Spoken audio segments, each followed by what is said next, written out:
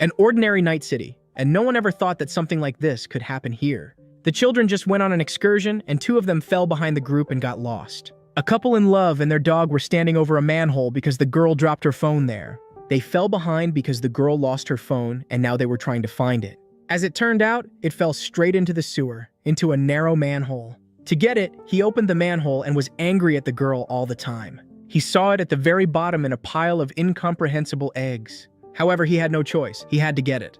The guy reached out for it and screamed. Slippery eggs stuck to his hands and the device. They seemed to be devouring the boy's body, but he didn't understand what it really was. Appa was scared. He didn't know what was happening to him, but he understood. Something was definitely wrong. The girl noticed it too. After all, Appa just stopped. And he didn't answer. He just froze and stood there without moving. Suddenly, he felt that something was happening to him, because the eggs stuck to his hands and began to burst, causing him severe pain.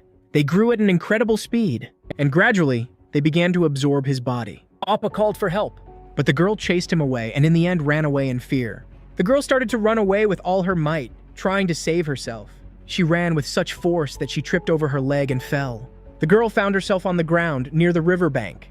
She raised her head and saw in front of her a huge number of the same eggs. Near the river, the banks of which were simply strewn with disgusting eggs. The events moved to a school bus, where a group of school children were going on a field trip. Soon, they were supposed to be near Suel. This was their first trip, and none of them had been to this city before. Despite the fact that the trip was very long, the main character was not upset because the girl he liked was sitting opposite him. Despite the boring 2-hour trip, the boy was in a cheerful mood. After all, So-yeon, a beautiful dark-haired girl, sat where she could be seen perfectly. At school, the boy could not talk to her normally, so he did not want to waste time on the trip and invited So-yeon to walk around the shops and go for a meal. The main character blushed a lot from such a surprise. How did he get called from the front?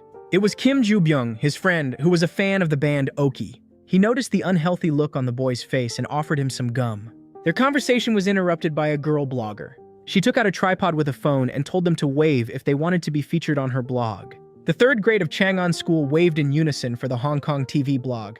It was a small class, it only took up half of the bus. But the boy thought only about her all the time and tried to find an opportunity to get closer and talk. Finally, they arrived. The excursion began and the children amicably left the bus. And they began to look at the local architecture and monuments. The blogger filmed their every step, wherever they went. Even the class teacher managed to catch a few words. The teacher told them about the history of this fascinating city. Everyone stood around the girl with the camera and filmed for the blog, but the boy stayed away. His head was filled with doubtful thoughts. He imagined that if he had his own blog, he would record a video of So-yeon talking to him. All the time, he was watching her carefully. Suddenly, he noticed that she was also looking at him. He turned away because he felt ashamed and tried to hide it. But he decided to check if she was still looking at him. However, it wasn't like that. It seemed like she wasn't even thinking about him. She was minding her own business and talking to other people. Kang Ji-hoon, the class president, and just a tall, blonde, handsome guy, approached the group. He easily joined the conversation. The main character was upset because he wanted to be able to talk to them as casually. The blogger noticed two estranged guys and went to them, since the guys had not yet introduced themselves for her blog. It was his turn. He introduced himself. His excitement was impossible not to feel. She called the guy cute enough, which made him even more embarrassed. During the interview, Lee Yeon-woo was still distracted by his love. He could not take his eyes off the girl. Lee Yeon-woo watched her every step and understood that he just wanted to be with her all the time. It was time for a group photo, so the whole group of kids gathered together to take a photo. Suddenly, their attention was drawn to the pigeons sitting near the hatch. Lee Yeon-woo noticed how they began to disappear one by one. Something was simply pulling them down, and after them, only bloodstains and feathers remained. The main character noticed that something strange was happening, because the birds began to disappear one by one. Something was simply pulling them inside, and he didn't know what it really was. Another guy approached him, the same headman. The headman asked him to do him a favor, and his friend asked if he knew what loyalty was. The matter was not so urgent and could wait until the hotel. However, all the time, he did not stop thinking about what had happened. Maybe he just imagined it? No one even suspected what was really happening. And the deaths of the pigeons were only the beginning. The class arrived at the hotel. The girl continued to film and filmed this event for the blog. However, the main character did not join them, but sat on the sidelines all the time. He did not stop thinking about what had happened and read the correspondence all the time. He looked at the photo of the girl he liked, and he did not notice at all how other students approached him. He got scared and tried to hide the phone. But it was too late, because the girl saw a familiar face in the picture. The guy couldn't find his place. The girl is a real insider. If she finds out who it was, the whole blog will know about it. And then everyone will know that he is in love and they will start making fun of him. The main character's self-examination was interrupted by the head man. He searched for the guy for a long time and took him to the toilet for a conversation. When he arrived, he opened his briefcase. It was completely filled with soja. Lee Yan-woo screamed in surprise. It was a forbidden drink, so he wanted the main character to carry it onto the bus. After all, then he would become a hero and everyone would respect him. Lee Yan-woo decided to leave, but the guy stopped him. He knew that the girl liked him, so he was going to call her. The hero understood that then they would have a chance to get closer and she would start to respect him. Therefore, this was his perhaps last chance to get closer to her. He didn't want to do it, but he had no other choice, so he just agreed. After a while, the children were supposed to start packing up and leaving. They were supposed to be divided into rooms. At that moment, he started to get very nervous because he was afraid that he might be caught. Kim Joo-byung brought cards, which were also not allowed to be taken with him. He wanted to show them off. However, the main character had something much cooler with him and showed him the drinks, which were very many in his bag. He could not believe his eyes and started screaming. The main character tried to close Kim Joo-byung's mouth, but it was too late because the teacher heard them and wanted to check the bag. The guy was talking to the class teacher. Soya was standing nearby and promised to tell his parents everything so that they would punish him. The broken-hearted boy returned to the room, imagining how angry his parents would be. The head man and his friend were standing there. They started hugging him, although they also managed to carry drinks in their bags. The headman said that they were going to a party with alcohol. The boy asked where it would be. However, they had not decided yet because the teacher was on patrol. The headman replied that now he was a real hero for them. They left him and promised to call after they found a good place. Night came. The hero sat on the edge of the bed. There was no call. Worse was that the place where everyone gathered, his beloved, could also be there. He was angry. He was cunningly framed and used as bait to smuggle alcohol. The next day, the excursion continued. The children were going to go to a new place, where it was very interesting. But the guy was not cheerful. He still could not forgive such a betrayal. But suddenly, he saw So-yeon in front of him. He heard that she, together with her friends, was talking about yesterday's party, and this meant that she was with them and did not think about him at all. He had already lost hope of talking to her, but suddenly, she herself started talking to him. The girl replied that she had never been on the cable car, and that was where they were going now, and it was a great opportunity to try something new. He couldn't believe his eyes and didn't even know what to say. She also knew that he had been caught yesterday and found the booze, so he became a hero to her. Lee Yan-woo tried to hold back a smile but blushed because it was the first time she had spoken to him. They started driving. He kept standing next to her and watching, looking for opportunities to talk and get closer. A long notification came on the phones warning that there was an outbreak of some kind of virus in Seoul. Like here, a bird crashes into the booth. It was a pigeon that looked quite strange and scary. It made a hole in the glass with its beak. A second later, other pigeons started crashing in one after another. The cabin seemed to be covered in huge white layers. Danger was approaching, but so far, none of the children understood what was really happening. Lee Yan-woo said that it looked like frog eggs that he had seen in the hatch, but no one supported him in this hypothesis. One egg leaked through the glass crack and fell to the floor of the cabin. Everyone was pushing and panicking. A strong crush began. Someone stepped on Lee Yan-woo's foot. He screamed. Turning around, he saw that it was So-yeon. Lee Yan-woo was scared and apologized for his foot. So-yeon was very close. She was holding Lee Yan-woo's back with her hand. She was literally breathing down his neck. Suddenly, the class teacher screamed from behind. She asked her to calm down and stop giving in, otherwise she would be crushed to death. The headmaster's friend stepped forward. He approached the frog's egg closer to take a closer look. When he looked closer, he noticed that the egg was moving. The booth arrived at its destination. The inspectors examined it in shock.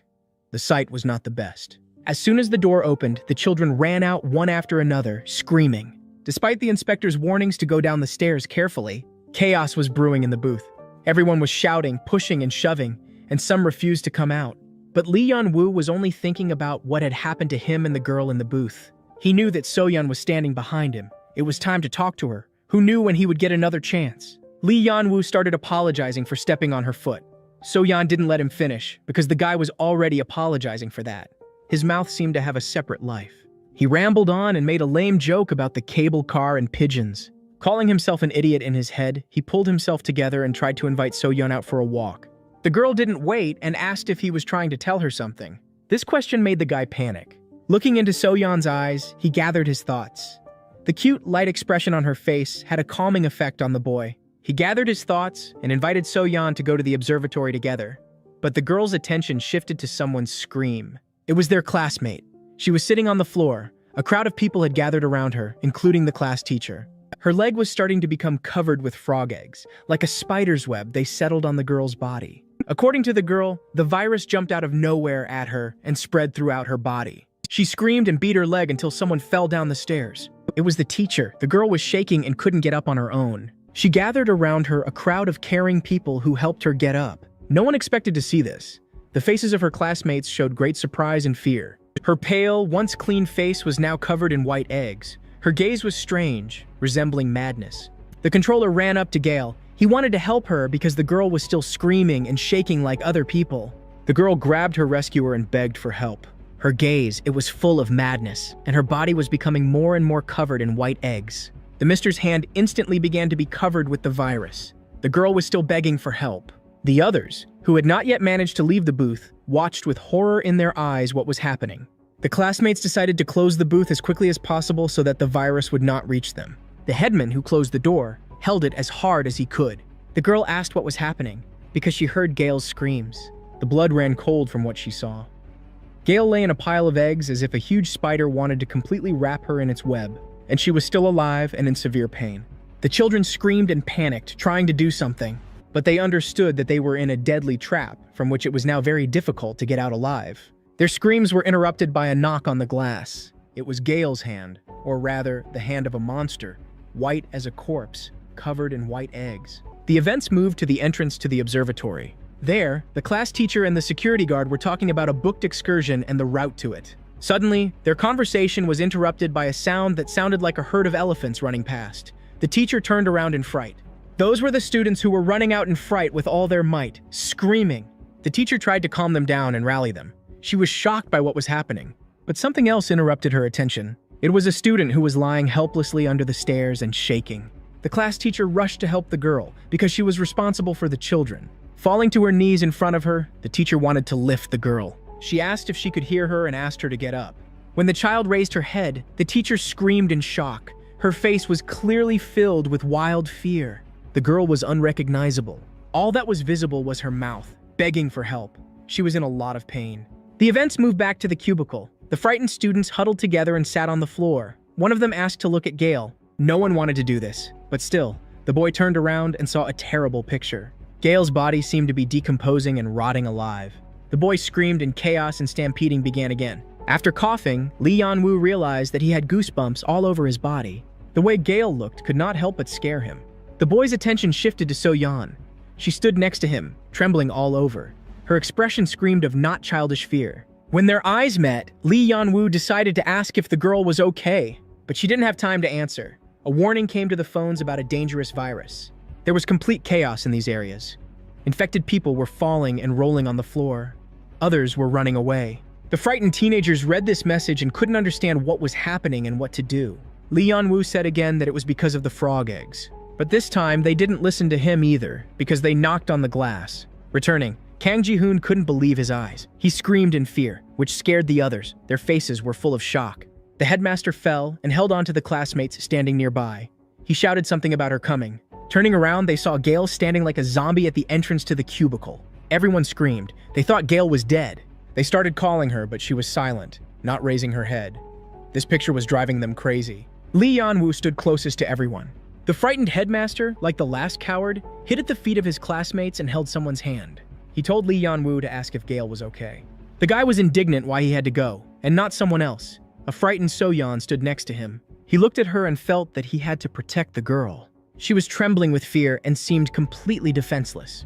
There was no choice. Lee Yan-woo volunteered to go to Gale. Hesitantly, he uttered a phrase asking if she was okay, but received no answer. Gale stood silently in front of the entrance to the booth. It was heard from the crowd that the zombie girl could hear everything, she just had to ask louder. Gathering her strength, Lee Yan-woo came a little closer and started to ask, but he was interrupted and was not allowed to finish the matter. The phone received another notification about the danger. There was a lot of tension in the booth, and the sound of the notification really scared the teenagers. Lee Yan-woo took out his phone. The message was about the virus again. This time, it had grown even stronger and caused damage to almost all of Seoul. If the guy hadn't tried to pretend to be brave, but he was incredibly afraid to approach Gale. so he breathed a sigh of relief that the notification had arrived. But the joy didn't last long. When it seemed that it couldn't get any worse, Gale raised her head and they met Lee Yun-woo's eyes. Her eyes were white, without pupils. The mascara and eyeliner were smeared around her eyes, which gave the girl a creepy look. The face was covered with ugly white spots. Gale turned to the noise from the stairs. They could hear a group of people running towards the cable car. It seemed that they thought that they would be safer near it. But unfortunately, having risen to the top, they were met with fear in the face. 3 young people stood a meter from the zombie. Seeing them, Gale opened her mouth and hissed at them. It felt like she was torn from reality. It was no longer Gale, it was a monster. The group screamed in fear. They did not understand what was happening on the cable car. Suddenly, something strange happened to Gale. Her balls separated from her body. The girl screamed. It seemed that it was very painful. A mass consisting of eggs attacked the company. The sight was simply terrifying. Gale's skin was peeling off. The classmates were shocked by what they saw. They could not even imagine that such a thing would happen. Meanwhile, a white mass was sticking to the face of one of the boys, although he tried to defend himself. The virus seemed to suck out the boy's face, and the mass became new skin, firmly growing into the body. While everyone was panicking and saying goodbye to life, Lee Yun-woo was staring at the door. The boy understood that this was not Gale. This was a monster, and she hardly wished them well. To protect himself and his friends, Lee Yun-woo went up on his knees so that the zombie would not see him and locked the door. His classmates were surprised by such a heroic act, although some may not have understood why he did it.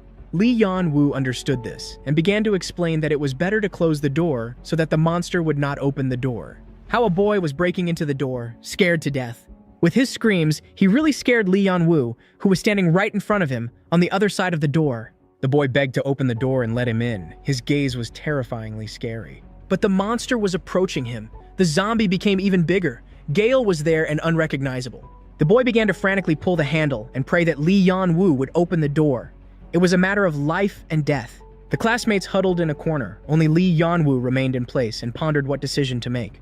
He understood that the others were obeying fear. The only one who thought critically was him, so Lee Yun-woo could not put others in danger and did not open the door. At this time, the monster got to the boy and bit his elbow. There was no chance of salvation. Meanwhile, the victim was almost completely swallowed by the monster. That was the boy's last cry before death. It looked like quicksand. The poor thing was being sucked into the mass and he slowly went to the bottom. Lee Yun-woo's body was covered in cold sweat. The blood froze in his veins. They would never forget what happened. It was a nightmare come true.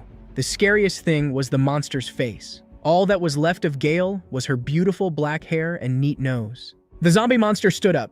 The girl's poor body was covered in so much mass that she lay on the floor, revealing her bony spine. Lee Yun-woo looked into the monster's eyes. He couldn't believe that Gale was no longer with them. Other tourists were climbing the stairs. Shocked, they began to scream, which greatly attracted the zombie's attention. At that very moment, the monster pounced on them. He found more victims. Silence fell. The stairs were covered in blood mixed with mucus and eggs. The picture resembled the apocalypse. Classmates were sitting in a corner. For a moment, it seemed, that everything was over and the monster was gone. As if, the pigeon on the wall began to move, which attracted the attention of teenagers. The whole class trembled so much that the entire cubicle vibrated. Suddenly, the pigeon screamed loudly. He was considered dead for a long time, just like Gale. Will the nightmare repeat itself? This thought flashed through Lee Yun-woo's mind, which made his face look very scared. One of his classmates shouted why exactly this was happening to them, and the headmaster covered his mouth so that they wouldn't hear her. The class heard some noise from the stairs. Could it be that the monster was returning? They were discussing in whispers what they would do if the zombie monster returned, and they covered the panicking classmate's mouth even harder so that he would be silent. The teenagers looked at the stairs trembling and waited for the monster to return up them. The sounds began to subside and become distant. It seemed that Gale had left. It seemed that the danger had passed. Someone sobbing was heard from behind the cubicle. It was the blogger. The girl was crying because she blamed herself and the whole class. She thought that Gale had disappeared because of them. They could have saved her. The headman Kang Ji-hoon immediately shouted at her. How could she say such a thing? Didn't she see what Gale was doing to the others? He said that if Lee Yun-woo hadn't closed the door, they would all have died long ago. As soon as he had let out a sigh, the main character noticed something. His attention suddenly shifted to the ceiling of the cubicle. He grabbed the hatch at the top and tried to open it. It was good that the boy's height allowed him to reach the ceiling. The class watched in surprise as the boy opened the emergency exit completely. The boy started to climb out. As soon as the headman shouted at him and told him to stop, he didn't understand why he shouldn't climb out of the cubicle. After all, it was unknown what would happen if Gale returned. While she was gone, they had to get out of danger. But the headman insisted on his own and said that they would not be able to escape from her. Lee Yan-woo's attention switched to So-yeon. The girl was shaking, hugging her knees, and her gaze was directed into space. It was clear that she was very scared. Despite this, So-yeon noticed that Lee Yan-woo was staring at her and put him down, which greatly embarrassed the guy. She looked at him and asked if he wanted to tell her something if he was looking at her like that. Of course, this question shocked the guy. Hesitatingly saying her name, he said that he just wanted to know if she was okay. How everyone screamed. They were frightened by the sound coming from the cabin. It turned out that it was just a radio. From it came the voice of a rescuer, asking if anyone was in the cabin. The connection was poor, and the radio could be heard in separate words that barely formed into any logical sentence. But his monologue was interrupted by the sound of the cable car. Everyone looked up. It seemed that something bad had happened. The cable car stopped. The cabin was rocking from side to side from a rather sharp stop. The teenagers were shocked. They did not understand why the cable car stopped, why it did not continue to descend. Suddenly, there was a noise from above again. The sound was like a creak, very sharp and piercing. A miracle happened, because the cable car started moving again and seemed to continue descending. The children's lives seemed to be shortened by several years from such adventures. Finally, they saw the building, and this meant that they were almost in the city. Suddenly, the classmates' faces changed again. As they got closer, they could see that the entire building literally consisted of white mass. There was so much of it that it was leaking from the doors and windows. The teenagers no longer knew whether they wanted to leave the cabin. After all, below, right at the exit from the cable car, monsters were waiting for them, chained to the floor and walls. All the corridors and passages were littered with the bodies of monsters. The fear of approaching was heightened by the fact that the white mass on the building began to move. The teenagers had nowhere to run. It was a good thing the booth was closed. One of the lying monsters began to get up. Perhaps the frog eggs acted as eyes, because how the blind monster noticed the cable car in the distance is not clear. All the teenagers fell to the floor with screams. It felt like they were falling and were about to break, as if there was an accident, as if something had crashed. The cabin collided with the wall and broke. Now the teenagers were not safe in it. Classmates lay unconscious on the floor. Unfortunately, no one could withstand such a shock. Lee Yan-woo was the first to recover. His head was buzzing and cracking badly. Perhaps he had a concussion. The guy was moaning in pain. Other classmates also recovered and everyone started to climb carefully. It seems that there were no casualties and the whole class survived. Kang Ji-hoon said that he felt like he was in hell. Adventure after adventure. Also, his neck hurt unbearably. So-yeon asked what had just happened. Were they really stuck on the cable car? The girl hurt her hand. When she hit, she was thrown against the wall and the others fell on top of her. She raised her head and was shocked. So-yeon's eyes became wide and her gaze was very surprised. Behind the door, the girl saw a white mass. It seemed that it was a zombie monster that wanted to get inside them. Unfortunately, the glass shattered upon impact and the teenagers were in real danger. They had to quickly come up with something to save themselves. So-yeon shouted to the others that the monster was approaching and clearly did not want to be friends with them. The teenagers turned around and screamed in fear, not having time to fully recover from the accident. Suddenly, the zombie monster's hand slammed into the glass. Everything happened like in a horror movie. Lee Yan-woo and Kang Ji-hoon screamed as hard as they could. The monster screamed back, and now not only his hand was hitting the glass, the zombie's whole body was trying to get inside. The teenagers reacted instantly and ran to the other end of the booth as hard as they could. The headman, Kang Ji-hoon, broke the glass of the cabin with his foot out of fear. It seems that he wanted to escape from the other side of the cable car. But at this time, something happened that scared Lee Yan-woo even more. He turned to the sound and screamed very loudly. The monster's entire body fell into the cabin. The teenagers screamed. Lee Yan-woo was again in front and covered everyone with himself. Kang Ji-hoon at this time continued to break the glass. The monster began to get up and scream. It was visible that instead of eyes, there were holes. The headman was very angry and scared. All his aggression was converted into strength, and with one kick, he knocked out all the glass from the cabin, making a passage for escape. The teenagers simply collapsed in a heap on the ground. Everyone was afraid, and most of all, wanted to get out and stay alive. Turning back, one of the classmates saw something in front of him that scared him very much. He shouted for everyone to run away immediately. What the boys saw was a monster approaching their exit. Its white tentacles were already visible to the teenagers, so without thinking, the class ran as fast as they could. They only had time to turn back and see if the zombie monster was catching up with them. Lee Yan-woo screamed because he saw that the zombie had climbed out of the booth and was approaching them. They were lucky that the zombie was quite slow in moving, so the teenagers ran even faster. Unfortunately, So-yeon tripped on the stairs. She was the last one running. It's a good thing Lee Yan-woo noticed this and stopped. He couldn't leave his beloved helpless in danger. He reached out to So-yeon to grab the girl's hand and help her get up. It seems that the girl had sprained her leg. The girl didn't expect such a heroic act from the guy. She was even a little scared at first. Lee Yan-woo noticed that a zombie monster was about to catch up with them, so he quickly grabbed the girl's sleeve to run away. He shouted for the girl to get up faster, otherwise they would be caught up and then death would not be avoided. Meanwhile, the rest of the class had already entered the building and was going down the stairs to the exit. If they had gotten out of this lair, their chances of survival would have been much higher. At the turn, the headman Kang Ji-hoon stopped because he saw something that scared him very much. It was a corridor completely covered with mucus mixed with blood. Other zombie monsters seemed to be rising from the mucus. Others ran up from behind, but the headman stopped them. They couldn't go there to their inevitable death. A plan was needed, but the monsters had already heard them. Some of them began to rise and scream, making themselves known. A classmate saw this and screamed. Adrenaline mixed with fear, and this turbulent mixture spread throughout the body through the blood. At the same time, So-yeon and Lee Yan-woo were still running away. The girl was very scared and didn't want to let the guy go. Suddenly, she stopped and yelped loudly. The girl asked Lee Yan-woo to wait a minute. The guy turned around in confusion and looked at her. He didn't understand what could be so important when it was literally a matter of life and death. But when he lowered his gaze, he was very surprised. Lee Yan-woo saw that So-yeon's leg had turned red in the knee area. The girl was moaning in pain and couldn't keep running at that pace. The guy asked if she was okay. It seemed that So-yeon had been badly injured when she fell down the stairs. Lee Yan-woo started apologizing to the girl because he thought it was all because of him. The girl tried to calm him down because in her opinion it happened when they were running away from the cable car. The girl added that she was very grateful for the guy's help. It was really valuable to her. Of course, the guy blushed at these words, because then he was just doing what he thought he should have.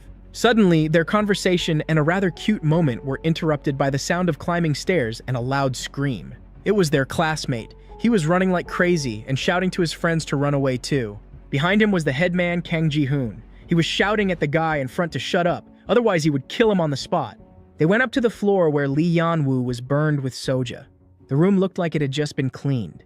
The teenagers stood cautiously at the entrance to the room. From previous experience, they were afraid to go in right away, so they first carefully examined everything. Everything looked very safe, which was actually alarming because on the other floors everything was covered in a white mass with zombie monsters. Was this really a chance for salvation? Meanwhile, the monster that had been running after them from the cubicle was crawling up the stairs. He smelled blood and followed the tracks. Like that shark, his appetite became animalistic at the smell of blood. He would soon reach the teenagers. Meanwhile, the class decided to take a breather in the safe room and think about the next plan of action to save them. The girl was able to call her mother. She cried into the phone and said that she didn't know what to do. Kim Joo-byung was scrolling through the news on his phone and said that it was all about monsters on the internet. Warden Kang Ji-hoon told him to call the police, but there was no connection with them. Kim Joo-byung's face changed dramatically, as if some new idea had come to his head, or the boy had heard something strange. Kim Joo-byung went to the windows. Warden Kang Ji-hoon asked where he had gone. There was a parking lot outside the window. The cars were covered in white. As he got closer, Kim Joo-byung saw that some drivers were trying to get out of the car, but it was too late because they had also fallen victim to the mutants. Meanwhile, Lee Yan-woo also called his worried mother. He said that he was in the cable car building on the second floor and could not get out of there. But suddenly, the boy's attention shifted to So-yeon's scream of pain. His girlfriend tried to provide So-yeon with first aid as much as possible in the conditions of the apocalypse. Lee Yan-woo watched what was happening from under his cap. Suddenly, Lee Yan-woo's admiration was interrupted by another classmate who pushed the boy and asked if he had any change or coins. Kim Joo-byung wanted to use the vending machine with snacks, but he didn't have any change with him. The boy asked Lee Yan-woo if he wanted anything but was refused. Kim Joo-byung was shaking badly. He seemed to be overcome by some kind of fever. Lee Yan-woo noticed his friend's condition and asked if he was okay, to which he got a tantrum in response. The boy felt bad. Not everyone could remain calm in such a dangerous situation. Kim Joo-byung started cursing the day he came on this school trip. The boy continued to monologue about how bad he felt. However, Lee Yan-woo's thoughts were interrupted by the fact that he really thought he was going to die. Suddenly, the boy's attention shifted back to the floor. It seemed that the boy had noticed something strange and dangerous again. Looking closer, Lee Yan-woo noticed traces of blood on the floor. It was So-yeon's blood, and the drops led straight to the second floor where the teenagers were hiding. Lee Yan-woo followed these traces and concluded that the girl was sad. As he walked further, the boy realized that So-yeon had bled all the way to the shelter, leaving traces behind her. When the boy went out into the corridor, he saw a white mass of mucus blocking his path. Looking up, the boy turned pale. He saw something terrible in front of him. What the boy saw was a huge white zombie monster standing a few meters away from him and breathing literally in his face. The boy froze in fear, although he had to act immediately and run away. Time was running out. The situation was critically dangerous. At the same second, the monster suddenly pounced on the boy with its entire ugly white body. Meanwhile, on the second floor, the teenagers screamed in fear. It seems that they saw what happened to Lee Yan-woo. Fortunately, the boy managed to dodge the monster. The young man reacted quickly enough, but the zombie monster entered the room where the teenagers were hiding and fell to the floor. Turning his head, Lee Yan-woo screamed in fear. The boy probably thought he was going to die, but the ugly appearance of the monster up close was no less frightening. Without thinking twice, the teenagers began to run away screaming as hard as they could. The monster got up and also ran after them. The zombie slowly and very hard got to its feet. Its white, sticky mass stuck to the floor, which hindered its movements. This gave the teenagers a little head start, so they had time to escape and find new shelter. The zombie monster roared, making itself known. He seemed to be saying that even if they didn't run and hide from him well, he would still find them. The monster launched its tentacles at the boy who ran last. It seemed to be Lee Yan-woo. Its ugly, evil white paws almost reached the boy's leg. If he grabbed his leg, there would be trouble. Meanwhile, the headman Kang Ji-hoon and his friend almost ran out of the second floor and were looking for a way out. The last of the company was So-yeon. However, she noticed something that made her stop. She noticed a zombie monster approaching her. He could smell the girl's blood, and therefore, she was a tasty morsel for him. Meanwhile, Lee Yan-woo managed to catch up and even overtake the company. He and Kim Ju-byung almost reached the exit door. Behind them ran the guys Kang Ji-hoon and Kang Min. They shouted after them not to close the door. Having reached the exit, the guys attacked Lee Yan-woo and his friend with their fists, although they did not have time to close the door. However, Kim Ju-byung did not stop and ran up the stairs. It seems that the guy was very scared. Having reached the end, the guy stopped to take a breath and rest. Just then, he heard someone swearing at him loudly from behind him. He turned around to see who was scared. Before he could turn around, the class president Kang Ji-hoon attacked him and started cursing and choking him. Kim Ju-byung started making excuses and begging the president to listen to him. Lee Yan-woo tried to separate the boys, otherwise Ji-hoon would really just kill the boy. The president had problems controlling his emotions. Suddenly they saw something. This stopped the fight for a while and they forgot that they wanted to kill each other. On the floor, they saw the cable car that they had come down from earlier. They did not expect to see it, because it was a completely different floor. Each floor is connected to an entrance and exit for safe exit in case of emergency. So the teenagers just went around the circle. Meanwhile, a gasping girl came running up the stairs to them. The girl frightened the headman with her screams. It felt like she was about to cry. It was obvious that something terrible had happened. The main character asked if she was okay, sensing the girl's condition. However, she couldn't say a word, she just kept moaning loudly. The teenagers turned to the stairs to wait for the rest of the girls to come running. So-yeon stood panting, pressed against the wall and breathing nervously, but very quietly, trying to calm down somehow. A monster was standing behind her. He didn't see her because the girl had hidden behind the wall. She understood that she could die right now. At this time, her friend called out to So-yeon. She was looking for her all over the floor. Turning her head, she finally found her friend. The girls were talking in whispers so that the zombie monster wouldn't hear them. They had to figure out how to escape.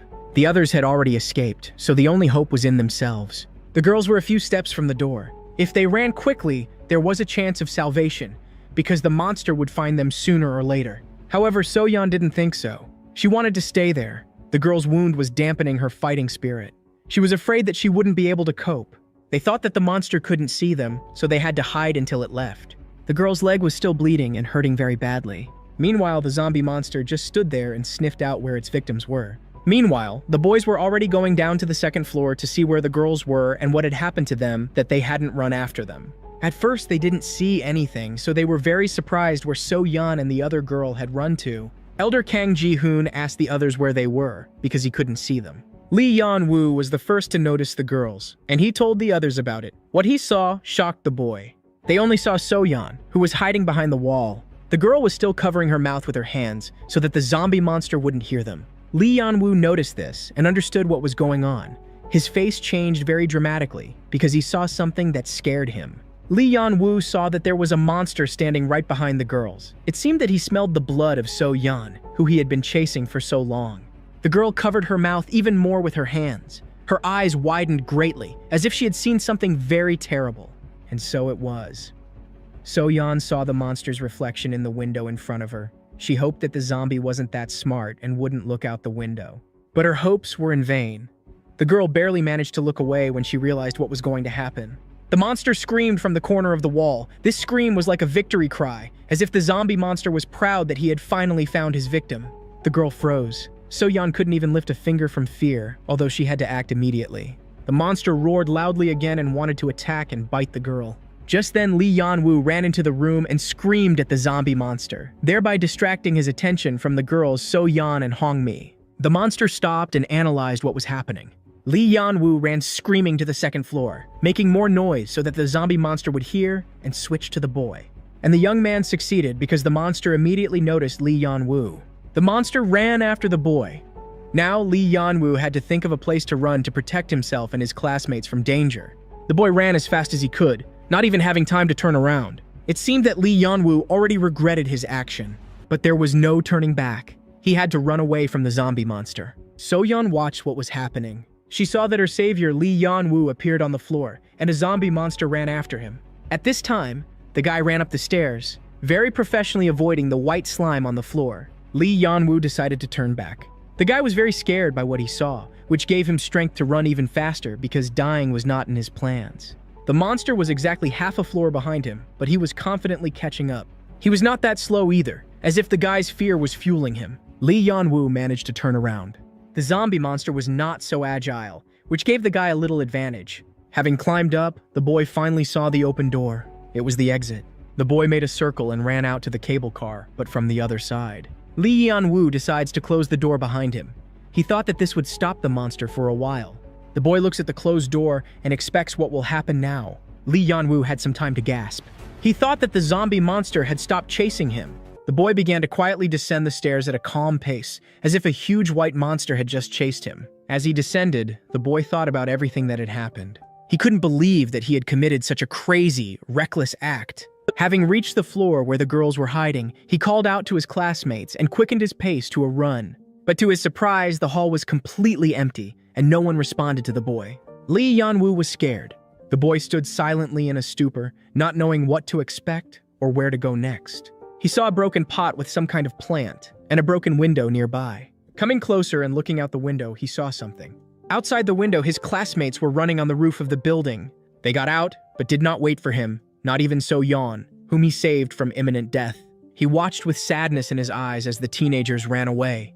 Did they really think that Lee Yan-woo had been devoured by a monster and that they should also run away from him? The classmates were descending from the roof of the entrance to the building one by one. It was quite high. So-yeon was the last to descend. The girl noticed Lee Yan-woo in the window. The headman Kang Ji-hoon gave the girl his hand and shouted that she should not be distracted and go down faster. It is not clear why they are running away. How come a zombie monster appeared from nowhere behind her? It turned out that his classmates were running away from him. How could he catch up with them so quickly? Lee Yan-woo silently watched what was happening. He wouldn't have time to catch up with his friends. Is this really the end? And now it's every man for himself. In the end, he just called out to his classmates once more. It seems that Lee Yan-woo didn't see that they were running away from the monster or thought that it was another zombie. But the boy didn't give up. He ran to the exit. He had to get out of the building. He ran to the hole in the glass that his classmates had made and stopped abruptly. The boy saw a huge zombie monster that was probably chasing his classmates. It seems that Lee Yan-woo can't get out of this trap easily. He looked at the scene outside in horror and didn't understand what to do now. His classmates left him here alone in this damn trap. There was only one question in the boy's head that remained unanswered. Why did they abandon him? With or without them, Lee Yan-woo had to somehow get out and save his life. He started to climb out of the hole in the glass that his classmates had made. But something stopped him. It was something he saw outside.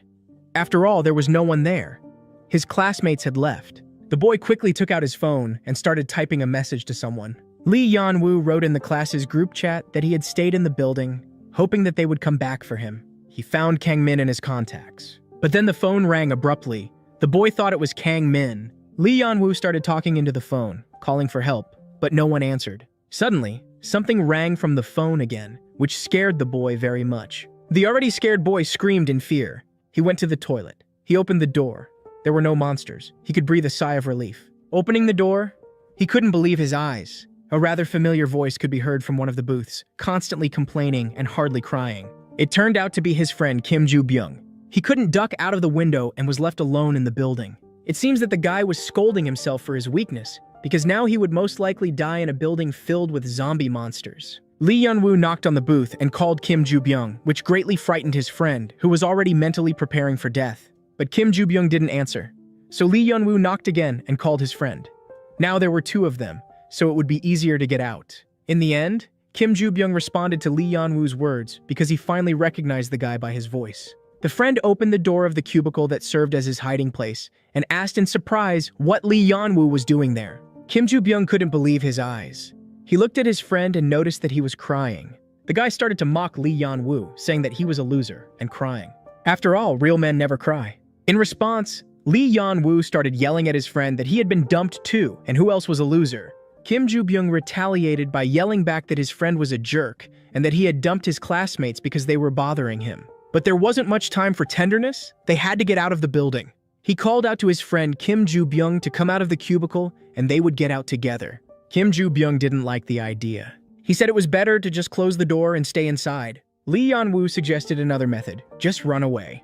Kim Joo-byung insisted that his friend go and close the door, because hell could happen again. The boy stopped. Something caught his attention. A frightened Joo-ben ran up to Lee Yeon-woo. He nervously asked what happened there and how his classmates escaped. Lee Yeon-woo said that he knew how they escaped, and showed him where his classmates had run. The boy's mind replayed those moments of the class's escape. It hurt him a lot. He remembered So-yeon's last look, although he was surprisingly quite scared. She saw him in the window, but didn't stop, and continued to run, although he had saved her life twice. Meanwhile, Kim Joo-byung continued to complain about his classmates. He said that they had abandoned them as if the boys were an empty place, and that they can no longer call them friends. But Lee Yeon-woo interrupted his friend's monologue. He asked why Kim Joo-byung didn't go with them. Kim Joo-byung started to make excuses that everything was wrong and that he was right. It was Lee Yeon-woo who was the jerk, not him. The guys sat silently alone in the corner of the second floor. Kim Joo-byung interrupted the deathly silence. He asked how long they had to stay in the building in this state. The guy asked if Lee Yeon-woo wasn't hungry. It's unclear how long they've been waiting here. It turned out that the guy was looking at his phone. There was a call to the police on it, but there was still no connection. Kim Joo-byung was surprised that his friend was still calling the security service. It was obviously not the first call in an hour. However, Lee Yeon-woo reassured his friend that his parents had almost arrived to help them. But Jae-bin was not reassured at all. After all, nothing would change if Lee Yeon-woo's parents arrived. There was no way out of the building. The boy's phone received a message from his mother asking him to watch the news. After all, the situation is really scary, and it is better for the boys not to go out and stay in the building. His mother also sent a link to a news video. Lee Yeon-woo opened it and started watching the video. It said that in some areas of Seoul, cells of an unknown virus had appeared. The government declared an extremely dangerous disaster zone. The boys were in the epicenter of the events. This meant that the boys could not get out of here. They were locked in, and it was not clear when they would come to rescue them, or if they would come at all. Kim Joo-byung's mood noticeably worsened. Lee Yeon-woo noticed this and asked if he was okay, to which the boy asked him to be quiet, holding his head. Suddenly the boy heard something. He raised his head to see what was happening outside the window. They were fire engines. There were several of them. Will they finally be saved and this nightmare will end? Lee Yeon-woo asked Kim Joo-byung if it was fire engines that had arrived. Kim Joo-byung was in a pessimistic mood. He said that the firefighters had not come to save them. But Lee Yeon-woo's attention was diverted to the fire that had broken out in the neighboring building. It seemed that no one was really going to save them. The guy got up and went somewhere. When Kim Joo-byung asked him, he replied that he needed a trash can, but his friend still didn't understand what he needed it for. Lee Yeon-woo said that it was a good idea and worth trying, but Kim Joo-byung didn't understand what his friend was talking about or what kind of idea it was. The guy said that it was worth trying to start a fire. Maybe then the firefighters would come to save them. Kim Joo-byung didn't like this idea. Although he suggested it, it wasn't serious. Lee Yeon-woo began to carefully search the room for a trash can. Finally, the boy found it and started running to find a lighter and set it on fire. Kim Joo-byung stood behind and couldn't believe that his friend Lee Yeon-woo really wanted to do this. The boy put his hand in the ugly trash can full of all kinds of scraps and leftovers in search of a lighter. Lee Yeon-woo even turned on the flashlight on his phone to see everything better and make sure he didn't miss what he was looking for. Kim Joo-byung didn't stop yelling at his friend. He still didn't believe that Lee Yeon-woo wanted to set the place on fire. But the guy was convinced that if there was a fire, they would definitely come to put it out. Suddenly, Kim Joo-byung's face changed dramatically and turned pale. It seemed that he saw something he didn't want to see. Kim Joo-byung saw a zombie monster in the door who couldn't get out. Had they really been in the same room all this time? Lee Yeon-woo also leaned over the wall to see what had shocked and scared his friend so much. The boy's face immediately changed. Looking closer, they noticed that the zombie monster was still outside the door, but most likely heading towards them. They needed a new plan for salvation. The events moved to the Seoul highway. There was a huge traffic jam there because the roads were blocked. The news showed this highway and said that the government was focused on preventing the spread of the virus. This was the news that Lee Yeon-woo's mother was reading on her phone on the way to him. She screamed in horror and told her husband that it seemed that the situation was much worse than they thought. They drove up to the road and stopped because the highway was blocked. Each car was checked by a checkpoint. At this time, Lee Yeon-woo's pocket was ringing and vibrating loudly, but the boy couldn't get distracted because the monster could hear. Fortunately, the zombie monster was still standing at the door. The boys had time to come up with a plan. But suddenly, Lee Yeon-woo's face changed dramatically. He opened his mouth and wanted to scream, but he held back. It seemed that something scared him. In the end, the boy said that he didn't think the zombie monster was going to come in. And indeed, the zombie monster was standing calmly at the entrance. Kim Joo-byung began to panic and complain about how scared he was when he saw the monster. He appeared very suddenly. Lee Yeon-woo supported the boy in this, but the boy told his friend Kim Joo-byung that he thought the monster was getting bigger. Lee Yeon-woo continued that the white things on his face looked like frog eggs as the zombie monster roared. Kim Joo-byung was very scared and screamed, hoping that the monster didn't hear him. Kim Joo-byung barked and started making sounds like vomiting. Lee Yeon-woo asked if his friend was okay. The boy looked at the almost empty lighter in his hand and started thinking about a plan of action for him and Kim Joo-byung to save him. Lee Yeon-woo looked at his friend, who was panting and scared to death, and asked him if he thought everything would be okay. The events moved to the cable car. Everything there was covered in mucus mixed with frog eggs. Suddenly, Lee Yeon-woo jumped out quietly from the back of the cabin like a ninja. He landed. He looked around the room in the cable car. The guy also looked to see if the monster was still standing there without moving. Everything was fine. It was time to act immediately. Meanwhile, Kim Joo-byung stood on the platform and watched the zombie monster, although he himself was afraid to even breathe next to him. The guys met and sat on the stairs. Kim Joo-byung asked what they should do then. Lee Yeon-woo suggested going to the third floor. It seemed like the guy had a plan. The gist of the plan was that there was one entrance and one exit on each floor. The guys were on the second floor. So while one would distract the monster at the entrance, the other would go up and start a fire on the third floor. Since the cable car was outside, the sprinkler wouldn't be able to put out the fire. Kim Joo-byung asked who would go up. Lee Yeon-woo's plan seemed quite reliable to him, so he had no objections. The guys looked at each other and silently agreed who would go up to start a fire. Kim Joo-byung stayed to distract the mob monster. The guy was already feeling sorry for and cursing Lee Yeon-woo. After all, his friend would definitely brag to others later that he was the one who went upstairs. Meanwhile, Lee Yeon-woo reached the third floor. The lighter worked surprisingly well. The guys were lucky. Suddenly, something distracted the rescuer. He heard some strange sounds. The guy raised his head to look around, but nothing was visible. Kim Joo-byung had to worry about it, so Lee Yeon-woo didn't get distracted anymore. He said about himself that he believed in his friend. He had to believe in him and finish his job. There's just a little left, and salvation is just around the corner. Lee Yeon-woo takes a piece of paper from his briefcase and sets it on fire. The next in line was the bag. The boy was getting more and more happy. What he was getting out of it gave him confidence. But the joy did not last long. The boy was not allowed to finish the job because suddenly, out of nowhere, a monster appeared. Lee Yeon-woo was just setting fire. Just then, he heard the familiar growl of a zombie monster. The giant climbed out of the roof of the cabin. Its mouth was open as if preparing to bite. The boy, seeing this, immediately rushed to run away as fast as he could. He did not understand if it was the same monster that was on the second floor or a different one, and now there were two of them chasing the boys. The monster jumped out of the booth and roared, which greatly frightened the boy and gave him even more strength and motivation to escape. However, Lee Yeon-woo could not break away from the zombie monster. The giant was literally breathing on his back, but this did not stop the boy, and he continued to run. The giant monster released white, ugly tentacles from its mouth so that they would catch up with Lee Yeon-woo. The boy screamed. He did not expect to meet the monster because he was hoping for a friend. His plan was almost perfect. In the hands of the young man was a piece of paper which he managed to light. Without thinking twice, the boy threw it to the monster right into its ugly tentacles. This gave the brave man a little head start, and he was able to break away from the zombie monster. Lee Yeon-woo was a few steps away from the exit. The guy turned around to see how far he was from the monster, but what happened shocked Lee Yeon-woo very much. he saw that such a huge and strong zombie monster began to burn. He was afraid of fire. The guy stopped and watched what would happen next. It was a hope for salvation and at least some minimal safety. The monster burned completely. It turned out to be flammable, even though it was created from wet frog eggs. Lee Yan-woo did not move. He stood silently in surprise and contemplated this picture. Just now, he found a way to kill this virus. Suddenly, the boy's phone rang. Someone was calling him. It was his friend. Lee Yan-woo immediately started bragging that he had killed the monster and it had burned alive. But his friend was very loudly ordering the boy to come down. It seemed that something had happened. The friend didn't understand why. Lee Yan-woo explained that when he was lighting a fire, the monster attacked him, but he was able to set it on fire. Everything got so hot that the fire blocked Lee Yan-woo's exit.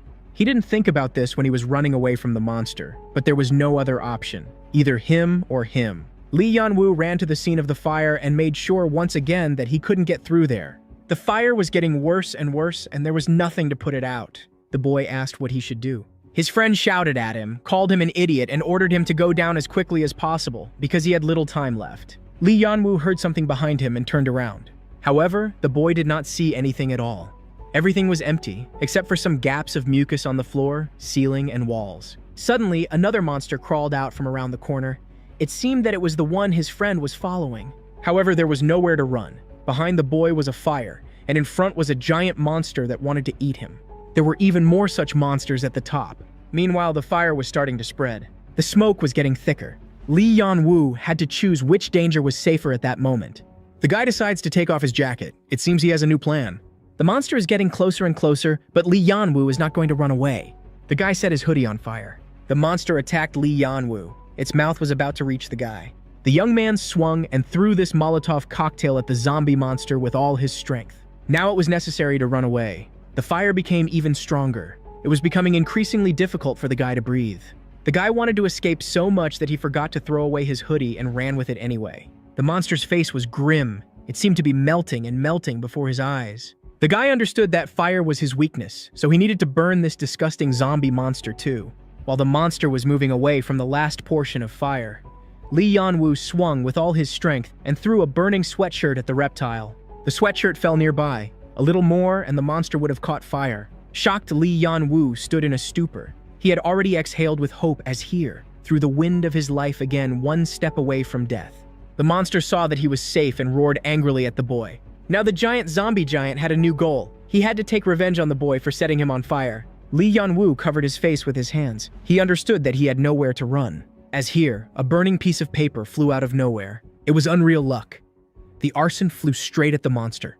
He had not yet had time to attack the boy, so Lee Yan-woo was saved. The boy got up.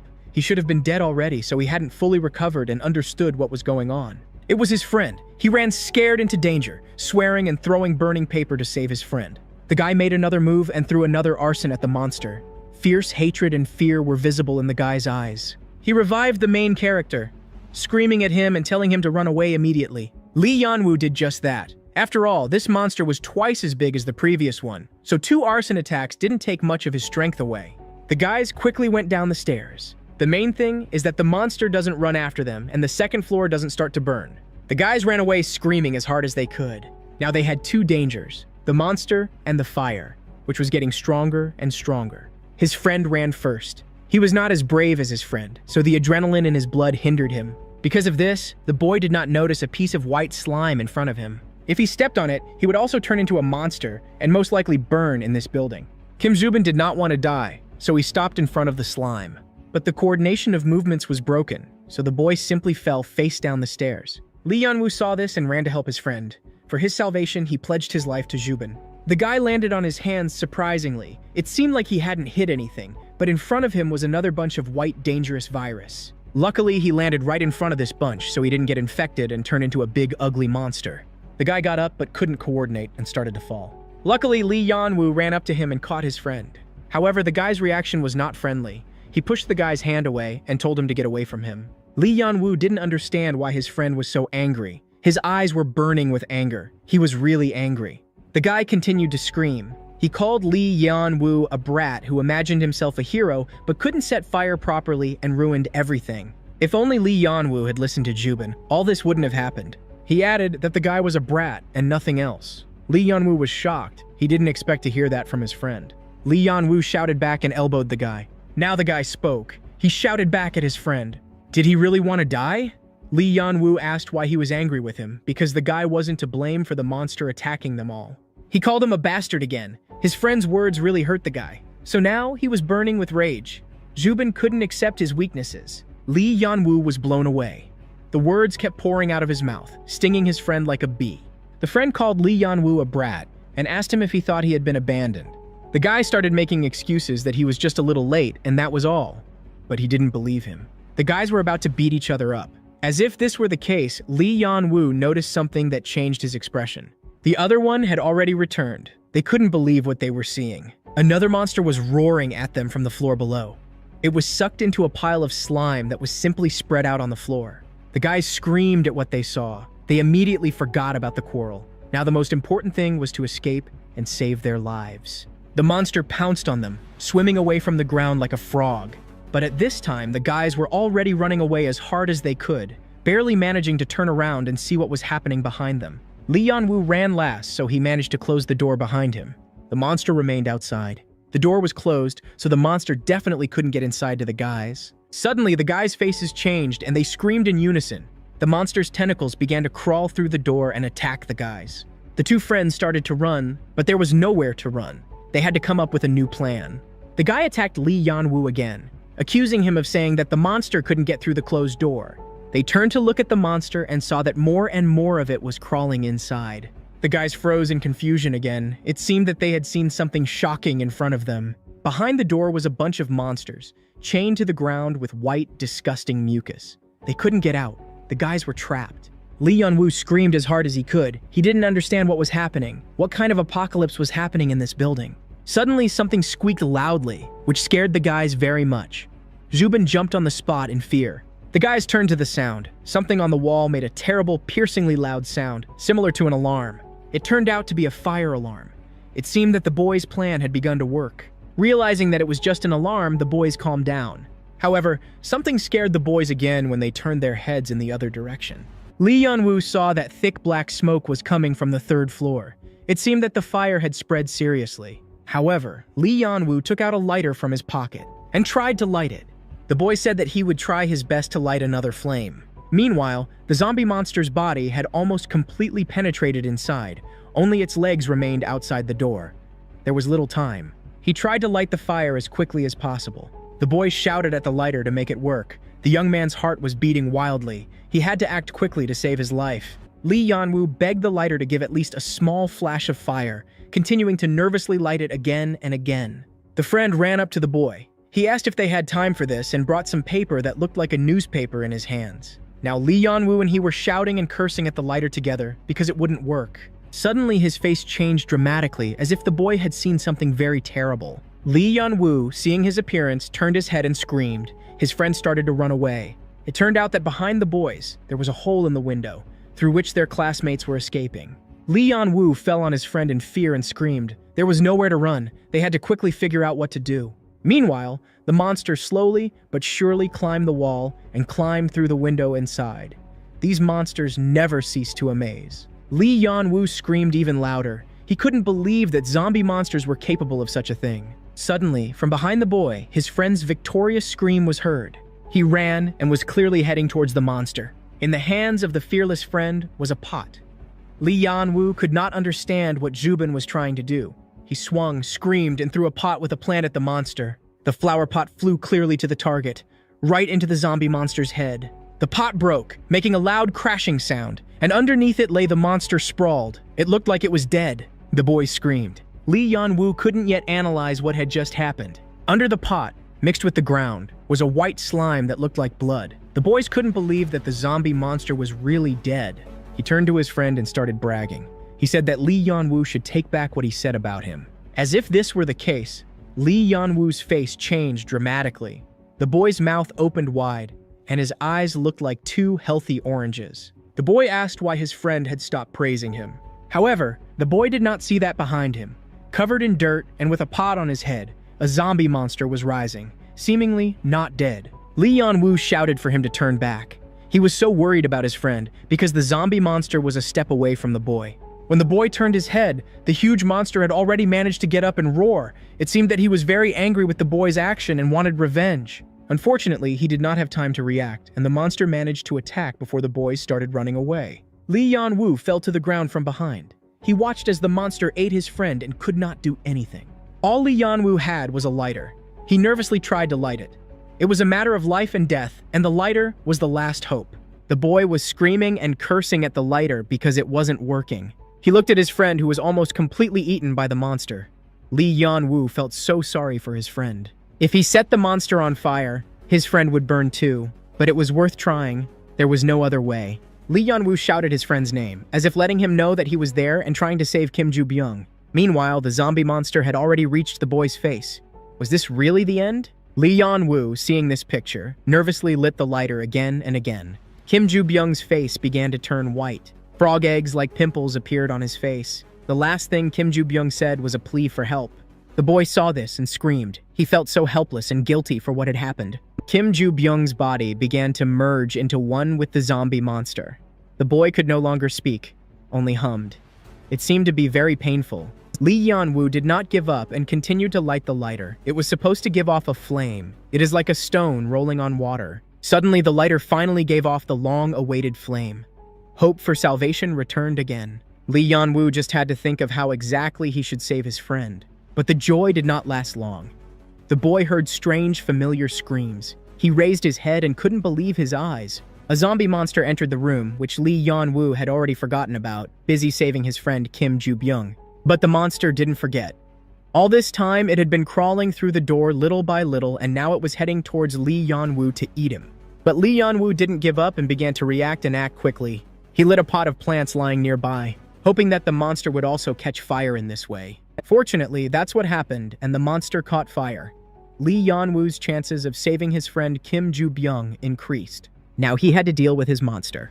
The earth monster quickly caught fire. He screamed in pain. His huge mouth finally detached itself from Kim Joo-byung. Meanwhile, the boy was hanging on the tentacles of the burning zombie monster. It seemed that he began to peel off from him a little bit, and it was unknown whether Kim Joo-byung would get infected. At this time, Lee Yan-woo attacked his zombie monster with screams. The boy shouted for him to get out of here because he did not belong here. Lee Yan-woo swung at him with a burning piece of newspaper that Kim Joo-byung gave him. The monster at this time managed to jump out at the boy. He had to deal with this monster first. Lee Yan-woo swung again, shouting a death wish at the monster. This gave him confidence in what was happening. The boy ran up to the monster. He was making a decisive blow that was supposed to set the monster on fire and kill it. With the words "go to hell," Lee Yan-woo pounced on the giant. The zombie monster was flying at the boy. His left side was already a little hot from the fire that was about to reach the giant. But this did not stop the monster. He continued to attack. His huge, ugly mouth was about to grab the poor but brave Lee Yan-woo. The boy was very surprised. He thought that zombie monsters were afraid of fire. Lee Yan-woo expected the giant to get scared and fall behind the boy, but the boy didn't stop. The boy's attack burned the zombie giant. It seemed that Lee Yan-woo didn't want to waste all his fire on this ugly, disgusting monster. Meanwhile, his friend Kim Joo-byung was still lying unconscious next to the burning zombie monster. Lee Yan-woo immediately remembered him and thought of how to help him. He had to carefully take Kim Joo-byung away from the flames. Looking closer, he saw that Kim Joo-byung was all injured and covered in frog eggs in places. The boy wasn't breathing. Lee Yan-woo fell to the floor and screamed. It seemed that his friend could not be saved. The boy cried. Lee Yan-woo looked at this terrible picture and kept apologizing, hoping that Kim Joo-byung heard him and that it would make his death at least a little easier. Lee Yan-woo started hysterical. Tears were pouring from his eyes. He felt very sorry for his friend. He felt so helpless at that moment. Kim Joo-byung saved his life, but Lee Yan-woo couldn't. His friend's body burst into flames. No one had ever managed to escape from the monster's mouth. Lee Yan-woo sat and trembled and looked at Kim Joo-byung in his last minutes. His soul was empty. Suddenly, several more giant monsters stuck to the glass the boy was sitting next to. The guy got up and started running backwards. He looked at this picture and didn't believe that anything worse could happen. Wasn't Lee Yan-woo really hurt enough? One of the monsters screamed from behind the glass, making himself known. He saw Lee Yan-woo, and now his goal was to grab the guy and kill him. The guy turned to the side at some strange sound and was terrified. A whole army of huge, ugly zombie monsters was approaching him. The guy wasn't sure he could handle them alone, but he had to. He had to act quickly and wisely. He had almost no options for escape because 2 floors were burning and emitting black smoke. The zombie monsters were approaching the guy. It seems that the previous one, when he crawled through the door, opened it. Meanwhile, all of Seoul was covered in white mucus and frog eggs. It felt like it was a spider's den during the mating season. The events were transferred to the bus on which the teenagers arrived for this ill-fated excursion, which unexpectedly turned into hell for everyone. A blogger was sitting on one of the seats, and she greeted everyone. It turned out that the girl had turned on the camera and started her video blog. She continued that they had barely escaped and were currently hiding in the bus. There were a lot of them near the cable car. From behind, the headman Kang Ji-hoon got up and shouted at the girl. A friend wrote in the live chat. He added that his neighborhood was also in a bad mood right now. Then the observer asked if it was normal for Hongmi to go live now. Hongmi continued to say that it was a regular school trip to Seoul. At first, all the students were in class. But unfortunately, only a small number managed to survive. In the back, sitting alone, was So-yeon. She didn't want to talk to anyone or do a live broadcast. Meanwhile, in the chat, the girl was going to tell something interesting. The subscriber said that if you look at the cells, you can see the nucleus. The subscriber added that he saw it on YouTube. The subscriber said that he didn't live in Seoul, but according to the news, they had just been told to come to a temporary shelter located near the affected areas of this station. The headman Kang Ji-hoon joined the conversation. They couldn't believe that there was a temporary shelter at Seoul Station. The subscribers added that the teenagers should watch the news. Seoul is blocked. Suddenly, the headman heard something outside. The guy felt some danger. He ordered everyone to duck. The headman looked out the window and expected to see the reason for his concern. Just then, a monster appeared in the window. It was very thin, with a thin neck and a hump. The teenagers quickly all hid under the chairs and sat quietly, waiting for the monster to calm down and leave. However, it seemed that the monster was not going to leave. He could feel their fear and smell. Headman Kang Ji-hoon was sitting next to the girl. The girl covered her mouth with her hands so as not to make any unnecessary noise. Suddenly, an innocent cat passed by the disgusting, soulless monster. The giant reacted sharply to it and turned back. It seemed that the monster had found a new victim. The cat turned to the zombie growls. He was not afraid of him because he did not know what he was capable of. However, the monster made its victorious cry, which meant that the zombie had noticed a new victim and intended to kill and eat it. The poor animal sensed danger and began to run. Cats are very fast creatures, so most likely he would be able to escape from the zombie monster. The giant chased after him. The monster's attention switched from one victim to another quite quickly. The teenagers were saved this time. The teenagers breathed a sigh of relief. The danger was over. Finally, they could open their mouths and express the fear that had been raging in their veins for the past 5 minutes. A classmate said that he looked through the map and found out that Seoul Station was 1.4 kilometers away. As if from the back seat, a female voice was heard calling out Lee Yeon-woo's name. It was So-yeon. It turned out that she was still thinking and remembering the boy. She asked what they were going to do with him since the boy was left there alone. The girl added that Lee Yeon-woo was waiting for them there. So-yeon felt a storm of emotions inside. The faces of her classmates were shocked. They didn't even remember the boy anymore. Everyone was thinking about their own things. The last thing the girl said in her monologue was that she was sure that Lee Yeon-woo was waiting for them. The headman Kang Ji-hoon was silent and pondered the girl's words. It was obvious that he was angry that So-yeon was so worried about some sucker Lee Yeon-woo. In the end, the guy said that So-yeon could try to go there alone if she wanted to. To make her even more scared, he added that she should think carefully because the situation was not the best and just got up. He never even looked at the girl. The headman added that they were going to Seoul Station. He identified himself as the main one and told them to trust him. Kang Ji-hoon said that he sympathized with Lee Yeon-woo, but it was too late to go back there. It was suicide. These words did not feel sincere.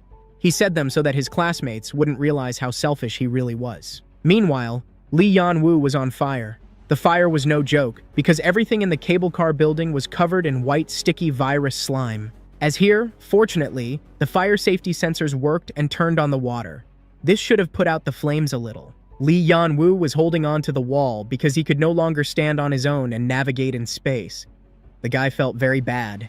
The black smoke was getting more and more. Lee Yeon-woo was choking and could barely breathe. He had to live. On the floor of the building lay the corpses of ugly zombie monsters. Everything was on fire. The room was almost invisible because of the black smoke. But unfortunately, the guy could not stand it. He held on until the last, but the smoke was too much and Lee Yeon-woo fainted and fell to the ground. For a second, the boy woke up and came to his senses. His body was struggling. He didn't want to give up, not today. Drops of water from the ceiling fell on him. He wasn't fully aware of what was happening around him.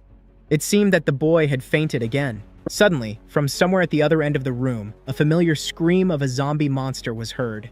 This time it was a scream of pain. A huge, ugly monster was burning alive. Lee Yan-woo defeated him too, but at what cost? The boy reached up to stand up and defend himself.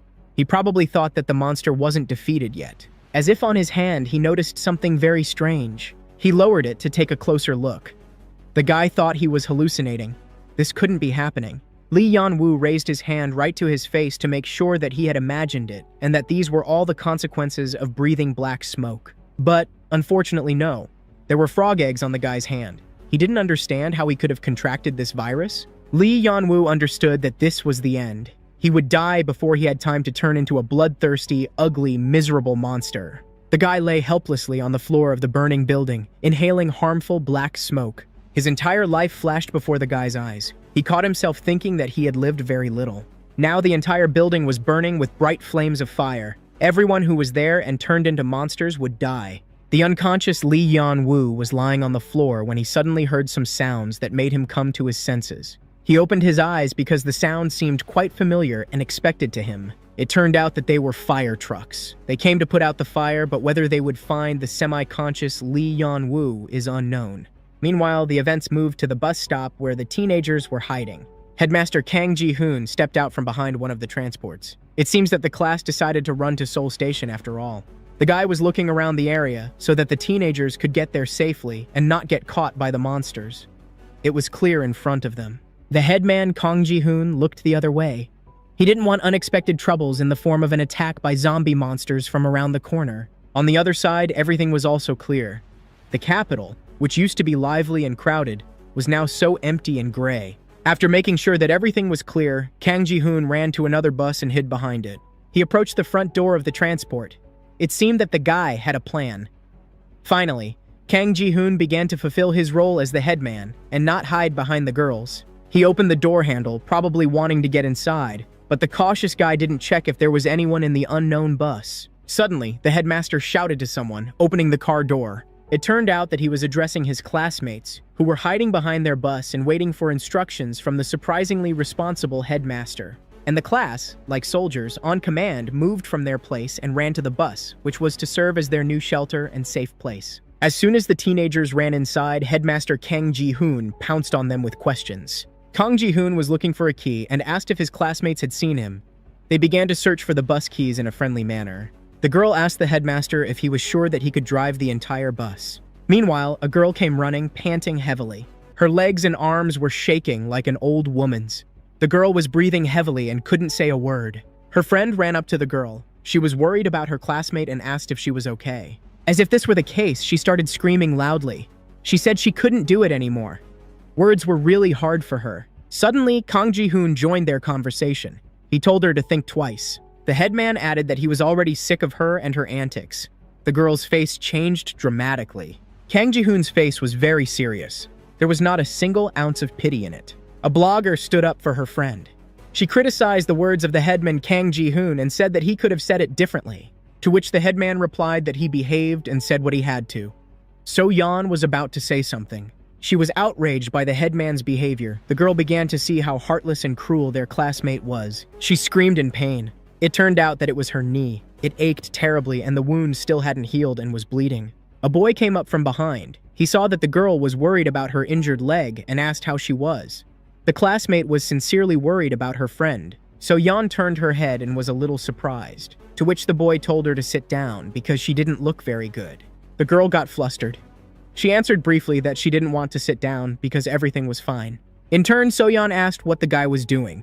He was doing something in the wall of the bus. He answered questions with questions, and asked if So-yeon knew what kind of thing the guy had just taken out of the bus and was holding in his hands. He added that he had noticed it recently. There was one of these things in every bus. The girl was in a stupor. She understood what it was, but she did not expect such signs of attention from the guy who had previously been completely indifferent to her. It was a small red emergency hammer. It could break glass in case of danger without harming the owner. He continued and said that such things should be collected. After all, no one knows when they might come in handy, perhaps on a cable car. He was a little worried. It was noticeable. The last thing he said was that he would give the hammer to So-yeon. The girl became even more embarrassed, even blushed a little. She was pleased with such signs of attention. Their sweet moment was interrupted by the headman, Kang Ji-hoon. He shouted that he had found nothing, so he would not be able to start this bus. He added that there was no need to waste time and ordered everyone to follow him. The headman behaved like a true dictator. Kang Ji-hoon ran first between the two following buses. The cars were parked on the road to Seoul, which was blocked. After carefully examining the area again, the guy ran further. He no longer turned around to his friends or gave them signs to follow him. Between the two buses that the boy had just run between, there was an inconspicuous little shop with a bus stop. Kang Ji-hoon didn't even notice it or pay attention. In the reflection of that shop, a figure could be seen watching the teenagers running. It was an elderly woman. She silently looked at her classmates. Her face was not the most pleasant. The last bus was left in front of the class. It was necessary to act as carefully as possible because there was nothing to hide behind anymore.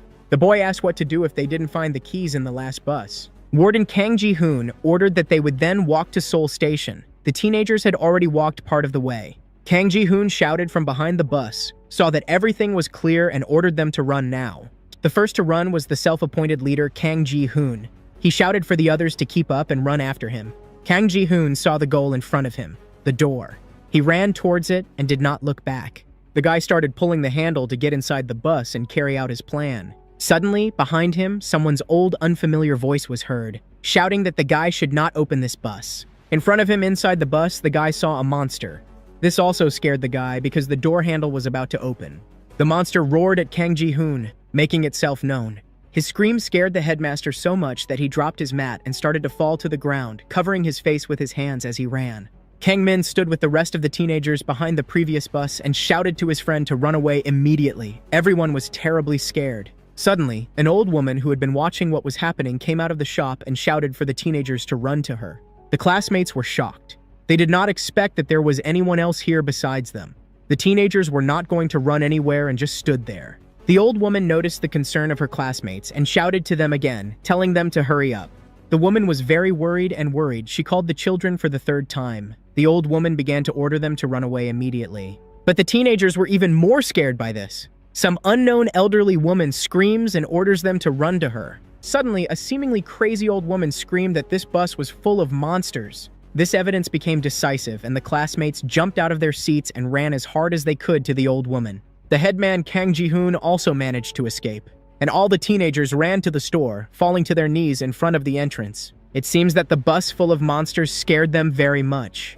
The children's hearts were pounding so hard that even the woman heard it. The teenagers closed the door behind them. Some fell to the floor and everyone huffed in unison. "As here!" someone called out to the teenagers. The voice was not an old woman's because it sounded young and painfully familiar. So Yun recognized it and turned around to confirm her words. She couldn't believe her ears and eyes. Two other teenagers ran up to the girl. It seemed that they were their classmates. Meanwhile, things were not going as well for Lee Yan-woo as for the rest of his classmates. The boy was in a dark room all alone. Had he really died and gone to hell? In the boy's opinion, hell looked exactly like this. Suddenly, the young man heard something. He still felt very dangerous and listened to every rustle. It turned out to be a huge, ugly zombie monster with 3 legs, similar to the one that killed his friend Kim Joo-byung. The boy had a burning flower pot stem in his hands. He swung it at the monster. The fire was supposed to save Lee Yan-woo. The boy swung at the zombie monster and was about to strike. Suddenly, someone's ugly, covered in frog eggs and mucus, cold as a dead hand, touched Lee Yan-woo. This turn of events scared the boy very much. He did not expect to see what he saw. The owner of the hand spoke to Lee Yan-woo. He asked why the boy did not help him, although the unknown person asked him to do so. It turned out to be his friend Kim Joo-byung. The boy was very scared. He didn't expect to see his friend here, but Kim Joo-byung didn't look like his friend. It was like some kind of demon in front of him. The boy took his hand away from Kim Joo-byung's infected paws, but Lee Yan-woo's hand had already been covered with blisters from frog paws. But Lee Yan-woo was still scared and screamed. His eyes widened. He didn't understand why his friend Kim Joo-byung had done this to him. The boy looked at his hand. It was becoming more and more covered with blisters from frog eggs. Kim Joo-byung's mouth was being eaten away by the frog egg virus. His lips were barely visible. Almost all of his gums were exposed. Lee Yan-woo's friend added that then they could be friends again like before. Meanwhile, the frog egg virus blisters were getting bigger and bigger. Lee Yan-woo's blood ran cold at these words. The boy's face changed dramatically. Suddenly, the boy screamed loudly. and jumped out of bed. Lee Yun-woo couldn't understand where he was or what was happening. He was panting as if he had just run a marathon. It seemed like it was just a nightmare and nothing like that was actually happening. He looked around to see where he was. The last thing he remembered was the fire, the floor, and the Namsen cable car building. In front of him, Lee Yan-woo saw several more beds, white walls, many folders, wardrobes for clothes. The guy was still poorly understanding and analyzing. As here, Lee Yan-woo noticed something. He felt a sharp pain in the area of his arm, as if his consciousness had just come and his feelings had returned. The guy looked at his right arm. It was all wrapped and bandaged. Only 3 fingers were visible. He was interrupted by 2 adults who entered the ward. Both were wearing masks on their faces. It seemed that one of them, in a yellow shirt, was a doctor. The adults were talking about a manager named Lim who was supposed to come. Up close, you could see that the other one was an officer. But Lee Yan-woo was as surprised as the doctor when he saw him. The man in the yellow shirt told the boy to make himself at home. But the young man still wasn't very quick to analyze the information. So he just stared silently at the 2 men who must have come to visit him with his mouth open. He was given a pen and pieces of paper. Lee Yan-woo started filling them out. It seems the boy was left-handed because he held the pen skillfully. The boy was supervised by an officer. Lee Yan-woo asked him where to write his address, to which the man in uniform replied that the boy should simply write his contact information. Lee Yan-woo politely followed the adult's orders without asking any unnecessary questions. The officer was very surprised by this. It seems that other patients were not so polite and immediately attacked the workers with a bunch of questions. The man in uniform couldn't resist and started talking to Lee Yan-woo. He said that the guy was lucky. The young man was silent, digesting the information the officer had told him. So the officer continued. He said that it was really hard to survive now. He added that there was a fire station in Namsan where the cable car was, and his friend who worked there found the guy unconscious. In fact, he had saved Lee Yan-woo. However, the guy wasn't surprised at all. He just nodded to the officer and continued writing. The man in uniform stopped. Wasn't Lee Yan-woo curious about how he was saved? But Lee Yan-woo's answer surprised him. He asked what kind of city it was. His face looked so calm that it was eerie at times. Instead, the officer took the guy on a tour of the premises. It looked like a large gym with high walls and many windows, so the room was bright. The officer said that it had actually been a gym for the locals before. The man in uniform continued that they had been ordered to make this place a quarantine zone for the survivors, and to serve as an emergency shelter. He clarified that everyone who had been rescued in the district was all here. He and the officer were still standing there watching the scene unfold. As if on cue, Lee Yan-woo heard one of the patients ask if he could return to Bundangu. The guy also wanted to return to Seoul, so he asked the officer about it. Lee Yan-woo asked strange questions, as if he didn't remember what was happening in Seoul at the time. The officer was a little confused by this question, but he put it down to the fact that the guy hadn't fully regained his senses yet. The man in uniform told the guy that Seoul was currently completely closed to prevent the virus from spreading to other regions. The guy quickly searched his pockets for something, even though he was wearing someone else's clothes. The officer quickly ran somewhere to the door and said that Lee Yan-woo had to wait and that the man would find his things and bring them to the boy. Lee Yan-woo was left waiting a little worried. Everyone was behaving very strangely with him. Suddenly, the boy's hand hurt a lot, making itself felt. The pain was sharp. It felt as if something had been cut out of him, some part. Lee Yan-woo raised it to his face to examine it. He still didn't understand what had happened to it and why it was twisted and hurting. The boy looked at his hand intently for a minute and tried to remember. He felt that he was about to remember because the pain seemed to bring him back to consciousness. Suddenly, he began to remember. The boy's memories began to appear in his memory from the end, starting with the most recent. He remembered hearing the fire siren. He remembered lying on the floor of a burning building. Someone had set it on fire. He remembered waiting for a group of rescuers but mentally preparing for death. So, he had miraculously survived and should be grateful to this officer friend for saving him and carrying him out of the flames. And finally, the boy remembered that his hand was covered in white blisters. However, the boy could not remember what exactly had happened to his hand, and why he was lying on the floor of a burning building alone.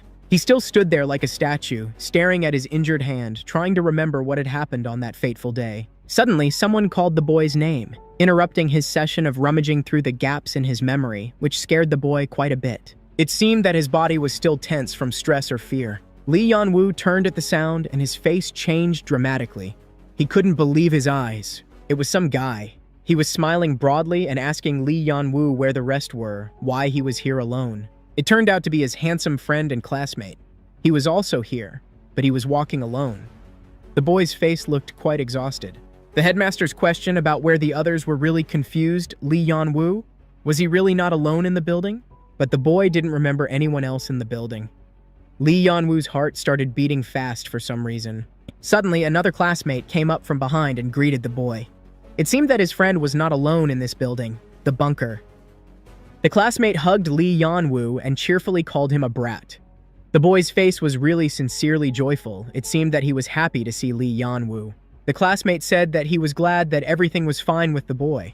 He asked if it wasn't Isuri sitting in the corner. It seemed that it was another classmate. As here?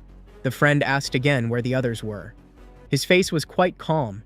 It seemed that he thought that if Lee Yan-woo survived, then everyone else did too. The second classmate hugged Lee Yan-woo. He joined the questioning and said that the boy always walked and was next to Kim Ju-byung. Lee Yan-woo suddenly realized something. This name caused some strong emotions in him, which made the boy's heart beat fast. As here, the boy's lips began to droop down. Lee Yan-woo remembered everything. He remembered that his best friend had died. The boy couldn't help him. Sadness and guilt washed over the boy like a big wave drowning a surfer.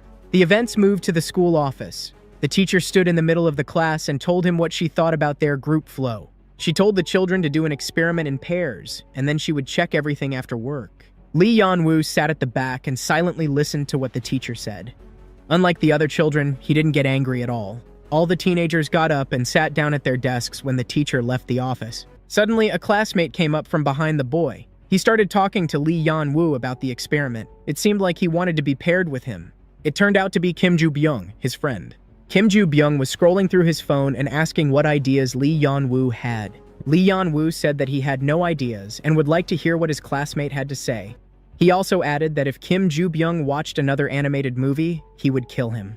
Kim Ju-byung said that he had a brilliant idea. He was talking about a cosplay event in Seoul. Lee Yan-woo called his friend a sick scumbag. Kim Ju-byung laughed at this, as did his friend. The events moved back to the storage facility for those affected by the frog egg virus. Lee Yan-woo sat with his head bowed. They were outraged by what Lee Yan-woo had told them. Another classmate joined in the question and added that they had acted like real scum. Lee Yan-woo remembered the scene of the rest of the class running out of the building and escaping, jumping off the roof. That was the last time he saw them. The boy did not answer, remained silent, and thought about his own things. Anger gripped his body and mind. He also remembered So-yeon. She had seen him in the window of the building.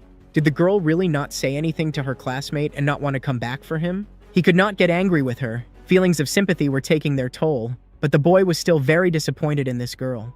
The classmates started making fun of the rest of the class that left Lee Yan-woo in the cable car building. Lee Yan-woo somewhere inside it was nice, but now it was not up to that. It was Park Min and Han Seong-yu. They were acting very nice to him now. It amused Lee Yan-woo. Lee Yan-woo, meanwhile, managed to tell his classmates about how he survived that hell. Isuri was sitting in the back and also listened to Lee Yan-woo's story. She asked if it was true that Kang Min had abandoned him. For some reason, she didn't mention the names of the other classmates who were also there on the cable car. As if here, two friends intervened in the conversation. Park Min ran into Isuri with the fact that she hints that Lee Yan-woo is cheating. Friend. Isuri did not react in any way to the provocations of her classmates. She only apologized and added that she did not know that they were still young. Park Min got angry. No one could be rude to him. He was an authority at school. He snapped at Isuri and told her to watch her tongue. Their quarrel was interrupted by Lee Yan-woo. He said that they did not know about something. The guy spoke to the floor without raising his head. Lee Yan-woo continued, without raising his head. He said that they did not know how everyone else died. They did not know anything and were small.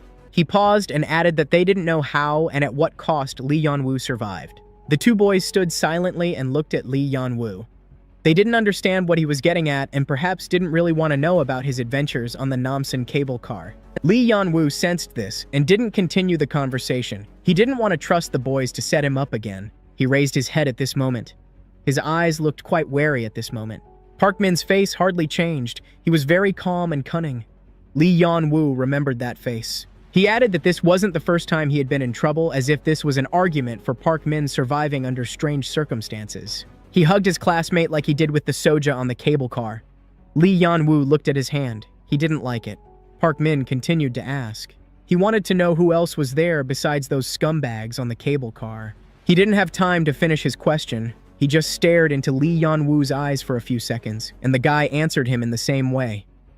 There was a short pause. Eventually, the guys got up and Park Min said it wasn't important. But the guy decided to play along with Park Min and ask why the guy stopped. While hugging Lee Yan-woo, Park Min noticed that the guy's hand was wrapped around him. He decided to ask his classmate what happened to him. The smile still remained on his face. Suddenly, a friend said that Lee Yan-woo's parents would be upset if they found out. He really perked up and told Park Min that he really hadn't called his parents yet. The first thing the boy did was call his mother. He walked away from the company. This fake conversation was already in the middle of his throat. His mother immediately picked up the phone. It seemed that she was waiting for his call and did not let go of the phone. There was noise in the background. Rescuers in protective suits told Lee Yan-woo's father that if he did not leave, they would have to use force. The mother nervously repeated her son's name twice more, thinking that he could not hear because of the noise outside. Also, so that the father would hear and come to listen to her son. Lee Yan-woo said that he had lost his phone somewhere and that it was his friend's number. As soon as the boy's mother heard her son's voice, she immediately cried. Then her father came over and began to calm her down. She continued that when the highway near Seoul was closed, they left the car and walked to Yangjadong. But because the virus was spreading too quickly, many areas of Seoul were blocked. The events moved to the medical center. The room was not made for a medical center, but something had to be thought up for the conditions of the apocalypse. The doctor sat in front of Lee Yan-woo and said that tissue necrosis had begun. He said it as if it was something bad.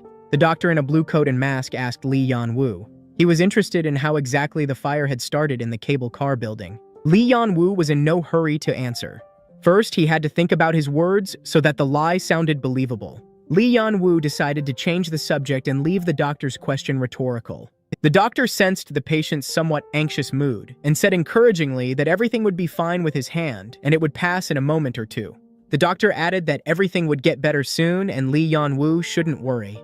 He finally said that all the trouble was behind him and Lee Yan-woo could relax. He was in the quarantine zone. Lee Yan-woo thought about the doctor's words that it was safe here and he shouldn't worry because there were many soldiers in this room and they were not in danger. The doctor worriedly began to feel sorry for Lee Yan-woo. He said that according to the news, there were many people here who were looking for shelter, but there were many acquaintances of Lee Yan-woo. Suddenly, the doctor came to his senses and realized that he had said too much. When Lee Yan-woo was leaving, the doctor told him to hold on tight in any case. He added that the patient would return home soon and it was safe here. The doctor told Lee Yan-woo again not to worry. He went out, bowed, and the orderlies in blue coats called the next patient. Lee Yan-woo walked down the corridor and looked at his hand. He looked at it for an indecent long time. If anyone saw him, they would think something was wrong. He looked at it and thought about the fact that he had survived. The boy still couldn't believe it.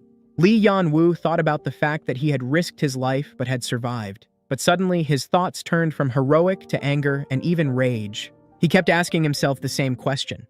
Why did his classmates do that to him? He didn't care about others, but she did. Lee Yan-woo thought about So-yeon.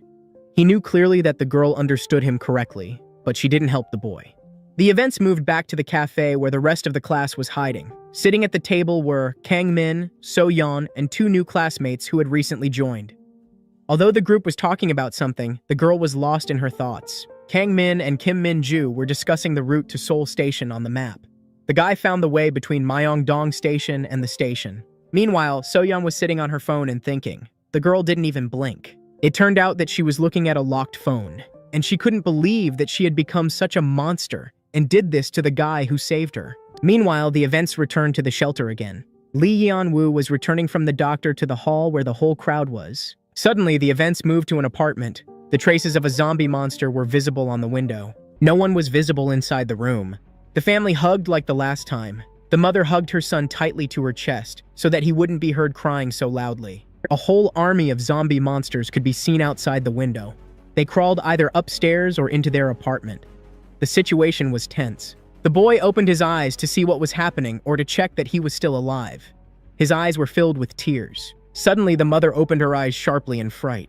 It seemed that she saw or heard something outside the window that shocked her greatly. The monster outside the window opened its mouth and looked directly at the family, as if imagining how it would eat them. The events were broadcast live on the news. The man in the suit was going to give his comments and warnings about the situation in Korea. He introduced himself as the President of the Republic of Korea. He said that at the time of the filming, the capital of South Korea, Seoul, was facing the most serious surprise in its history.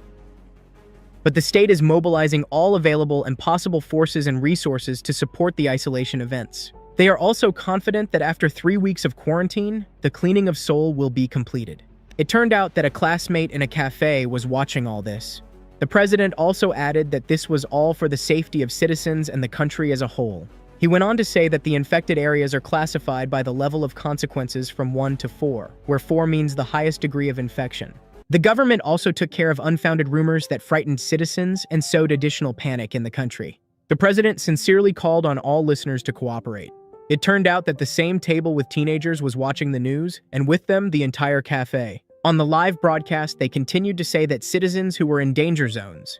The president's last words were that he recommended that everyone who was in the epicenter of the events go to the nearest shelter. Suddenly, the woman who let the teenagers in and who, as it turned out, was the owner of the cafe, brought a drink to someone and told him to drink it. She scolded a man and put a can of Coke on his table. The owner of the cafe noticed that she was being stared at a lot and turned to the culprits. She turned to the teenagers and asked if they wanted anything. The classmates were silent in a stupor. They did not expect the woman to speak to them. She brought the teenagers various carbonated drinks. They thanked her and began to drink quickly.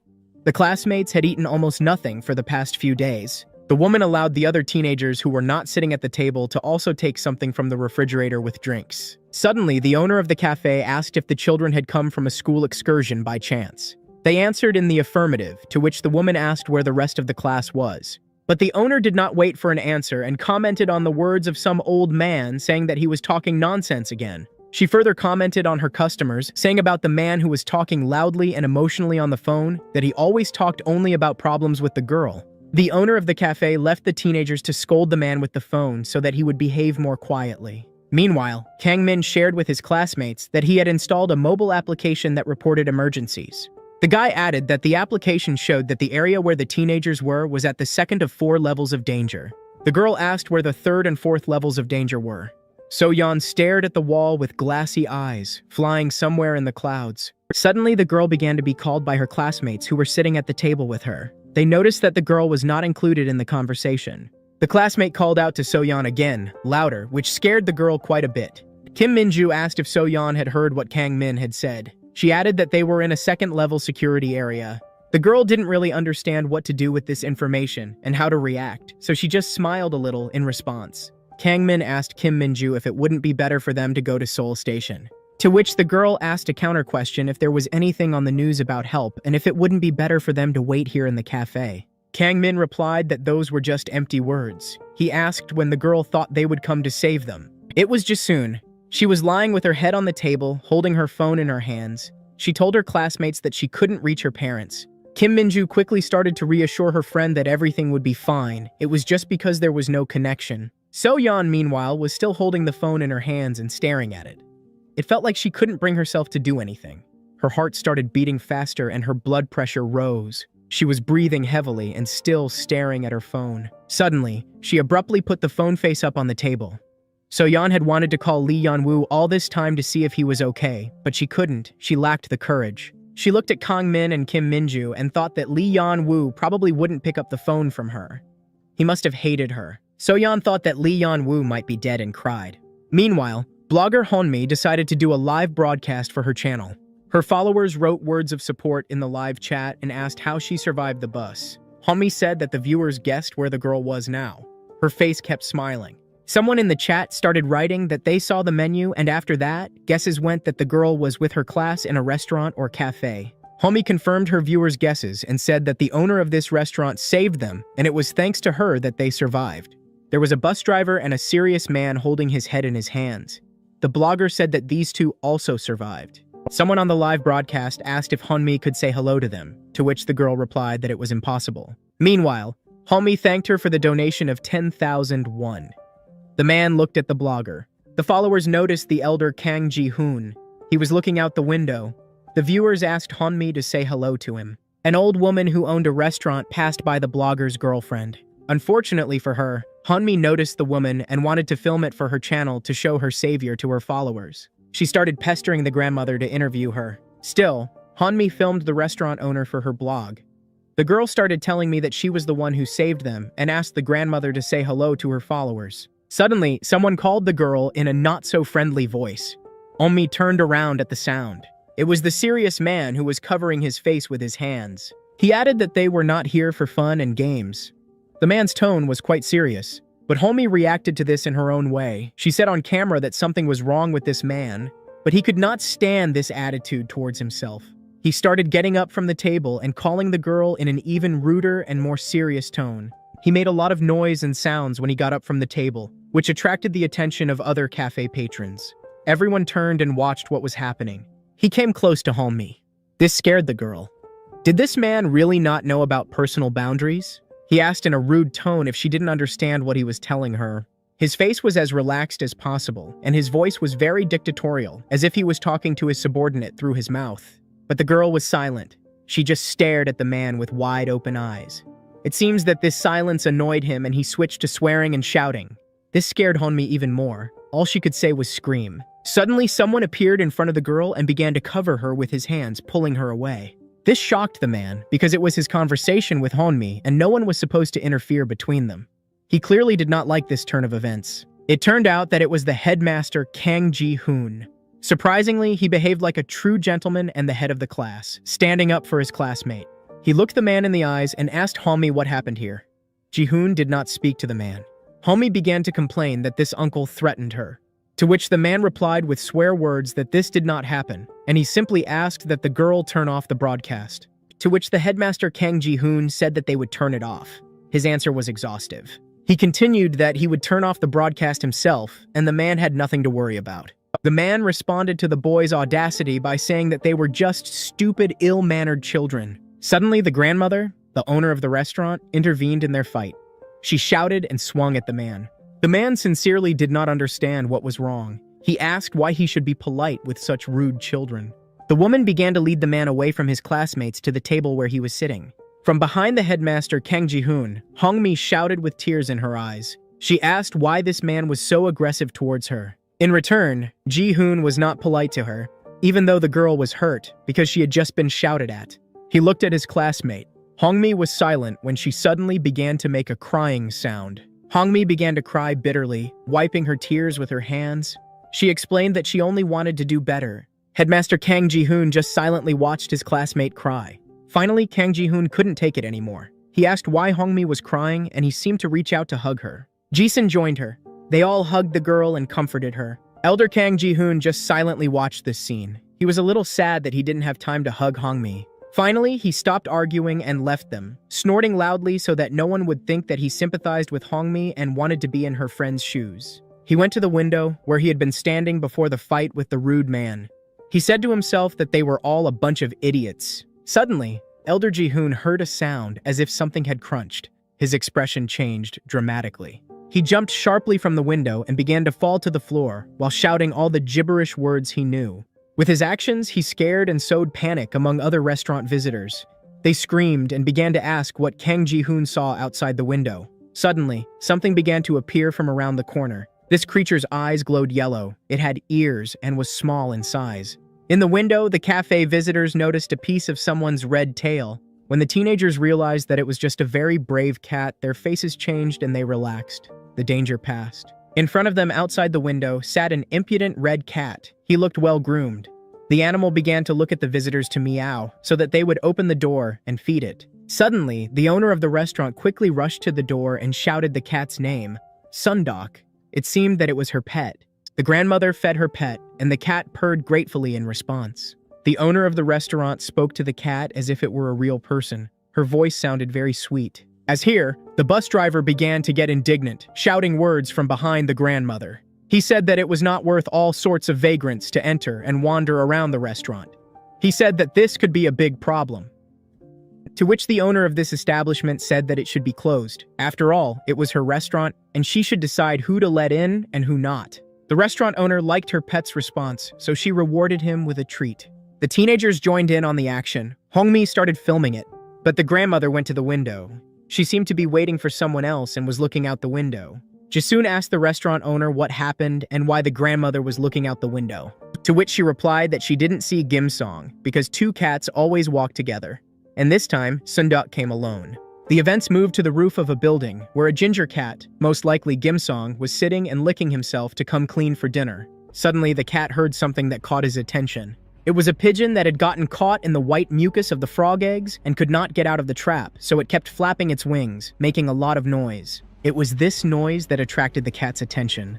Gimson went to the pigeon, perhaps to make it his dinner. Meanwhile, the bird was already completely wrapped in frog eggs. The cat saw the prey. His animal instincts did not allow him to simply walk past the victim who was in trouble. The events are again transferred to the restaurant that was a temporary shelter. Grandma asked about Seoul Station. She looked quite surprised. The teenagers stood next to her, and Kim Min-ju told them that they had to get to the shelter that was located near this Seoul Station. Kang Min looked at his phone and said that it was no longer safe for them to stay in the restaurant. Grandma tried to convince the teenagers that her restaurant was completely safe, even though it was on the first floor and had many windows, and the roads were littered with zombie monsters and the frog egg virus.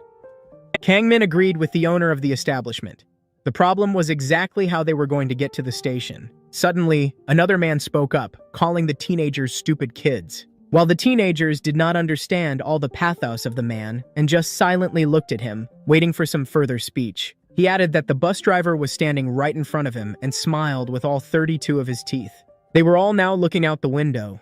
The driver said that in front of them was the road along which the teenagers came. He said that there was a bus parked about 50 meters away. It turned out that it was his bus. He thought aloud further. Perhaps his bus was still clean, without surprises in the form of ugly monsters inside. And the problem was that the virus was raging everywhere. And if the bus driver's memory served him right, there were several monsters nearby. So getting to the bus was a bit of a problem. A rude man approached the company. He listened to their conversation for a bit and seemed to want to intervene. He turned to the owner of the restaurant and asked if she sold alcohol. His voice was calm as always. This question put the old woman in a stupor. Was this man an alcoholic and would start raging as soon as he got drunk? The grandmother brought the man some alcohol, and he began to stuff a piece of paper into the neck of the bottle. The owner of the restaurant got scared and shouted at the man with questions about what he was doing. The man calmly replied that it was a Molotov cocktail. He added that if the news was to be believed, his weakness was fire. So they should have at least tried. The bus driver supported the idea of the military man. After all, a Molotov cocktail could be thrown from a distance, which was quite safe. He praised the man. The action moved to a storage room where there was a warehouse of all sorts of things. There, the man poured gasoline on his cocktails. Homie quietly approached him. It was clear that the girl wanted to tell him something. She addressed him quite politely and amiably in Honmi's style. She asked if it was difficult for him to put it together and offered her help. Such an unusual request from a young girl shocked the man a little. Considering the fact that they had recently had a fight, he replied that he didn't need help. After all, children shouldn't have to deal with such things. Hongmi fell silent. There was a moment of silence. It was clear that the girl was gathering her thoughts to say something. Suddenly, she apologized to her husband and hesitantly said that she was wrong. She repeated that she had heard his story and said again that she was wrong. In fact, she was very sorry. The husband replied that it was all trifles. After all, she was just a child. The girl was happy that the conflict was over and now they could go to Seoul Station in peace. But the girl was also quite annoying. She asked if her husband had forgiven her. Honmi said that she heard that the soldier was in the cable car and asked if they had met before. She continued to pester her with this topic. She said that she was live broadcasting during the trip when they were on a tour. The soldier's face changed dramatically. It was felt that he was angry and very upset inside. Honmi couldn't see the man's face and he didn't answer. He was silent. So the girl asked again, letting her know that she was expecting an answer. But the soldier seemed to be flying somewhere in his thoughts, so he continued to be silent. Then Honmi apologized and said that she was talking nonsense again. But suddenly, the man answered her. He said that it wasn't the girl with him, but his fiancé. Honmi's face changed dramatically. She felt sorry that she had touched on such a sensitive and painful topic for the military man. She asked if it meant that he had lost his fiancé. Honmi also apologized for this situation because she had no idea. The girl suddenly fell silent and thought. Her face became so sad, as if she was about to cry. Suddenly, tears flowed from her eyes. Honmi began to tell that they had also lost many of their friends there. Honmi covered her eyes with her hands. The girl's crying turned into hysterics. She said that she had not thought that something like this could happen during their trip. Suddenly, the headmaster Kang Ji-hoon approached them. He asked his classmate what she was doing there with this man who had been rude to her. Then he noticed that Hongmi was crying and asked about it, making a curse word that meant that he was annoyed that the girl was crying so often, at which the classmate turned around and told Kang Ji-hoon not to interfere with her. Kang Ji-hoon looked at the man. He did not expect such a statement from Hongmi. The man was also surprised and turned his head sharply towards the boy. He did not think that Kang Ji-hoon would apologize. The man's thoughts were confirmed because Kang Ji-hoon turned sharply and silently walked away from them, his head held high. But Hongmi didn't just leave it like that and commented on her classmate's action. She called him an arrogant boy. The man asked if they were close to this guy Kang Ji-hoon. This question confused the girl a little. She looked at the man, then down at the floor and thought about what to say to him. The girl turned her gaze to Kang Ji-hoon's back, who was walking away from them, as if in a movie at sunset. Meanwhile, the bus driver called his daughter Jinyo. He told her that he would be back soon. The man spoke very nicely to his daughter so that she wouldn't worry. The conversation was overheard and asked if the bus driver had spoken to his daughter. He turned to the sound. His face was very smiling. It turned out to be the owner of the restaurant. She noticed that the man was very excited and happy. He ended the conversation and said that his daughter was like an angel to him, and in order to see her again and play with her, he would do everything possible and impossible. Meanwhile, the soldier and Hanmi were walking with a full box of Molotov cocktails in their hands. The man said that everyone should gather for a while. The man said that they should all stick together until they reached the shelter. The soldier took one bottle in his hands and held it up for everyone to see. He started talking about the Molotov cocktail. The man said that throwing them was quite dangerous, so he ordered that he would do it himself. The guy started talking about how he didn't trust people easily. He asked if they should just be set on fire and thrown at the monsters. The man didn't look at Kang Ji-hoon so as not to get annoyed, but he was very angry at the guy's behavior. The soldier exhaled and said that the fire could stop and the fuel could run out. It was too dangerous. To which the guy told him that it wasn't the main problem. After all, there were a lot of annoying, ugly, and dangerous zombie monsters around. He started to prove to the man that they weren't little children, and that's why everyone would throw Molotov cocktails. The soldier took another deep breath and shouted at Kang Ji-hoon, calling him an idiot. In the end, the man agreed and said that they would share all the Molotov cocktails between them. However, she did not object and looked out the window and said that everything was fine. She did not turn to face them, and added that they should have left without her. Hongmi immediately attacked the old woman with hugs and her sincerity. She tried to persuade the owner of the restaurant to go with them. The soldier joined in the conversation. He asked if everything would be okay with the owner and added that it would really be better for her to go with them. The old woman interrupted him and said that everything would be okay. They all need to get to the shelter as soon as possible. To which she replied that this place had been her home for 30 years. The owner of the restaurant added that the thugs shouldn't worry. They should leave quickly. Everyone gathered. It was time to leave. The soldier was standing at the door with a Molotov cocktail in his hands and said that he had to check everything first before they left the restaurant. Suddenly, he noticed a monster in the window, walking and growling. He was a potential danger and would most likely attack them if they left the restaurant even after some time. So the soldier threw 2 Molotov cocktails at him. The zombie monster caught fire. The supplies hit the target exactly. Everyone else stood outside the door and watched the monster burn. Hongmi hid behind the man. He turned to the others and said with a serious face that everything was now clear and gave the order to move. It was clear that the soldier was in his element. He continued to command them to prepare everything they wanted to take with them in advance, to have everyone run out at the same time and quickly reach the bus. Kang Ji-hoon was clearly dissatisfied. He didn't like the man being in charge. Suddenly, So-yeon spoke. She started asking if everyone remembered what she had told her classmates earlier. He abruptly closed her mouth and rudely said that he didn't want to listen to anyone's whining. Kim Minju lashed out at him. She yelled at her classmate and said that he was acting too impudent. To which headman Kang Ji-hoon told Kim Minju that she didn't know what she was talking about, since she wasn't with them on the Namsan cable car. So-yeon looked at the floor in fear, thinking about how stupid they were. Her eyes widened. Fear for her friend Lee Yeon-woo was in them. She wondered if Kang Ji-hoon's words were about Lee Yeon-woo or about herself. The girl began to worry. After all, her leg was still injured. Did he really think she was a weakling because of that? The bus driver noticed the girl's condition and turned to her. But it seemed that the man noticed not only her condition, but also So-yeon's leg. So he asked what happened to her. He looked at the leg again to get a better look. The wound was quite fresh and deep. The bus driver looked at So-yeon sympathetically and assumed that she must have been in pain. He was worried about the girl, and he said that even if her leg was fine now, she still had to be careful. She didn't know how to react to this, so she just nodded. She was surprised that her friends didn't worry about the girl at all. Meanwhile, the soldier had already given the order to run. Hongmi and Kang Min immediately ran after him with a box of Molotov cocktails. The owner of the restaurant even came out of the restaurant and said that they had been careful and taken care of themselves. She was a surprisingly nice and kind woman. They ran and thanked her for everything once again. The soldier again ordered everyone to run after him as fast as possible. The last ones were So-yeon and Kim Min-ju. The man continued to give instructions. He said that they should not run close to the buildings, but to stick to the center of the road.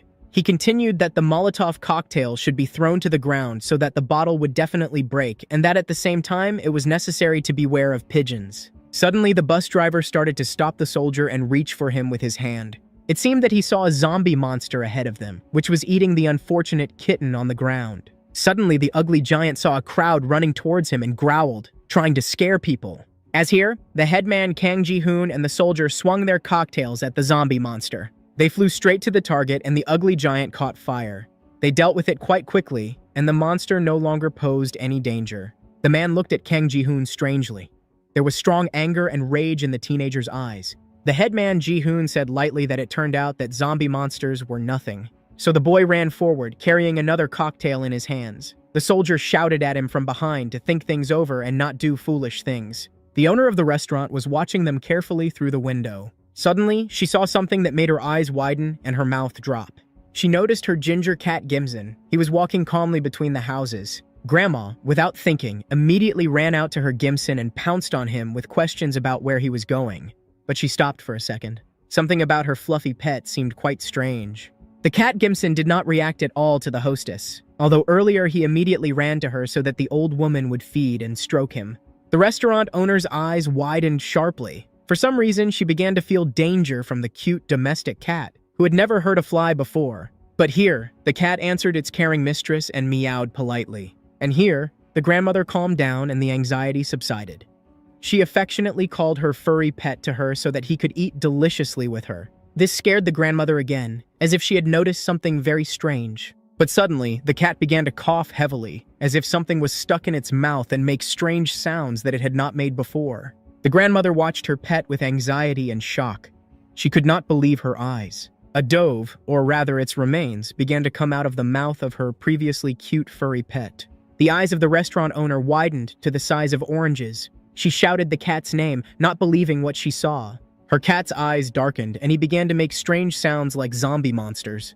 The pet's face was covered with a frog egg virus. Meanwhile, the escapees almost reached the bus. The headman Kang Ji-hoon ran ahead because he considered himself independent. Suddenly, he screamed and swung a burning Molotov cocktail. It turned out that he was throwing it at a zombie monster that was in their way. Right in front of the bus, there were several ugly zombie monsters burning. So the headman approached Kang Min and asked him to give him more Molotov cocktails. But the headman, Kang Ji-hoon, did not listen to him. Suddenly, the bus driver shouted loudly. It turned out that he had found his bus, which had not yet caught fire from Kang Ji-hoon's war games. The transport was the last in line. The driver ran first, breaking away from the crowd. He shouted that Dad would return soon and said the name of his daughter, Jin-yo. But the man was so blinded by the feeling of victory that was about to come that he did not notice something on the side. He turned to the monster's scream. Just then, a huge zombie monster attacked him from the window of another bus. He was quite cunning and was waiting for his victim, sitting in ambush. The bus driver's eyes widened sharply. He screamed and began to act sharply. The man could not bring his daughter down. He had to survive and come to her. The bus driver jumped away from the zombie, not noticing So-yeon, who was running behind him. He pushed the girl. The chain was started. So-yeon pushed Kang Min back. Now everyone was in danger. The guy was carrying Molotov cocktails in his hands, but due to the collision, he dropped them. They could have broken and caught fire. Elder Kang Ji-hoon even stopped. He saw a zombie monster attacking his friends. Without thinking twice, the guy threw his burning Molotov cocktail at the ugly, huge giant. Kang Ji-hoon aimed really well, and this time he hit the monster clearly and it caught fire. So the people in the collision could stop for a while to analyze what had just happened. So-yeon was very angry with the bus driver because of him, she had again become a problem for Elder Kang Ji-hoon. As the girl expected, the guy came up to them and started scolding them, calling them idiots. As if this were the case, Kang Ji-hoon started screaming like crazy. He scolded Kang Min, calling him names whenever he wanted. It turned out that all the Molotov cocktails had been broken after all, so Kang Ji-hoon kicked the box with his foot in anger. But Kang Ji-hoon never managed to knock over the box with bottles because a soldier pushed him. Suddenly, someone started calling Kang Ji-hoon's elder. His displeased face from the fact that he was put in his place did not even want to turn around at the sound. It turned out that it was the bus driver. He was angry at what some teenager who was 3 times smaller than him said. The man shouted at Kang Ji-hoon and called him a little shit. He demanded that the boy answer for his words. It was good that the soldier held the bus driver, otherwise there would have been a fight. But Kang Ji-hoon turned out to be no ordinary person either. Suddenly, the bus driver shouted something that made Kang Ji-hoon's face change dramatically. But the bus driver didn't stop. He continued to shout at the teenager. The girls Hongmi and Kim Minju began to stand up for their classmates. But it seems that the man didn't know how to admit his mistakes, just like the headmaster. So he became even more indignant at the teenagers. He said that it seemed like they didn't really need the bus. After that, everyone's faces changed dramatically. The man started to make excuses that he fell because someone pushed him from behind, even though everyone saw that it was the opposite. The bus driver didn't stop. He accused everyone of trying to kill him. The man continued to threaten, this time looking at Kang Ji-hoon. He continued to look closely at Kang Ji-hoon and called him a little shit. Suddenly, someone's apology was heard from behind the bus driver. It was So-yeon. She said that the bus driver fell because of her because she fell first and most likely pushed the others. The girl with a very tired face looking at the floor apologized to everyone and took all the blame on herself. Her head dropped even lower. The girl apologized one last time and asked them to forgive her at least once. He looked at poor So-yeon, who was so brave and smart that she was able to take all the blame and end the fight. The girl just stood there looking at the floor, pretending to be guilty so that everyone would believe her. Suddenly, the bus driver just turned around and left. It was the act of a real man to hide under the skirt of a little girl whom he most likely hurt and not even apologize. Passing by the headmaster Kang Ji-hoon, he pushed him with his elbow, although there was enough space, and told the little one to look at his feet. Surprisingly, Kang Ji-hoon remained silent. Suddenly, he had a brain that finally gave him the right commands to act. Hongmi approached the headmaster. The girl turned to her classmate, which surprised him greatly. The classmate looked Kang Ji-hoon straight in the eyes and asked if everything was okay with the guy. But instead, she received rudeness in her direction. Kang Ji-hoon pushed her away and told her to stay away from him and not touch him. So-yeon stood there, adjusting her clothes. Suddenly, someone asked her if she was hurt. The girl finally raised her gaze to look at this man.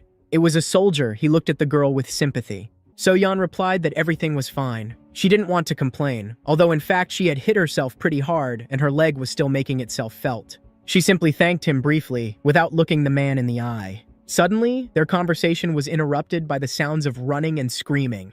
The crowd saw the same old woman, the owner of the restaurant, running towards them. She was shouting words for help, holding onto her hand.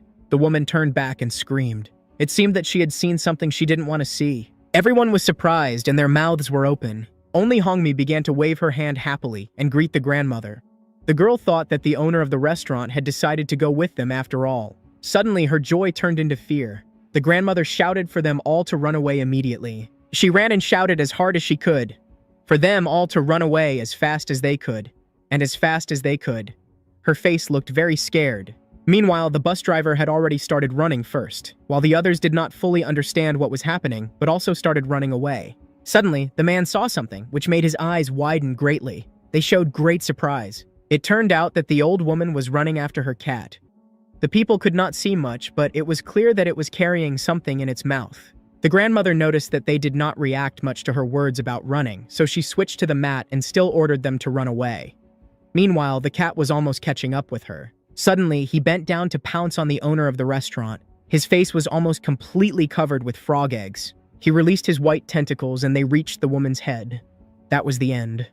The good old woman could not be saved. The people saw the little cat knocking its owner to the floor and immediately began to run away as hard as they could. Now they saw and felt the full danger of what was happening. Meanwhile, the owner of the restaurant still thought that it was her fluffy good pet Gimson. He looked down at her, let out his white tentacles and growled. Suddenly, the grandmother screamed even louder. There were sounds of eating. Now the escapees had two new threats. It was the grandmother's cat, which was devouring the face of its owner. The old woman was screaming loudly. She was in pain. A soldier ran behind So-yeon and ordered everyone to run quickly to the bus. They would be safe there. The crowd began to jump into the bus one by one. The first were teenagers Hongmi, Jisoon, and Kim Minju. Meanwhile, the bus driver was already starting the transport. Everyone was hurrying and pushing those who got on the bus first. Suddenly, the bus driver looked at those who got on in surprise. Did he really expect that he would go alone? From the back of the transport, the sounds of zombie monsters were heard. They were approaching. The bus driver began to panic. His heart beat faster, his blood pressure increased. He looked at the photo next to the steering wheel, where he and his daughter Jinyo were. Meanwhile, the rest of the crowd was running away. The headman Kang Ji-hoon was picking up the bottles of Molotov cocktails that were left behind. But Kang Ji-hoon did not listen and was still collecting ammunition. The rest of the escapees were about to reach the bus. They were running as fast as they could. Suddenly, Kang Ji-hoon noticed that the bus doors were closing. The guy ran to the door and started knocking on it. He shouted to the driver to open it because not everyone had gotten in yet. But the bus driver didn't even look at him. It was obvious that he did it on purpose. Ji-hoon continued to knock on the door and scream. The man said that he couldn't take any more risks for these scumbags.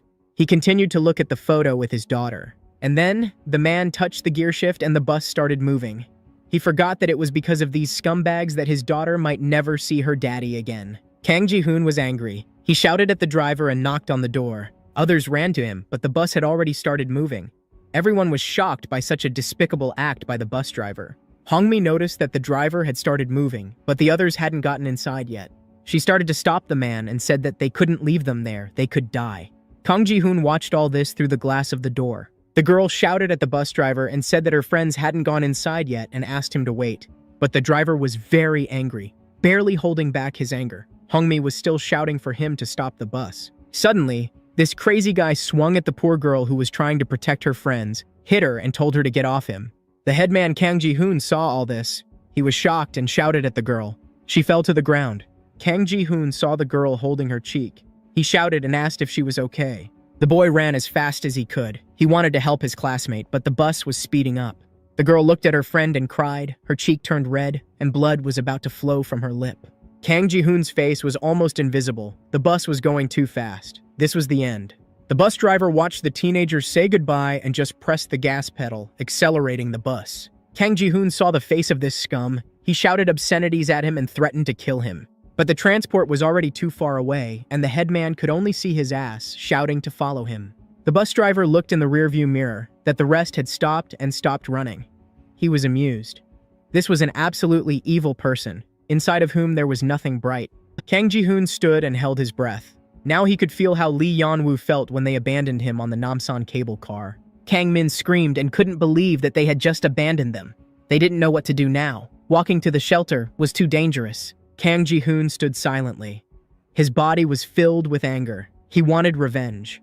If it weren't for the teenagers, this worthless bus driver would never have made it to the shelter and his transport.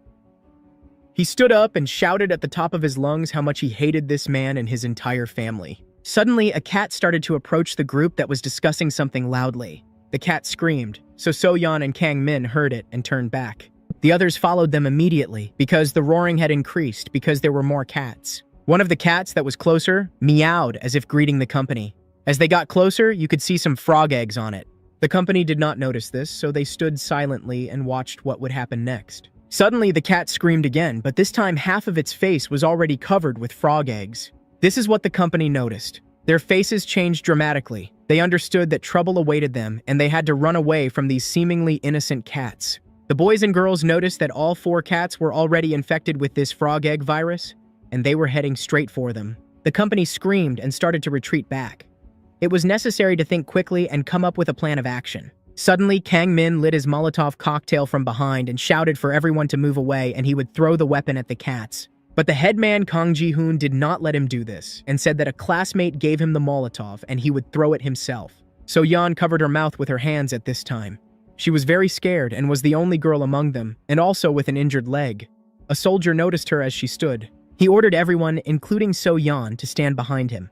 He felt responsible for these children. Meanwhile, the once pets were getting closer and closer to the company and growling, reminding them that in reality they were no longer cute kittens but bloodthirsty zombie monsters. The soldier picked up a Molotov cocktail, stood in front of everyone, and swung it at the cats, hoping to hit them. The cats sensed danger and got into an attack position and growled. The soldier slowed down. He said that this was the last Molotov cocktail, so he had to use it perfectly. The man prepared to throw it and ordered that when he gave the signal, everyone else should quickly run away. Suddenly, the cats meowed at the same time and looked at their victim. They began to release their white tentacles at the soldier. The man gave a signal. His eyes widened. He might not make it. The cats grouped into one huge zombie monster, and this explosive mixture attacked the soldier. His eyes widened even more. The chances of escape were small, but this way he could delay the zombie monster and the teenagers would have more time to escape. The man threw a Molotov cocktail at the large zombie boss, which was made of 4 cats, and shouted to the others to run away immediately. The soldier managed to break free and ran with the teenagers. The events moved to the shelter. Lee Yan-woo sat in the corner, covering his face with his hand and looking at the floor near a mountain of boxes. The employees distributed supplies to everyone who wanted them. The crowd gathered a lot and everyone tried to grab as much as possible. It turned out that the guy had fallen asleep. His body was still exhausted. He still couldn't come to his senses, but the screams of the people nearby were too loud. So Lee Yan-woo woke up and started to open his eyes. Suddenly, before his eyes was a huge zombie monster that was about to attack him. It had already opened its huge mouth and was preparing to bite him. The guy's eyes suddenly opened. He woke up instantly. Lee Yan-woo jumped up and screamed. But from the oversleeping, he could not stay on his feet, so he fell to the floor, realizing that it was just a nightmare, and now he was completely safe. But the boy landed on his hand, so it hurt. The boy groaned in pain. He looked at his hand. He was surprised that it still hurt, and this pain was very strange, not like from a burn. Suddenly, someone came up behind him. The boy was shaking all over and was screaming in pain. Some hand tried to touch the boy, but Lee Yan-woo reacted too sharply. He attacked the hand with his fists. However, it turned out that they were only his classmates Park Min and Ham Seong-yu. They really scared the boy. He looked at them with his scared eyes and was very angry. Probably, in the eyes of his classmates, Lee Yan-woo just looked like some kind of crazy person. They silently looked at him, not understanding such a reaction. Ham Seong-yu continued to chew. When Lee Yan-woo finally realized that he was not in danger, he apologized to his classmates, still laughing loudly. Park Min continued to look at him. It was unclear from his gaze how he felt about Lee Yan-woo, as well as from his actions. But this time, he pleasantly surprised by taking out some food and handing it to the boy. Lee Yan-woo asked what it was, to which Park Min replied that it was bread that was distributed to everyone. It was nice of them to bring food to Lee Yan-woo. The boy immediately opened it. He didn't even remember the last time he had eaten properly. Just then, they heard someone arguing loudly. The argument was about someone's patience running out and that someone had heard enough. A man demanded that the employees call the manager. The argument escalated. A man in a red sweater and a cap was scolding someone severely, and the employees were trying to calm down the scandal. Park Min was sitting on the phone and asked his friend Ham Sung-kyun if he knew what was wrong with the man. Sung-kyun replied that he heard that they were angry because the employees wanted to help the homeless. He looked at the homeless people sitting in a circle nearby. A couple walked by them, and the girl, not shy, said loudly that she smelled very bad. Meanwhile, the homeless people turned to the employees in yellow shirts and asked if they had any cigarettes anywhere. This was watched by their classmates, and Park Min joked that this virus seemed to be spreading faster. To which Ham Seong-yu asked what his friend was watching, if it was something funny. The guy turned to his phone and looked at it, to which Park Min reacted a little surprised. It turned out that the classmate was just watching some YouTube video about the frog egg virus. But why the guy was smiling all the time was incomprehensible. Park Min turned to Lee Yan-woo. He asked if the guy had noticed that if you look closely, some viruses had cells, while others did not. Lee Yan-woo did not react very emotionally to this interesting observation. But Park Min continued anyway. He said that the funniest thing was that a virus that did not have cells could completely merge with its host. He added that this was what the monsters on the internet called merged. Ham Seong-yu laughed at this name. It seemed that they both found it funny what was happening in the world. But Lee Yan-woo was alarmed by this information. Suddenly, someone interrupted his thoughts. It seemed that someone was looking for them. It turned out that this someone was an officer, and he was looking for only Lee Yan-woo. The man in uniform brought the boy's personal belongings as he had promised. However, the young man had already forgotten about it. He brought Lee Yan-woo to a cell and said that the guy could pick up his things only after he signed for them. Lee Yan-woo did everything and thanked the officer. Finally, the guy could see what was on his phone while he was away. Lee Yan-woo started to turn on his device, but it didn't respond at all. Only a black screen in which the guy saw himself. The officer noticed this and suggested that Lee Yan-woo bring a charger. The guy thanked him for his concern and left. Suddenly, he heard a sound that resembled nausea. He turned around and asked if the officer was okay. But it turned out that it wasn't the officer, but some woman who was vomiting in the middle of the corridor. She was clearly sick. Workers in sanitary gowns, gloves, and masks approached the woman. The victim fell to the ground. She was still nauseous. Lee Yan-woo gradually moved away from the situation that was happening, but watched. The woman said how bad she felt. She was nauseous all the time. The picture was not the best. Suddenly, the guy felt a sharp pain in his bandaged hand. It was like thousands of needles were simultaneously entering his hand and palm. Lee Yan-woo cried out and raised his hand to see what was wrong with it. He said out loud that he had almost forgotten about this burn, but it hurt again. Meanwhile, the woman was still sitting on the floor. The guy crouched down somewhere in the corridor. His thoughts were weighing on him. He remembered Park Min's words about a cell-free virus completely merging with its host. Lee Yan-woo was afraid to even think about it. What if he had contracted the frog egg virus in the burning cable car building back then? The guy decided to go further so as not to arouse suspicion. He had to charge his phone and check it, and at the same time watch the video Park Min had mentioned. As he walked, he remembered what kind of frog egg virus had fallen to them in the Namsan cable car cabin. He clearly remembered that there was a cell virus, but the zombie monsters they all fought. They looked fused, just like the ones in the YouTube video that Park Min watched. It didn't look like they had cells. Lee Yan-woo looked at his hand again. He didn't want to admit it, but the boy had to be honest with himself at least. Eventually, the boy realized that the frog egg virus that he had contracted was on his hand. Meanwhile, while the boy was looking at his hand, he didn't notice Isuri walking behind him. Suddenly, the girl noticed that Lee Yan-woo was staring at his hand intensely and couldn't pass by his classmate anymore. Isuri called out to the boy to find out what was wrong with him. Lee Yan-woo was a little scared when he heard a familiar voice. The boy had to pull himself together and behave normally, to which she received a comprehensive answer of nothing.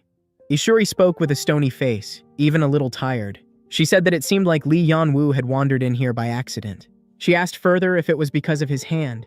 Lee Yan-woo immediately grabbed her. His body language showed that Isuri's words hit the mark and hurt him deeply. But Lee Yan-woo calmed himself down and said that he was just picking up his things. But Isuri was not an ordinary person. She read Lee Yan-woo like an X-ray, so she ignored her classmate's answer and continued asking. She asked again that Lee Yan-woo got this wound because of the fire on the Namsan cable car. But the classmate also said that he was there alone, so the girl asked who could have started such a big fire there. Lee Yan-woo stopped and asked why Isuri was interested in this. He didn't want to answer his classmate's questions, so he changed the subject as best he could. Her face still remained stony. She asked if it was okay to ask her about it. Lee Yan-woo started shouting. It was obvious that the guy was very nervous. He said that he didn't know anything about the fire. Maybe there was a short circuit. Isuri, with the same stony expression, put forward the hypothesis that someone might have deliberately set the building on fire. Lee Yan-woo looked at her as an enemy. He didn't know what to expect from his classmate and what she wanted to do with this information. But this didn't calm Lee Yan-woo. He turned around and shouted at Isuri. He was angry at the girl's indifference. He cursed and asked what her classmate meant by this. But Isuri's answer surprised the boy. The girl said that she wanted to know. She added that she wanted to know if she could trust Lee Yan-woo. This time she looked straight into his eyes. Her face looked more alive. This phrase shocked the boy greatly. He opened his eyes and mouth wide but remained silent. He was choosing the right words and simultaneously thinking about what he had just heard. The boy decided not to blindly trust Isuri. The trauma of betrayal was reflected in him, so now he distrusted all his classmates. His eyes widened sharply and his teeth became numb. The boy looked bad. He fell to the ground, holding his hand. It seemed that it hurt again, but this time even more. But still, the girl was worried about her classmate and changed her stony face. Lee Yan-woo seemed to have moved to another world. During the pain, he was thrown out of reality and did not understand where he was. He held his hand. He again felt that thousands of needles were pricking his hand at the same time. Suddenly, a familiar sound brought him back to reality. This made the boy panic, because along with the sound, memories came to him. Lee Yan-woo understood immediately. But the boy could not believe his eyes. They were in a safe place. How could this happen? When the teenagers turned around, they saw a woman starting to turn into a zombie monster. The orderlies were running away from her in horror. Lee Yan-woo and Isuri stood in a stupor and did not understand what to do. The boy thought that he would not encounter these disgusting zombie monsters again. Meanwhile, someone was watching the news again. They were talking about the residents of Seoul no longer using cranes. Suddenly, a man wearing glasses and a mask started cursing at everyone. It turned out that it was a live broadcast. As it turned out, it was Park Min. He was watching this humorous news and laughing at what was happening. Ham Seong-yu was also sitting on his phone. The announcer on the video swore that he was completely serious. It was unclear whether he was joking or not.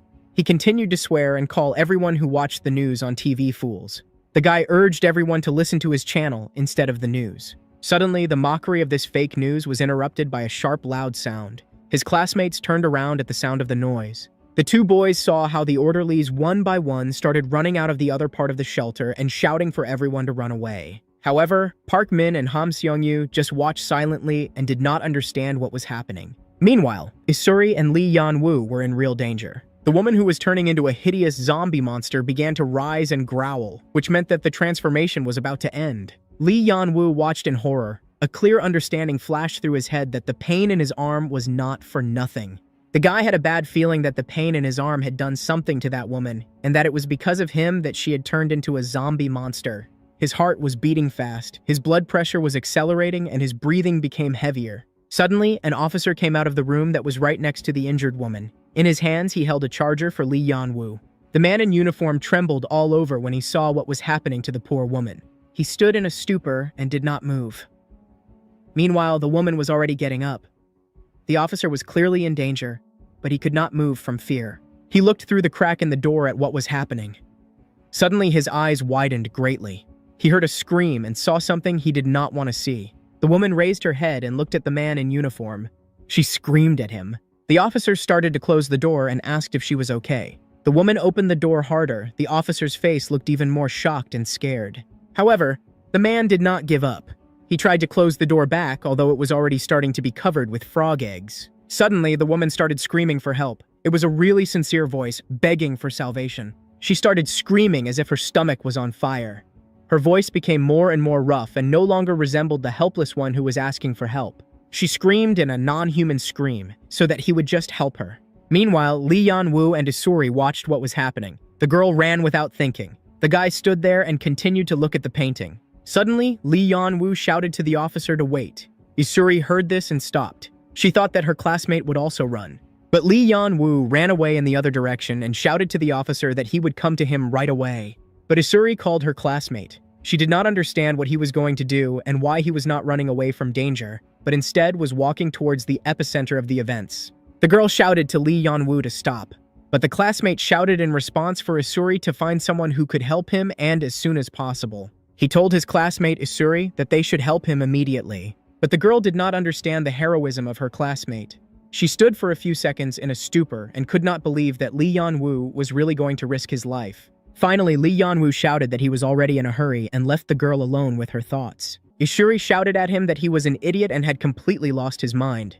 But Lee Yan-woo did not listen to her and ran on. He had to save the officer. The girl turned and noticed an emergency exit plan and a map of the room behind her. Meanwhile, Lee Yan-woo ran as hard as he could. He had no plan, only the goal was to save the officer. Suddenly, he saw something while running for the rescue. This made him slow down a bit and slow down. It turned out to be a fire extinguisher. Lee Yan-woo took it. It was the only weapon he had. There were thoughts in his head that the guy was too reckless, but he couldn't do anything about it, so he just ran at the zombie monster with that fire extinguisher. He watched as the zombie monster was about to touch the officer. If that happened, there would be no one to save him. Suddenly, Lee Yan-woo was again torn away from reality. His hand holding the fire extinguisher suddenly ached again, as if it felt the owner approaching the zombie monster. It felt like the woman who was turning into a hideous monster also suddenly felt Lee Yan-woo. She turned to the boy and turned away from her victim. Lee Yan-woo ran to her and stopped, heaving loudly. He told the madam to calm down and breathe deeply. The monster just looked at him in shock. Lee Yan-woo continued to calm the woman. He said that the man behind the door was not a doctor. But the woman was shocked by the guy's speech. She was outraged that he told her to calm down. How could she be calm when her stomach was literally burning from the inside? The zombie monster started calling Lee Yan-woo a little shit. She said that he had no idea what she was feeling. The woman asked if the guy would be able to calm down if he were in her place. It felt like the zombie monster's patience was about to end. Suddenly, the crazy woman attacked the guy with screams. Lee Yan-woo was shocked by this behavior. It turned out that the zombie monster could not be calmed down with words. He reacted quickly. It was clear that the guy had almost no fear. He pointed a fire extinguisher at the zombie monster and foam poured down on the woman. Lee Yan-woo didn't fully understand what was happening. He looked at the zombie monster and screamed, pressing the fire extinguisher handle harder. Meanwhile, almost everything was covered in white foam. It felt like the fire extinguisher didn't help much, and Lee Yan-woo was starting to understand that. Even the strong pressure that was flying from the foam didn't really stop the zombie monster. It attacked Lee Yan-woo and screamed for him to die. The woman looked very crazy and wished the guy death, as if she blamed him for what happened to her. Lee Yan-woo was frozen. He couldn't say anything or back down. He just watched the zombie monster fly towards him. Suddenly, someone shouted at him to move, idiot! This someone was holding a hose. It turned out to be Asuri. She brought a hose with water and directed the jet directly into the zombie monster's face. The girl shouted at her classmate that his idea was very stupid and foolish. Such a strong pressure of the water stream threw the zombie monster back, and the woman fell on her back to the floor. Lee Yan-woo watched in great surprise as Isuri saved him.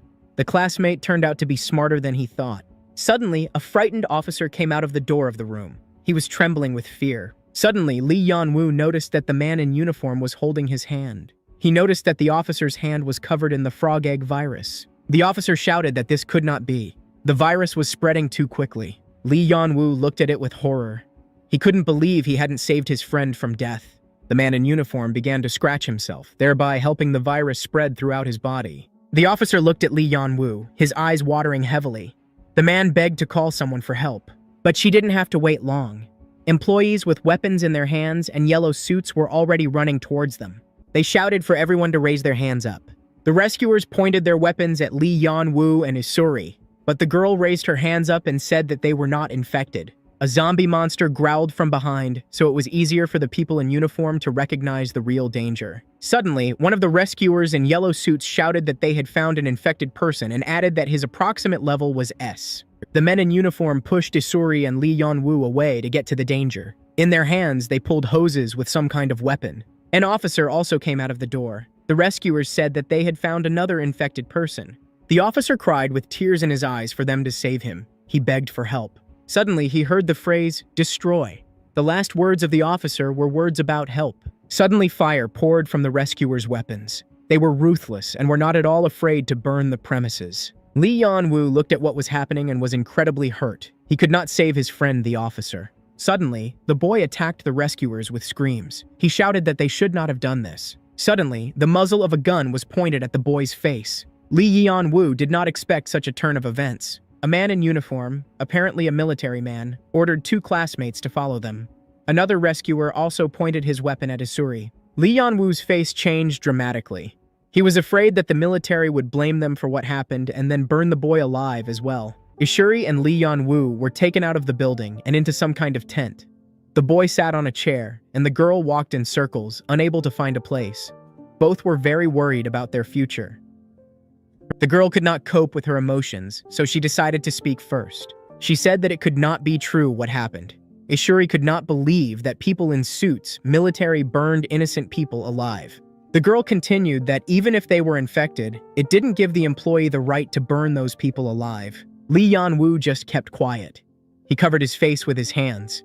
The guy was upset because he couldn't save the officer who had become his friend. Suddenly, the guy apologized. He said that it all happened because of him.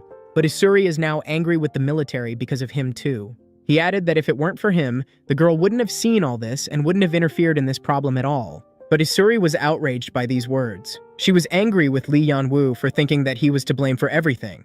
She shouted that she didn't understand the guy at all. Isuri started scolding Lee Yan-woo for being completely reckless when he went there.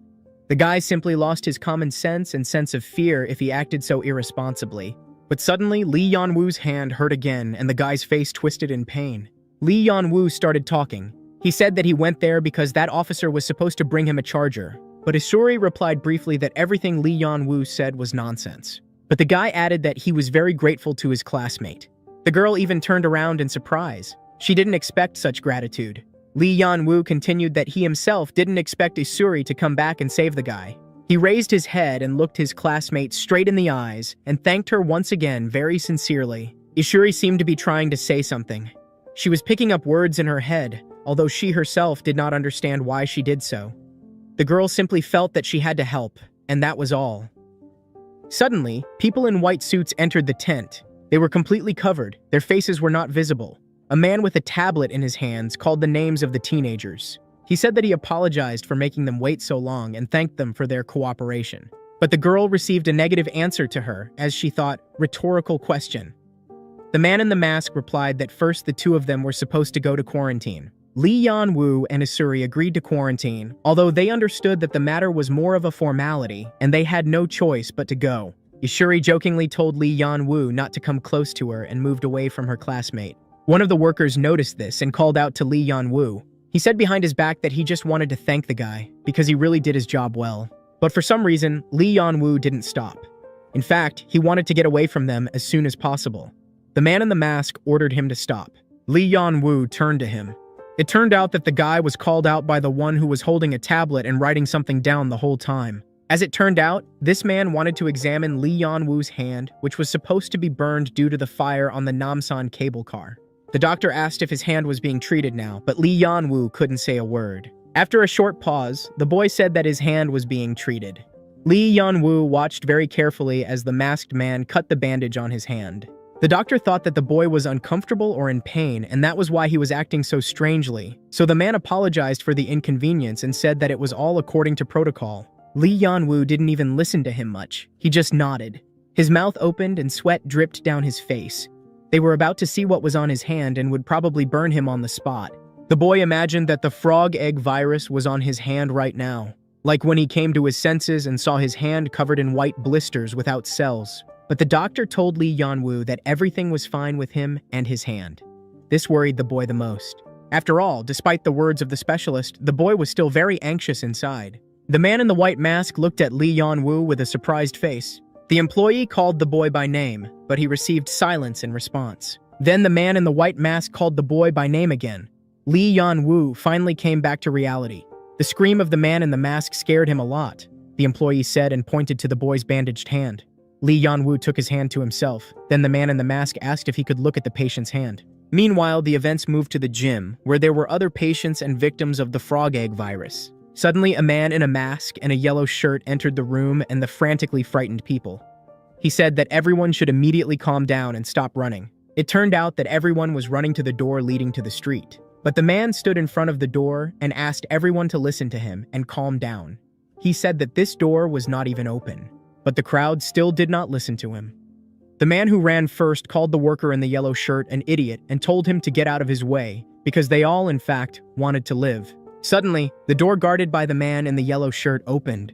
The crowd used their strength to push the worker out and open the door. As the people fled, they shouted at the worker and called him a scumbag for deceiving them and not letting them leave the building.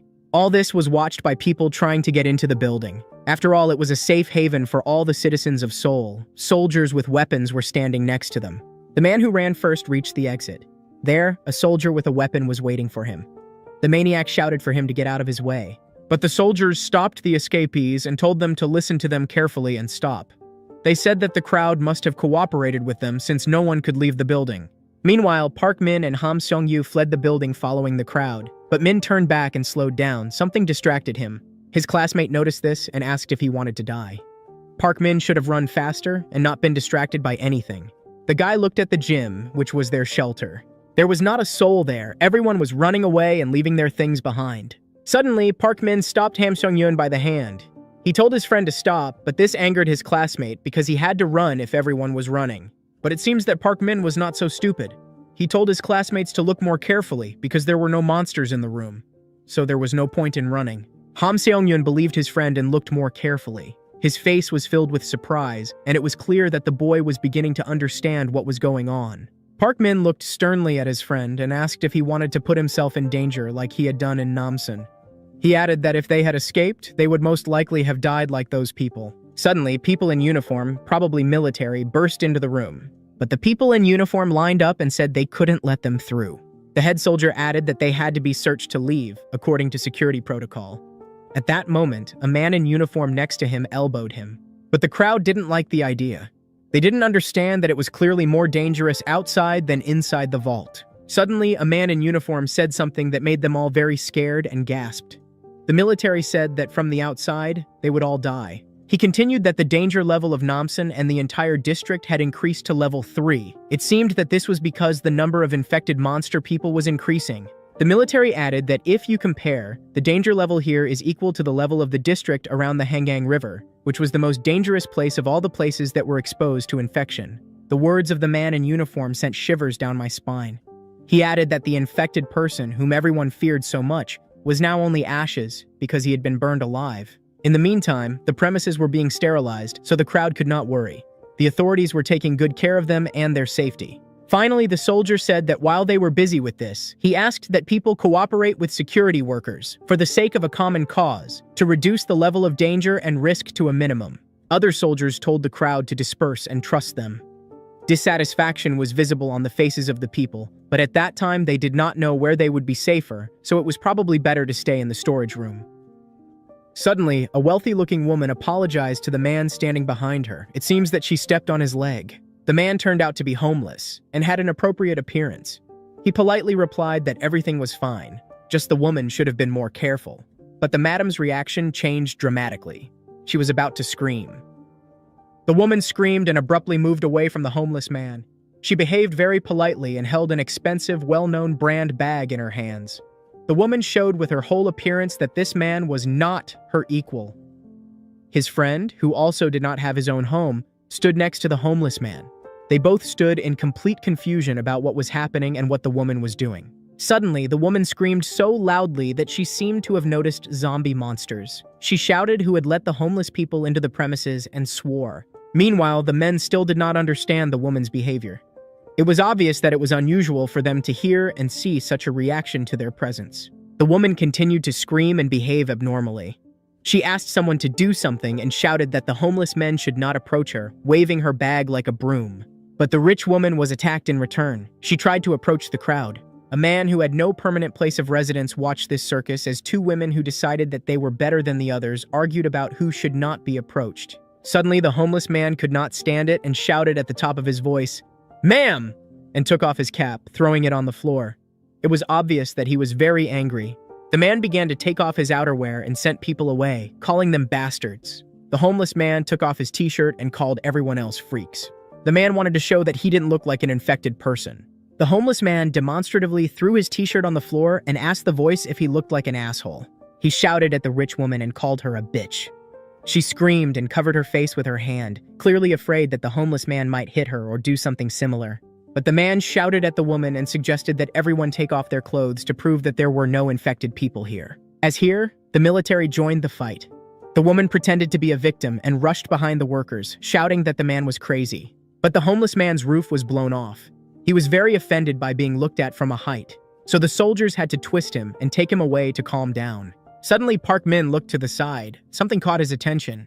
While the homeless man was shouting to be let go, Lee Yan-woo and Isuri entered the room, accompanied by other soldiers with machine guns. The classmates did not notice the chaos happening around them. They walked with their heads down. Suddenly, Lee Yan-woo heard someone calling his name. The boy's thoughts were completely elsewhere, so he was surprised when he heard his name. He raised his head at the scream and saw Park Min, who was waving at him and smiling. He asked where Lee Yan-woo had disappeared to, but the boy didn't want to answer, and even less to meet Park Min. Lee Yan-woo's face looked quite scared, and a drop of sweat was running down his cheek. Lee Yan-woo told the soldier who was accompanying them and Isuri that he needed to go to the restroom for a second. The boy completely ignored his classmate's question, to which Park Min and Ham Seong-yu simply opened their mouths in surprise. They clearly didn't expect Lee Yan-woo to behave like this. Meanwhile, Isuri sensed something strange in her classmate's behavior, and stopped when she heard that Lee Yan-woo was supposedly going to the restroom. She made her stony face again and thought about some plan of action. Meanwhile, Lee Yan-woo was going down the stairs. They reminded him of the stairs on the Namsan cable car, but he tried to distance himself from these thoughts, because something else was bothering him right now. He approached the light to get a better look at his hand. The guy was looking at it very carefully. Lee Yan-woo's face was frightened. His heart was beating fast and his blood pressure was rising. He couldn't believe what he saw and what had happened. It seemed like Lee Yan-woo was about to go crazy. The boy looked at his hand for a very long time. It seemed to him that an eternity had passed. All the emotions of worry and fear, which had turned into inner anxiety, finally spilled out. But Lee Yan-woo could not come to his senses and believe what he was seeing. It seemed to him like a dream. He remembered the words of the doctor who removed the bandage from the boy. The worker then asked Lee Yan-woo if he had not made a mistake, and there was definitely a burn on his hand, because there was not a single trace. From the outside, it might have seemed that the boy was crazy. After all, Lee Yan-woo simply stood near the light and silently looked at his hand, not even moving. Only one question was spinning in the young man's head. How is that? He clearly remembered and felt a severe burn on his hand. But instead, His hand was completely clean. What did Lee Yanwu feel then? Why did the severe and sharp pain that clouded his mind return every time? These questions drove Lee Yanwu crazy. One obsessive thought was spinning in the boy's head. Lee Yanwu didn't want to admit it, so he constantly rejected this idea. Suddenly, the boy fell and felt very nauseous. This hypothesis was so scary that even the thought of it did not give him peace. He was heaving heavily, as if he had run a marathon. His heart was beating fast and his blood pressure was accelerating. Lee Yanwu thought that he had burned the virus then and it did not have time to reach the brain, so it did not infect the young man's body. Especially since the guy didn't turn into a zombie monster. It was all very strange. The guy had been in the restroom for too long, so he started to go back down, holding onto the railing, because from such a shock, his coordination of movements was disrupted. As he walked, he thought that first he needed to learn more about his condition and avoid any physical contact, although everyone who touched Lee Yanwu didn't get infected. But the guy was most worried about the annoying pain now. He had to check again if it really arose as a reaction to the virus. Suddenly, Isuri stood around the corner, leaning against the wall. She immediately asked where Lee Yanwu was and didn't even turn in his direction. The girl was waiting for her classmate and had many questions for him. Lee Yanwu was scared by such an attack. He was annoyed that his classmate understood too much and was looking for some pitfalls in him, but he had to not pretend that something was wrong. Isuri sarcastically asked if Lee Yanwu had urinated on the stairs in the hallway, because the toilet was not there. Her face had the usual stony expression with a hint of dissatisfaction. But the girl didn't let him answer anything and kept asking questions. Isuri asked why Lee Yanwu had deceived her. But Lee Yanwu was behaving well. He simply calmly asked what he had deceived her about, without even looking into Isuri's eyes. The guy didn't want to give himself away. The girl was annoyed by such an answer. She viciously interrupted Lee Yanwu and repeated his question. There was anger in her voice. But Isuri didn't give up so easily. She followed Lee Yanwu because he was clearly running away from her and didn't want to continue this conversation. Lee Yanwu didn't let her finish and interrupted, saying that Isuri should have seen that his hand had simply healed. Meanwhile, Lee Yanwu thought that the throbbing pain wasn't from a burn. It seemed to be felt somewhere in the nerves, inside. Isuri responded to the boy's words by asking if Lee Yanwu really thought she was stupid. After all, there was such a big bandage on the boy's hand, as if there was a huge wound there. It couldn't have healed so quickly. Meanwhile, the teenagers approached the angry crowd. They heard people complaining that they had to be in the same room with some kind of monster. Lee Yanwu, meanwhile, told Isuri that he had no reason to deceive her. Although inside he understood that there was no reason to trust her. Suddenly, the boy felt that the pain had passed. This meant that there were no infected inside. But he was not sure. This theory was worth checking. Meanwhile, the military continued to disperse the rioting homeless people. His other friends stood up for the man. The situation was never resolved. Suddenly, Isuri touched her classmate on the shoulder to show support and tell her that she could be trusted. But Lee Yanwu's reaction to this was a bit strange, and only further confirmed the girl's theory that the guy was cheating on her and something was wrong. The girl couldn't stand this one-man show anymore and asked directly what the guy was trying to hide from her and everyone present. Isuri's tone changed. She said that Lee Yanwu himself understood that she couldn't and wouldn't just stand by when she was so interested in something. She asked again, clearly carving out every word, why the guy lied about his hand back then. Her gaze pierced to the bone. Lee Yanwu was in a stupor and didn't know what to answer. He only opened his mouth to avoid looking suspicious, but he had no idea what to say to Isuri. The guy had already started a sentence. Suddenly, something made him stop. He felt a humiliating, sharp pain in his arm again. It interrupted him. The guy's eyes widened greatly, and his pupils narrowed on the contrary. Meanwhile, the military suddenly entered the room. They seemed to burst inside, and behind them was a crowd. One of the men in uniform ordered loudly for everyone to disperse and move aside. This distracted both Lee Yanwu and Isuri. The guy could breathe a sigh of relief, but the girl understood that their conversation had been interrupted and was not happy about it. The young man looked carefully at the crowd. He understood that the pain was caused by someone who came with the crowd. One of them was infected. Although the pain was not so strong, the theory was still confirmed. Meanwhile, everyone was gathered in the hall near the stage to make an important announcement.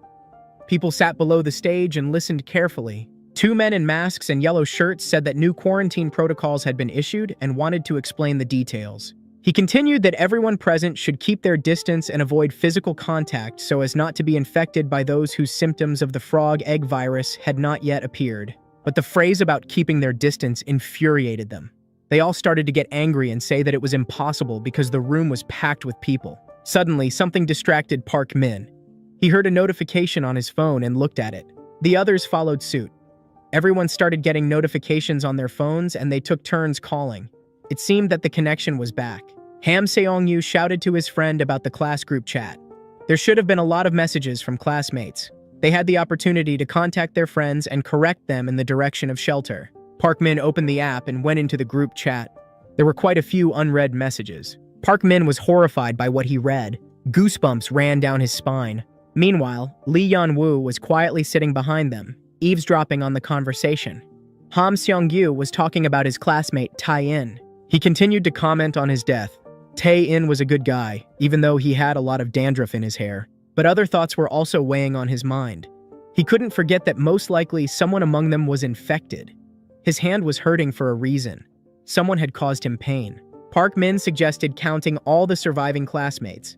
The guy wrote in the group chat to everyone to send where they were, but some didn't have cell phones. Suddenly, someone in the crowd wearing a blue t-shirt stood up and shouted at the workers in yellow shirts that the quarantine was of no use. He was supported by another man in a hoodie. He stood up and shouted that there were children here too. He continued and threatened that if the workers did not take them to a safe place, then the crowd would complain about them. But the man in the yellow shirt was not afraid at all. He said in a calm tone that he apologized on behalf of all the staff for the temporary inconvenience caused. He continued that the quarantine area was already conducting an investigation into this accident, so those present had nothing to worry about. They were safe, as far as the situation allowed.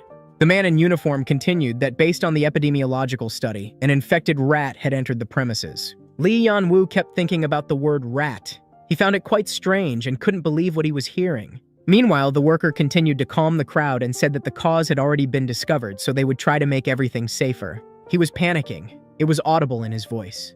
Lee Yan-woo said that there were no rats in the corridor at that time. He asked if Isuri had noticed anything, but the girl behaved calmly, did not even turn to her classmate, and said that they would never and under any circumstances say that they had let an infected person into the storage room. So they came up with another reason. But Lee Yan-woo continued to panic. He asked if Isuri had also seen that a person who had absolutely no contact with the virus suddenly turned into a zombie monster. Lee Yan-woo continued, his eyes wide. The guy hypothesized that maybe some people didn't transform right away. It was like an incubation period. Isuri still hadn't turned to her classmate. She asked calmly if he wanted to tell everyone present about it.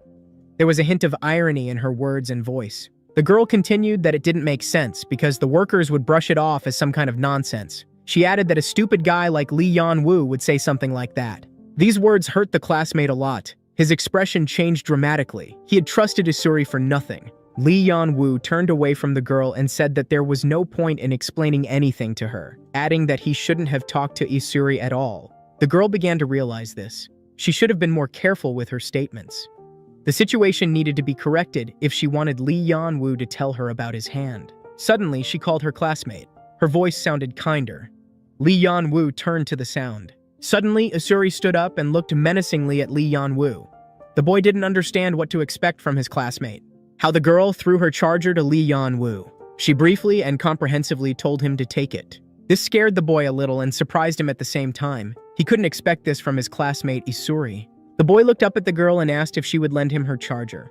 His expression was quite surprised. He still didn't understand what was happening. Suddenly, Lee Yan-woo thanked Isuri for the charger, but the girl at that time showed him her middle finger and turned around and left silently. Just then, Ham Seong-yu overheard their conversation and shouted after Isuri and asked if he could borrow her charger as well. Meanwhile, Lee Yan-woo silently watched this situation unfold with his mouth open. The guy looked quite surprised. He quickly reached the nearest outlet and plugged his mobile phone into the charger. Lee Yan-woo couldn't remember the last time he used his phone. Finally, he saw his phone turn on and light up that it was charging. Now he could contact his parents and see what was happening in the class group chat. The guy looked at the black screen of his smartphone and saw his reflection. For a second, he caught himself thinking that he could live without his phone for a whole day and not feel lonely. Lee Yan-woo stared at his locked phone screen and thought about Isuri's action. The girl's behavior was quite unusual for him. The boy started to remember school, but he realized that he never talked to her in class at all. The girl always sat alone, on the first desk like any good student. Lee Yan-woo remembered the school project. At that time, he was paired with his best friend, Kim Ju-ben. and Isuri was in a group with 2 girls. They had to work on a joint project. The girl was always stone-faced and did not show her emotions, unless it was excessiveness and envy. To the words of her classmates that the teacher put them together to work on the project. Lee Yan-woo had already noticed his classmates' not-so-nice behavior. He remembered overhearing a conversation about Isuri being a wild queen, and he wasn't the only one who thought she was unfriendly in class at that time. When he remembered this, he thought to himself that he knew his classmates were saying all sorts of nasty things about Isuri behind her back. Finally, Lee Yan-woo came back to reality and thought about everything he remembered from his school days. Suddenly, Lee Yan-woo thought that maybe the girl wasn't as bad as he thought she was. Just then, women entered the room and the guy overheard their conversation because she had hooked him from the first phrase. Lee Yan-woo turned to the sound. The women discussed what they had heard quite loudly and emotionally. The madam in the center with the hat on her head asked the woman in the blue t-shirt to repeat what she had just told them. She repeated that the people who had come with her to this vault said that there was already someone present who was immune to the frog egg virus. Lee Yan-woo listened attentively to the women at this moment. Then they began to discuss the people they had come to the vault with. The woman in the blue t-shirt continued that the person who had told her this gossip was skilled in catching monsters and liked to help people.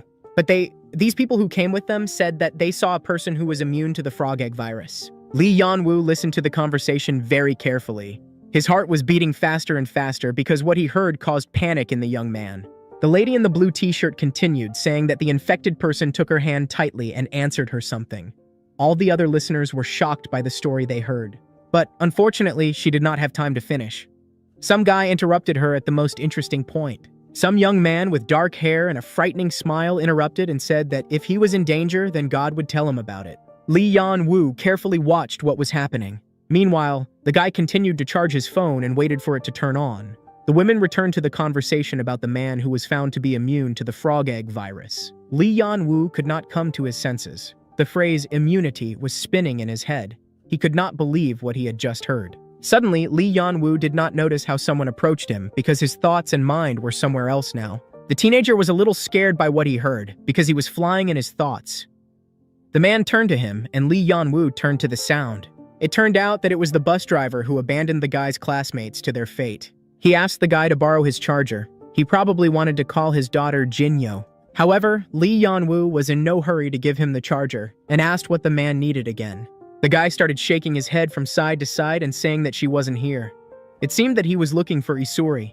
Meanwhile, Lee Yan-woo called his mother. His phone finally charged. The guy still lent the charger to the bus driver, and he decided to call everyone at this time so that they wouldn't worry about him. Lee Yan-woo said that his parents should go back to Cheonan if possible because there was no point in waiting for his son. The bus driver overheard his conversation. He asked if he was right in thinking that Lee Yan-woo's parents were far away from him, but the boy didn't answer. He silently turned to the man and looked at him with a slightly surprised look that expressed slight dissatisfaction. The bus driver noticed this and said that he had overheard his conversation and added an apology at the end. It seems that he still had manners. Lee Yan-woo was a friendly teenager, so he replied that it was no big deal. He explained that he was stuck here because of an excursion and his parents had come here, so they were terribly worried. The man sympathized with the boy and suggested that it must have been difficult for them to get to this place. The bus driver added that Lee Yan-woo must have been worried about his parents, just as they were worried about their son. And so it happened. The bus driver said that he also had a daughter, and if he were in the same situation as Lee Yan-woo's parents, he would also immediately go to Seoul to save her. It's a pity that he didn't want to save someone else's children. Lee Yan-woo didn't understand such a sad and more depressive motive in the man's voice, so he just nodded in response. But the bus driver didn't stop. He continued to tell poor Lee Yan-woo about his problems, and he said that his daughter had been sick since she was little. Lee Yan-woo stood silently by and didn't understand how to react or what to say, but fortunately or unfortunately, the bus driver wasn't going to give him a word. Suddenly, the bus driver came to his senses and realized that he had really messed up. So he apologized to Lee Yan-woo and thus closed the topic. But suddenly, the teenager also opened up to him. He said that he was also very sick when he was little. The bus driver's eyes widened sharply at what he heard. Lee Yan-woo began to tell further that he waited for his mother every day when she returned from work in the hospital ward. His gaze was down. It seemed that the boy was sad to remember this. Suddenly, he turned to the man and looked straight into his eyes. Lee Yan-woo supported the driver and said that his daughter would definitely get better.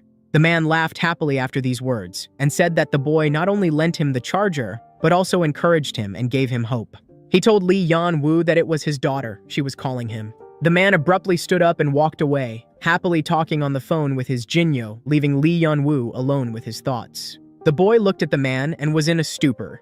Later, he would definitely have to find him and ask about these children who were going on a field trip to Namsan. Lee Yan-woo headed to the crowd to find his classmates, including Isuri, to return her charger. The boy's head was still filled with thoughts about the man who had immunity. Suddenly, when the teenager looked up, he saw his classmate Isuri sitting on the phone. Lee Yan-woo walked towards her. The guy thanked her for the charger a little hesitantly and stammeringly and handed it to her. The girl didn't even turn to look at him. Suddenly, Isuri ignored Lee Yan-woo's words and asked if he had seen anything. Instead, the girl turned to him and said that someone had sent a message in their class group chat.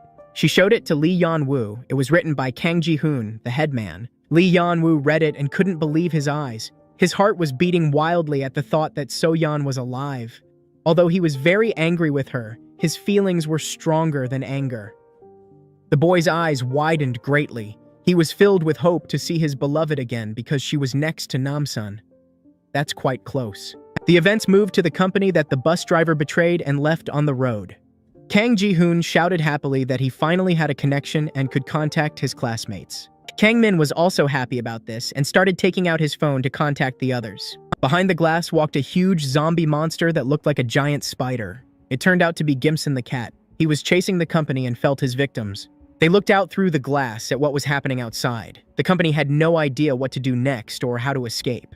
The events were transferred a few hours ago when they were running away from the cats that attacked them after the bus driver betrayed the company and left. They ran away as hard as they could. Fortunately, the zombie cats did not have time to infect anyone. The first thing they saw on their way to shelter was a mini-market. So without thinking twice, the company decided to hide in it. The headman Kang Ji-hoon ran up first and started to open the door to get inside, while the soldier watched to make sure that no monster would follow him. But unfortunately, the door turned out to be closed. It seemed that there was no one inside, so the company had to quickly find another shelter before the zombie monsters caught up with them. Meanwhile, Kang Min noticed a gas station nearby where they could hide. It was very close, so the company had time. The guy told his classmate Kang Ji-hoon that if he broke the door, then they would not be able to hide in the mini-market from the monsters. He suggested that it would be better to hide in the gas station. The company had already started to leave, but Kang Ji-hoon suggested that they break the door anyway and just take the food. Suddenly, the headman turned around and noticed something strange that caught his attention. He carefully examined the floor of the mini-market. Something on it seemed quite strange to him. Some food was scattered on the floor. So, someone was inside, and most likely covered himself with chairs so that the monsters wouldn't get inside. But Kang Ji-hoon ran after the others and didn't bother to figure out what was in that strange mini-market. Kang Min ran first and said that they needed to get to the premises faster. The events were again moved forward a few hours, where Kang Min and Kang Ji-hoon were looking out for zombie monsters outside. They saw a cat that looked more like a giant spider. Fortunately, the zombie monster didn't notice them and just walked around. The company also recognized the monster as Gimson, the cat that had been their savior grandmother's pet. The soldier began to tell scary stories. He said that when they were running away, the man clearly saw that one of the cats that had been set on fire had survived. It seemed to be him. The cat was at the end of the gang, so the fire did not reach him. He looked so powerful and invincible then. This instilled fear in the military. Suddenly, something more terrible happened. The cat reached the corpses of other cats and stopped. The man felt that something very strange was about to happen. The blood in his veins froze from what he saw. The cat began to release its white tentacles and merged with the corpses of other cats, turning into one big zombie monster. Everyone was scared when they heard this information. After all, when a cat merged with other corpses, it was not so scary, but a human monster could do this, and it would be much more dangerous. The cat seemed to sense that they were talking about him and looked at the gas station door and growled. The soldier saw this and said that the zombie monsters were stronger than they imagined and thought. Suddenly, the zombie cat opened its big, ugly jaw and growled. It seems that it noticed the company behind the glass. Fortunately, everything passed. The cat turned away from the glass door and walked on. Kang Ji-hoon asked what it was and why the zombie monster was looking around like that. Suddenly, the soldier's expression changed greatly. He began to understand the behavior of the zombie cat. The man hypothesized that the cat was probably trying to find them in this way. The zombie monster really looked around constantly, as if looking for victims. He felt that they were somewhere nearby, because he was no longer chasing anyone. The soldier said that if the cat chased them to the gas station and stopped, then this zombie monster had a pretty strong sense of smell.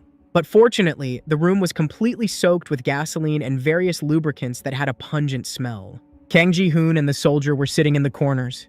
Kang Min was looking out the window and watching the situation. The headman was obsessively trying to do something on the phone. It turned out that he was calling Hong-mi. The guy was very worried about what happened to her after that vile bus driver hit the poor girl in the face. But instead of the familiar voice of his classmate, Kang Ji-hoon heard an answering machine saying that the phone number he called was temporarily out of range. The boy told his friend Kang Min that she didn't answer the phone. A classmate asked him who he was talking for. Kang Ji-hoon was very upset and scared. He had no choice but to write in the class chat about whether someone could contact Hong-mi. Suddenly, the boy couldn't stand it anymore and shouted obscenities loudly, holding his head in his hands. He attracted Kang Min's attention with his shouting. Even his friend didn't expect such behavior from Kang Ji-hoon's elder. Kang Min looked at his friend who was shouting at the top of his voice how angry he was and thought of what to say to support him. The boy recalled that Kang Ji-hoon himself told him that even if the bus left, everything would still be fine. But Kang Ji-hoon looked at his friend from under his forehead and answered in an angry voice that he was not angry for that reason.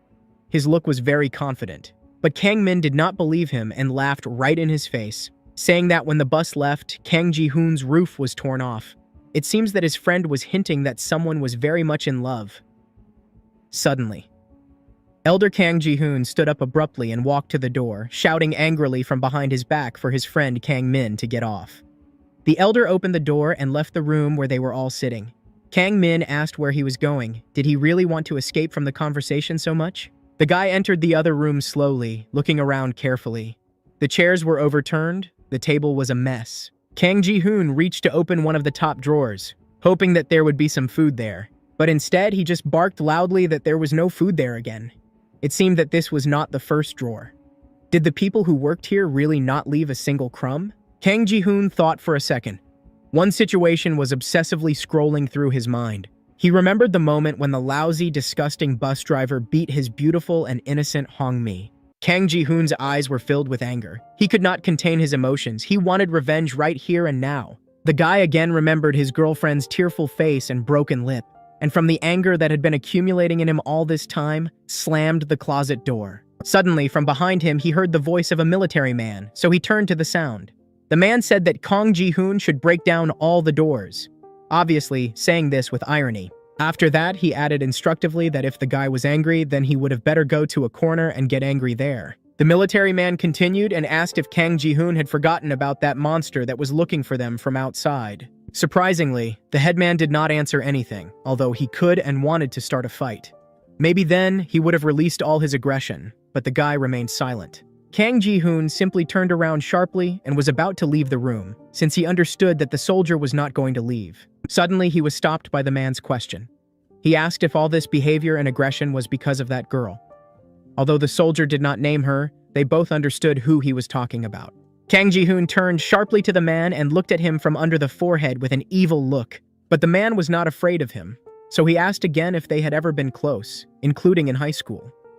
He remembered how Hong-mi had told him this. Kang Ji-hoon guessed that such precise facts could not be a hypothesis through observation. So he asked the soldier if it was Hong-mi who told him that they had once been close. But the man was silent. He stood with his back to the guy and said nothing. So Kang Ji-hoon wanted to somehow justify himself and said that everyone was close to her, hinting that she was just that kind of person and got along well with everyone. The soldier interrupted him because he did not want to listen to this deception. He asked directly if the two of them had met before. The man casually opened the door of a locker and wanted to get something out of there, making a rather long pause in their conversation, making it clear that Kang Ji-hoon would have to answer his question. But the guy was silent, so the soldier went on the bluff and said that it was Hong-mi who told him when they were making Molotov cocktails together. The man suddenly imagined these memories. He just asked if they were close. The guy turned pale from such information, and drops of sweat were running down his face. It was clear that he was embarrassed that the soldier knew about it. Kang Ji-hoon replied that it didn't mean anything and that it didn't concern him at all. But the soldier's answer surprised the guy a lot. He said that he just wanted to help him. The man turned to look at his friend and added that he would help him find his so-called girlfriend or girlfriend. Meanwhile, So-yeon sat in the room and watched through the glass what was happening outside. Suddenly, someone handed her some hot drink in a paper cup from a vending machine. He offered So-yeon a drink. This someone was Kang Min. He scared the girl a little. She still couldn't get used to what had been happening to her all these days. The guy said that there was instant coffee. This gesture of kindness made the girl happy. She hadn't eaten in a long time, and the hot drink was perfect at that moment. A smile appeared on her face. Kang Min wanted to talk to her classmate. He asked what she saw through the glass, and then added if she was afraid of those cats. But the girl's mood was quite pessimistic. She was looking down. Her gaze was very sad, as if something had been weighing her down all this time, some obsessive thought. She started talking about wanting to do something. It was clear from her voice that So-yeon had something bad in mind. She said that she was a burden to her friends, especially since she was injured. But the guy didn't let her finish and interrupted her. He said that it was enough that they were already together. The girl was silent. It was clear that her classmates' words didn't really encourage her, and all she was thinking about was her stupid idea. Kang Min noticed this mood and had to quickly come up with something more encouraging. He said that she always had a hammer with her, but So-yeon didn't understand what Kang Min was talking about. So he reminded her with a smile about the hammer he gave the girl on the bus. This made the girl smile. It seemed that Kang Min had managed to cheer the girl up and improve her mood. The girl abruptly opened her purse and quickly started searching for something in it. Then she took out a small red hammer and showed it to Kang Min. So-yeon's expression became kinder and gentler. It was like that at school. She laughed and said that hitting herself with that hammer was like committing suicide. The headmaster interrupted the classmates' fun and said that he thought Kang Min was watching over their safety from the outside, but it turned out that he was just being a jerk. Kang Min felt this and realized that he had to support his friend because she was already suffering from what Kang Ji-hoon had said to her earlier. But Kang Min abruptly changed the subject and said that he remembered that Kang Ji-hoon had written to the group chat and asked if anyone had replied to his message. But from the look on Kang Ji-hoon's face, he understood that something was wrong in the group. He exuded anger. Park Min answered the boy and called him a freak. He was indignant that the headmaster had left Lee Yeon-woo alone on the cable car. Kang Ji-hoon shouted to the others and told them to read Park Min's message. So-yeon and Kang Min quickly took out their phones and opened the group chat. So-yeon's face changed dramatically, her heart beat faster. Ham Song-woo added that he and Lee Yeon-woo were in hiding. He asked if their company was in Namsan right now and asked if it was revenge. Headmaster Kang Ji-hoon asked aloud if Ham Seong-woo wanted to die. He was very angry and didn't understand what the two classmates were talking about. Suddenly, they heard a sound from outside. All three of them raised their heads to see what happened. They heard someone scream. The scream seemed to be coming from a convenience store. Kang Min was the first to ask what was going on. The teenagers saw people running out of the convenience store. There were a lot of them. They were running and screaming as if someone was inside. Maybe it was a zombie monster. So-yeon was very scared because she didn't want to run away from someone again, and these people could run to them and bring a monster with them. Suddenly, a large zombie monster ran out of the convenience store, breaking the glass. It seems that one of those people got infected and became a monster. The teenagers saw people running straight towards them to the gas station. Kang Ji-hoon was dissatisfied and indignant that the crowd was running straight towards them. A guy was the first to run to the gas station door. He started banging on the door and apologizing. The man screamed like crazy and apologized. He swore that they were going to open the door for them, but the company had already left. But his classmates were not going to open the door for them right away. Kang Ji-hoon ordered not to do this because the monsters were coming from the mini-market, so one of them could also be infected. The man who ran last realized that they were not going to open the door, so he took a chair that was standing near the entrance. The man swung the blue chair and was about to kick the door down. He was behaving very selfishly. After all, breaking the door would not save them from the zombie monsters, but then everyone would be in danger. Suddenly, a soldier ran up to the teenagers. He ordered everyone to quickly run away from the window because the glass could hurt them. But the man still didn't understand what was happening. When he ran closer, he saw this terrible picture. His eyes were filled with incomprehension. After all, he didn't know who those people were and why they wanted to break down the door. Behind the gang that was going to break down the door, there was a zombie cat. The man with the blue chair didn't notice the monster and continued to threaten to break down the door if they didn't open it for them. Suddenly, he heard growling sounds behind him. This made him abandon the idea of breaking the glass. The robber turned to see who was growling. He already understood with his head that he was in danger. Just then, the zombie monster opened its huge mouth and was about to attack the man and his entire company. It seems that they had not encountered monsters before because the zombie cat immediately attacked him and unleashed its white tentacles, knocking the robber to the ground. The events moved to the room where Kang Ji-hoon and the military were talking about Hongmei. He did not look at the boy. He was looking at what was happening outside. He also added that the elder Kang Ji-hoon should think about who could be a threat to his friends. The man spoke calmly and confidently. The boy did not answer anything. His hormones and teenage maximalism did not allow him to react calmly and simply accept the words of the man who, by all accounts, wished him well. So Kang Ji-hoon simply left, although he promised himself to think about the military's words. He wanted to find his beloved Hong-mi. The man realized that the boy had left. He was feeling different emotions now, but sadness prevailed the most. The soldier saw himself and his beloved in Kang Ji-hoon, whom he, unfortunately, lost. The man looked at his ring. His heart was clenching inside. It hurt so much. Suddenly, he heard the voice of his beloved Ji-sun. She said that such behavior was unusual for her, because before that, he had never worried about anyone. The man said out loud that if his beloved Ji-sun was here now, then she must be laughing at him, that the soldier was in such a situation with teenagers. Suddenly, the man came to his senses and heard someone from outside shouting to open the door. The voice was threatening and very angry. The events were again transferred to the moment when the robbers were attacked by a zombie cat and the teenagers began to run away from the door. The soldier shouted that his classmates were running towards him. He quickly got to his senses. The teenagers ran after him. It seems that the man knew where the other exit was. It was worth running away from the room because now there were at least 5 monsters near them who knew about their existence. When the children ran into the room where the man was, the soldier was carefully examining what had happened from the outside and assessing the seriousness of the situation. The girl hid behind the man in the striped sweater. They watched as their friend was eaten by a zombie cat. The woman asked what they needed to do. Suddenly, they heard the soldier speak to them. He shouted for the two of them to run to him faster. The man could not leave them to die and shouted for them to run to him faster since it was very dangerous outside. But the couple stood in a stupor and did not move. The soldier was waiting for them and kept calling to him. Suddenly, Kang Ji-hoon stopped the man and said that if he let these two in, they would all be in danger. But the soldier replied that they would also be dead if it weren't for that old woman from the restaurant. He shouted at the boy that they shouldn't have helped these people then. Kindness should be repaid. Kang Ji-hoon looked at him with a serious look. The boy's face showed understanding of how selfish he was. But the couple continued to stand there. The woman covered her mouth with her hand in surprise. Finally, he shouted to his friend Midge to run after him. Then the couple started to run.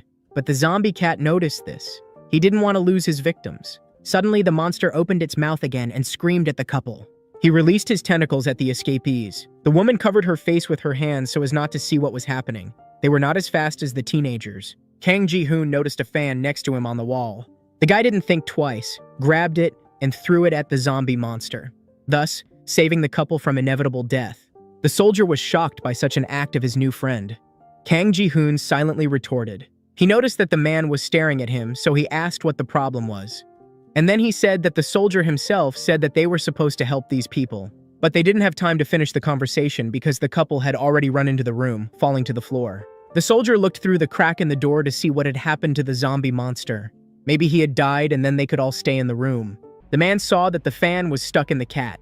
It didn't spin because its paws were stuck in the frog egg virus and mucus. The cat showed no signs of life. Suddenly, the zombie monster raised its head and pricked up its ears. The cat growled as if letting them know that they wouldn't be able to get rid of it so easily. Then the soldier slammed the door shut and held it tightly. He understood that the zombie monster knew about them and would get to them soon. They had to quickly come up with an escape plan. For now, the soldier simply locked the door. The whole company looked at the newcomers in shock. The man, meanwhile, was hesitating loudly and gathering his thoughts into a pile, scrolling through what had just happened. Suddenly, he burst into tears and began to thank his rescuers profusely. He was ashamed that they had not helped them when the company wanted to get to the mini-market. But suddenly, the man's tearful speech was interrupted. Everyone turned to the door, because they heard some sounds from that side. Someone tried to open the handle. It seems that the zombie monster got to them faster than they could have thought. The soldier reacted quickly, so he propped the door with himself, holding it more securely. The man loudly ordered them all to quickly bring something heavy to him. Then the soldier could block the door. But the teenagers froze a little, because they could not move on from the past adventure. The teenagers quickly came to their senses and ran to look for something heavy to prop up the door with. Kang Ji-hoon immediately grabbed the refrigerator and shouted to Kang Min to help him. A few minutes later, a pile of heavy objects was already standing under the door, and loud heckling could be heard. Everyone present tried hard. They propped up the door with a refrigerator, a heater, a water boiler, a freezer, and many other items. The monster definitely could not get in now. For a few seconds, everyone stood silently and looked at the door to understand and hear if the monster would be able to enter them. Suddenly, instead of a zombie monster, they heard a woman crying. She covered her face with her hands. A man named Seongchul Oppa immediately approached her. He tried to calm his friend Miju. He hugged her and said that he would protect her no matter what. But the girl still cried a lot. She could not survive the loss of her friend. It seems that they were quite close. As here, the soldier asked if everything was okay with them. The girl's despair was impossible not to notice. The man expressed his condolences and said that he was very sorry about what happened to their friend. Seongchul simply nodded. He was also grieving, but he lived all his emotions in himself. Here, the soldier asked if the couple were also going to the shelter, and with this phrase, he seemed to be inviting them with him. But, to his surprise, the couple knew about the shelter, and the man said that they were also going there, but wanted to rest a little before reaching the shelter. Suddenly, Kang Min spoke. He said that the distance from the gas station to Seoul Station was less than 1 kilometer. Kang Ji-hoon noticed this and asked what his friend was doing, to which Kang Min replied that he was looking for something useful and continued to look for something. The headman asked another question, whether it was really so important in this situation. Kang Min did not even turn to his friend and just did his job. Suddenly, Kang Min made a victorious sound. It seems that the boy found something after all. He opened a drawer in the desk, where there were various stationery items: scissors, glue, a stapler, tape, and some kind of book. Kang Min shouted happily that he had found something. His voice sounded victorious, as if he had won the lottery. Suddenly, the boy picked up the key and jingled it happily. Kang Min shouted for everyone to look at him and show him his find. It seemed that the boy thought it was a car key. Kang Ji-hoon picked up on his friend's joy and gave him a thumbs up and told him that he was good. Kang Min said that now they were able to get to the shelter more or less safely, and asked if it wasn't great. After all, no one was as happy as he was. Suddenly, the boy felt something strange, some kind of sound, so he looked down to see what it was. Suddenly, all his joy disappeared somewhere because frog eggs that carried the virus began to crawl out from below. They were right next to Kang Min's foot. A zombie monster began to crawl out from under the rubble. It simply turned into liquid and somehow crawled through all the objects and reached the room. The first to react, as always, was the soldier. The man shouted for everyone to disperse, took a chair and swung it to break the window, and escaped from the room and the monster. Everyone started to climb out through the hole one by one. Kang Min and So-yeon were the first to go, followed by the soldier, and the last were a couple of new guys. Kang Ji-hoon was the first to go down to the ground. The height wasn't great, but for So-yeon, it could be an obstacle because of her leg. But everyone managed and were able to jump out of the window. The first guys ran faster than everyone else to find the car and open it. Kang Min had time to react quickly and looked at the keys he was carrying.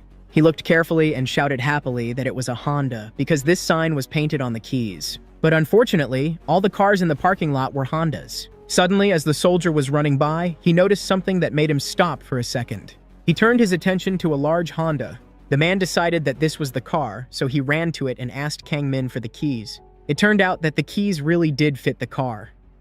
The man got behind the wheel, although he did not say that he knew how to drive, and started the car. The soldier shouted to the others to run to the car and get in. With it, they could get to the shelter quite quickly and relatively safely. Suddenly, he noticed something. What he saw was not good. Behind those who were running, a zombie monster was just flying. Miju's wife was the last to run and complained that it was too far and she didn't have time. The military man immediately shouted to warn them that a zombie monster was running behind them. He shouted that he had the strength because he was sincerely worried about his friends. Everyone turned to see what kind of danger there was. Kang Min almost got into the car in the meantime. Suddenly, a zombie monster attacked someone. Unfortunately, Miju didn't have time to escape and was captured by the ugly giant with its tentacles. So-yeon and Seongchul Oppa covered their ears with their hands in fear. The woman screamed loudly and begged for help. Appa turned to the girl's scream. She was saying his name. Miju was screaming for him to help her. She didn't understand that she was already dead and had to give her friend a chance to escape. For a second, Seongchul Appa stopped and looked at his friend and what the zombie monster was doing to her. But the man ran on. He was crying because he had just lost his second loved one in an hour, but he understood that he had to escape. Meanwhile, the teenagers all managed to get in and get into the car. Suddenly, they were scared by the man's scream. They all turned to him. Seongchul Appa was screaming from the window and telling the soldier to start the car faster. Appa got into the car, thereby crowding the teenagers, because there was not enough space for so many people. Everyone did not understand the man's emotions and just looked at him in a stupor. Suddenly, Seongchul Appa shouted loudly again for the soldier to start the car faster. The soldier immediately stepped on the gas and drove off. Suddenly, they saw a sign that said Seoul Station.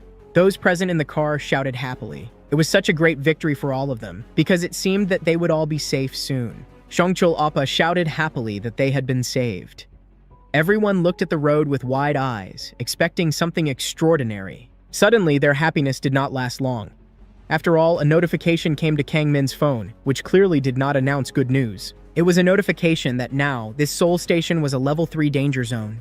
The teenagers immediately raised their heads to see what was so dangerous in this zone. They could not believe their eyes. The entire city was as if covered with a spider web by this frog egg virus. Surviving here was simply unrealistic. They all had their mouths open, and sweat was running down their faces from fear. Meanwhile, the events moved back to the storage room. A bunch of people were standing in line near the blue tent. Lee Yan-woo was standing at the very end of the line and looking at someone.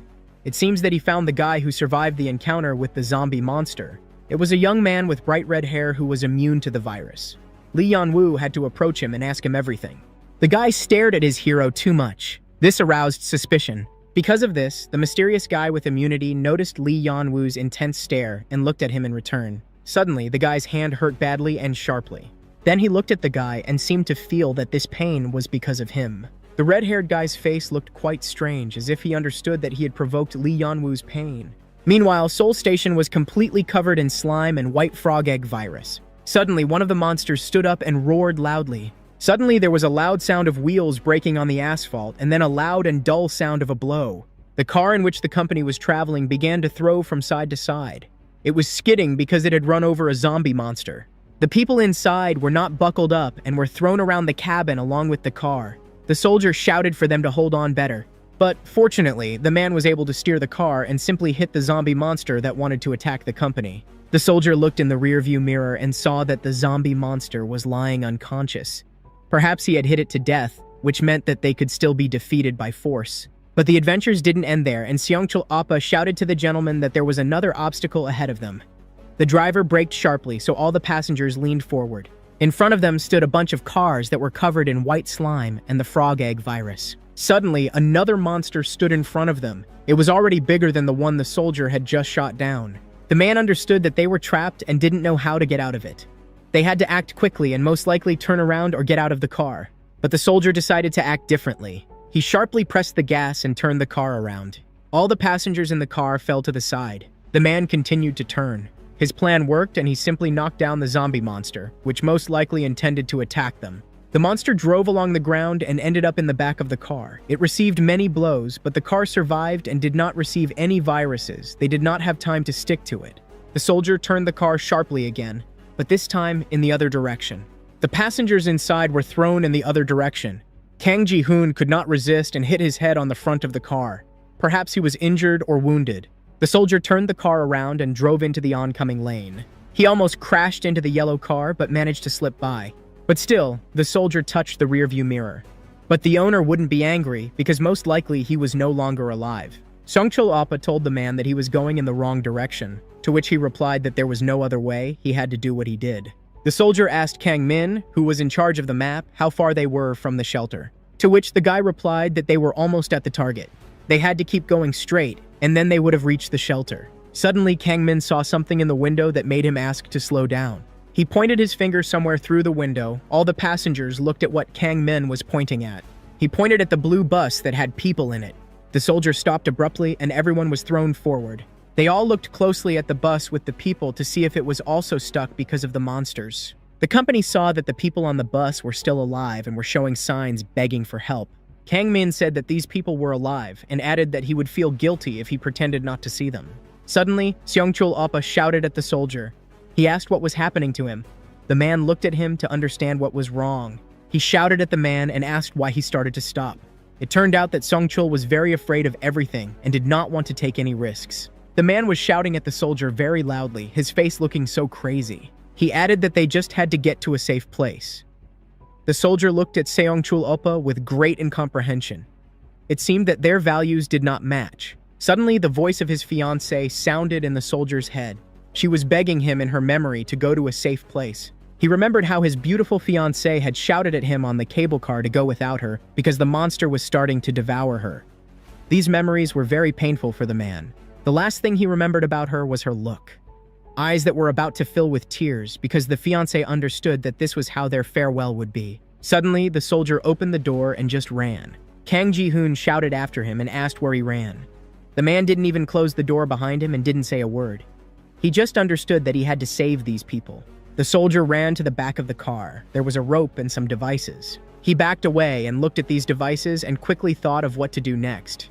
He had to act very quickly, because the people in the bus were most likely hiding from the monsters. Kang Ji-hoon shouted at the soldier. He thought that he was acting completely senselessly and was putting everyone in danger. The headman shouted at him, but it was all in vain. The man was going to finish his job to the end. Like here, So-yeon gave the idea that maybe the soldier was going to set fire to it. So-yeon understood this and added that there was fuel in the truck the company was traveling in. Everything was coming together. Meanwhile, the man continued to look for something in the back of the car, not listening to anyone. Kang Ji-hoon couldn't just leave it like that. He had to come up with something and decide immediately. The guy had some kind of plan of action brewing. Suddenly, Seongchul Appa started shouting at the teenagers and pushing them away. He pushed them and shouted for them to leave. The man was going to leave instead of the soldier. But Kang Ji-hoon didn't pay attention to this and simply asked in response if Seongchul Appa had anything that could start a fire. Then Kang Ji-hoon asked him again, this time louder, about whether he had a lighter. Before the man could get it, Kang Ji-hoon had already snatched it out of his hands. The boy was going to get out of the car and go to the soldier. But at the last moment, he turned to the man, looked at him with a threatening look, and told him not to even think about getting behind the wheel. Then Kang Ji-hoon got out of the car and shouted to his classmates to keep an eye on this man, because he didn't trust him.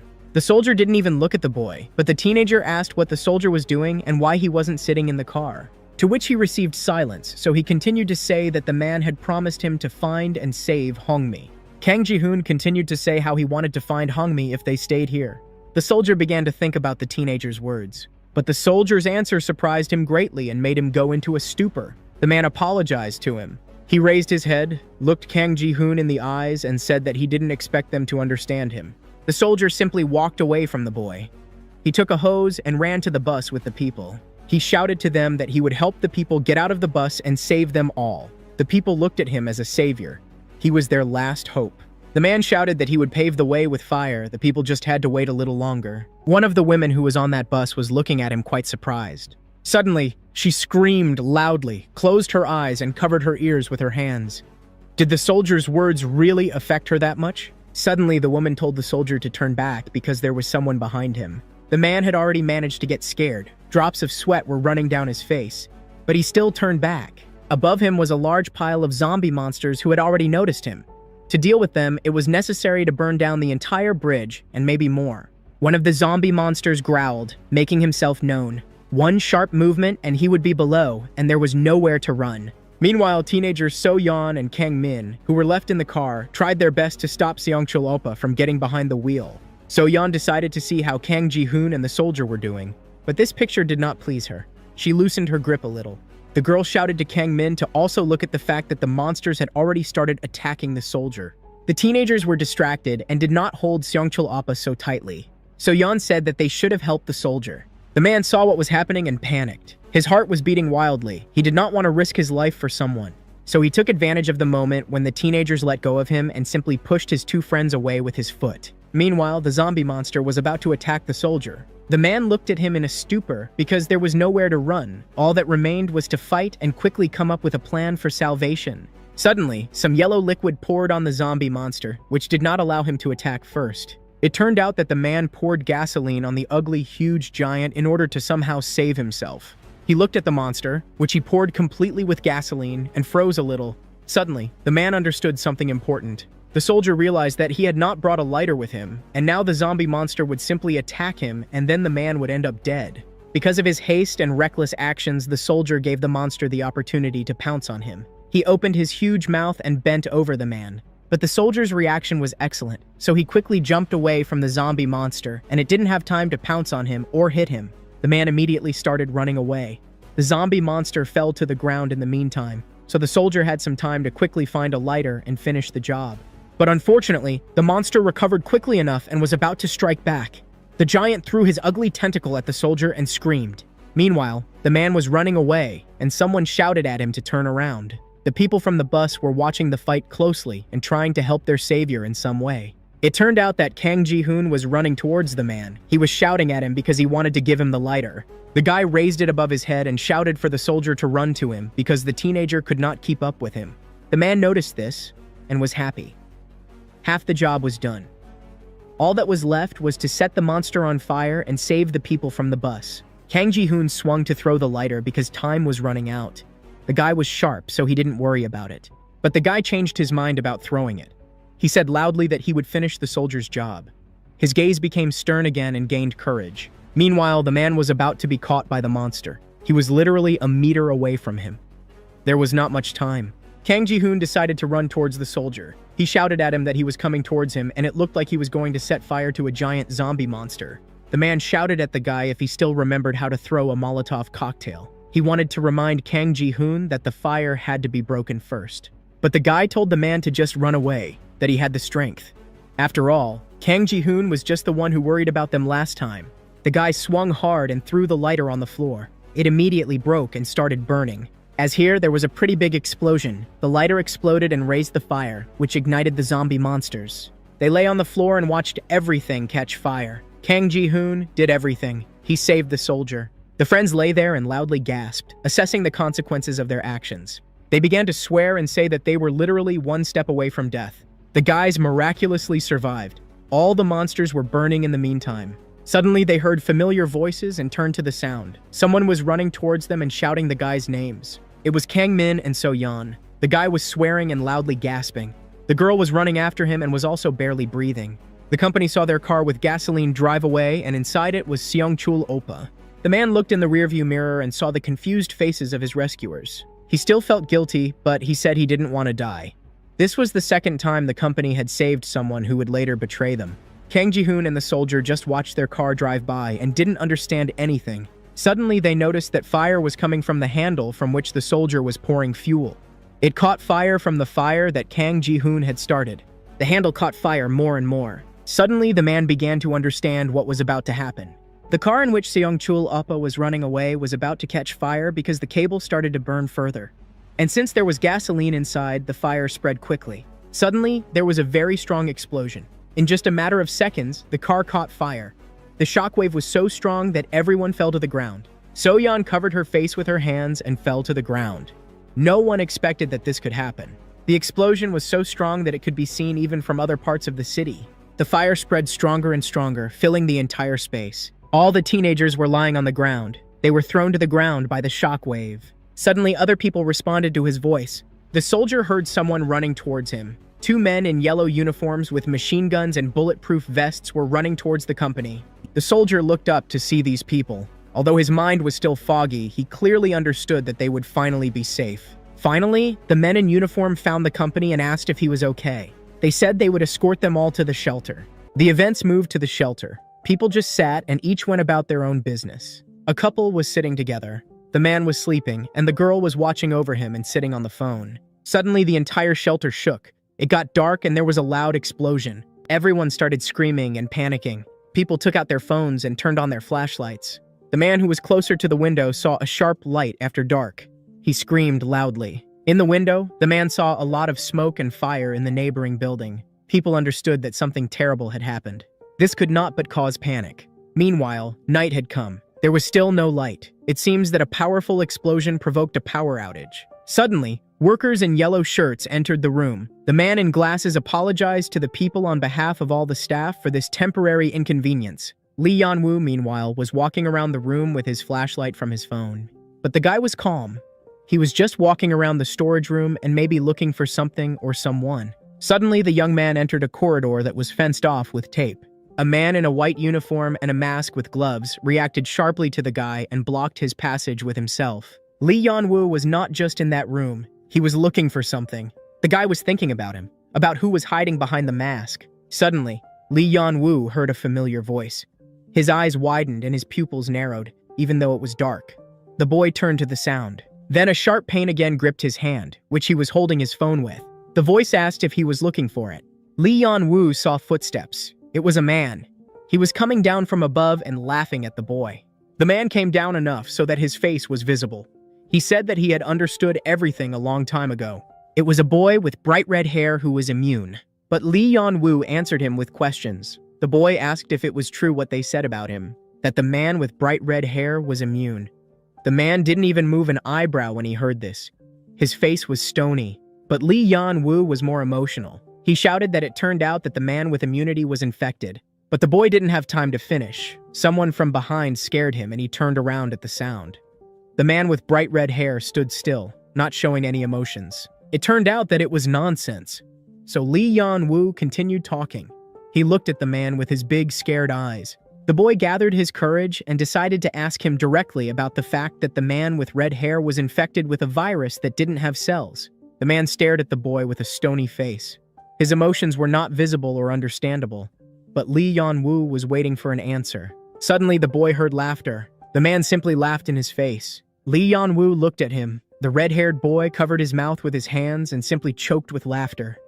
Finally, he showed some emotions. The man began to apologize to Lee Yan-woo when he saw that it was not funny at all, because for him, these were important questions. The red-haired boy said that Lee Yan-woo was very funny to him. Finally, he stopped laughing and said that he didn't think Lee Yan-woo could ask such a thing, adding that it was very funny.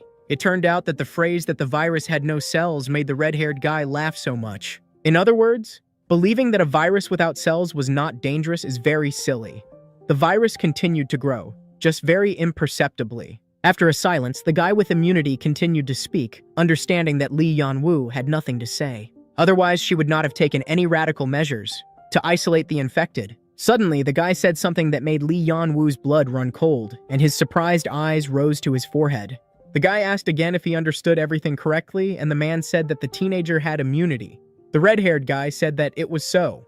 He explained that even though the virus was inside them, the boys' bodies wouldn't have changed at all. Lee Yan-woo listened to this and couldn't believe his ears. The red-haired boy asked Lee Yan-woo if the infected part of his body hurt after the incubation period. Lee Yan-woo remained silent and just listened to the red-haired boy. He was talking about how the frog egg virus and the body were supposed to become one, but the cells were already inactive, so they couldn't do it.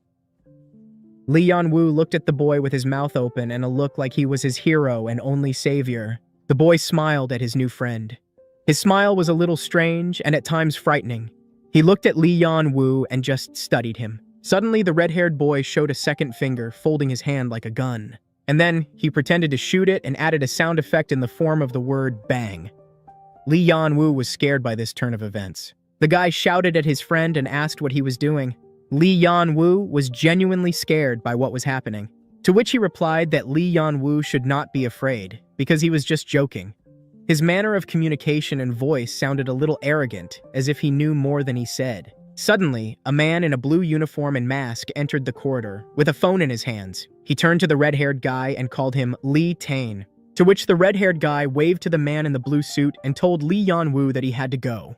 When Lee Tane passed by Lee Yan-woo, he leaned very close to the guy. This moment even looked quite intimate and asked if Lee Yan-woo wanted to know something else. Tane replied that if Lee Yan-woo met a monster again, he shouldn't run away right away, and then he would learn a lot of new things. After these words, the red-haired guy laughed and walked away, leaving the frightened Lee Yan-woo alone with his thoughts swirling inside. The teenager turned back to look at Lee Tane. This guy was somehow catching his attention, even captivating him. Lee Tane went downstairs and apologized to the uniformed employee who had made him wait for a long time. He replied that everything was fine. Then Lee Yan-woo went down to the gym where everyone was. It was dark. Two men were looking out the window and shining flashlights at them. They were talking about Seoul Station. It turned out to be Park Min and Ham Sung-gyu. Lee Yan-woo approached them and asked what they were doing. Ham Sung-gyu seemed to be happy even for his classmate, and immediately showed Lee Yan-woo that he had managed to film something interesting on his phone. The video showed a burning building. The guy commented that at first he just filmed Seoul Station burning. It turned out that the guys were talking about monsters screaming in the video because they were burning alive. Park Min commented that he wanted to burn them all. Their classmate Isuri was walking behind them. She called the boys stupid because there was no one who wasn't afraid of death. Everyone was afraid of her, but no one heard her. Meanwhile, a crowd of people stood in front of the window with flashlights on, perhaps a flash from filming in the dark, and watched what was happening outside. Then Lee Yan-woo and Isuri passed each other. The boy saw the girl, but she didn't look at him. But suddenly, the girl asked her classmate if he had read the messages in the group chat. Lee Yan-woo took out his phone and opened the group because he hadn't read any messages. It seemed like there was something interesting there. Park Min overheard Lee Yan-woo and Isuri's conversation and commented that those who betray their friends are not worth a penny. The guy said this with a smile on his face, as if he was supporting Lee Yan-woo.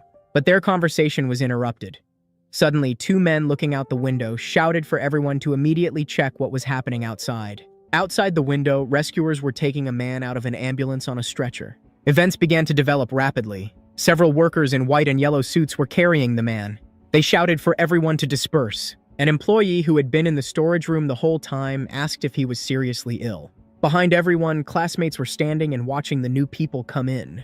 Ham Seong-yu asked who they were, and hypothesized that they were people who survived the explosion. Someone said that they were lucky. Like here, among the crowd of people, they began to notice familiar faces. Ham Seong-yu was the first to notice them and react. He screamed because he couldn't believe his eyes. Kang Ji-hoon, Kang Min, and So-yeon entered the room. They were all covered in plasters, probably from burns from the explosion. So-yeon then told Kang Min that even the hammer was of no use. They were still able to reach the shelter. Lee Yan-woo saw his beloved So-yeon. His heart clenched painfully as if someone was stabbing him with a knife. Then, Kang Min noticed Lee Yan-woo and screamed. They all did not expect to see each other. So-yeon heard her classmates scream and looked up. She saw Lee Yan-woo. It felt like time had stopped for a moment and everyone was walking in slow motion. Lee Yan-woo, Park Min, and Ham Seong-yu looked at the newcomers without a drop of friendliness. They held a grudge for a long time, although it seemed that their relationship had been strained for a long time. So-yeon only looked at Lee Yan-woo. She froze. It felt like her heart had stopped. She didn't know how to behave or react to everything. Lee Yan-woo looked back at her. Suddenly, he realized that this wasn't the person he had once loved so passionately. He was wrong. The boy suddenly remembered how his classmates had fled from the Namsan cable car building and abandoned Lee Yan-woo when he was distracting the monster from them. The boy remembered So-yeon's face. She stopped for a second and clearly noticed her classmate. This escape was intentional. She didn't do anything at the time. Suddenly, Lee Yan-woo's body suddenly became aggressive. His eyes were filled with rage, because he remembered his best friend Kim Joo-bin, and the way he was in the last minutes of his life. Lee Yan-woo suddenly realized that it was because of them that his friend died. Meanwhile, the soldier entered the shelter separately with another crowd. Like here, the bus driver noticed the company he had abandoned back then. His eyes narrowed sharply. His heart beat faster, and the coward realized that he had to run away as quickly as possible. The soldier noticed this out of the corner of his eye. When he turned to look, he saw this unfortunate bus driver already running away. Meanwhile, Kang Ji-hoon was already shouting at Park Min, and the boy was looking at him without orders. They just looked at each other for a while. Kang Ji-hoon held his hand. Then the headman started talking first. He said that Park Min had caused a fuss in the chat, but he hadn't said a word of the truth. To which Park Min answered him by asking what Kang Ji-hoon meant by that. To which Kang Ji-hoon answered him rudely enough for the boy to shut up because he was just Park Min's henchman. Park Min sharply began to prove that this was not the case, which further proved that Kang Ji-hoon had hit the target with his words. Ham Seong-gyu began to shout at the headmaster and call him names. But Kang Ji-hoon said that Park Min should first apologize to his friends for talking about them all in the class group chat. But Park Min answered him with a counter question. He asked why Kang Ji-hoon had such a bad temper. But the guy saw through Park Min and held himself in check, saying that he would have done that before. But Park Min did not give up. He wanted to bring Kang Ji-hoon to his emotions because he knew that aggression was his weak point. Then Kang Ji-hoon couldn't stand it and showed aggression by grabbing Park Min's jacket. But the fight didn't start because Lee Yan-woo interrupted the boys. He went to his classmates and turned to Kang Ji-hoon. Lee Yan-woo asked him if he was the one who left them with Kim Joo-bin on the Namsan cable car. Kang Ji-hoon tried to start saying something and justifying himself, but Lee Yan-woo didn't want to hear anything. The boy interrupted and said that he heard everything when Kang Ji-hoon's classmates left them with Joo-bin. His friend told Lee Yan-woo everything. He said that Kang Ji-hoon simply told the truth without lies or unnecessary excuses. The headman looked at him from under his forehead. Then, the teenager repeated his question, because Kang Ji-hoon continued to remain silent. Meanwhile, someone was running very fast up the stairs. Loud exhalations were heard. It was the bus driver. He shone the flashlight of his phone and ran up the stairs, looking back to see if a soldier was running after him. The unfortunate coward ran away and shouted to himself that he did not understand how they could all be so lucky that they all survived. The bus driver reached the door. He continued shouting that they could not have gotten here without the bus. Then, the man decided to open the door to hide. But he was in for a surprise. On the other side of the door stood a soldier. He asked the scumbag if he thought the soldier wouldn't find him. The bus driver's face hurt sharply. The soldier looked bad. His face was covered in burns and bandages. This gave him courage and frightened the thin and unfortunate bus driver even more. The man grabbed the traitor sharply by the collar. It was clear that the soldier had so much strength that it was fueled by anger, which was very good that the man knew how to control his emotions. But the man simply wanted to know from the bus driver where the girls who were riding with him in the transport were. He repeated this question several times and lifted the driver up. The soldier's grip loosened a little, so the bus driver was able to break free. He started running away and screaming. Why did the man ask him about it? The bus driver started running over the soldier because he was the one who was supposed to take them with him. These words made the man go into a stupor. Meanwhile, Kang Ji-hoon and Lee Yeon-woo continued to sort out their relationship. The situation was heating up. Suddenly, Kang Min and So-yeon came over. The guy greeted everyone as if they had never fought and were always good friends. Kang Min just shouted words of surprise and that was it. So-yeon remained silent, hiding behind him as if they were a couple. Then, Kang Min shouted Lee Yeon-woo's name. He seemed to be genuinely happy that his classmate was alive. So-yeon also expressed genuine surprise, even though she had read the class chat, which said that Lee Yeon-woo was in the vault. Both classmates had their mouths open in surprise. So-yeon immediately started talking to Lee Yeon-woo. Her voice was shaking as if she was about to cry. She looked at him and apologized. Meanwhile, the guy covered his eyes with his cap so as not to see the girl's expression. It was unpleasant for him. But the girl continued. She said that she was very sorry because she was so scared then. She didn't know what to do. But now she really regretted her action. But her apology was interrupted by Lee Yeon-woo. He abruptly cut everything off and told the girl to stop apologizing. But the guy looked into her eyes and said that he was disgusted to hear her apology. Lee Yeon-woo was as cold as ever. But the guy simply couldn't do otherwise. The teenager continued to talk to Kang Ji-hoon as if the conversation with So-yeon had never happened. Lee Yeon-woo said that if they hadn't thrown Kim Joo-bin on the cable car back then, he would be alive now. The guy looked at Kang Ji-hoon with such a blank stare that everyone was shocked. No one had ever seen Lee Yeon-woo so angry. The guy felt really bad for his friend. The guy started blaming them all for the fact that Joo-bin died there and burned alive because of them. The guy continued to say that he understood that they had to escape from there because it was very dangerous inside the cable car, but he added that Kim Joo-bin could also have escaped with them and survived. Suddenly, their argument was interrupted by a man in a military uniform and a yellow suit. He asked everyone present to write their names on a list. He led the teenagers somewhere and said that he hoped for their cooperation. Then Kang Ji-hoon turned to Lee Yeon-woo and wanted to say something in the end. He asked that Lee Yeon-woo had asked them about why they had abandoned Kim Joo-bin, but instead of answering, Kang Ji-hoon asked Lee Yeon-woo a counter-question about why he thought they had abandoned his friend. Suddenly, the headman asked something that made the boy's blood run cold and his heart break. The boy was silent.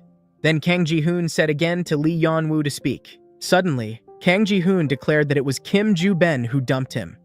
Lee Yeon-woo's face immediately changed. His eyes widened and his pupils shrank. His mouth dropped open in shock. Then, Kang Ji-hoon began to talk about what happened on the Namsan cable car. Kim Joo-bin ran to them all out of breath. He started screaming like a madman. Lee Yeon-woo, meanwhile, chased the monster away from everyone. As here, Joo-bin screamed and said that they were all idiots and should have gone without Lee Yeon-woo, not waited for him. After all, according to the guy, they simply had no choice. In the end, Kang Ji-hoon once again summed up that it was all Kim Joo-bin, his best friend. Suddenly, Lee Yeon-woo's roof collapsed. But then soldiers in uniforms and yellow suits ran up and took Lee Yeon-woo away from Kang Ji-hoon. Lee Yeon-woo screamed and called him a bastard as the soldiers carried him away. Meanwhile, all the new recruits were taken to a blue tent, where they took turns signing their names and giving their contact information. So-yeon couldn't find a place to sit. She looked down, her eyes filling with tears. As if this were the case, the girl cried hard. She covered her face with her hands. She was very sad about what had happened in the past few days. Kang Ji-hoon heard this. In general, it was hard not to hear such a bitter cry of the girl. Surprisingly, the guy was imbued with the girl's feelings. He suddenly began to remember how they ran away. Everything was covered in white mucus, a virus of frog eggs. There were monsters everywhere. It was necessary to act quickly. The teenagers began to jump out of the window one by one. Next in line was Kim Joo-bin. He stayed too long. The guy looked at the height and the amount of danger below and realized that he could not overcome the fear inside him. Kim Joo-bin was breathing very loudly. Sweat was running down his face. Kang Ji-hoon was shouting at him from behind and urging the guy on. Suddenly, from below, they heard the growl of a zombie monster, already sniffing out new victims. This was the final straw, and then Kang Ji-hoon yelled at Kim Ju-ben even harder for not being quiet. Kang Ji-hoon was very hot-tempered at that time and was terribly annoyed by Kim Ju-ben's timidity.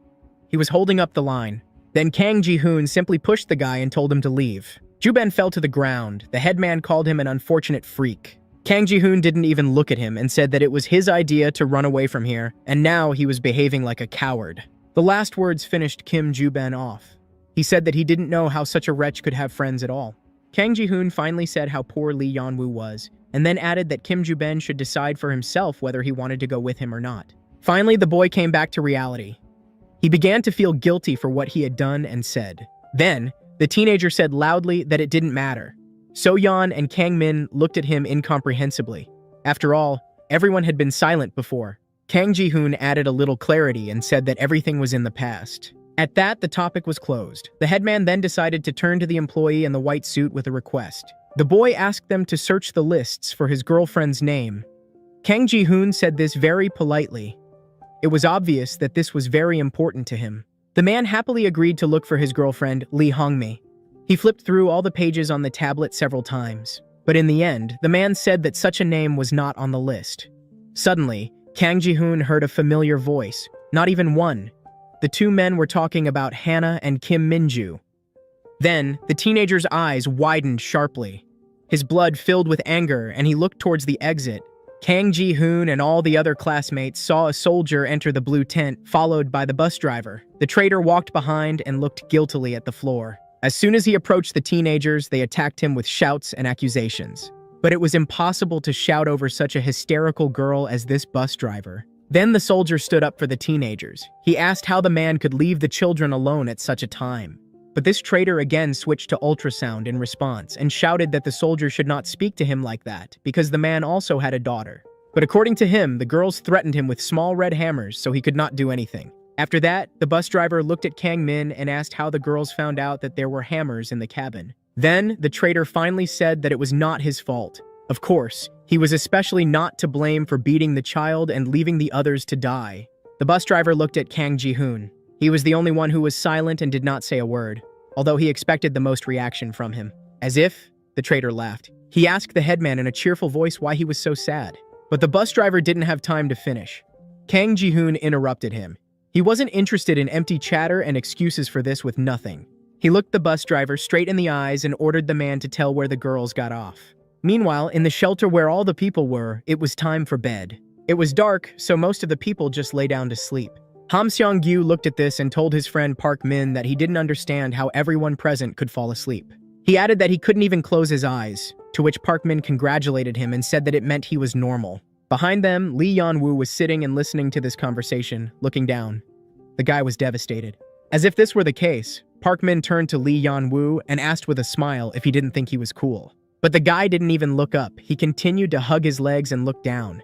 Park Min said that he was cool because he stood up for Lee Yeon-woo. Then someone approached Lee Yeon-woo. It was Isuri. She called the guy because he didn't react at all. The girl asked if she could sit next to Lee Yeon-woo because, according to her, there were no free seats anywhere. But Lee Yeon-woo was still silent.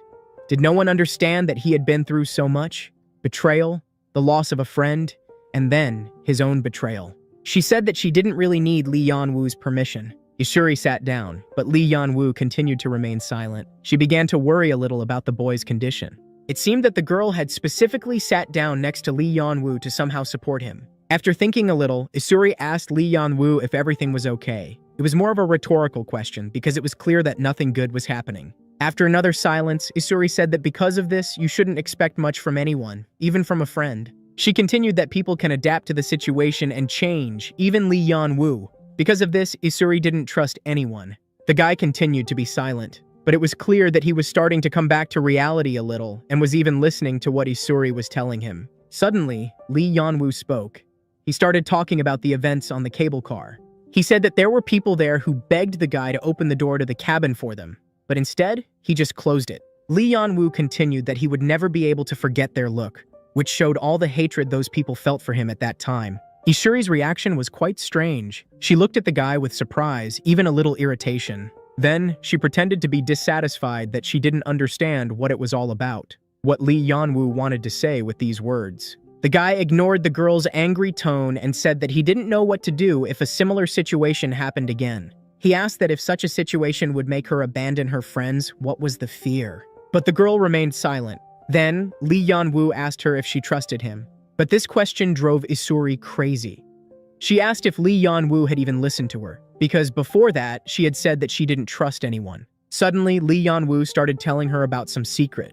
This phrase caught the girl's attention, and she listened attentively to her classmate. The teenager asked her that if he told her about his secret, would she be able to believe him then? But Isuri didn't understand what Lee Yanwoo was talking about at all. She looked at him with her stony face. Then the guy started to feel sorry for her. He said he was very lonely. After all, he had no friends he could rely on. Suddenly, Isuri just got up and left. She said that she got goosebumps again from Lee Yanwoo's words. But suddenly, Lee Yanwoo told her not to leave. These words made Isuri stop. She turned to Lee Yanwoo in surprise and asked him what he meant, to which the guy answered her and asked her not to leave again. He said that he would tell her his secret but only for her safety, because it was no longer safe here. Lee Yanwoo said that those people who had just come after the explosion, most of them were infected with the frog egg virus. The guy looked at them. They all looked pretty sick. Some were even coughing and had no strength. Isuri immediately asked what Lee Yanwoo meant, because what the guy said sounded even crazy and did not inspire confidence at all. Meanwhile, a group of new people were sitting on the floor in one of the rooms.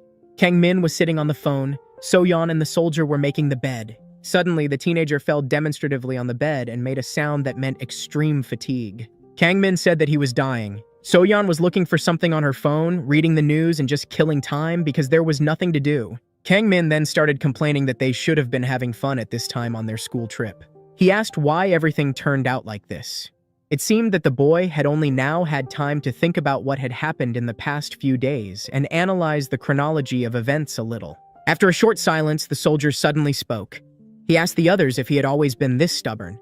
Kang Min immediately understood who the man was talking about, but still asked if he was asking about Kang Ji-hoon. But nevertheless, Kang Min continued the conversation and continued to talk about how his friend was as stubborn as he was stupid. But the soldier thought about something. He asked if it was really like they had been told. And then, he suddenly asked how their meeting with their classmates went. Kang Min and So-yeon immediately felt embarrassed. Kang Min sadly and briefly replied that it was better not to talk about it and immediately stared at the floor. He was sincerely sad and sorry that everything turned out this way. But the guy contradicted himself again and started talking about how he and his classmates used to fight together, and now they behaved as if they never wanted to know each other. The soldier picked up on this idea and said that, on the contrary, now was the time when they should have helped and supported each other because difficult times united them. The girl could not stand it and went to the window to be alone for a while and look at the night sky. She remembered Lee Yanwoo's words, telling her not to apologize. He was so rude and harsh with her. She remembered his expression at that moment. The guy looked straight into her eyes and clearly engraved every word. The girl's eyes filled with tears. So-yeon was so sensual and emotional. She stood alone by the panoramic window and cried bitterly, covering her mouth with her hands so that no one would hear because it was late. Suddenly, she heard someone walking. So-yeon wiped her tears quickly so that she wouldn't be noticed. Two men were coming down the stairs and discussing something with each other. One of them said that someone had run away and abandoned him. So-yeon quickly lowered her head and turned to the corner of the hallway. The man continued to talk about how he had shouted at someone with all his might to open the door for him. Another person picked up the conversation and called someone a disgusting bastard. For some reason, So-yeon decided to overhear the conversation between the two men.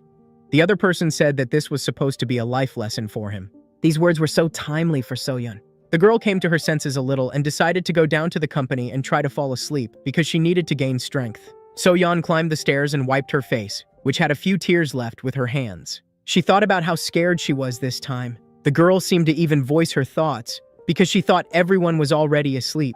Suddenly, she met Kang Ji-hoon. The guy was the first to attack her, asking what she was doing here. So-yeon raised her tear-stained face and looked at the guy. Unfortunately for her, the light was falling in a way that clearly outlined her facial features. Kang Ji-hoon looked at her in response. All So-yeon could say was his name. She was even a little scared to see the headman here. Meanwhile, Kang Min was lying on his bed and looking at his phone, wasting his time because he couldn't sleep. The guy was sitting on some social network when he suddenly noticed something. This made him get up. He said that this couldn't be. The guy was talking about a certain Lee Hong-mi. It turned out to be his classmate Hong-mi. He went to her channel and there was a new video.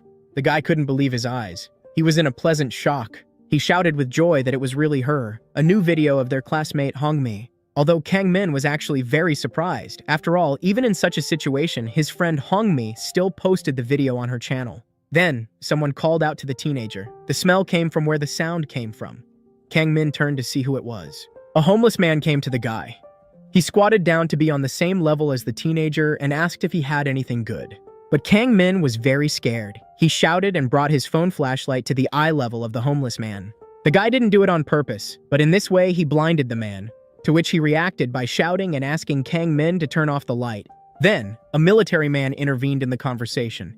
He put his hand on the teenager's shoulder and asked the homeless man what was the matter. Then other people without a permanent residence joined the conversation. Meanwhile, a strange conversation was going on between Kang Ji-hoon and So-yeon, and everyone didn't want to take part in it. The headman asked the girl what she was doing on the stairs alone so late. So-yeon was a little confused by this question and thought quickly about what to answer. The girl decided to lie and said that she just decided to get some fresh air. Kang Ji-hoon looked at her for a long time, into her eyes. The guy thought about whether he should ask her further or leave everything as it was. But the headman decided not to get into So-yeon's soul and just leave, telling the girl to return to the others. Suddenly, So-yeon also decided to ask Kang Ji-hoon if everything was okay with him. This question made the guy stop and not leave. After a short silence, the girl repeated the question that Kang Ji-hoon had asked her. Then, So-yeon continued, and asked if Kang Ji-hoon was tired of this situation that had happened. After all, now they were all cursing their company. Kang Ji-hoon just listened attentively and said nothing. He wanted to give the girl a chance to speak. She asked him how it all happened. How did it all come to this, that they became enemies? Suddenly, So-yeon started saying that it was all her fault. She blamed herself for everything that happened. Surprisingly, Kang Ji-hoon decided to support her in this. He asked what she thought was her fault. What was her fault? But the girl didn't understand the question and asked what he meant. To which Kang Ji-hoon said that So-yeon was very fixated on this topic. And then the guy asked if Lee Yeon-woo had asked So-yeon for help. The girl's eyes suddenly widened. It was as if she began to understand that there were other sides from which to look at this situation. But the girl started to say that she meant something else. Then Kang Ji-hoon asked if everything was because of them. The girl looked carefully and listened to the guy. The headman angrily started saying that those idiots had blamed them for everything, and in So-yeon's opinion, it was now completely their fault. In Kang Ji-hoon's eyes, hatred was rekindled.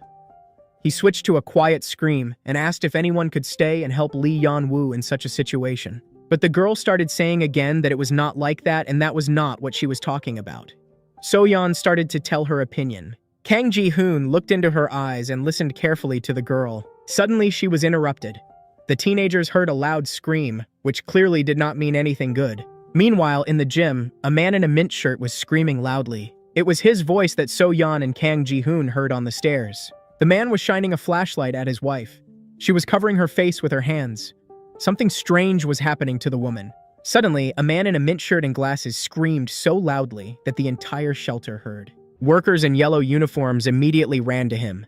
The man fell to the ground and they lifted him up. Then, his wife raised her head and spoke to him.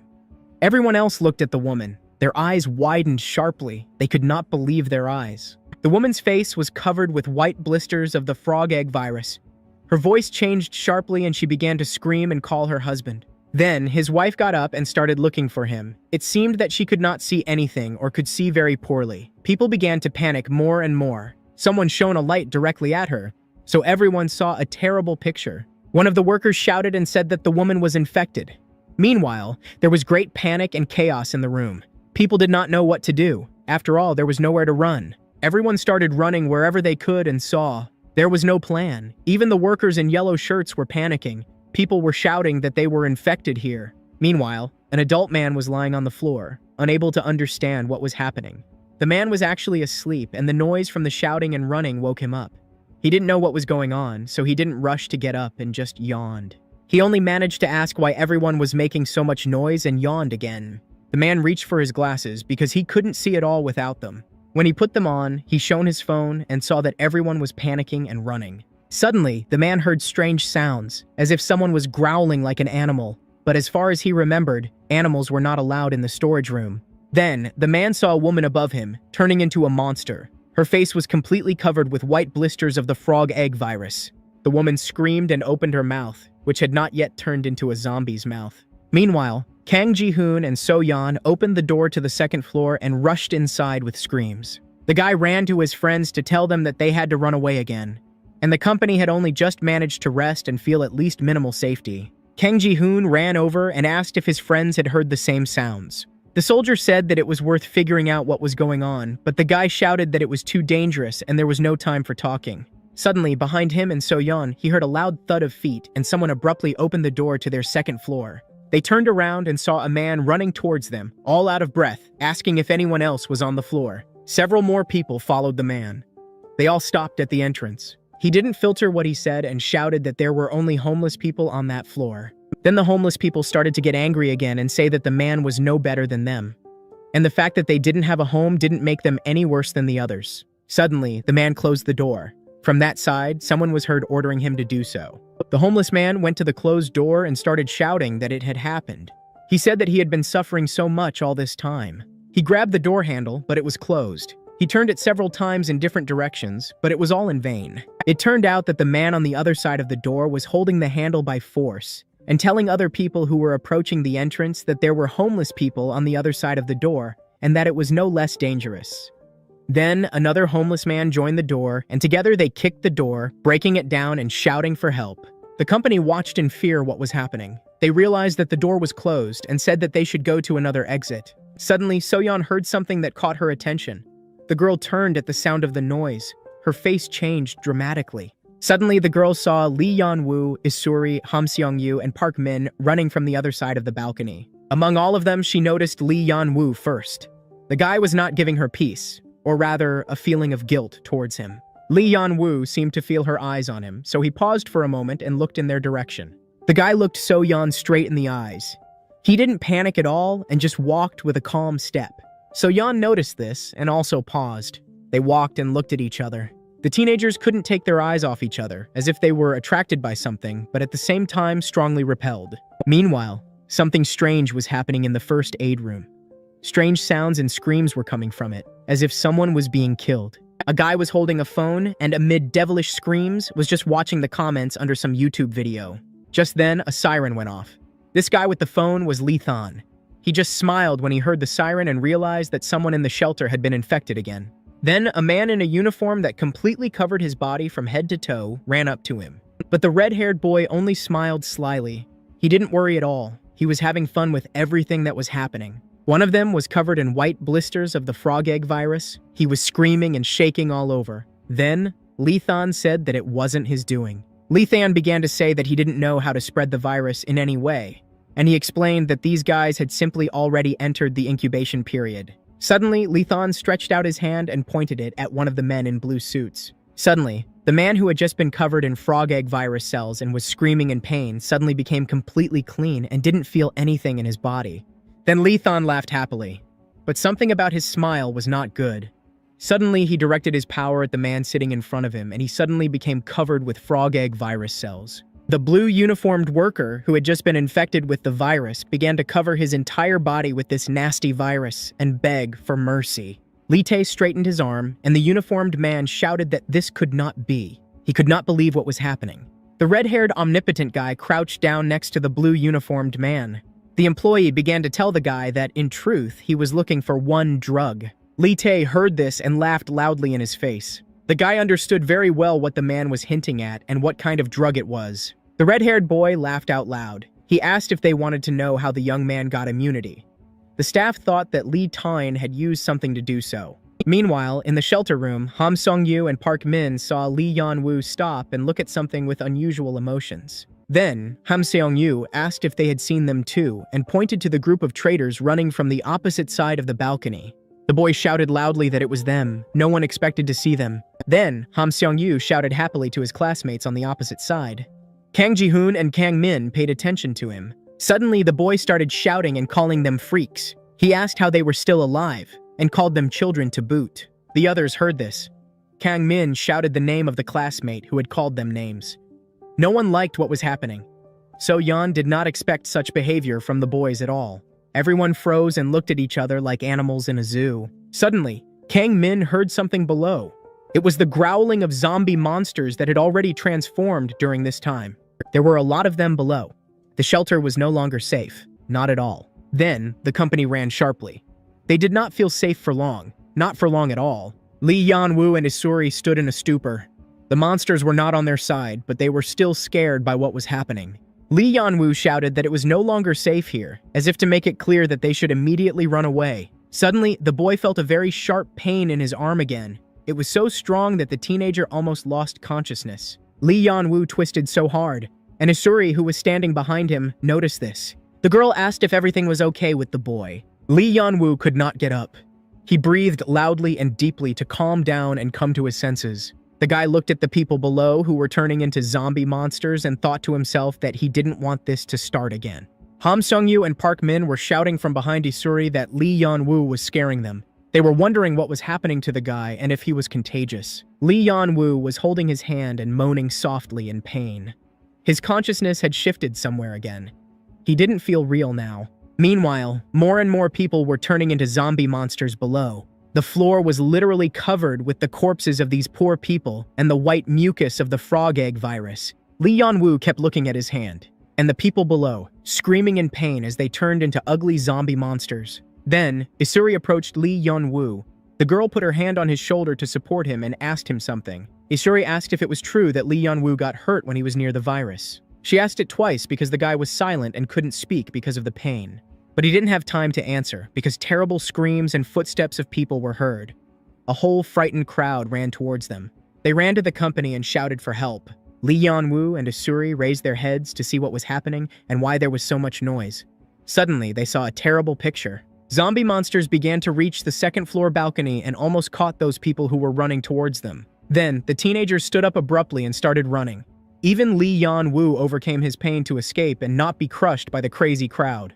The classmates shouted and cursed that the frog egg virus had managed to penetrate them as well. They didn't know what to do. Suddenly, Lee Yan-woo saw something that made him stop. Something strongly attracted his attention. He saw that a company of traitors was running straight towards them. They were supposed to meet. There was no way out. It all resembled some cruel and unfunny joke. All the companies on both sides stopped and just looked at each other for a while. No one wanted to break the silence and speak first, although inside they understood that it was worth uniting to survive. Then, Park Min spoke first. He shouted indignation that they had met again and had to be in the same room together. So Yeon looked down. She was very ashamed of everything that had happened. She could not look her classmates in the eyes because she was afraid that they would judge her again. But Lee Yan-woo was not ashamed and looked at So-yeon. He felt that the girl was ashamed, and therefore the guy was very interested in watching her behavior. Suddenly, the crowd was approaching. They shouted and ran after the teenagers. Then, crazy people started pushing and shoving the company, trying to get ahead. They behaved like crazy people. But here, someone stood up for the teenagers so that they wouldn't be crushed at all. He shouted for people to calm down and behave normally. It turned out that it was a soldier who shouted that they had just come from where the crowd of madmen was trying to get to. But the people were so scared that they didn't want to hear anyone or anything. It turned out that behind the soldier there was a huge zombie monster that was about to get him. He was already on the second floor. They had to think of something quickly, otherwise they wouldn't survive. The soldier took everything under control. He stopped the crowd with his hand and told them to move back. Meanwhile, more and more people were getting infected with the frog egg virus below. This room resembled a mass grave. Everyone huddled in a corner and just trembled. At this time, no one thought about quarrels and truces. The bravest men huddled in a corner and screamed in fear like children. Meanwhile, below, the zombie monster seemed to grow and turn into one big monster, trying to reach the top with its tentacles. Lee Yan-woo fell to the ground again. He could not ignore the pain for long. It was getting stronger. The more monsters there were, the stronger the pain became. He looked at his hand, as if he wanted to find the answer to all his suffering in it. The pain was getting worse. It was simply unbearable. He asked himself if he would be able to survive after all this, because even though Lee Yan-woo didn't turn into a zombie monster on the Namsan cable car, he could have died from the pain. Suddenly, someone shouted and pointed in the other direction. Everyone else looked and reacted by shouting. It turned out that there was also a virus on the door. Now people definitely couldn't get out. They were all doomed to die if they didn't start doing something quickly. Suddenly, someone was closing the fire. Everyone else turned to the sound. It was Lee Yan-woo. Although he felt extremely bad, and as if he wasn't from this reality, his self-preservation instinct worked well, and the guy figured out how to save them all. He was breathing very loudly and deeply, and paused between words, but he was able to command them to quickly get the fire out. The soldier was the first to react to this, but he was scared by the teenager's appearance. He didn't look very healthy, but still, he decided to trust Lee Yan-woo because he had no other ideas. The man ordered that they first try to light a fire. Then, at least the zombie monsters wouldn't come close to them. While the soldier was trying to find a lighter, So-yeon paid attention to Lee Yan-woo's condition. She looked at him worriedly. The guy was still breathing heavily and told them to start a fire using a rug lying on the floor. So-yeon couldn't just watch her classmate suffer. Even though he hated her, she now understood that she had to do something. So-yeon dared to say words of support to Lee Yan-woo, but she didn't have time. She was interrupted by Isuri, who approached her friend again and asked louder and more confidently if the boy was okay. The boy barely spoke, but he managed to say Isuri's name. So-yeon watched all this, even moving a little closer to her classmates. Isuri told Lee Yan-woo that cold sweat was dripping from him like a river.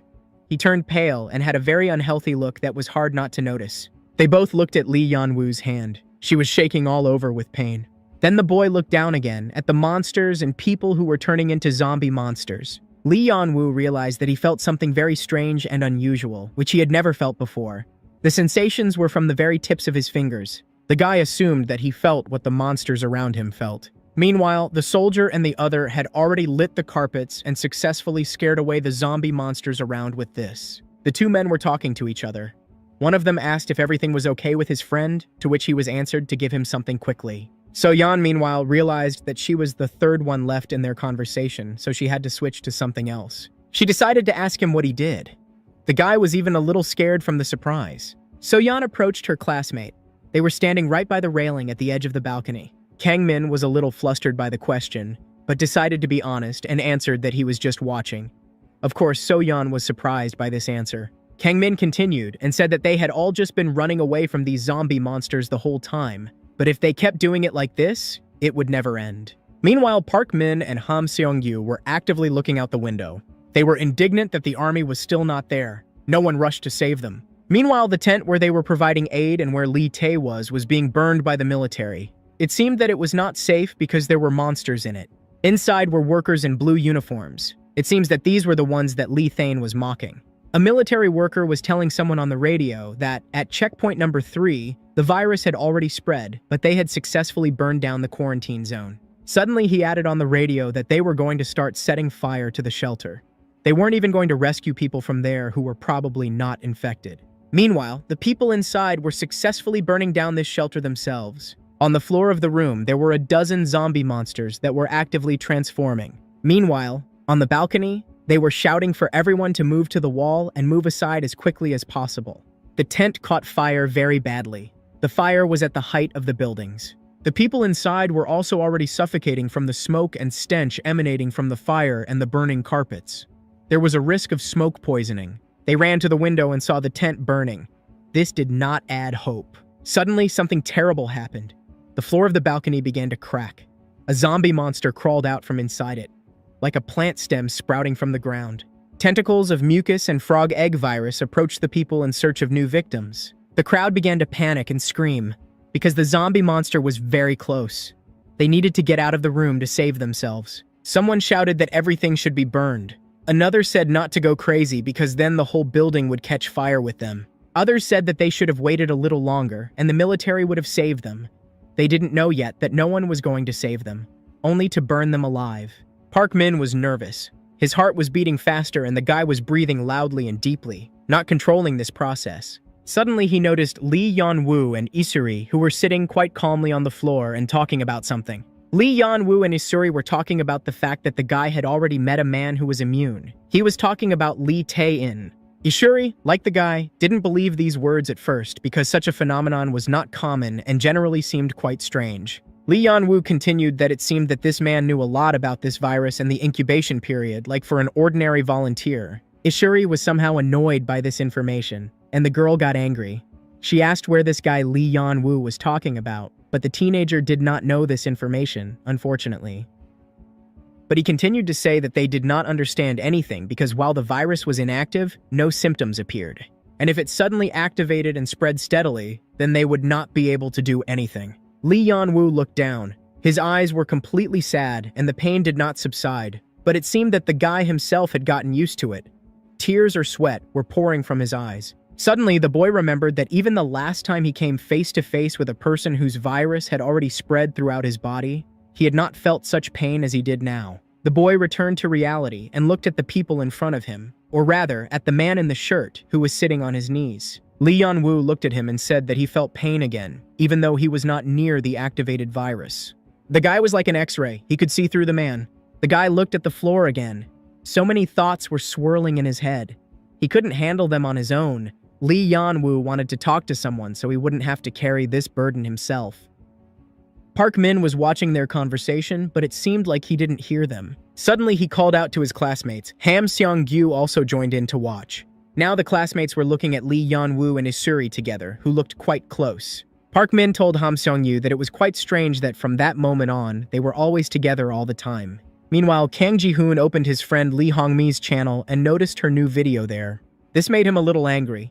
It seems that the guy was worried about her, that even though she was in danger, Hong-mi still recorded and posted a video for her channel.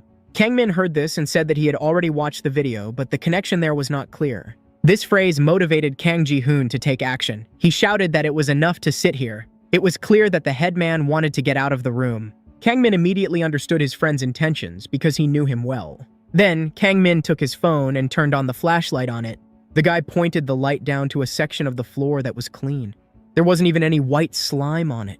Suddenly, all the monsters nearby immediately flocked to that section. It looked really nasty. Kang Min commented that the zombie monsters reacted to the light and immediately gathered together. So-yeon joined the conversation and asked Kang Ji-hoon what they would do if they left the shelter. Kang Min supported So-yeon's opinion and said that they wouldn't see anything from the outside. The guy continued to look at the zombie monsters gathering around the light. They looked like a whole herd about to bow to some kind of totem.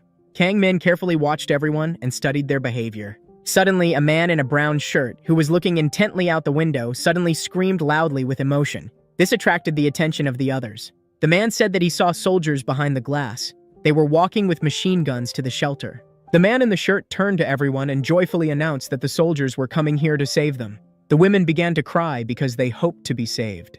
People began to shout and knock on the window so that the soldiers would notice them. One of the workers raised his head and really saw people in the window. They shouted that they were upstairs and asked the soldiers to save them quickly. People started shouting happily that they were noticed, so they were saved. Suddenly, Kang Min and Kang Ji-hoon noticed something and turned around and stared at something together. It was Park Min and Ham Seong-gyu staring at the boys in return. Suddenly, the boys told them to stop staring at them so abruptly. The tension was building. And then, Ham Seong-gyu showed his middle finger. He felt really cool at that moment, as if he had done something important and worthy of attention. Kang Ji-hoon reacted to this calmly, surprisingly, but added that he didn't care. Park Min then noticed something strange. This caught the boy's attention. He looked at Lee Yan-woo, who was sitting on the floor and holding his hand. It was clear that the boy felt sick again. Isuri was also not with him. Meanwhile, the man and woman hugged each other and cried. They were happy that they were safe. Suddenly, the woman looked down and saw Lee Yan-woo, who was screaming in pain and his hand was shaking all over. The woman could not leave it so easily and approached the boy to ask what happened to him and if he was okay. Suddenly, she saw something terrible. Her eyes widened greatly and her pupils shrank. The woman screamed very loudly in fear. This made others pay attention, and everyone was already looking at what was happening to Lee Yan-woo. The guy raised his head. Everyone was horrified by what they saw. The teenager's eyes were white, without pupils. He was shaking all over for no reason, and sweat was pouring down his body. Then, the woman screamed that Lee Yan-woo was infected. The woman began to constantly repeat and shout that he was infected here. Lee Yan-woo, meanwhile, didn't even hear it. He could hear individual echoes of her screams. The guy had a fever and no one was there to help him. The woman looked at him and shouted loudly that Lee Yan-woo looked exactly like the monster from the first floor and that everyone should move away from him. Suddenly, Lee Yan-woo began to regain consciousness. He looked at the woman who was screaming and staring at him. Although it took him longer to regain consciousness, he was still able to see the crazy woman.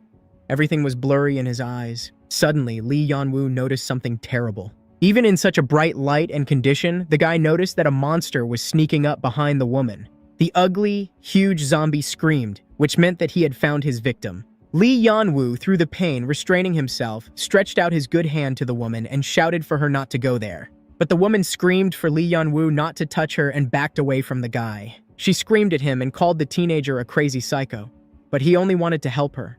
The woman was so scared that she didn't even look at what was in front of her. She just ran away. When a woman realized that she should look ahead when running, she saw something more terrifying than a teenager who was just shaking. In front of the woman was a real huge zombie monster. He was growling at her and was 2 seconds away from an attack. The chances of salvation were minimal. The frightened woman did not even have time to react to the end, as the inevitable happened.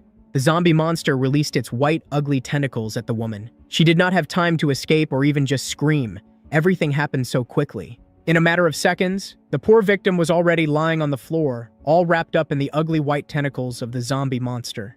Everyone else present watched this. Her husband screamed in fear and pain from the loss of his dearest person. Meanwhile, the woman was already in the clutches of the ugly giant. She screamed in pain from the infection. The soldier quickly reacted to what had happened and ran to help. Someone had to solve this situation. He pushed the poor woman's husband away and picked up the burning carpet. Then, the man swung and threw it at the monster. His strength was enough to throw the heavy carpet, which was burning at the same time, quite a distance. Meanwhile, Lee Yun-woo got to his feet but was still breathing heavily. Events were developing quite quickly. He did not have time to follow them. They shouted at him to react to this and turn to face them, and then they would understand whether the guy was infected or not. Park Min first started to resent and betray Lee Yun-woo. He said that he didn't like his classmates from the very beginning and aroused suspicions. Cold sweat was running down his face. Park Min was worried because he had touched Lee Yun-woo more than once and was close to the guy. The teenager was breathing loudly. He was still coming to his senses and trying to overcome this pain. Ishuri looked at Lee Yun-woo with a stony and rather dissatisfied face. She was starting to have doubts about what her classmate was telling her. In the end, Lee Yun-woo gathered his strength and was able to defend himself by saying that everything was not as they thought and that the boy was not infected with the frog egg virus. Isuri did not get over her insult and asked Lee Yun-woo to tell them how he understood that people were infected. Lee Yun-woo replied rather rudely to her that it was none of Isuri's business. The boy was able to get up completely and come to his senses in the meantime. But Isuri was a stubborn girl and stated that she demanded that Lee Yun-woo tell her and everyone about it. Lee Yun-woo simply exploded then. His nervous system could not withstand such a load. The company of traders was shocked by Lee Yun-woo's behavior. They all didn't expect the boy to react like this and yell at his supposedly new friends. His eyes looked so crazy. Lee Yun-woo added that they should all watch themselves instead of blaming him. The teenager said this with emotion and knew that he would soon regret it. Ishuri got the gist of his words. Her expression immediately changed and her eyebrows furrowed. Then, Lee Yun-woo's eyes widened sharply. The boy suddenly realized what a stupid thing he had said with emotion. He should have been more careful, because the boy knew too much. Ishuri continued that she had concluded that from his words. She could see from his expression that he had said too much. Suddenly, Isuri's face changed dramatically. From a stony, faceless expression, it became scared. The girl understood from Lee Yun-woo's reaction that there was an infected person among them. She turned to her classmates and asked Lee Yun-woo if it was true and there was someone infected among them. Suddenly, her gaze fell on Park Min. He looked quite scared from what he had just heard. Somehow even more than the others. The boy started talking to divert suspicion from himself. He asked Lee Yun-woo who it was. The boy stared at everyone and looked at his classmates. Park Min looked at Lee Yun-woo confusedly and asked again, because the boy was silent, why he was staring so much. Then Park Min asked what it meant. His voice began to tremble. Lee Yun-woo looked into Park Min's eyes with a calm expression and said that the boy was infected. Cold sweat was pouring down from the teenager. He was scared. Suddenly, Park Min pounced on Lee Yun-woo and grabbed his t-shirt. He called him a bastard and was very indignant. But Lee Yun-woo was as calm as possible and did not react to Park Min's actions in any way. He only asked if his classmate understood his words. Lee Yun-woo looked up at his classmates and said that he did not know about it until he felt sick. And now he decided that he should tell everyone about it. But Park Min was not confused and said that it seemed to him that Lee Yun-woo started blaming everyone only because he himself was under suspicion. Suddenly, Kang Ji-hoon burst into the fight. He separated the boys and attacked Lee Yun-woo, indignant at his actions. The headman told Lee Yun-woo to stop. He asked who the boy thought he was to start blaming Park Min for the infection. Lee Yun-woo did not raise his head. He looked at the floor and asked Park Min if he really thought Lee Yun-woo was joking with him. After that, the teenager raised his head and looked into Park Min's face. Lee Yun-woo spoke very seriously and confidently. He looked his classmate straight in the eyes and said that he had expressed himself clearly and clearly. He added that he did not know how much longer Park Min could ignore him. The classmate looked at Lee Yun-woo with intense hatred. His eyes were simply burning with anger. Suddenly, soldiers in suits and with fire hoses in their hands entered the room, thereby interrupting the fight between the teenagers. At that moment, everyone turned to the sounds coming from the first floor. Suddenly, one of the soldiers gave the command to start the arson. Just then, the screams of zombie monsters were heard, burning alive. The entire first floor became so hot from the strong fire. It felt like the lights had been turned on again, because it also became very bright instantly. Suddenly, he heard the soldiers say that they were going to the second floor. That was where they all were. This made the soldiers stop. On the other side of the door stood two men in uniform with fire hoses. One of them said that the target had been found. Did they really want to burn all these innocent people alive? The woman meanwhile screamed and begged for help, while the monster wrapped its white tentacles around her. The victim thought that the soldiers would save her. They watched her and how the zombie monster ate the poor thing and directed the muzzle of the fire hoses at her. She screamed and begged for help. She looked at the soldiers with her eyes full of fear and sincerely hoped for salvation, although inside she understood that her death had come. But the soldiers could not do anything. One of them gave the order to burn, and then the men started a fire that completely enveloped the woman. She could not be seen at all, only screams. The screams were hellish. You would not wish such a thing on anyone. Other people watched this. They were scared, because they were worried that the same fate would befall her. The woman's husband screamed. The love of his life was being burned alive before his eyes. A few minutes ago, they were hugging and crying with happiness that they would soon be saved. The man was devastated, so he started yelling at the soldiers and calling them monsters. He was indignant and asked what they had all done. The soldiers did not pay attention to this. It was clear that this was not the first time this had happened to them. They were simply doing their job. Suddenly, the man said again on the radio that they had found several carriers of the infection, hinting at everyone who had survived and was on the second floor. Suddenly, the barrel with the fire burst into flames. Fire began to pour from it like water. The soldier was the first to notice this because he was closer than anyone else. His gaze changed dramatically. He realized what was about to happen and reacted quickly. The man shouted for everyone to run quickly and run away with all their might, whoever could. People began to react, although not everyone understood what was about to happen. Suddenly, the entire balcony on the second floor was engulfed in fire. The soldiers simply ruthlessly decided to burn these innocent people. They did not know for sure whether these people were infected.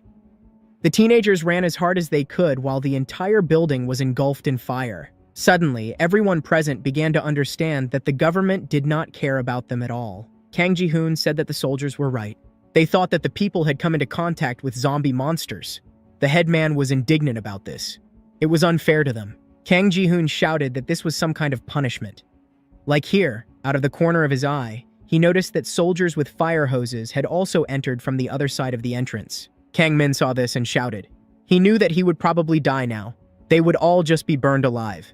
A group of homeless people were sitting in front of the soldiers. They pointed the barrel of a hose at them and were about to open fire on them. Like here, one of them told the soldiers to stop.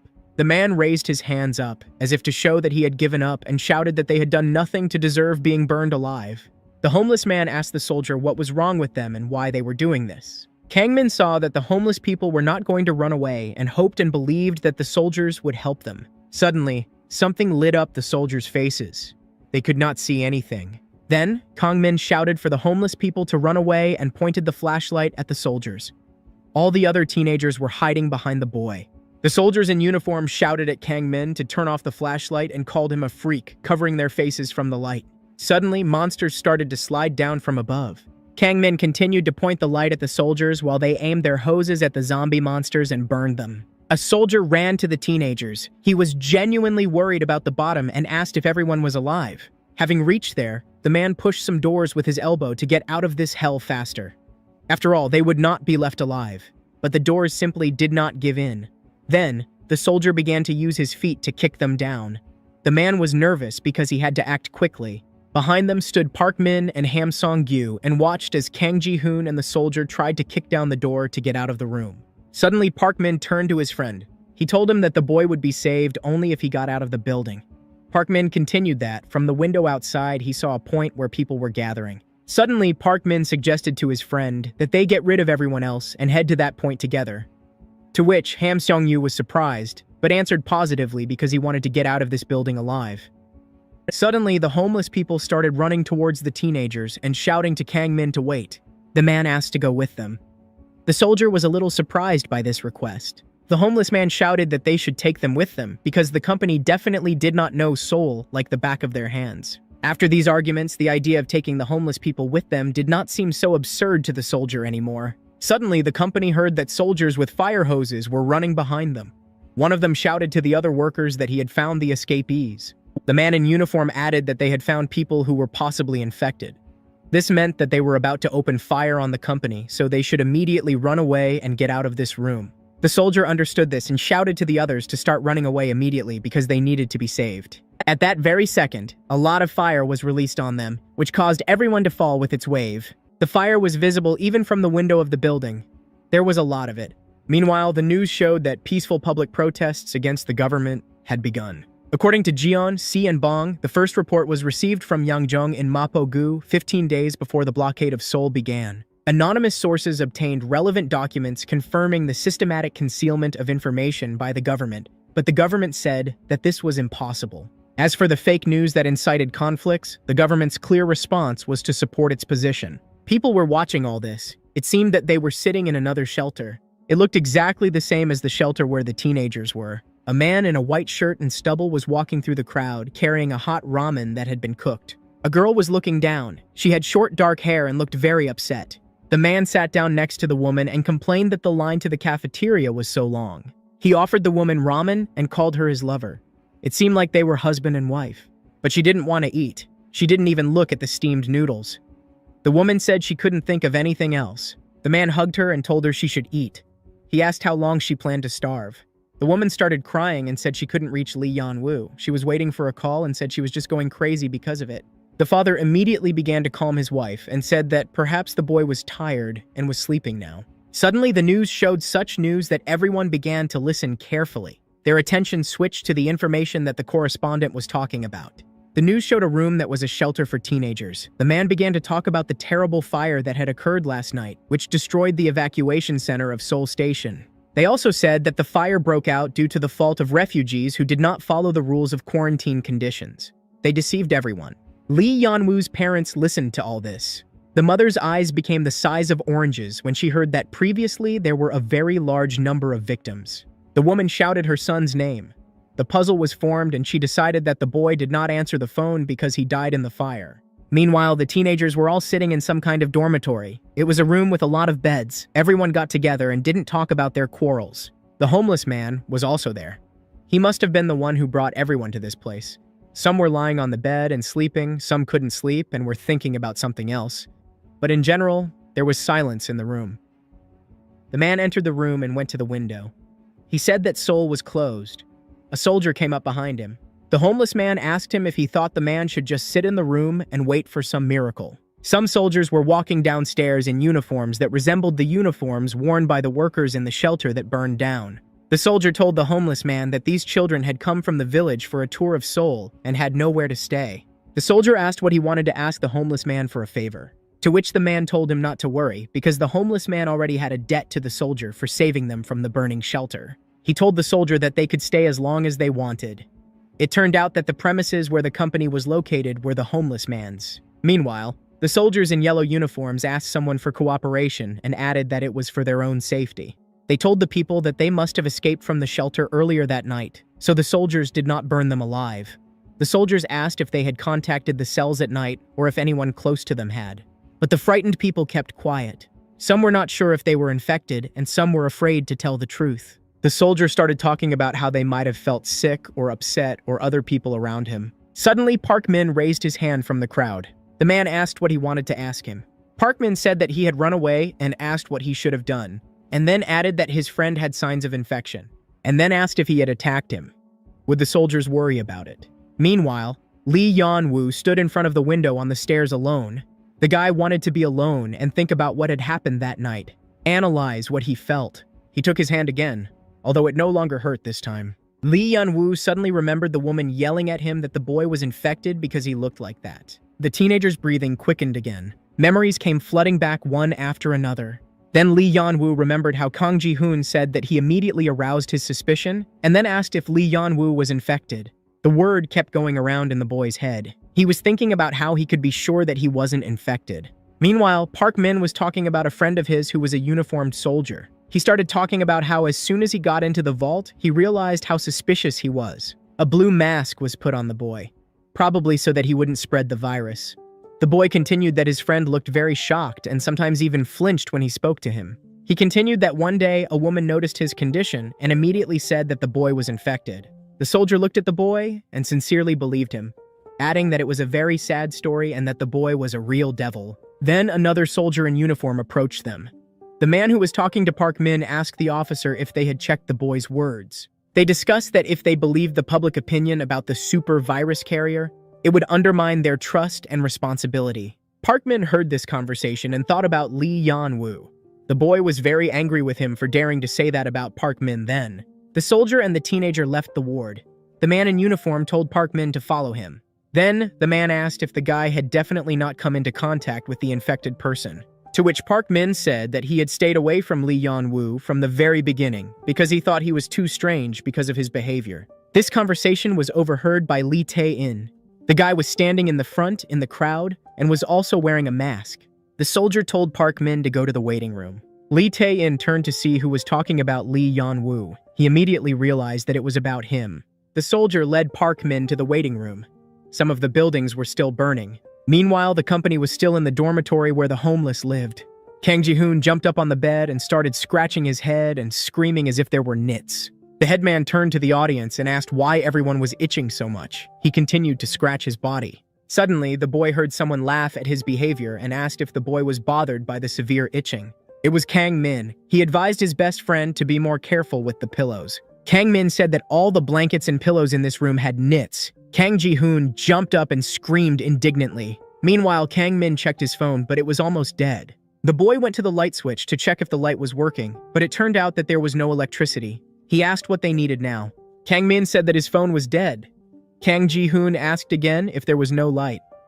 Ham Seong-gyu was eavesdropping on their conversation. Suddenly, the boy laughed at them and called them morons. The two friends returned his provocation. Ham Seong-gyu looked down and laughed at them. He asked if the boys could have done anything or were they so stupid and incapable. Then Ham Seong-gyu looked up at his classmates and took out a power bank. And then added that they could forget everything they wanted, but they couldn't forget about an extra charging station for their phone. Ham Seong-gyu made fun of his classmates and asked ironically if they had shared with them, but the boy forgot that he was without his friend and was in the minority. While Ham Seong-gyu was choking with laughter, Kang Ji-hoon and Kang Min noticed that the boy was without his faithful friend Park Min. The boys asked why Ham Seong-gyu was alone. From this question, the boy began to get very nervous and cold sweat began to drip from his cheek and his voice trembled. He said that he did not know where his friend was because they had separated when they came here. Ham Seong-gyu began to say that in any case, they were not close and they were not friends at all. Then, a soldier entered the room and overheard their conversation. The soldier decided to knock on the door so as not to distract the others from the conversation and not to scare anyone. Kang Min and Kang Ji-hoon turned to the sound. The man sat on the bed and said that he had examined the entire room. All the teenagers had gathered around him by then. Only Lee Yan-woo was missing. The soldier talked about how the room seemed to not be in such a bad condition. He began to talk about what was in the room. On the first floor, there was a waiting room for the homeless. There was an office on the second floor, but there was no one there. It seemed that all the workers had already evacuated to a shelter. The soldier then dismissed the hypothesis that the third floor was for sleeping. And downstairs, most likely, there was a dining room, so there must have been food there. The teenagers hadn't eaten since last night, so food wouldn't have bothered them. He then added that maybe the homeless would still come here, but it was perfectly safe to stay inside. Suddenly, the man was killed. He turned to look this impudent person in the face. It was Isuri. She apologized for saying that, even though they had just met, but the girl said that it didn't make any sense. She asked if the soldier really thought that the room was safe, because even the shelter wasn't that safe. In general, nowhere in Seoul was safe, and they weren't allowed outside its borders. Then she added that the homeless were also going to go here and there. Isuri said that the man should have closed all the doors, otherwise they would have been infected too. Suddenly, Kang Ji-hoon intervened in the conversation. He said that the girl could not worry about the homeless people because Lee Yan-woo was with them. The guy looked the girl in the eyes and asked if Lee Yan-woo was not more dangerous. But Isuri began to defend her friend and asked if Kang Ji-hoon knew anything about Lee Yan-woo to say that about him. Then, Kang Ji-hoon asked again, stammering, if Lee Yan-woo was infected. After all, Isuri's words sounded very confident and she wanted to believe the girl was never stupid. Suddenly, the girl screamed. She broke down that she herself did not know this information for sure. She said that everyone should stop asking her about it because she had no idea what it was really like. Suddenly, the girl asked them themselves if Lee Yan-woo wasn't their friend. She added that if they were so curious, they could have asked Lee Yan-woo about it themselves. Isuri continued that it was all quite strange. After all, it was like they had abandoned the guy in Namsan that time. But Kang Min didn't let the guy explode and scream and calmly asked Isuri not to make fun of them. The guy took on the role of the elder and started saying quite intelligent things. He said that they would try to understand the situation that had happened. But Isuri didn't understand this tactic. She just laughed and said that no one would want to unite and cooperate with anyone. She added that no one would want to team up and work in pairs with him. The girl showed that she was clearly mocking and ridiculing the guy for everything they had done. Kang Min exploded and started arguing with Isuri. She provoked the company, but only he was the one who behaved. Suddenly, a military man joined the conversation. He started to get up and said that the teenagers had stopped arguing. He told them to think again about where they should stay. But first, he suggested that they all go to the dining hall and look for food. Kang Min and Isuri went first. The guy asked the girl if it was necessary to behave like that in such a situation. Kang Ji-hoon and Ham Seong-yu watched this. The boy asked his classmate if Kang Min and Isuri had been close before. So Yeon, meanwhile, just watched what was happening. The girl didn't say much and spent more time somewhere in her thoughts. So Yeon went to the restroom to wash herself and tidy herself up a bit. She didn't feel safe anywhere now. Constant stress and anxiety. She raised her head and started remembering what happened that night when they escaped from the burning bunker. As she was escaping, she noticed something. This memory made her tremble with horror. There was a person in the fire that the soldier was directing. She screamed in pain. She was alive and felt everything that was happening. The girl was shocked then. Seeing someone being burned alive was unbearable. From these memories, the girl fell to the ground and held on to the wash basin. So-yeon wished so much that these memories would be erased from her head. Suddenly, the girl began to shake with horror. So-yeon did not want the enemy to see with their own eyes what she had seen yesterday in the shelter. Having come to her senses, the girl decided to find company and climb the stairs. But her head was still full of thoughts. She thought about how the others hadn't gone crazy after everything that had happened. It seemed to her that they were being bullied because of her. She thought in her head that she really couldn't do it anymore. It was all very difficult for her. The girl looked down as she walked. So-yeon didn't notice that Lee Yan-woo was coming down the stairs in front of her. It seemed that the teenagers were avoiding each other and didn't want to meet in any way, even by chance. When she saw that someone was standing in front of her, she immediately raised her head and was horrified. So-yeon didn't expect to miss Lee Yan-woo. Her face strongly betrayed the girl's surprise. Lee Yan-woo looked into her eyes as if he were taller than her. The guilt that was oozing from So-yeon gave Lee Yan-woo a sense of power over her. The girl decided to speak to the guy and stammered and barely said the guy's name. But he didn't even stop. He just went further down, pretending that So-yeon wasn't there. And the girl tried to say that everyone had gone down to the dining room, but couldn't finish. No one listened to her, and she understood that she shouldn't stoop so low. Lee Yan-woo wasn't ready for reconciliation. The girl stopped. Her legs didn't want to go from such a meeting. She understood that Lee Yan-woo had to return sooner or later because there was nothing on the top floor except the exit.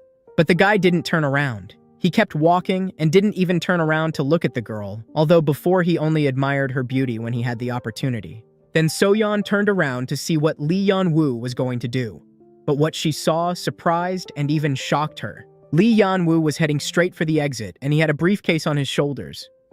Why did he have a briefcase in the room? He didn't stop and confidently approached the door and then simply opened it. Then the girl immediately rushed to him to stop him. She didn't want to lose the guy again. The girl grabbed the guy's hand and shouted for him not to leave, not letting the guy even open the door even a centimeter. She shouted at Lee Yan-woo and asked why he needed a backpack. She bombarded her classmates with questions about how it was very dangerous outside and that he shouldn't have gone. But Lee Yan-woo began to resist, to which So-yeon clung to him even more with both hands and begged him not to leave her. But Lee Yan-woo shouted for her to let him go immediately. The guy was behaving very aggressively and strangely. He was suddenly overcome by incredible anger and irritation. Suddenly, the guy pushed poor So-yeon and shouted for her to leave him alone. The girl fell and screamed, because she had no idea that Lee Yan-woo would do that. So-yeon fell and almost cried from the insult.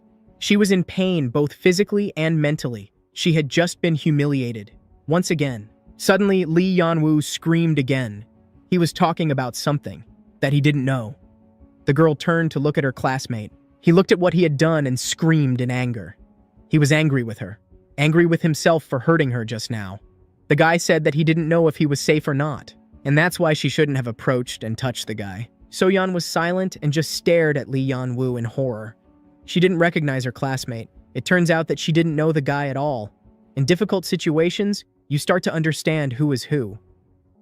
Meanwhile, the company was looking around the cafeteria. Kang Ji-hoon was sitting at the table, while Kang Min and Ham Seong-yu were looking for something.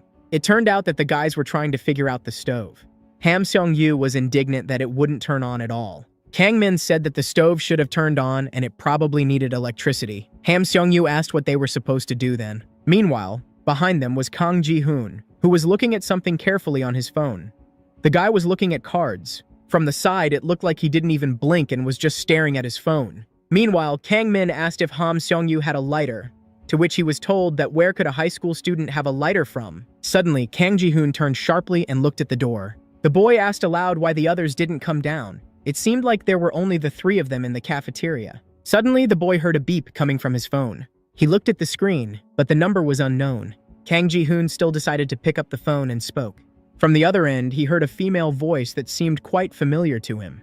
The girl asked if it was Kang Ji-hoon. Suddenly, the boy recognized this familiar female voice. His pupils widened sharply, and his heart suddenly beat faster. Kang Ji-hoon jumped up sharply and asked if it was his classmate Hannah. Meanwhile, on the first floor, So-yeon was getting up after a fall. Lee Yeon-woo looked down, but towards So-yeon.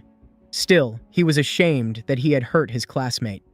The girl tried to talk to him normally again. She said that she didn't understand the boy's feelings. Everyone was worried now because the situation was unusual and dangerous. So-yeon added that going out alone was not an option anyway, because it was too dangerous outside. Lee Yeon-woo turned away from the girl and just looked at the street. She suddenly said that since he wasn't infected, he should have stayed inside with all of them. But the boy didn't react to her. He clearly decided that he had to leave to figure himself out and not put anyone in danger. Lee Yeon-woo looked down and just opened the door and started to go outside, leaving So-yeon behind. Suddenly, he heard some sounds from the street. This made him look up. Then, Lee Yeon-woo saw that the next batch of homeless people had come inside. They were three men with different looks. One of them, seeing Lee Yeon-woo, asked who he was and what he was doing here. Suddenly, the boy felt that pain again. His whole body seemed to shake and his heart was beating wildly. Meanwhile, in the dining room, Ham Seong-yu heard Kang Ji-hoon talking about Hannah. The boy turned around to see what was happening and what was the matter. Kang Ji-hoon was talking actively on the phone and asked Hannah where they all were. Hannah said quietly, covering her mouth with her hand, that they were hiding in some building. In fact, the girls were trying to return to them. The girl explained this on the phone. Meanwhile, Hongmi was sitting behind her. She was hugging her legs with her hands and looking down. Suddenly, she heard that Hannah was talking to Kang Ji-hoon. This information made her happy. Then the classmates started saying that they were now in some alley and there were a lot of signs of travel agencies and companies. The last thing the girl said was that their phones were almost completely discharged when suddenly the connection was interrupted. Kang Min and Ham Seong-yu had already approached Kang Ji-hoon and asked what happened to the girls, to which the headman replied that their phones had died. The guy quickly tried to call the girl again, but when he answered the phone, he heard that the number he was trying to call was unavailable. Meanwhile, Lee Yeon-woo and Isuri were already sitting together. It seemed that the guy had changed his mind after all, maybe because he felt the danger from the homeless and wanted to warn others. Isuri suddenly suggested that they go together. Lee Yeon-woo immediately turned to the girl. He didn't expect to hear that from her. She repeated that if Lee Yeon-woo wanted to go out, he would take her with him. She didn't even look in his direction. She had a stony expression on her face again. Suddenly, Lee Yeon-woo said something that made Isuri look at him. The guy agreed to go with her. There was even some romance in it. He looked at what was happening outside and said that they would definitely escape from this building, but not now. Lee Yeon-woo added that they would first observe the situation before running away. But Isuri didn't understand what Lee Yeon-woo meant. She asked him if it was a refusal on his part. The girl added that it hurt her pride. Lee Yeon-woo explained that something was bothering him. He could feel the presence of the infected and whether it would be okay to run away alone. What if these people became truly dangerous? Isuri grimaced. Lee Yeon-woo was saying things that scared her again and made her shiver. She suddenly grabbed the guy by the shirt and jerked him, telling Lee Yeon-woo to follow her and stop talking like an idiot. She dragged him up the stairs. Lee Yeon-woo screamed for the girl to let him go. Isuri finally let go of the guy. He asked her what she was doing with him. Suddenly, her tone changed and she said that it seemed like Lee Yeon-woo had misunderstood her.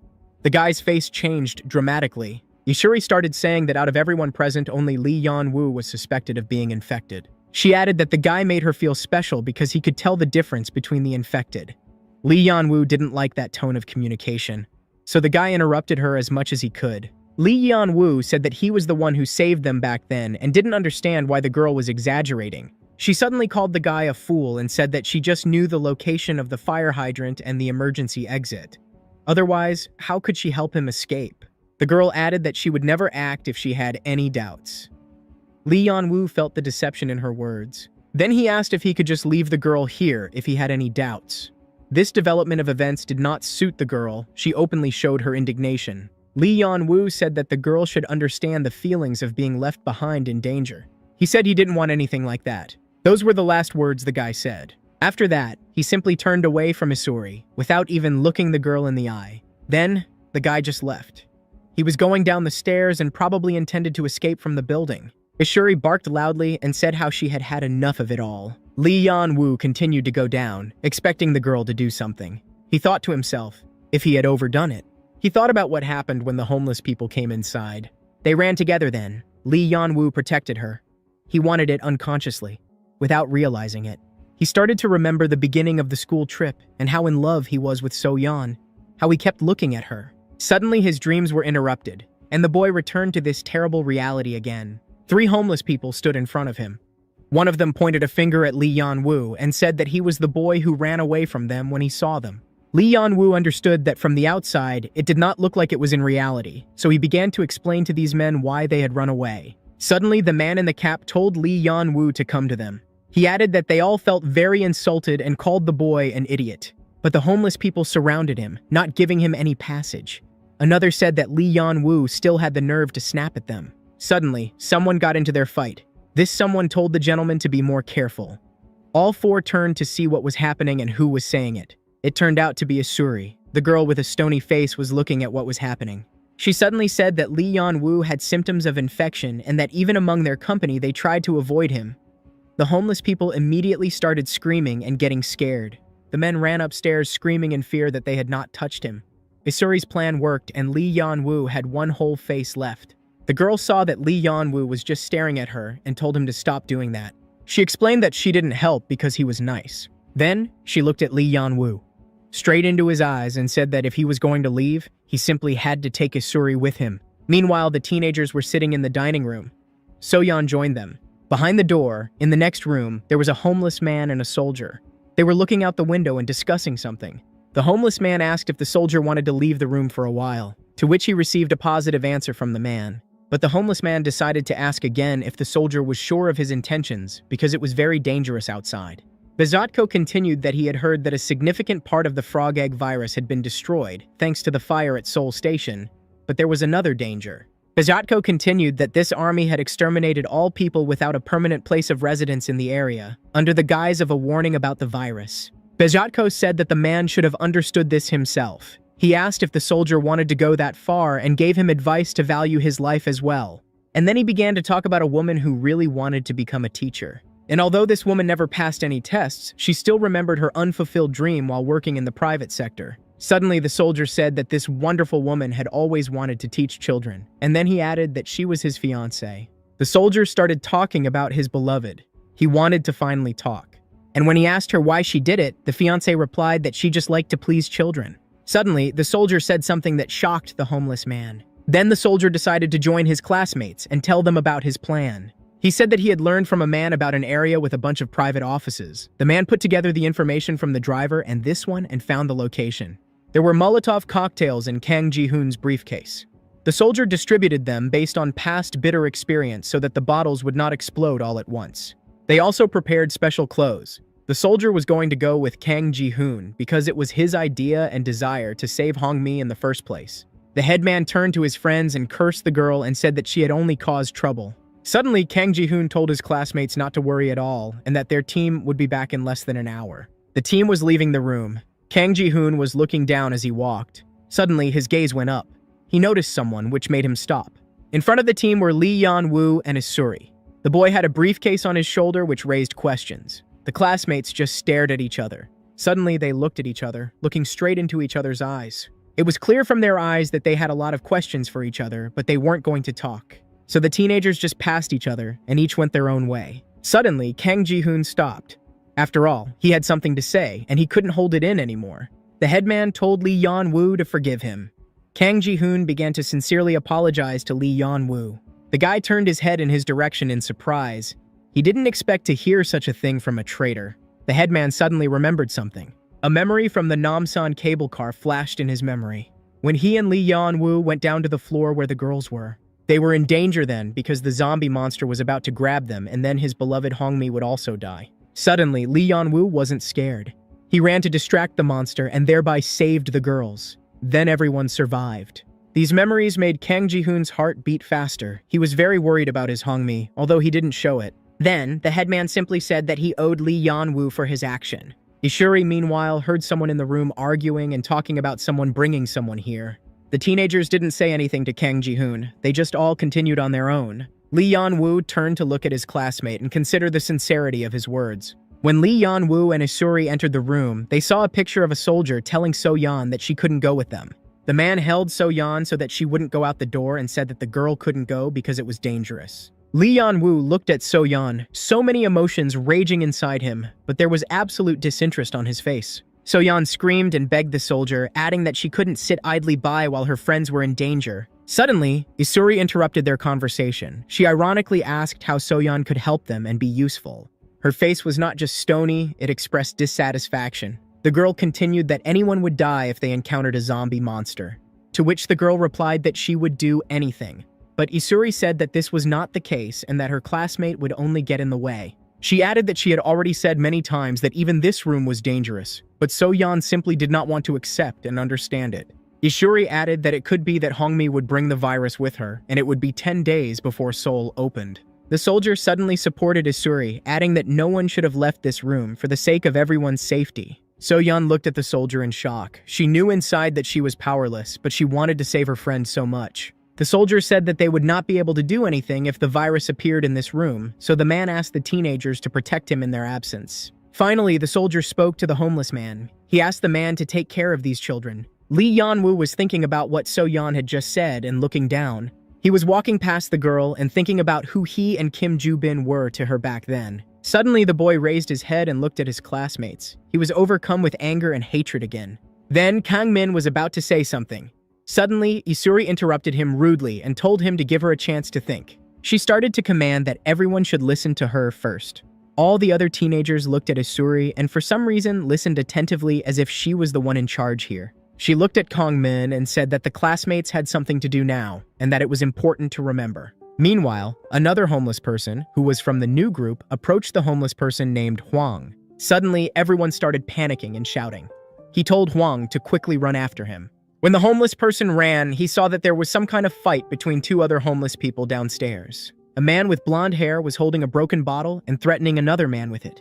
Then, Hwang ran up to the man to calm him down and take the bottle from him. Meanwhile, Ishuri was telling something about her experience when she was able to prevent the virus, but not kill it completely. Meanwhile, Hwang suddenly felt very sick. His eyes widened and his pupils narrowed. It turned out that the homeless man with white hair had stuck a broken bottle right in his stomach. Blood immediately poured out of his body. Everyone else just laughed and stood there watching as poor Hwang was maimed.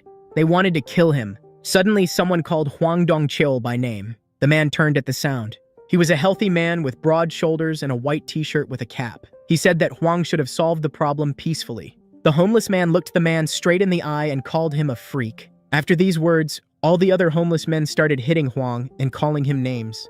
The man fell to the ground. Meanwhile, Ishuri said that the only ones who made all the plans work in the end were the people. Ham Seong-yu intervened in the conversation. He asked why they should have been careful with other people, judging by Isuri's speech, and then added that it was all nonsense. The girl reacted to the guy's words with impudence and indignation. Suddenly, So-yeon turned to her classmate and asked why she was telling them all this suddenly. It looked like something was about to happen, and So-yeon was scared. Suddenly, Isuri said that a lot of infected people had just arrived. So-yeon's face changed dramatically. It became scared. Ishuri told them not to ask how she knew this information, but added that even in this place they were infected and then they could have ended up. Ham Seong-yu and the others were very indignant at what they heard. They told the girl to stop being a fool and not to mock them. Suddenly, their conversation was interrupted. Someone entered the room and called out to the teenagers. They were homeless people. A fat, tall man in a white t-shirt and cap called the teenagers rats and told them to come to him. Something terrible was brewing. Meanwhile, the news was about a public gathering for justice, which was holding a press conference again. At this conference, Shim Guiyong, as the vice president of CCOJR, provided information on the state of military training to defeat the virus due to the emergence of a non-mutated virus. According to the document, using the word cell, which probably referred to the mutated virus. The government took measures to contain the spread of the virus, as they were classified from Class A to Class D. Meanwhile, the authorities still did not give any comments on this matter. Meanwhile, chaos was brewing in the city. 2 people were running away quickly. They had burning torches in their hands to protect themselves from monsters, and in this situation, possibly from the army. It turned out to be Kang Ji-hoon and a soldier. They were hiding behind the wall of a building from the army ahead of them. There were a bunch of soldiers on the bypass. They had to somehow get through them to find Hongmi and the girls. Kang Ji-hoon asked what the soldiers were burning and put forward the hypothesis that they were infected. The man said that it seemed true. They ran on, and Kang Ji-hoon said that they might as well have just turned around and run home. It turned out that the torch was with the soldier. The team was running between buildings and alleys to somehow get around the army. The man told the boy that they had to be careful because the virus could spread. Kang Ji-hoon looked at the soldier, and suddenly memories connected with the man began to surface in his mind. The boy remembered how the soldier had said at the gas station that he wanted to help Kang Ji-hoon find his friends. Suddenly, the class president addressed the man as Mr. They all usually called him that. Kang Ji-hoon wanted to ask him something. But then the soldier got annoyed and told them to stop calling him that, and that there really wasn't such a big difference between them for him to be a Mr. Then the soldier said that his name was Hajiman, but they could just call him Jiman Hyung. Then Kang Ji-hoon said it felt strange to call him Hyung, and then he decided to joke about his name, Hajiman. The man replied that the boy's name wasn't any better. Then Kang Ji-hoon decided to finish his thought and said that he hadn't expected Hyung to actually help him look for Hongmi. He added that he was a bit surprised. The soldier was slightly offended by such distrust from Ji-hoon and asked what he took him for since Hyung had promised to help. The man added that besides, he wasn't the only one who had been surprised. Kang Ji-hoon didn't understand why, so Jimin Hyung said he hadn't expected the class president to go out and save Hongmi, since he'd been so close to her. He added that usually kids his age didn't do things like that, so Jimin Hyung was really curious who she was to him. From that question, Kang Ji-hoon kind of froze. He hadn't expected such bluntness, and in general, anything about romance was locked up deep inside him. He started to defend himself and snapped at Hyung that it was a stupid question. Suddenly, the man interrupted him and told him to wait. In front of them, there was a huge number of monsters. The whole road was strewn with them, so there was no way they could pass safely. Jimin Hyung said there were too many monsters ahead of them, so they had to find some way to go around. The man turned around to say something to Kang Ji-hoon, maybe for the last time. But the boy was already standing there with a lit Molotov cocktail in his hand, ready to defend himself. Suddenly, there was an explosion and the screams of zombie monsters. A huge blaze could be seen from the tops of the buildings.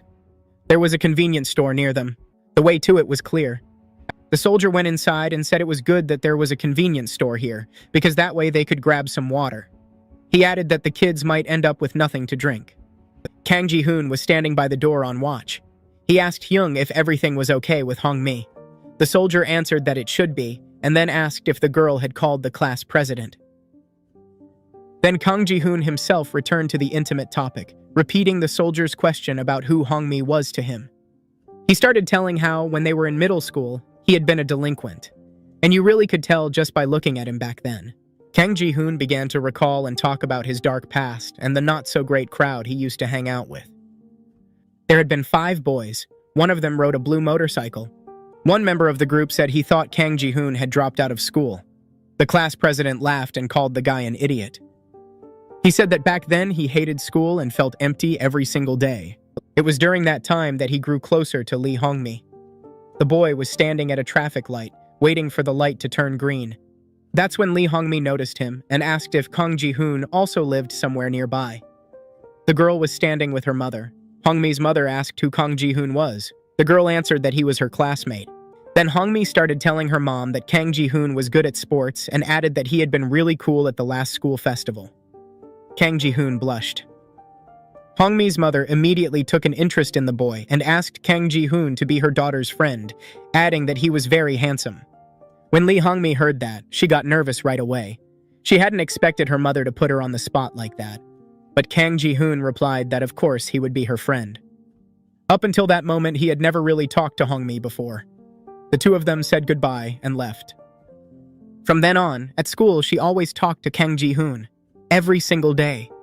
The boy started to feel truly happy then. His life regained meaning, and being at school didn't seem so awful anymore. Graduation day came.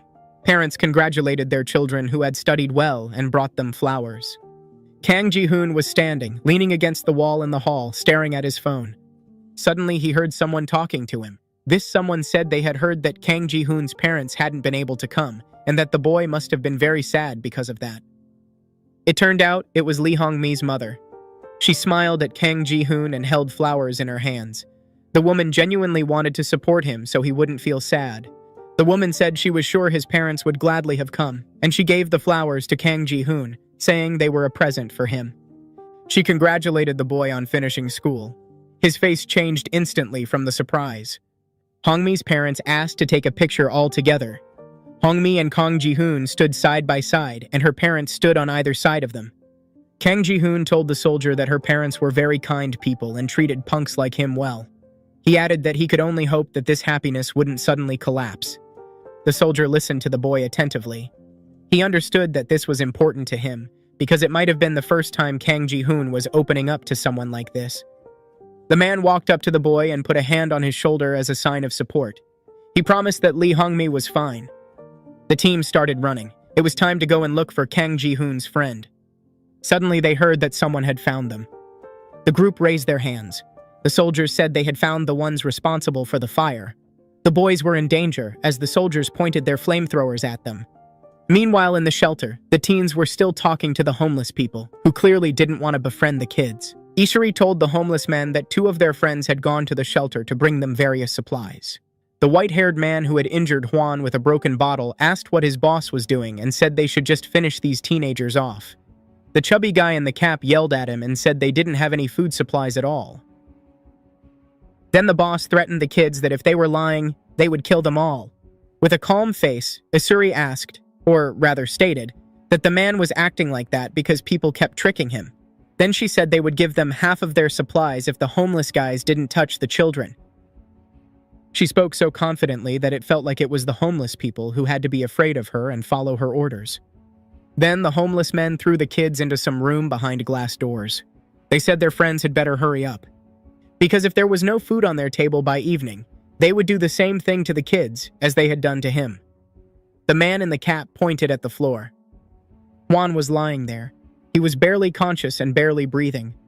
The boss walked out and told the homeless man in the hat and red jacket to keep an eye on the teens. The kids quickly crowded around their friend Hwan. The man was covered in blood. Those bastards had beaten him badly. Kang Min bent down over the homeless man. Hwan was alive and barely breathing. The boy said he'd thought the homeless guy was a former boxer. That's what he had told them. Ham Song-yu shouted in outrage that he had no idea what they were supposed to do now since no one was actually going to bring any supplies.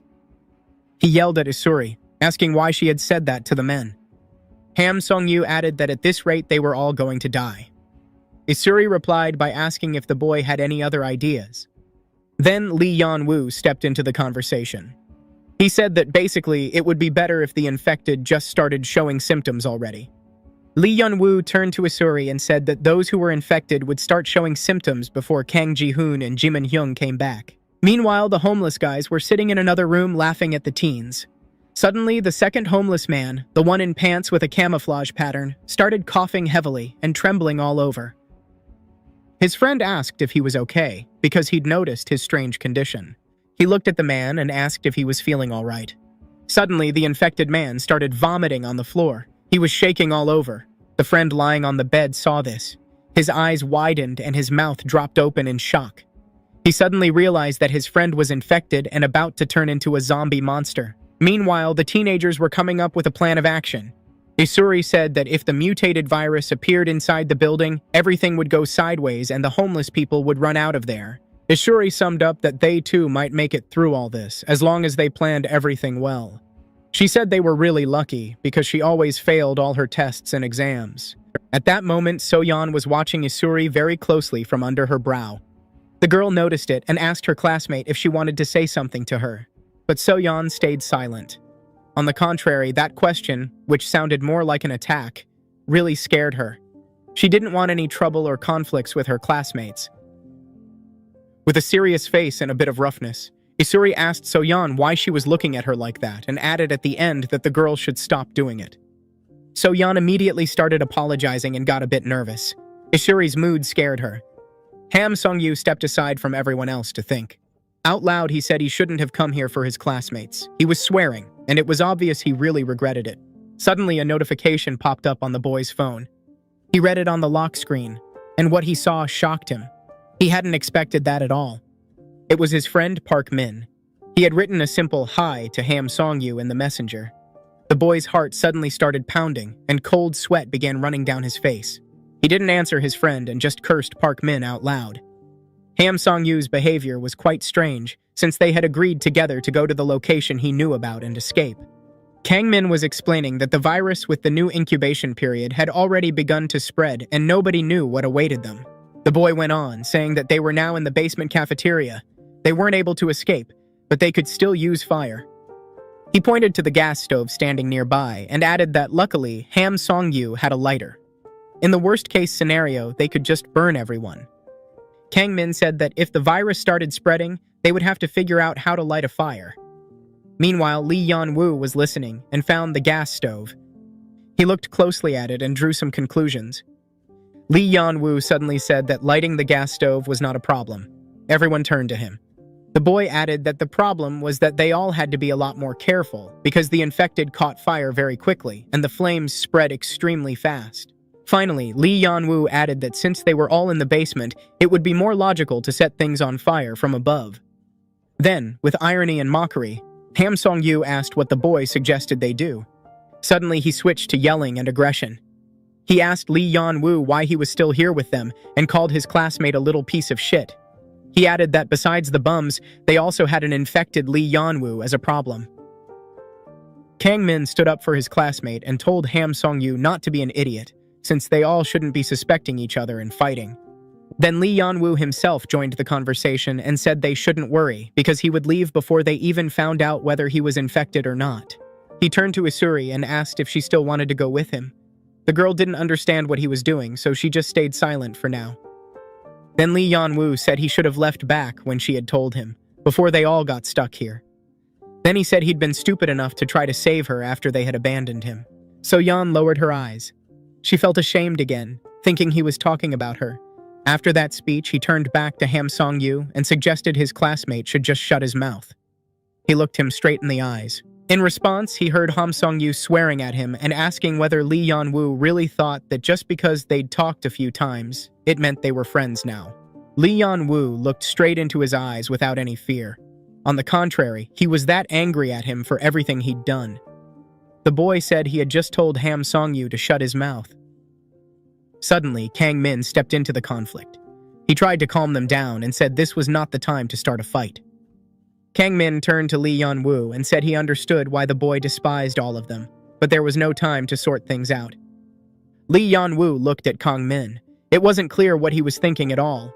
His classmate went on, saying that right now they had no choice but to help each other. Suddenly, Isuri supported Kang Min's words, adding that they should stop arguing all the time. She shouted that they needed to work towards something. But she didn't manage to finish. Kang Min interrupted her and asked her to let him speak. He apologized and politely asked everyone to listen to him. The boy said that this thought had been stuck in his head from the very beginning, back when they were on the cable car. He had been thinking about how this virus had appeared and what it actually was. Kang Min said it was a virus that kept growing until the host died, and the cell division never stopped. Summing up, he said he had arrived at the following idea. He looked at his classmates with his crazy eyes and said that the virus would be very similar to cancer cells. Kang Min quickly started explaining before they had time to laugh at his hypothesis.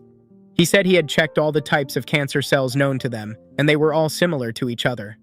Ishuri reacted skeptically to her classmate's speech and sarcastically asked if Kang Min wanted to burn the zombie monsters with radiation. He got the joke, but answered seriously. The boy asked if the teenagers had ever heard of high-frequency thermal treatment. He started talking about it, realizing they were probably all hearing about this for the first time.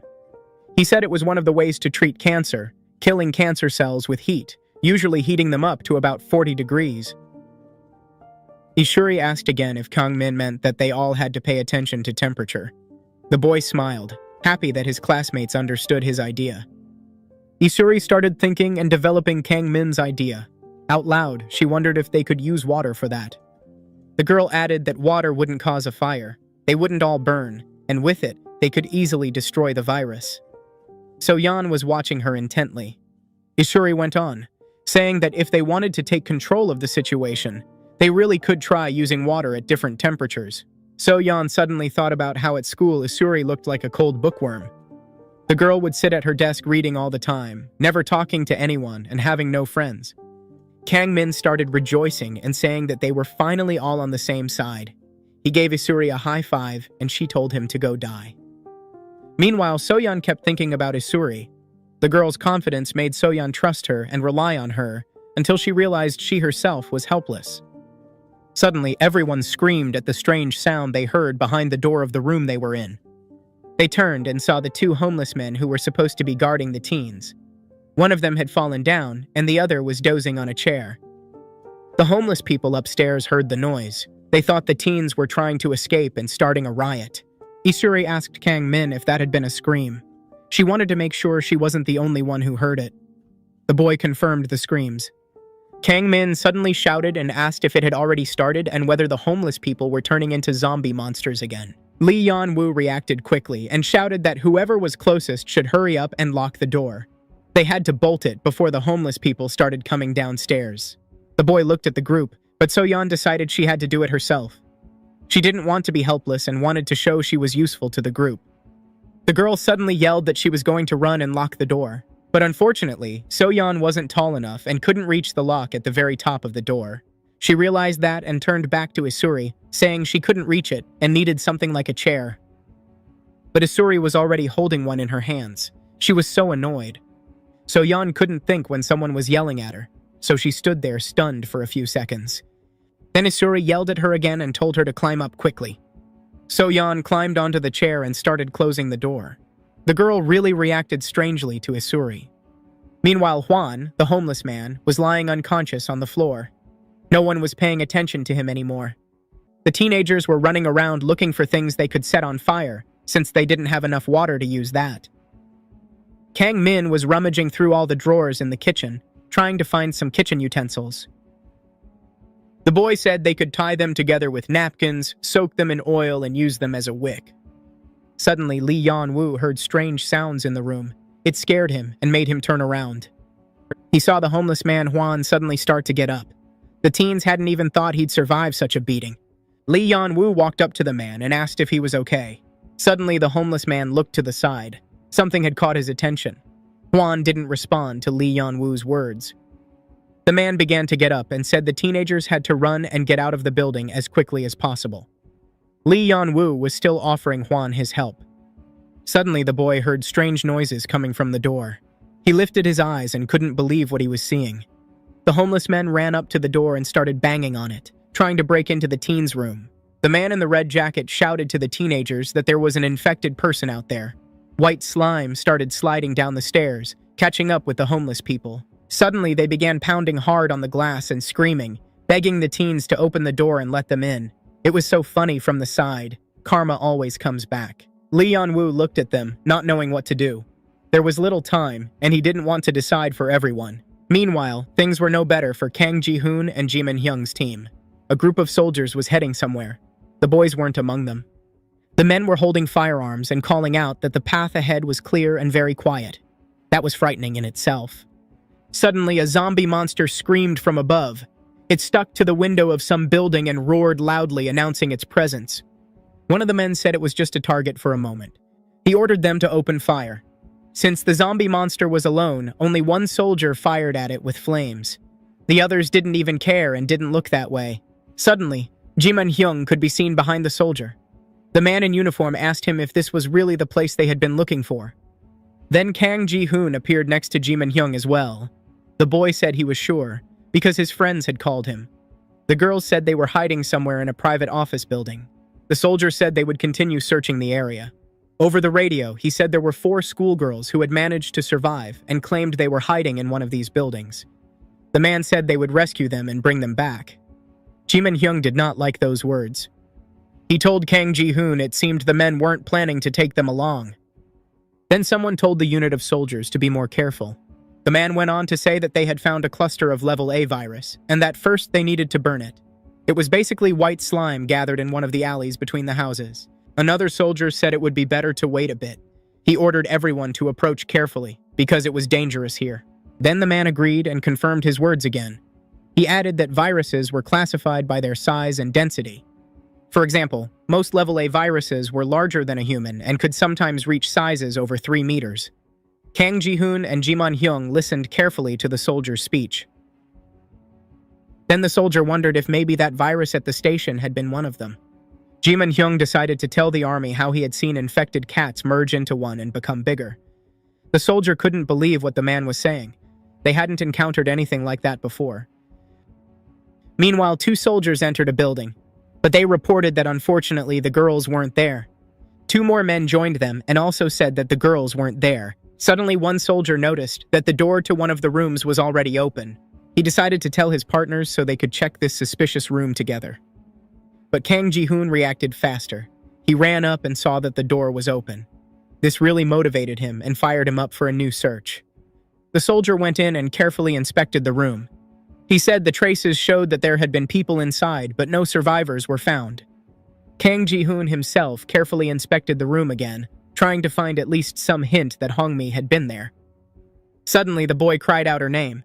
Then the soldier said there were tracks over there as well. He walked out through another exit. The group came out into some passageway, and the soldier stated that it looked like someone had gone this way after the fire. But unfortunately, no tracks were found. They all kept walking. The man added that someone had definitely gone through this alley. Kang Ji-hoon clearly understood the soldier's words and decided not to waste another second. Suddenly, the boy broke away from the group and ran down the alley his Hongmi had probably taken. Kang Ji-hoon ran as fast as he could. He wasn't afraid of anything or anyone. He just wanted to see Hongmi as soon as possible and save her. The soldiers shouted after him that he was an idiot. The boy knew that himself. He understood that he was acting completely recklessly. Suddenly, memories surfaced in his mind. Kang Ji-hoon remembered how they had been at school, and Lee Hongmi had told him she had learned a really cool English word. Kang Ji-hoon was sitting at his desk, more like lying on it, and Hongmi was sitting in front of him, asking if he knew the meaning of the word destiny. The boy replied that of course he knew. It was a video game he used to play.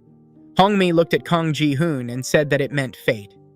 But Kang Ji-hoon clearly wasn't in the mood. He said that was all cool, but the girl should fail. He added that he was very sleepy, so she shouldn't wake him. Hongmi looked at the boy, offended. It was unpleasant to hear that. After that, Kang Ji-hoon woke up and stretched loudly. Suddenly, he saw something on his arm. It caught his attention. On his arm, the word destiny was written. Apparently, Hongmi had written it and left, just like Kang Ji-hoon had told her to.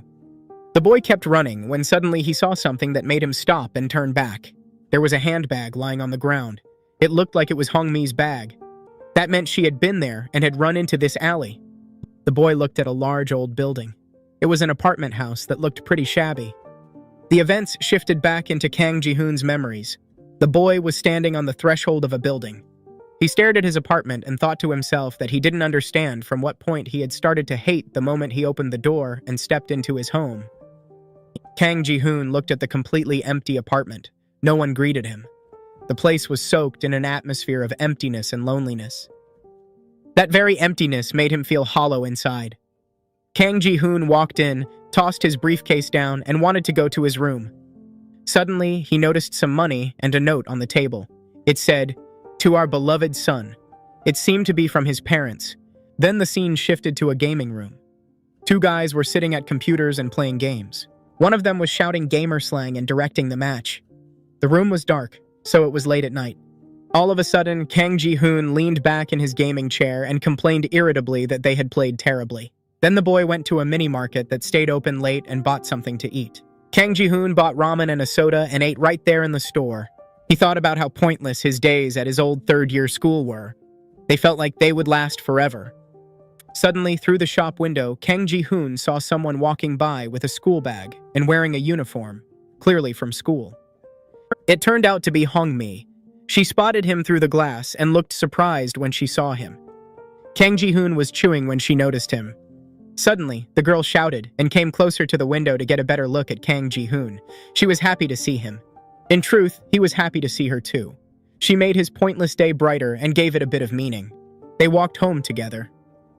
Hong-mi said that lately they had been running into each other a lot. She talked non-stop. Kang Ji-hoon couldn't even get a word in. She asked what he had been doing there. Then she said they often had a 2-for-1 deal, and added that if he had waited for her, she would have given him hers too. Suddenly, Hong-mi got weirdly excited and shouted. She was very emotional. That was part of what made her special. She was surprised that a small shop, run by an old woman, was still open. Hong-mi stopped and said the shop usually closed by 7 because everything got sold out. She was practically drooling. She said that Taeokbokki, the woman behind the glass maid, was incredibly good. Kang Ji-hoon asked if Hong-mi really loved that street food that much. A few minutes later, a whole plate of different snacks, Taeokbokki included, was sitting in front of Hong-mi. She immediately started eating, stuffing her mouth full. She was so talkative that even while eating, she couldn't stay quiet and kept chatting. She told Kang Ji-hoon it would be nice to buy ice cream, but only one. He looked at her with a hint of disgust and commented on how much she ate. She answered by offering him something else to try again. Hong-mi brought the food right up to Kang Ji-hoon's mouth, and he shouted that he was talking at that moment. She apologized, but still asked why he ate so little. Hong-mi burst into loud laughter. She looked at Kang Ji-hoon's face and something about it cracked her up. Turns out he had ketchup on his cheek. She laughed and asked if she could take a photo of him. It was time to part ways. She said she was really full, and as she left, she said next time she'd buy them something sweet. And at the end, she added that they would definitely see each other at school again. Kang Ji-hoon stood there watching Hong-mi leave, following her with his eyes. He wondered why she wanted to treat him next time. A new day came. The classmates were sitting in math class. The teacher was solving something on the board. Kang Ji-hoon sat at the back desk, bored. He wasn't solving anything or writing, just propping his head up with his hand. He wasn't interested at all in what the teacher was explaining, or what square root the equation would produce. Something else had his attention. He had been watching Hong-mi the whole time. It was clear she wasn't looking at the board either. Something else had caught her focus.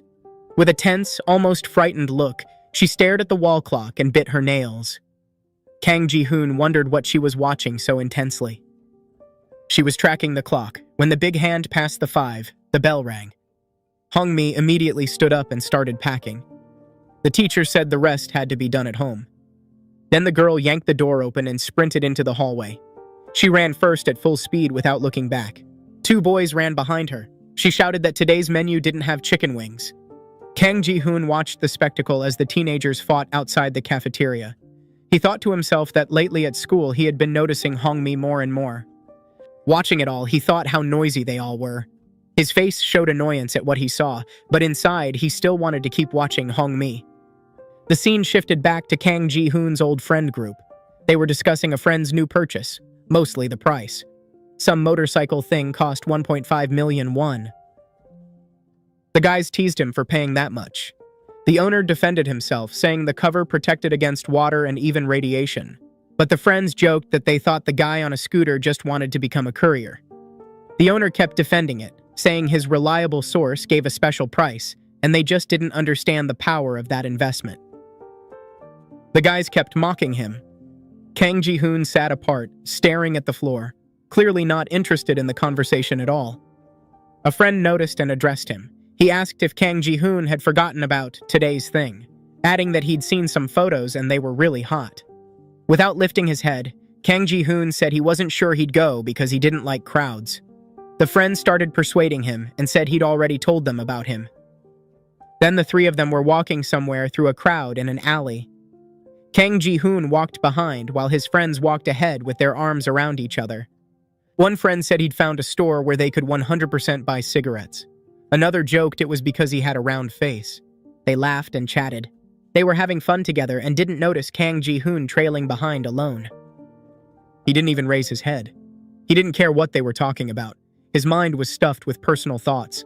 Suddenly, something made his friends pay attention to him. Kang Ji-hoon said he was going home. When they turned around to look at him and start talking him out of it, he was already walking away and waving at them. It turned out Kang Ji-hoon was supposed to treat them today, but he didn't go. His friends called him irresponsible. He rushed to the place where he and Hong-mi had met last time. He wondered whether he'd see her again, or whether he'd just been overthinking it. Kang Ji-hoon pulled out his phone to check the time and saw it was almost 9, but Hong-mi still wasn't there. So he decided to go into the mini-market. He confidently opened the door and greeted the cashier. Suddenly, he turned sharply because he noticed something that grabbed his attention. It was Hong-mi, crouched down and picking out sweets, just like she'd promised. She turned too and saw Kang Ji-hoon. She stood up and walked over. She immediately started talking a lot again and asked if he wanted to look at the store's promotion. Then she poked him with her finger and asked what had happened to him. She asked if he'd run here because he was sweating heavily and soaked. Kang Ji-hoon's eyes widened. He didn't want her to know the truth. Kang Ji-hoon did everything to pretend he hadn't run here because of Hong-mi. He said he usually ran anyway. He had to train, and then quickly added that he was starving, just to change the topic. Hong-mi understood but pretended to believe him and just smiled. Then she asked if he liked the toast sandwiches. A few minutes later, they were both devouring 2 toast sandwiches. She said they were delicious. Kang Ji-hoon said only a little, though the way he ate said otherwise. He kept looking at Hong-mi. He couldn't get enough of her. Kang Ji-hoon thought about how nice it felt to eat with someone. And not just anyone, Lee Hong-mi. With her mouth full, she smiled and chewed loudly. To him, she looked adorable. Then Hong-mi suddenly offered Ji-hoon another pork toast. He joked that Hong-mi was a little pig. She shot back that it was a special pork toast. That day, Kang Ji-hoon ate a lot. They walked out of the mini-market eating ice cream. Hong-mi asked why he acted the way he did at school. Kang Ji-hoon didn't understand, so she explained. He slept every day, and she'd never once seen him talk to classmates. Kang Ji-hoon looked upward. He immediately asked who had been saying that behind his back, but Hong-mi replied she hadn't wanted to tell him that. Kang Ji-hoon came home while looking at something on his phone. He was smiling. For once, he came home and didn't feel empty inside. Suddenly, he raised his eyes and saw something very strange. Things were scattered across the floor, broken dishes, photos, and empty alcohol bottles. His mother was sitting nearby. She asked what time it was. Seeing her like that, Kang Ji-hoon immediately ran to her to find out what was going on. Her head was hanging down. Suddenly, she asked why he had decided to drop out of school. She knew because his teacher had told her. Kang Ji-hoon's eyes widened and his pupils narrowed. He didn't expect his mother to find out. His mother sat on the floor, her head drooping forward as if her neck couldn't hold it. She wore an oversized shirt. Without lifting her head, she asked if it was true. Kang Ji-hoon started making excuses, saying it wasn't what he really meant, but he couldn't finish. Something made him stop. Suddenly, his eyes nearly popped out of his head. He was shocked by what he could make out when he got closer. In his mother's other hand was an open bottle of pills. Her hand was so weak she couldn't hold it, and half the pills spilled onto the floor. Kang Ji-hoon rushed over and started collecting them, yelling that she had promised not to take them anymore. They'd been hidden, but she still found them. Suddenly, she grabbed his face and began saying something incoherent. Then Kang Ji-hoon saw her face, and the sight made his skin crawl. Her eyes rolled upward, and drool ran from her open mouth. She said everyone had been forcing her to suffer. Then she said something that stabbed Kang Ji-hoon straight in the heart. Through tears, she said he was the one who had driven her to this. She even asked if he understood. She added that Kang Ji-hoon was the only one who had made her what she was right then, sitting in front of him. A few hours later, he was in the hospital's emergency department, waiting for his mother. His gaze was lowered as he processed everything that had happened. 2 doctors were working on her, trying to revive this so-called mother. They inserted a tube into her throat. Kang Ji-hoon remembered the last time he saw his father. His father had told him to protect his mother at any cost. But since the divorce, his mother had been in intensive care countless times. For Kang Ji-hoon, seeing her like this had become normal. That's why he could never forgive his father for abandoning them both. Now Kang Ji-hoon had to carry that burden alone. It was unbearably hard, because he was still just a kid. It was dark. Kang Ji-hoon walked home along his usual route with his head down. Suddenly, he lifted his head and saw someone. Hongmi was standing there, as if she'd been waiting specifically for him. She raised her head and looked her friend in the face. She stood under a streetlight holding some books, waiting for him to come closer. Hongmi immediately asked where he had been the whole time. She had been waiting so long. Kang Ji-hoon only answered with a question. How did she know his address? Hongmi said she got it from the teacher. She bombarded him with questions about why he hadn't come to school. The teacher had said they couldn't reach him. Kang Ji-hoon didn't even look at her. He told her to leave and added he wasn't in the mood to talk. He didn't finish the sentence. She cut him off. She grabbed his hand and begged him to stop and not walk away from her. But he reacted badly. He jerked away and pulled his hand back, asking who Hongmi even was to him. She asked why Kang Ji-hoon was so angry and said he wasn't like this usually. Kang Ji-hoon suddenly mocked her and called her stupid. Her expression changed instantly. She didn't deserve that. He looked down and asked what Lee Hongmi even knew about him. Then he asked if she really thought they were friends. Kang Ji-hoon said she wouldn't even want to look him in the eye if they weren't classmates. Suddenly, he turned back to her, looked her in the eyes, and told her to get off his back and stop ruining his mood. Hongmi told him he was being cruel to her. She added that she came here because of him, because she was worried about her friend. He didn't take his eyes off her, thanked her for caring, and then told her to leave him alone. He was already swearing. Kang Ji-hoon watched Hongmi walk away. It hurt him too, because he genuinely liked being around her, and he felt happy in those moments. But he was afraid to get close to her, so he felt he had no choice but to run from his feelings. Meanwhile, in the present, Kang Ji-hoon ran into the building and shouted the girl's name so she would hear and come down to him. Others joined in. The army opened fire, and Kang Ji-hoon lit a Molotov cocktail to clear the area. Then hell broke loose. The place was scorching. There was an insane amount of fire. Kang Ji-hoon kept calling for the girl. The soldiers up front shouted for everyone to fall back, and then even more fire was unleashed. At times, it was impossible to breathe because of the smoke and the stench from the burning corpses of zombie monsters. Suddenly, Ji Han-hyun noticed something on the other side. One of the soldiers shouted about an exoskeleton. It looked like he'd spotted something in the flames. Everyone turned toward the shout and saw a nearly dead soldier on the floor. He was yelling that there was an exoskeleton inside. He had been fighting an unusual zombie monster they called an exoskeleton. The others watched as he desperately tried to fight the zombie monster. Suddenly, the soldier noticed something, barely visible from a corner at the end of the corridor. He saw a monster's claw. It was approaching them, and the fire didn't scare it at all. Ji Han-hyun's eyes widened and his pupils narrowed. He knew something terrible was about to happen. Then the whole monster crawled out of the corner. It moved along the ground like an animal and looked skeletal. You could see the outline of every bone. The monster emerged and snarled. It was clearly about to attack everyone. They had to react fast to survive. It was a massive zombie monster, around 3 meters tall, towering over people. It looked like it had spikes along its back. Even armed soldiers were scared of the beast. Fear and shock showed in their eyes behind their masks. The huge zombie monster stood over the soldier's corpse and growled. Suddenly, one soldier screamed, "Sojun!" Probably the name of the poor man the monster was about to eat. The man raised his rifle and started shooting at the monster. It only enraged the zombie monster. The bullets and shots seemed to mean nothing to it. Then the grotesque giant whipped out thick tentacles to attack. In seconds, it lunged at the soldier. He didn't even have time to react. It roared in his face, staring straight at its prey. The other soldiers watched in shock. None of them knew what to do. Suddenly, the zombie monster roared and opened its mouth wide. Its jaws were enormous and packed with teeth. It looked horrifying. The soldiers turned to Mr. Park and said they had to leave immediately before the monster ate them all.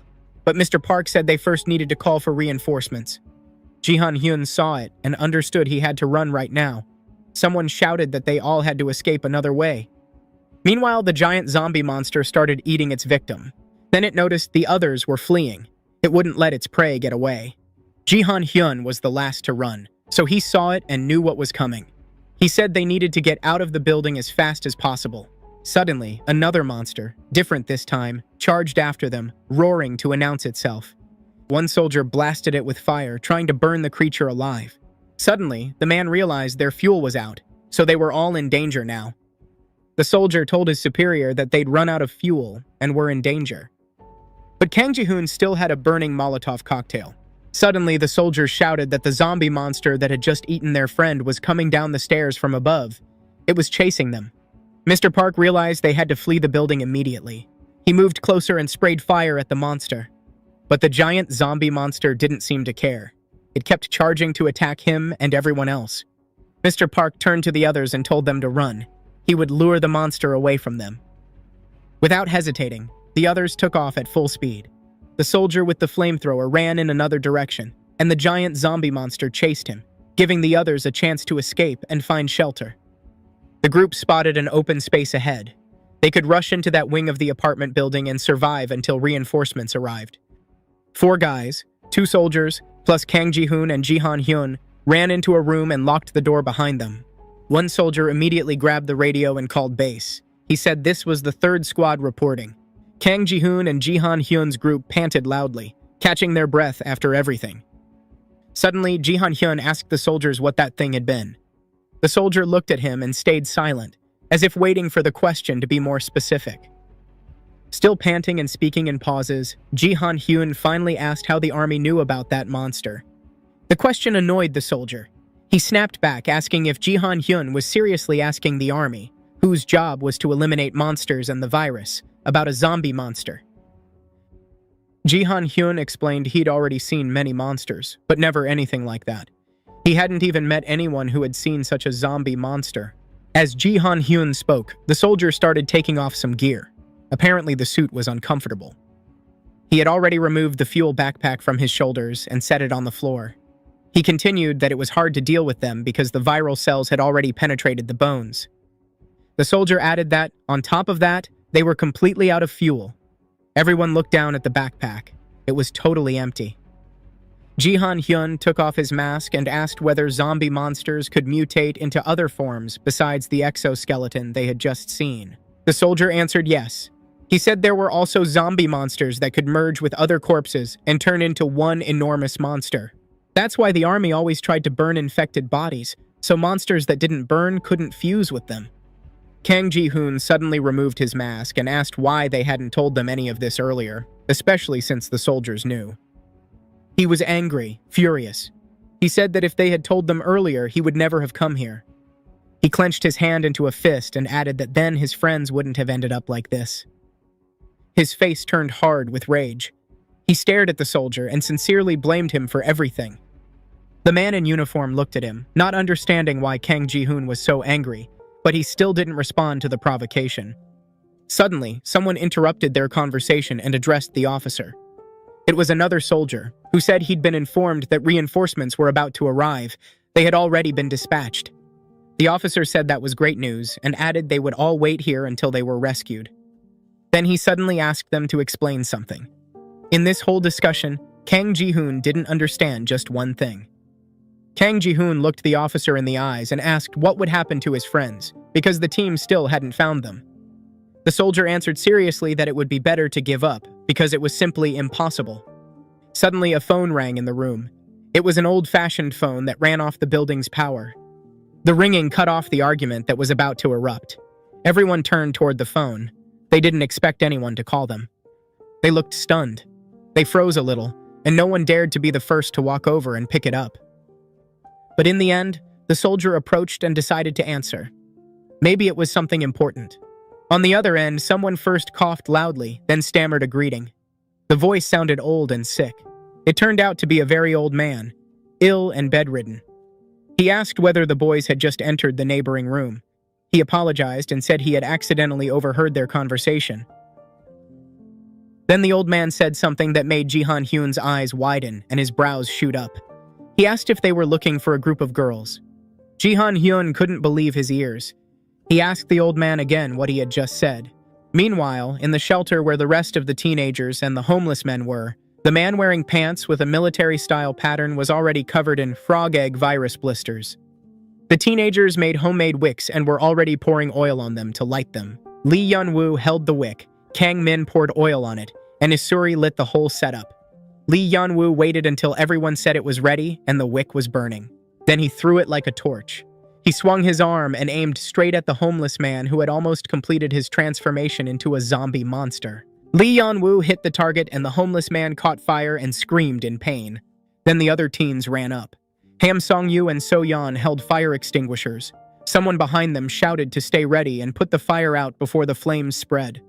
So-yeon asked whether the homeless man was already dead, so they would know whether it was safe to spray him. Ham Song-yu snapped that he didn't know either, so he just started spraying the corpse. So-yeon followed his lead and pressed the fire extinguisher handle too. Suddenly, Lee Yeon-woo's attention shifted to something else. Then his arm suddenly started hurting again.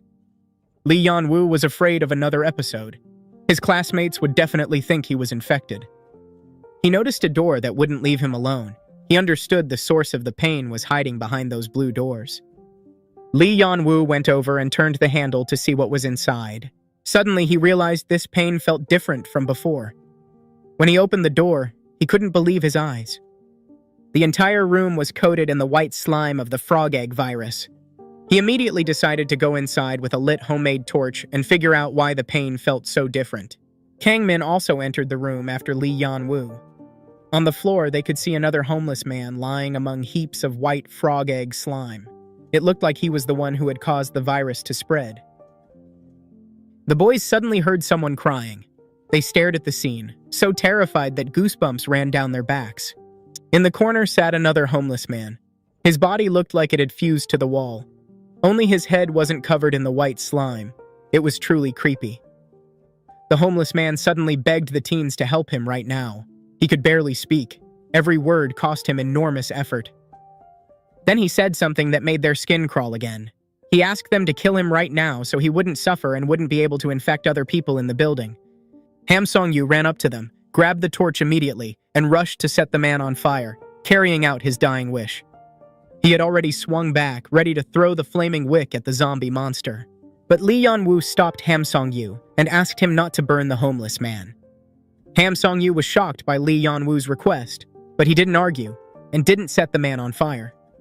Lee Yeon-woo didn't even look his way. He told everyone to wait. He stepped closer and noticed the man had no distinct cells. It was a fused form of the virus.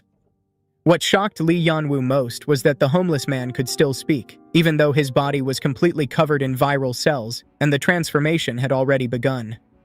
Instead, Lee Yeon-woo kept walking closer to the zombie monster. He was still a homeless man, and he could still talk. Suddenly, the man let out a terrifying roar. It was a scream of pain. He was in unimaginable agony from the transformation. At the same moment the homeless man screamed, Lee Yeon-woo felt a sharp pain in his own arm. Now he was certain. The pain in his arm was the same kind of pain he felt when encountering a fused zombie monster. Lee Yeon-woo began questioning him. He told the homeless man, "If you can hear me, answer a few questions." He immediately added that he had fire, so the man should answer without jokes. Suddenly the man looked at him strangely, as if he recognized him. The homeless man asked if Lee Yeon-woo was the first to enter the room. It seemed like the man could sense him, almost as if he had called Lee Yeon-woo to him. Ham Song-yu shouted for Lee Yeon-woo to stop talking and just burn the homeless man, cursing at his classmate. But Lee Yeon-woo ignored him. He needed answers. Suddenly, the homeless man screamed again and begged Lee Yeon-woo to kill him with fire so he wouldn't feel this pain anymore. Lee Yeon-woo tried to calm him down and promised he would help. But first, the man had to answer a few questions. The question surprised the man. He laughed and looked at Lee Yeon-woo. Then the homeless man suddenly understood something. He looked Lee Yeon-woo in the eyes and said the boy was infected too. Lee Yeon-woo froze. The classmates behind him couldn't hide their horror either. The homeless man said he could feel the virus in Lee Yeon-woo's body, just like Lee Yeon-woo could sense the frog egg virus in other people. He shouted at Lee Yeon-woo because his body was still normal. He couldn't understand it. Why Lee Yeon-woo still hadn't turned into a zombie monster. Lee Yeon-woo defended himself and told him not to joke like that. He wasn't infected. He repeated his question again and demanded an answer. The homeless man started explaining, unclearly but still, saying there was a tumor in his head. He said he'd already answered, then screamed again for Lee Yeon-woo to burn him. Lee Yeon-woo was starting to lose his patience. He said he would help him, but the man had to answer properly. The question even irritated the man. He said the virus was still talking to him, so that was how he knew everything. Then he looked again at the already terrified Lee Yeon-woo and said the boy had heard that voice too. It should have been a question, but it sounded more like a statement. At that moment, Lee Yeon-woo really did start hearing a voice in his head. His own, but no other voices. He thought maybe the homeless man meant the pain in his arm. Lee Yan-woo didn't say his thoughts out loud. Suddenly, the homeless man laughed and said Lee Yan-woo had understood correctly, as if he'd read his mind. He added out loud that Lee Yan-woo clearly heard those voices too. Lee Yan-woo stared at his arm and wondered if pain in his limb could be a way the viruses communicated. Isuri stood behind him. She trusted him, but hearing the zombie say all that, she started doubting her classmate and feeling deceived. The homeless man said he didn't know how Lee Yan-woo had managed to stop the transformation. Then he added that inside his body, the virus was still growing and spreading. The homeless man said he could feel the same thing inside Lee Yan-woo's body. It was unclear whether it was the man speaking or the virus speaking through him. Suddenly, the man said Lee Yan-woo would become just like him. His voice turned crazed. The man's head dropped hard to the floor. He added that when Lee Yan-woo transformed, he would definitely start eating people. Then he said something that made Lee Yan-woo's skin crawl again. He said the boy would eat all his friends. Anger took over.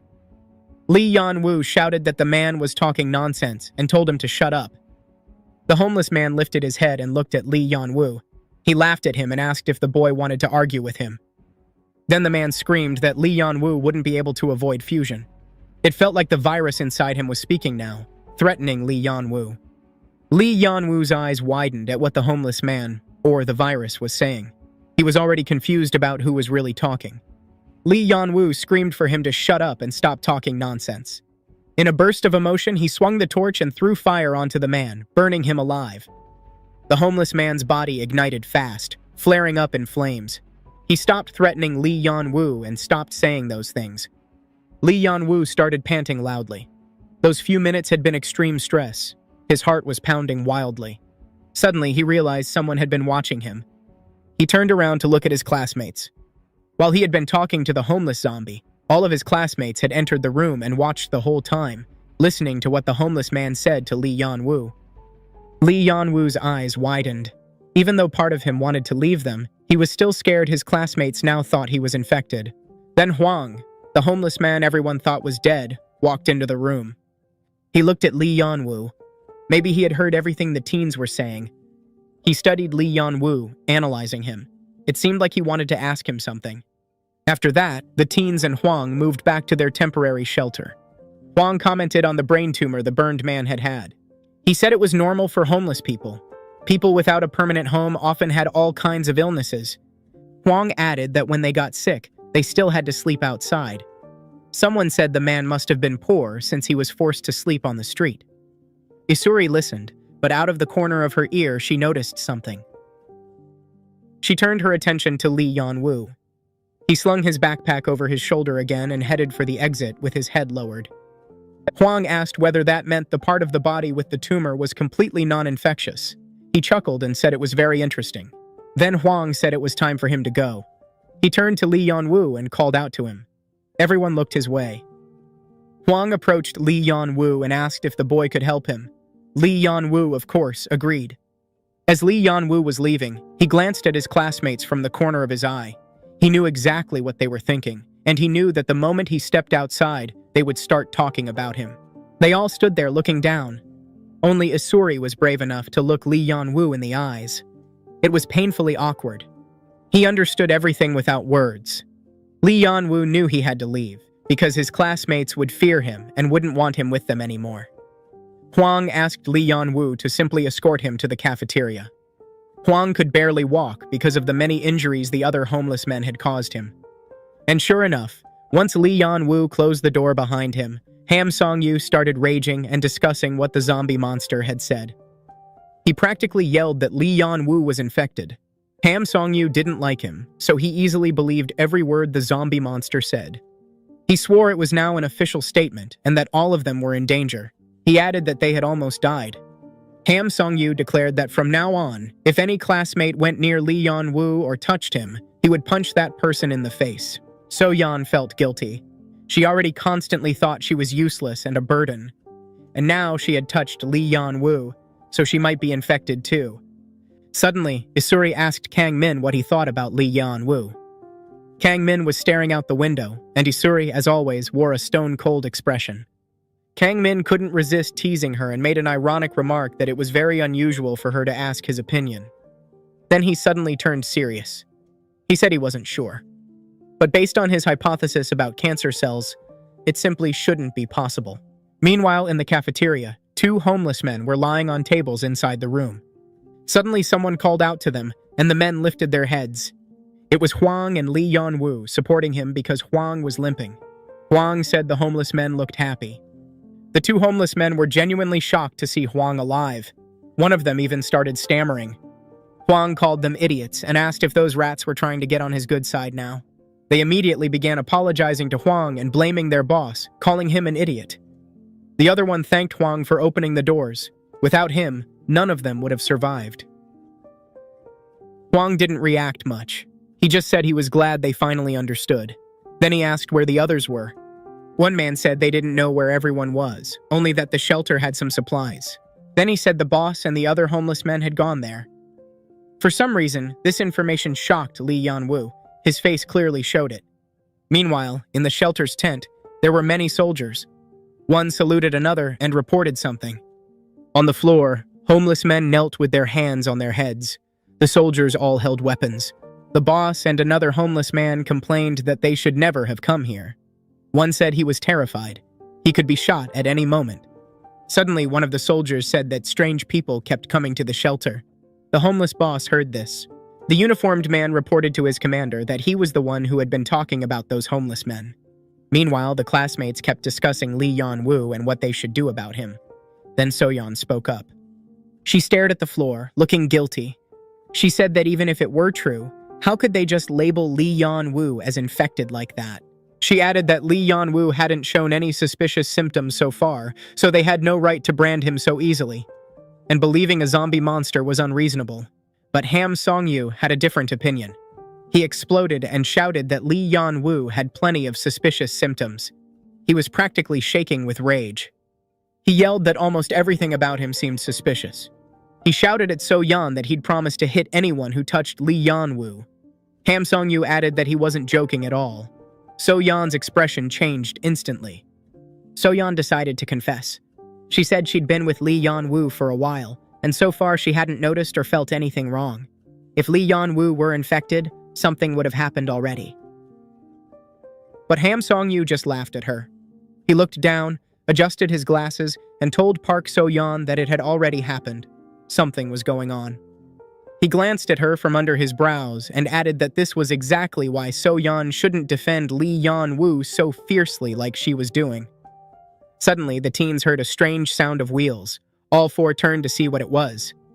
Kangmin and Isuri moved to the window since they were closest to it. Outside, they saw several military vehicles pulling up. 4 of them. Kangmin was stunned. He didn't think this was good news. All the vehicles parked near the building where the teens were hiding. Soon, soldiers in uniform started getting out, carrying assault rifles. Kangmin swore under his breath. Ham Song-yu and Kang Min peered through the doorway, asking what they were supposed to do.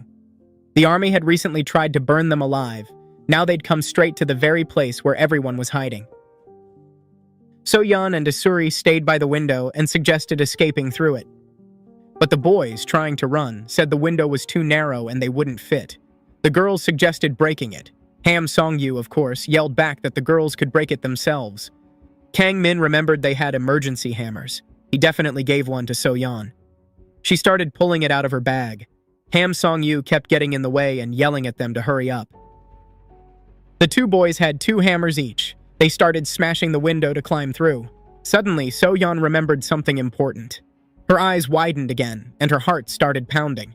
She felt a wave of déjà vu. She suddenly gathered her courage and screamed for everyone to stop. Then she asked why they were forgetting about Lee Yan-woo. Kang Min froze and looked back. Ham Song-yu kept smashing the glass. So-yeon looked down toward the stairs and said Lee Yan-woo wasn't there, hinting that this was a problem. She added they needed to find him. Otherwise, if he stayed alone, the soldiers would spot him. Ham Song-yu heard that, and a vein bulged on his face. He was furious. Suddenly, he screamed at So-yeon. She turned to him and saw this. Ham Song-yu drew back and swung at the window. He decided not to be careful anymore and to smash it completely.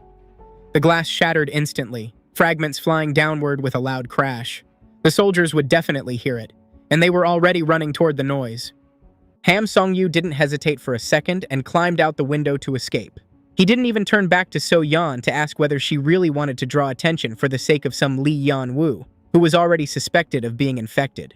Ham Song-yu added that the soldiers would then capture all of them without exception. Finally, the boy turned back to the girl and asked whether she was ready to take the risk and bear responsibility for it. In the end, Ham Song-yu added that someone had to survive anyway. After that, the boy jumped out of the window. Kang-min followed him immediately. He ordered So-yeon to leave quickly because the soldiers were getting closer and closer. They didn't have much time left. But the girl didn't move an inch. She screamed and didn't understand what she should do. So-yeon didn't want to abandon Lee Yan-woo again and betray him, especially since he was already under suspicion. Suddenly, someone spoke to So-yeon. It was Isuri. She asked if the girl was okay. She said that So-yeon didn't have enough courage to take such a risk. Isuri was rude. She spoke clearly and even with a hint of humiliation. She told So-yeon to calm down because it was impossible to help the others. After those words, Isuri climbed out of the window. So-yeon just stood there, watching her classmates escape. They shouted at her to hurry up and run, but So-yeon stood still. She couldn't make up her mind and didn't know what to do. She wanted to help her friend Lee Yan-woo, but she didn't want to die either. Her classmates were right. So-yeon was not brave at all. Suddenly, Isuri realized that her classmate had stayed behind and hadn't climbed out the window. She came back to see what had happened. She saw So-yeon in the window, just standing there and watching her classmates run away. Isuri shouted at So-yeon that she was crazy and that she should have escaped together with everyone else. The girl clenched her fist. Inside her, a storm was raging, tearing her apart. She stared at the window. Just a few seconds, and So-yeon could have escaped with her classmates. But the girl understood that it would be the same as before. She didn't want to betray Lee Yan-woo again. It broke her heart. She remembered when her classmates had escaped from the Namsan cable car. At the very last moment, she looked back toward the building. In the window, she saw Lee Yan-woo, whom they had all simply abandoned. She suddenly became certain that she couldn't make the same mistake again. So-yeon had to go to Lee Yan-woo and escape together with him. Suddenly, memories from a school trip surfaced in her mind. Back then, So-yeon overheard her classmates putting on makeup in the bathroom and talking about how she was deliberately trying to act cute. They mocked her. So-yeon heard everything. It hurt her deeply. She heard one of the girls say she hoped So-yeon would die, and another classmate laughed at that. These memories caused her terrible pain. She lowered her head and, for a moment, sank into herself. Suddenly, she heard someone run up and ask what had happened. It was Lee Yan-woo. The boy ran up from downstairs and said he had heard the sound of breaking glass. So-yeon was very happy to see him. He looked at the girl. She looked awful and was completely alone. He noticed the broken glass and asked why she was alone and where the other classmates were. So-yeon shouted that they had to escape from the building as fast as possible. Right now. Suddenly, her facial expression changed sharply. Her eyes widened while her pupils constricted. Behind the boy's back, So-yeon saw an army of soldiers enter the building with rifles, aiming their weapons at the teenagers. Lee Yan-woo noticed her expression and turned his head to see what was there. His face instantly filled with fear. For a second, he thought this was the end. The events shifted to a shelter, a tent surrounded by barriers and guarded by a soldier. Inside was Park Min. He was sitting on a chair, wearing a mask, and texting someone on his phone. In the messages, Park Min said he had fallen into a trap. He asked how the other person was doing, and the reply was that everything depended on Park Min.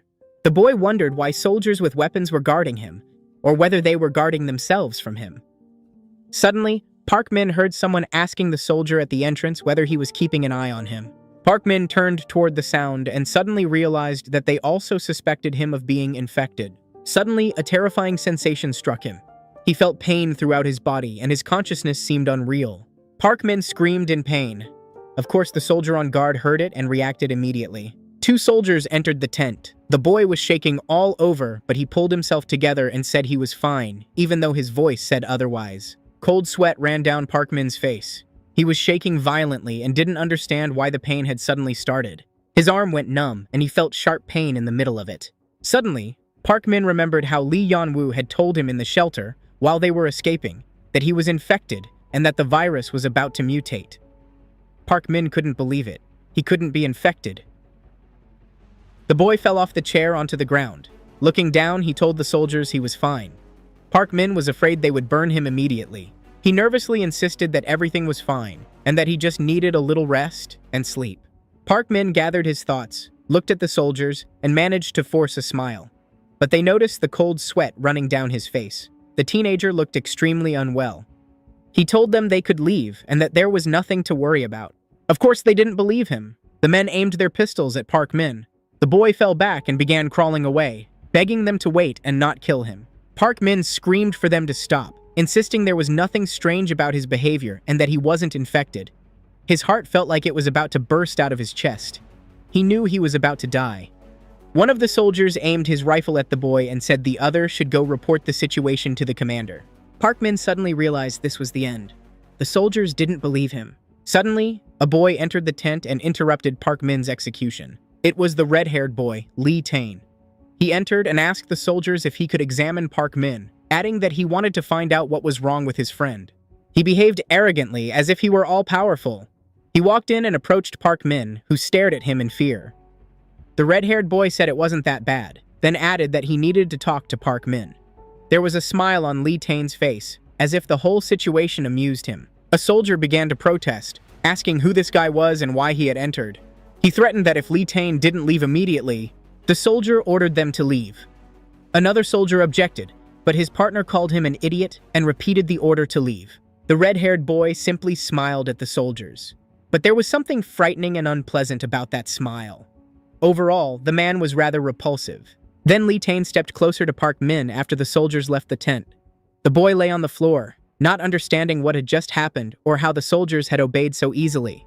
The red-haired boy spoke first, since Park Min was in shock and couldn't say a word. Lee Tane asked whether they had met before. Park Min stayed silent, so the man continued questioning him while pulling the chair back into place to sit down. Lee Tane asked what was happening to his body and whether he felt nauseous. But the defiant Park Min wasn't about to make new friends so easily. He asked Lee Tane who he was and how he knew about him.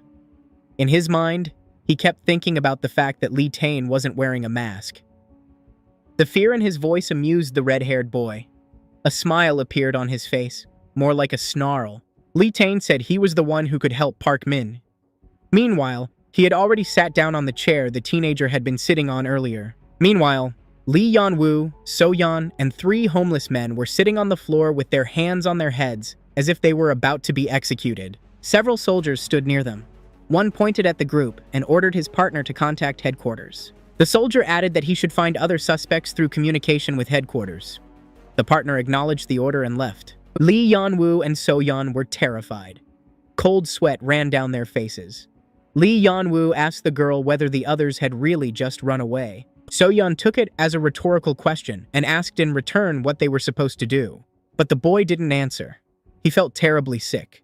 He knew that if the soldiers noticed how he reacted to zombie monsters, they would kill him on the spot. No one would investigate further. Lee Yanwoo tried to calm himself mentally. He thought that if none of them were infected, everything would be fine, and they would survive. Suddenly, someone spoke to the soldiers. His manner of speaking left much to be desired. It was a homeless man wearing a hat and a red jacket. He stood up and angrily shouted at the soldiers, asking what was going on. Another homeless man tried to calm his friend, who was more aggressive than he was, but the man in the hat turned to his friend and told him to let go of him. The homeless man continued shouting at the soldiers. He asked why they were intimidating civilians. Then he started swearing and called the soldiers bastards. One of the soldiers raised his rifle and aimed it at the homeless man. That didn't stop him. The soldier gave the man a final warning and ordered him to step back immediately. But the homeless man didn't listen and continued insulting the soldiers. He started a sentence that sounded like a threat, but didn't finish it. Suddenly, a loud gunshot rang out. So-yeon even covered her ears, expecting the noise. The soldier began to comment on his actions, explaining to his partner that they had permission to shoot. If a suspected infected person approached, they were allowed to shoot for safety reasons. Lee Yanwoo even pulled his hands away from his head in shock. No one expected the soldier to shoot an innocent homeless man just like that. It was someone else's life. What gave the soldiers the right to take it? Then the partner asked whether, if all the suspects were infected, the soldier would shoot them all. There was no answer. The soldier understood the question was unnecessary. He turned his head and saw the homeless man's corpse lying dead on the floor. Blood was pouring from his head. There was a lot of it. Suddenly, his thoughts were interrupted by the soldiers. One of them aimed his rifle at Lee Yan-woo and asked where he had been with his friends. For some reason, Lee Yan-woo's reaction surprised the man, and he asked why the boy had flinched. Stuttering, Lee Yan-woo replied that he didn't know why it had happened. It was obvious the boy was terrified to death. The teenager feared they would shoot him and began making excuses, insisting he really didn't know why he reacted that way. Another soldier laughed.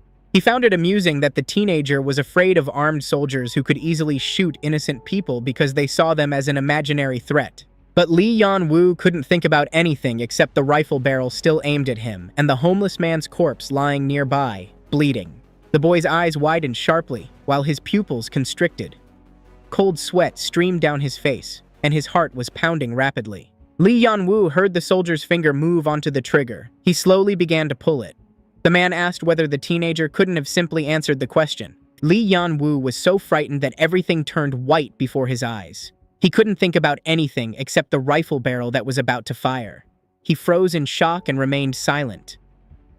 Suddenly, the boy screamed and lowered his head, clutching it with his hands. He was terrified. The soldiers watched in shock. The man with the rifle asked what was happening to Lee Yan-woo. But the boy didn't respond. His consciousness wasn't fully there. He didn't understand what was happening and just kept holding his head. The soldiers asked again what was wrong. Everything blurred before the boy's eyes.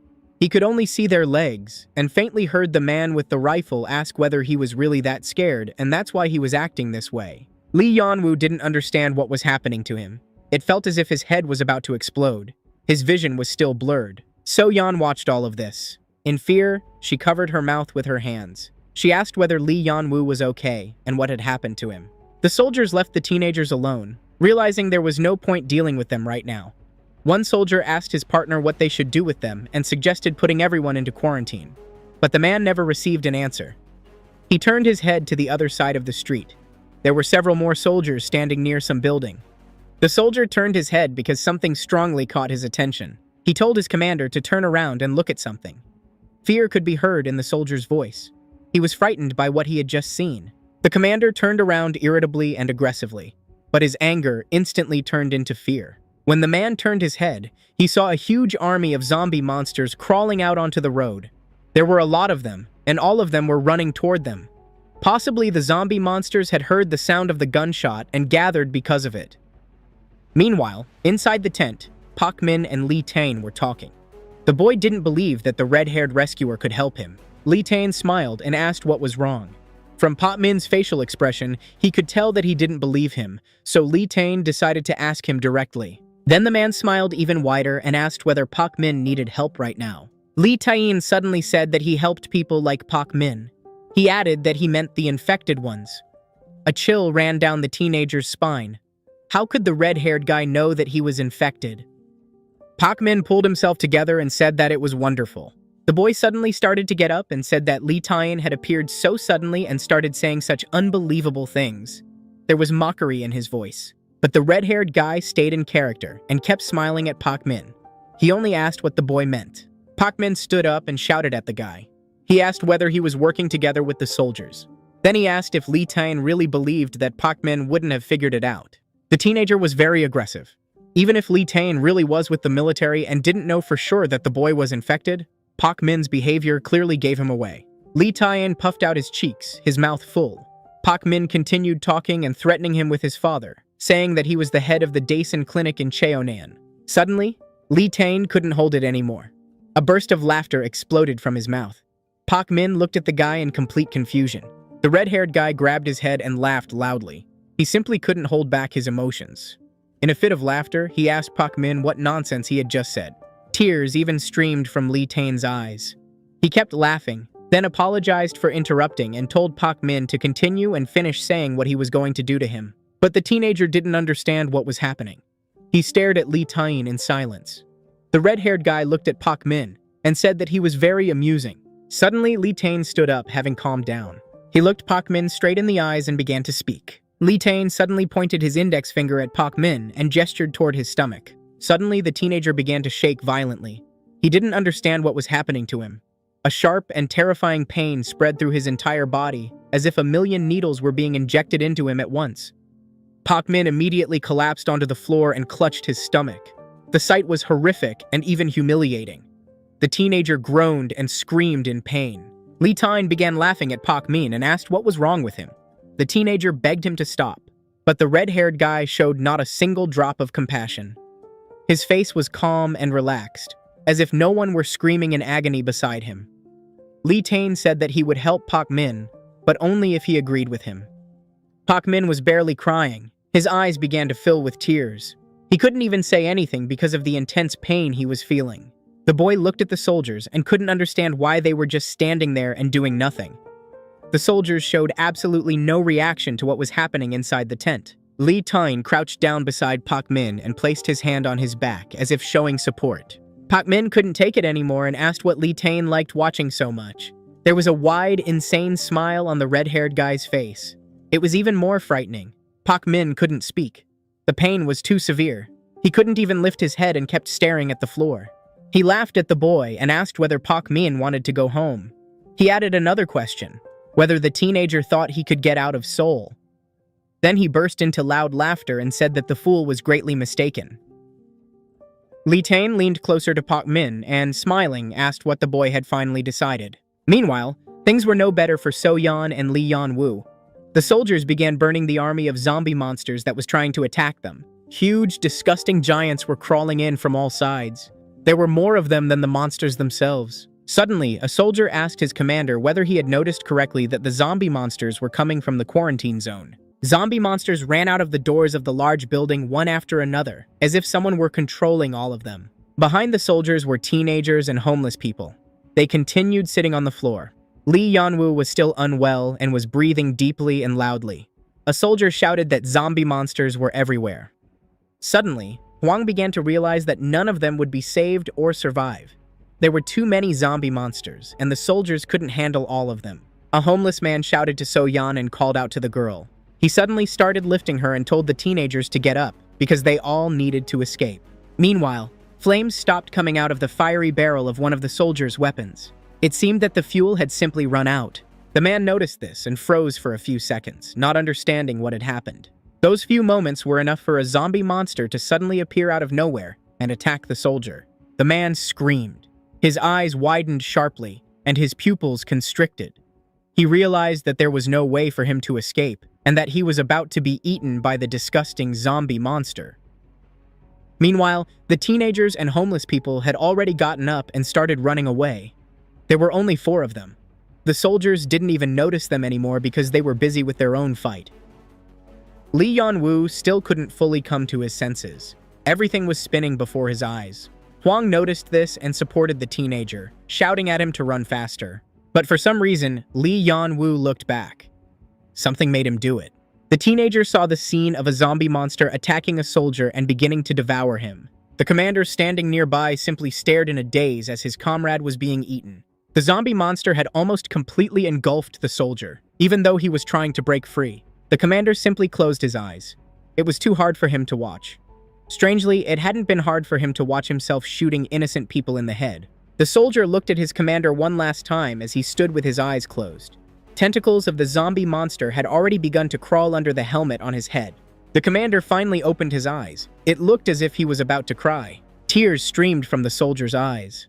Almost his entire face was covered in white slime and frog egg-like virus matter. The commander gathered his thoughts and shot the soldier with his rifle. Suddenly, a nearby soldier told the commander that if he did that, it would be murder. It seemed that the military had its own classification, where shooting an innocent homeless person in the head wasn't considered murder. Suddenly, the commander heard someone shouting and urging someone on. He raised his head to see what was happening. Then he saw that their suspects were simply running away from them. The group turned the corner. They were all running as fast as they could, breathing heavily. But someone in the group was slowing everyone down. The homeless man noticed again that Lee Yeon-woo was weak and barely moving his legs. He asked the teenager what was wrong with him. Cold sweat poured down the boy's face. He was breathing very loudly and deeply. It seemed that the teenager was about to collapse. Lee Yeon-woo stopped and lowered his head. He simply couldn't run any farther. It was too hard for him. He told the others to run ahead without him. The group turned their heads to see what was happening to Lee Yeon-woo. So Yeon worried about her classmate the most. The teenager was breathing loudly, as if he didn't have enough air. He repeated that they should go without him and that he was fine. But Soyeon became angry because she could see that it wasn't true. She was upset that she had stayed with him in the shelter only for him to abandon her now. Lee Yeon-woo stared downward and breathed deeply, trying to come to his senses at least a little. His head was filled with thoughts. He felt as if the infected cells were moving toward his head. He felt as though the cells in his body were being drawn toward the monsters. It was like an instinct of self-preservation. Suddenly, the boy began to remember. Different memories surfaced in his mind. Lee Yeon-woo remembered how he had been running from monsters on the Namsan cable car. He began to analyze that when the monster from the 3rd floor died and burned alive, the monster from the 2nd floor immediately appeared.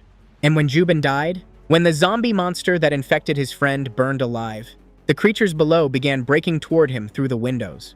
The boy realized that the virus seemed to sense danger. He thought that perhaps they were sending signals to one another and trying to gather into a pack. Lee Yeon-woo suddenly stood up. The teenager realized that if everything he had understood was true, then monsters could appear because of him. Soyeon shouted at her classmate that they all had to leave together. She asked whether the boy understood what could happen if Lee Yeon-woo stayed alone. The girl was sincerely worried about her friend. Suddenly, Lee Yeon-woo told them all to just go. Soyeon's expression changed sharply. She hadn't expected to hear that from him. He didn't lift his head, stared at the floor, and repeated that they shouldn't stop and should just keep going. Suddenly, the teenager lifted his head and looked at Soyeon. Lee Yeon-woo explained that he needed them all to leave, and then he would understand everything. One last time, he told the group to leave as quickly as possible. He said something that broke Soyeon's heart. Lee Yeon-woo stated that he no longer needed their help. It turned out that he had betrayed Soyeon. Hwang was very surprised and asked whether the boy was serious. He asked if Lee Yeon-woo was okay. A homeless man suggested that the teenager should just go with them. Lee Yeon-woo replied that they should all go first, as he wanted to go alone and be by himself. Another homeless man pushed Soyeon and said that they didn't have time for idle talk and needed to run as fast as possible. The girl didn't understand what was happening or why Lee Yeon-woo was pushing her away, but she simply gave in and went with the homeless men. Lee Yeon-woo stood there and waited until the group had gone far enough away from him. The boy found some kind of shop or mini restaurant and hid inside it. He went in and immediately collapsed onto the floor, exhausted. The boy reached into his pocket and took out his phone. In the dark phone screen, he saw his reflection and thought that now he would take everything upon himself. The teenager thought that his mother was probably very worried about her son. Lee Yeon-woo was breathing heavily and thinking over everything that had just happened. His mind was a complete mess of thoughts. He didn't know what he should do because soldiers were chasing him and he had no protection from the zombie monsters, which were gathering around him. Inside the boy's body, the virus cells were simply growing. Suddenly, Lee Yeon-woo couldn't hold it anymore and started crying. He was so tired of all this and of not understanding what was happening to his body. A thought flashed through the boy's mind that he would simply die. The teenager sat in the corner of the mini restaurant, hugging his legs. Suddenly, a soldier with a rifle walked past the establishment. As if by bad luck, he decided to check whether anyone was inside. Through the glass, he noticed Lee Yeon-woo sitting in the corner and looking down. It seemed that the teenager had chosen a very bad hiding place, as he was found very quickly. Meanwhile, Pa Min and Lee Tae-in were still being guarded by soldiers outside the tent. A partner asked a corporal named Kim whether it was true that the boy was infected. In response, he was told that the man himself didn't understand anything. It seemed that the soldiers were talking about Pa Min. Meanwhile, the teenager was looking down and sitting on a chair. It was clear that Pa Min was deeply worried about something. It turned out that he was holding an empty pillbox in his hands. Lee Tae-in asked whether it had worked. It seemed that Pa Min had taken the pill. Suddenly, the red-haired guy said that it wasn't just an ordinary pill. It had a side effect. Pa Min raised his head and looked at Lee Tae-in.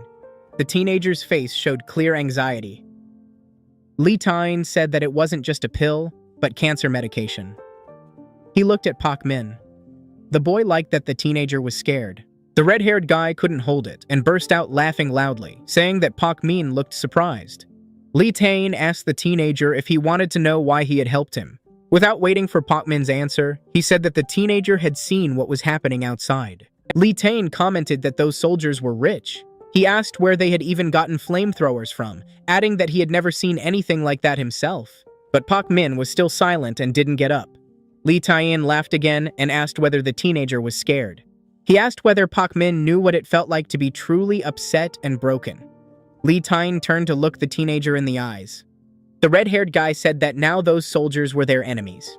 Pak Min suddenly fell into thought. He needed time to process all the words Lee Tae-in had just said to him. Suddenly, the teenager heard the sound of a phone. Someone was calling his mobile. Pak Min answered the phone and asked who was calling, since the number was unknown. The boy stood up and stepped aside to talk. Suddenly, his expression became tense again. It turned out that it was Lee Yan-woo's mother calling.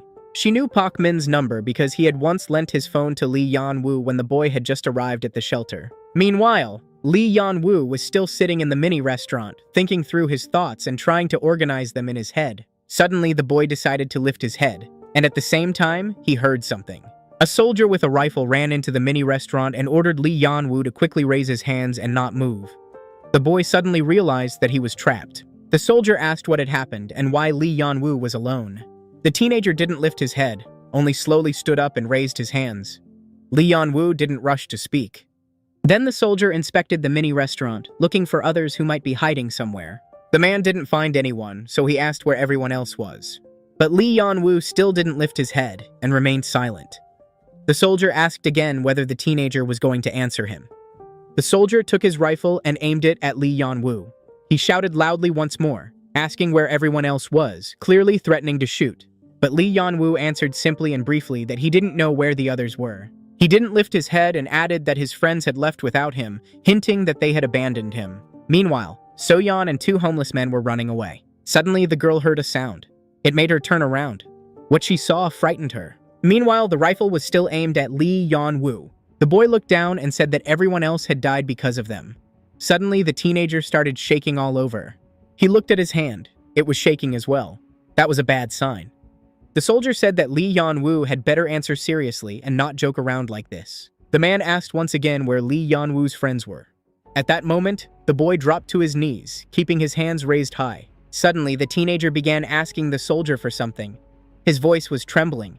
Then Lee Yan-woo lifted his head and said that he truly didn't know where his friends were. The teenager was crying. Tears streamed down his face. The soldier hadn't expected to see that. Lee Yan-woo covered his face with his hands and began crying loudly. He begged the soldier not to shoot him. Lee Yan-woo looked completely helpless at that moment. It made one want to pity him. The teenager curled up and almost fell to the floor. Again and again, he begged the soldier to show mercy and not shoot. The man still kept the barrel of the gun aimed at Lee Yan-woo. Suddenly, he hesitated. It was clear that the soldier was struggling and didn't know what to do, because there was still a child in front of him. Then the soldier lowered his weapon and cursed. Lee Yan-woo was trembling and still kept his hands above his head, showing fear and a desire to protect himself. He called out to Lee Yan-woo and began to turn away. The man told the teenager never to show up in front of him again.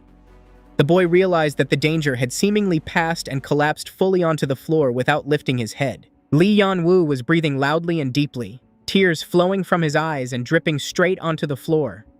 He couldn't believe that he had survived and hadn't been shot. Suddenly, the teenager felt something. He looked at the soldier. Suddenly, all his tears were gone, and the boy began acting quickly and decisively. He noticed something as the man was leaving the mini-market. Lee Yan-woo shouted for the soldier not to go out because it was dangerous. But the soldier didn't understand why.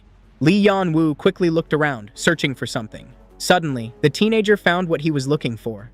Meanwhile, the soldier stopped and turned back toward Lee Yan-woo to see what had happened and what caused the panic. The teenager saw a stove and shouted. The soldier watched all this, not understanding what was happening or who this boy was. Meanwhile, Lee Yan-woo suddenly sprang up and ran toward the stove. Suddenly, the soldier heard a familiar sound. It was the growl of a zombie monster. The man turned around and couldn't believe his eyes. A huge, disgusting giant stood in front of him, about to attack. Meanwhile, So-yeon ran somewhere else. It seemed that she had changed her route, because a homeless man ran after her, asking where she was going. Suddenly, the girl screamed Lee Yan-woo's name. She was terrified. She saw a street completely engulfed in flames. Fire was blazing from various shops. The girl screamed. Meanwhile, the homeless man managed to reach her. The two of them stopped and watched the street burn. Suddenly, So-yeon shouted that there was also a monster there. It was lying on the ground and burning. Suddenly, the girl heard the sound of another monster. She turned toward the sound and screamed in fear. A huge zombie monster was charging at her.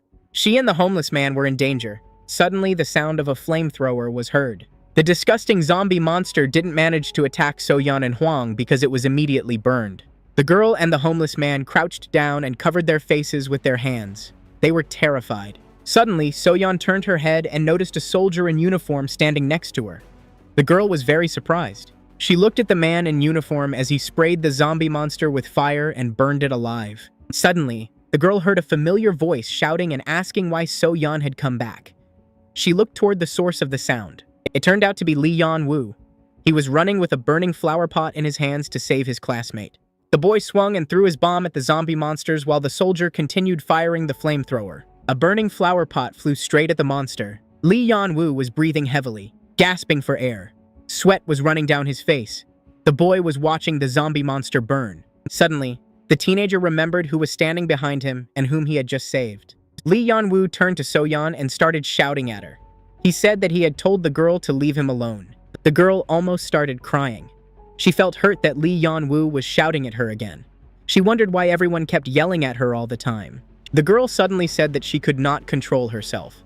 That answer greatly surprised Lee Yeon-woo. So-yeon looked down, not daring to raise her eyes, and said that all their classmates had split up and that only the two of them were left. She suddenly began listing everyone. Kang Min and Isuri were no longer there. Kang Ji-hoon had gone to Namsan to search for Honmi. The girl continued, saying that there was no guarantee they would be able to meet everyone again. So-yeon said that she did not object to being called a hypocrite. Lee Yeon-woo turned toward her. Her monologue deeply affected him. So-yeon ended her speech by saying that he was now the only classmate who was with her. She turned to look Lee Yeon-woo in the eyes and asked whether it was natural for them to help each other. Suddenly, a soldier overheard their conversation and reacted sharply. He suddenly asked about Namsan Tower. The teenagers immediately turned toward him.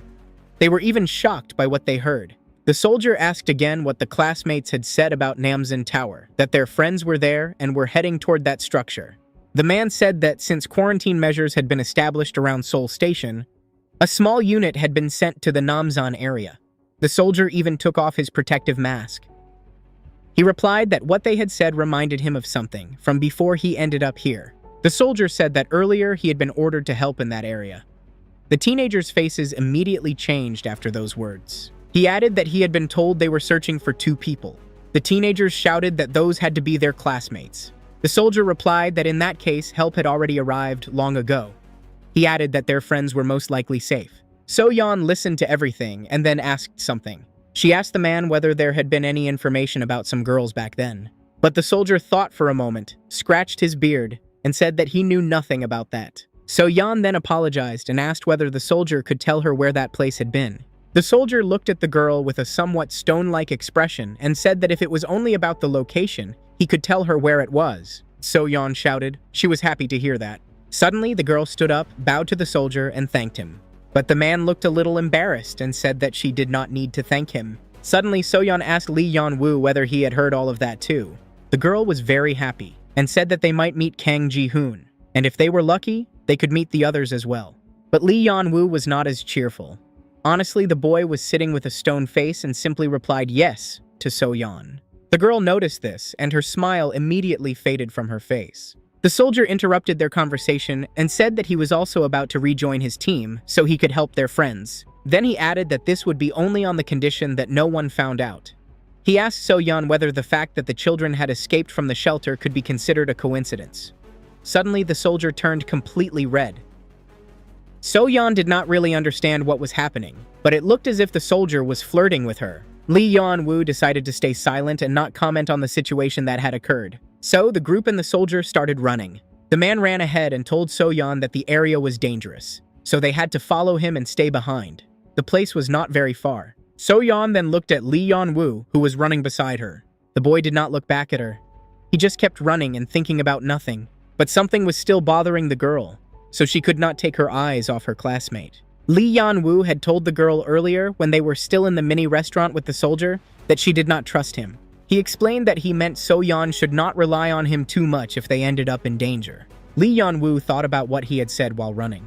He thought that he had said the right thing, because he himself would be in danger even if he were alone. Lee Yeon-woo thought that maybe Isuri had reached out to him, but then he remembered that she had left him behind. In the end, the boy thought that it was not like that.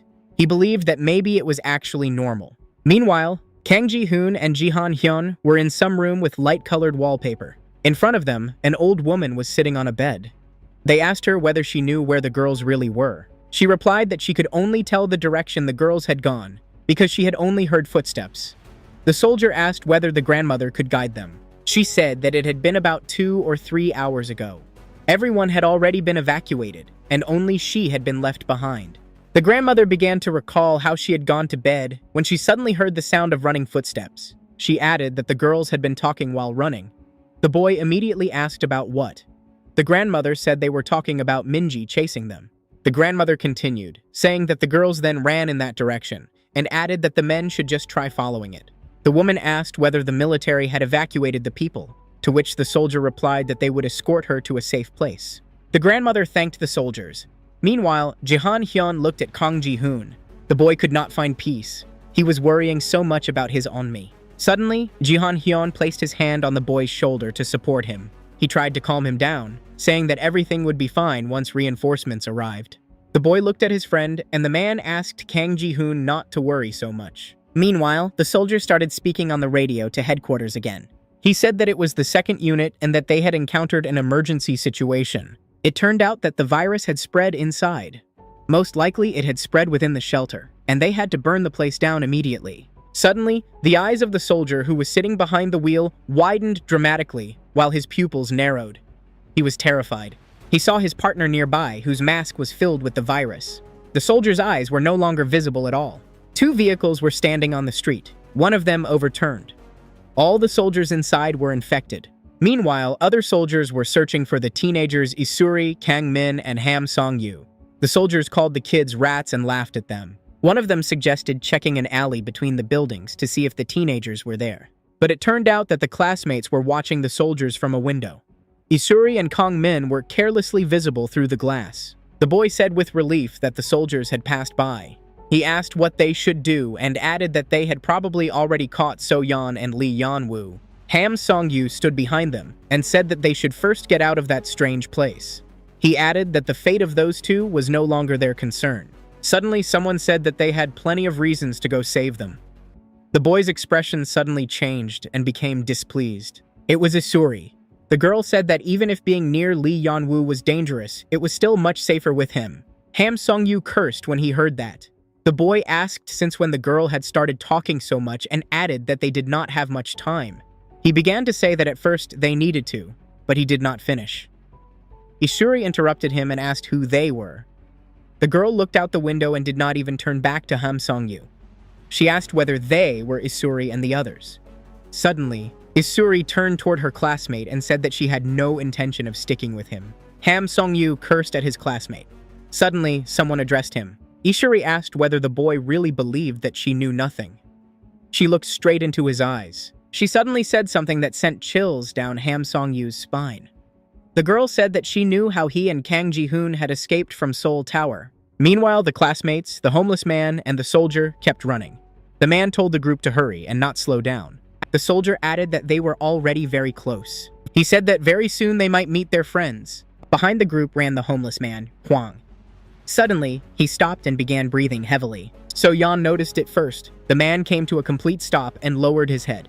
It was clear how hard it was for Hwang to run. So-yeon shouted to him.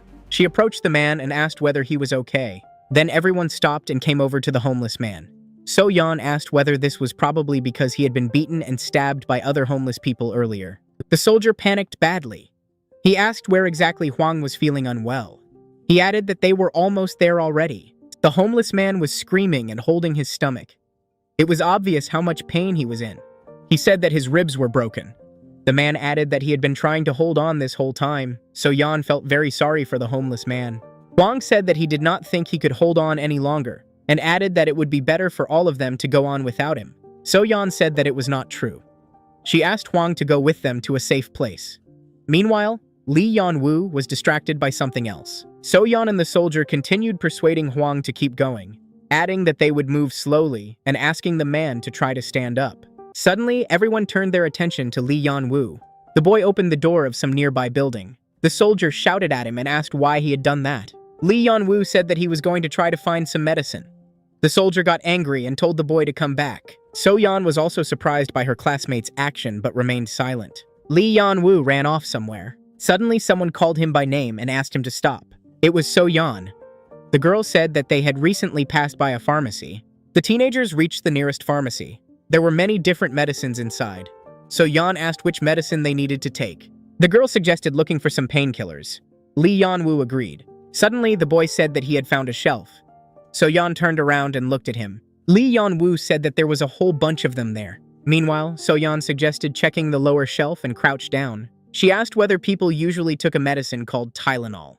Lee Yeon-woo looked down at the girl but did not manage to say anything. Suddenly, the boy heard something very strange. He quickly covered So-yeon with his body and told her to hide. Lee Yeon-woo looked out the window to see what was happening outside. So-yeon did not understand anything. The boy swore. Through the window, he saw a zombie monster with brown hair, wearing a girl's clothes. It looked quite human. Perhaps the girl had turned only recently. Lee Yeon-woo said that they had definitely been noticed. The zombie monster looked toward the pharmacy and roared, as if trying to intimidate its prey. Lee Yeon-woo turned back and told So-yeon that they should stay there until the horrible zombie monster left. So-yeon simply looked at her classmate and agreed with him. The teenagers hid behind the counter table. Suddenly, So-yeon started talking and asked whether this was not the same as before. But Lee Yeon-woo did not understand what the girl meant. So-yeon explained that the way they were hiding reminded her of something. The girl said that she had suddenly remembered the incident at the cable car.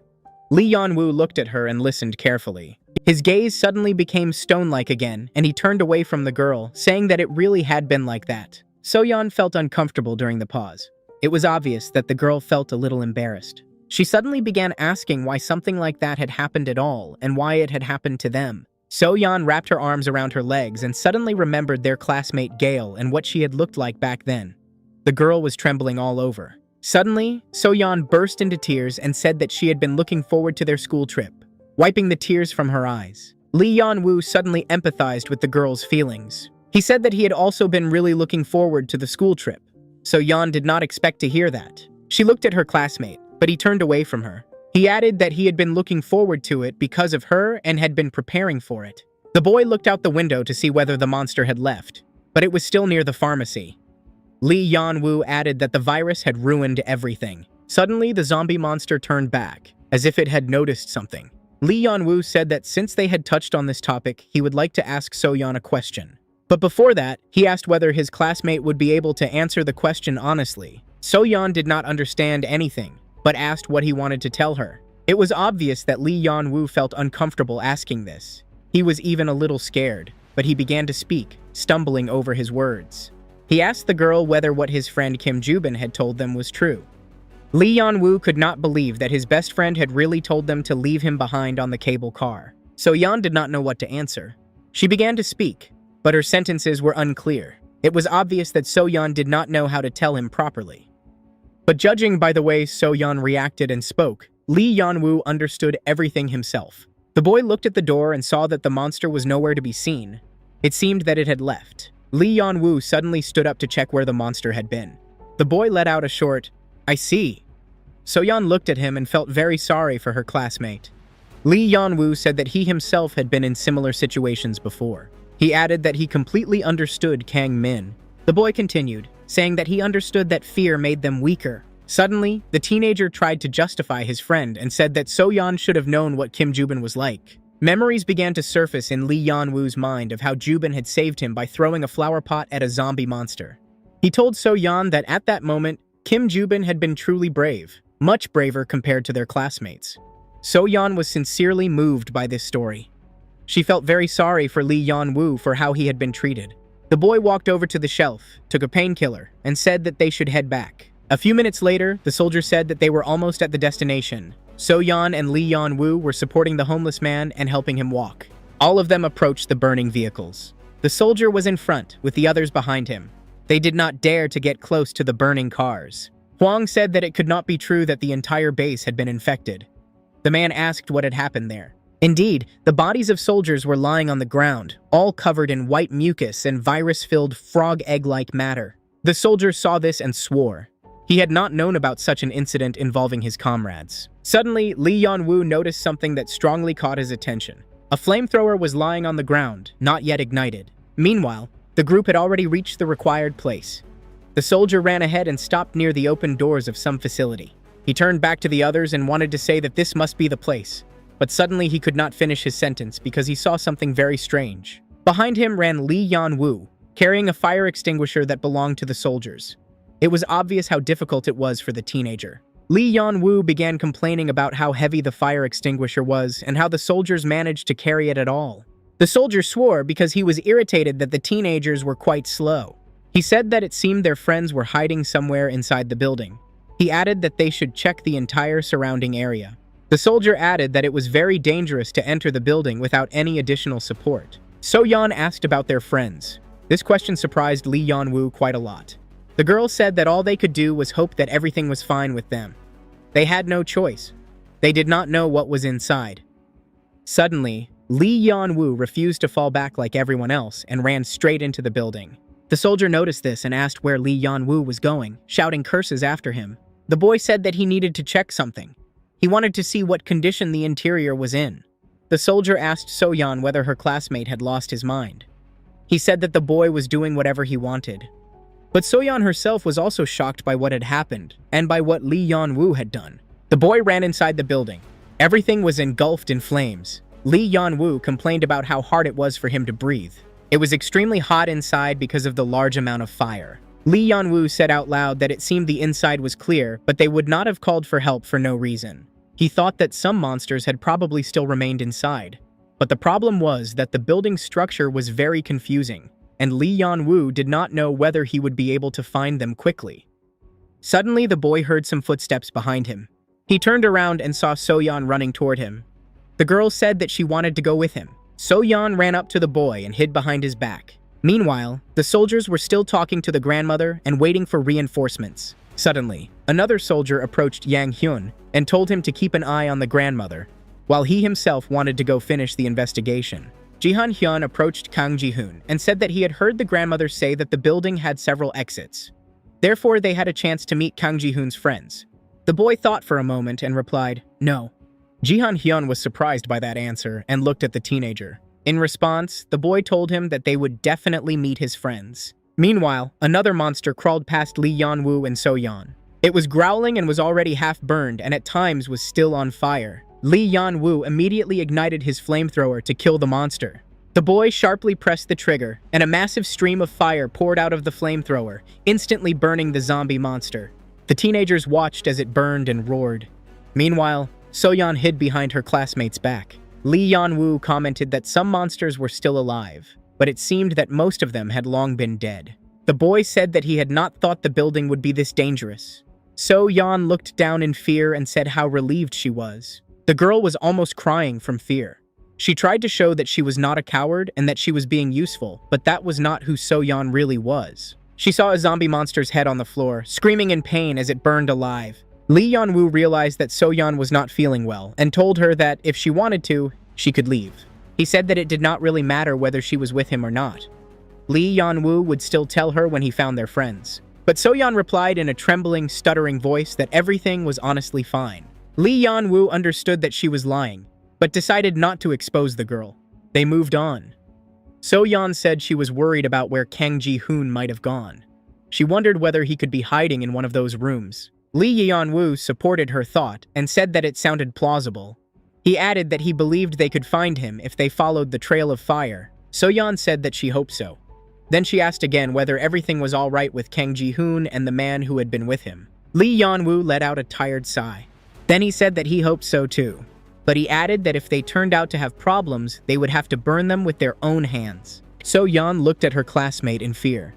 She understood that it was the right thing to do, but she had never thought about it before, and the idea terrified her. She looked at Lee Yan-woo and at how casually he spoke about it, as if he felt no pity for their classmates at all. Suddenly, Lee Yan-woo's gaze dropped downward. He fell into thought. The boy remembered how his best friend Kim Joob had burned, because it was essentially Lee Yan-woo who had set him on fire. He suddenly realized that he never wanted something like that to happen again. Suddenly, So-yeon told Lee Yan-woo to look to the side. The girl had seen a soldier sitting on the floor in the corridor. Lee Yan-woo and So-yeon were shocked by what they saw. The girl asked if he was seeing the same thing. Lee Yan-woo asked whether that was a soldier lying there on the floor. The teenagers ran up to the man. Lee Yan-woo said that it seemed the soldier was not infected. Then he asked whether this was one of the soldiers who had called for reinforcements. Lee Yan-woo ran up and asked if the soldier was all right. The man managed to raise his eyes and see the teenagers running toward him. But the man told them that they needed to run away from here. Lee Yan-woo and So-yeon did not understand what he meant. Through the pain, the soldier said that it had been a trap. Someone had wanted to lure people to their base and had used the soldier as bait. Suddenly, a shiver ran through Lee Yan-woo's body again. He felt that same pain once more. The boy turned his head and saw something horrifying. From around the corner crawled out a huge, massive zombie monster. It was the exoskeleton the soldiers had told Kang Ji-hoon and Jihan Hyun about. Lee Yan-woo was terrified. His heart began to race. His eyes widened while his pupils narrowed. He understood that he had to act immediately. Suddenly, that dreadful pain pierced him again. The boy tried to do something, but he could not move. Standing before him was a disgusting exoskeleton nearly 3 meters tall, roaring at the boy. Lee Yan-woo screamed. He was terribly frightened. He had never seen zombie monsters this large before. Meanwhile, outside, a soldier with an assault rifle was descending some stairs along the street. Suddenly, he raised his head to get a better look at something. He could not understand the structure of this stupid building. The man removed his mask and complained about how suffocating it was. Sweat streamed down his face. Suddenly, he noticed something below that caught his attention. It was an emergency exit and it was open, meaning someone had gone through it. The soldier stood near the entrance, wondering whether he should go inside as well. He spoke out loud, questioning why the boy in the cap had decided to go inside. The man felt that this city terrified him deeply. Meanwhile, the teenagers were in real hell. So-yeon screamed loudly and already regretted going inside the building with Lee Yan-woo. A massive monster stood before them, growling at the classmates. They had to act quickly. Lee Yan-woo stood frozen, staring at the exoskeleton. It instilled overwhelming fear in him. Meanwhile, the zombie monster did not wait and opened its enormous jaws, intending to devour the teenagers. Lee Yan-woo saw this and his eyes nearly popped out of their sockets. Its mouth was getting closer and closer to Lee Yan-woo. The monster had countless teeth. It seemed it was not a single person, but a fusion of several zombie monsters. Lee Yan-woo closed his eyes and simply waited for his inevitable death. Suddenly, he felt that the zombie monster had stopped, as if it no longer intended to devour him. The boy was in a trance, staring at the gaping maw of the giant zombie monster. Suddenly, it felt as if the boy's body and consciousness were transported somewhere else. Something very strange was happening to Lee Yan-woo. The boy seemed to realize that the zombie monster was reacting to the virus inside his body. Lee Yan-woo knew he had to do something. Right now, at this very moment. The boy aimed the flamethrower nozzle straight into the zombie monster's mouth and ignited the fire. Lee Yan-woo sharply pulled the trigger and scorched the massive zombie monster. It roared in pain and was thrown backward. Lee Yan-woo and So-yeon were also knocked back. The shockwave was too strong. The girl watched as the enormous exoskeleton burned before them. The same monster no one had been able to defeat before. Lee Yan-woo could barely hold himself up on his hands. So-yeon asked whether he was all right, because she had seen the zombie monster almost devouring him. A soldier behind them shouted for everyone to run faster, saying they did not have much time. He added that the monster was not as simple as it seemed. Meanwhile, the giant truly began to rise little by little, as if what Lee Yan-woo had done was nothing more than a minor inconvenience. The soldier told the teenagers to run to the lower floor and added that soldiers from his base were also there. He shouted again for them to snap out of it and run. So-yeon turned to Lee Yan-woo and told him to move as well. She lifted her classmate and helped him reach cover.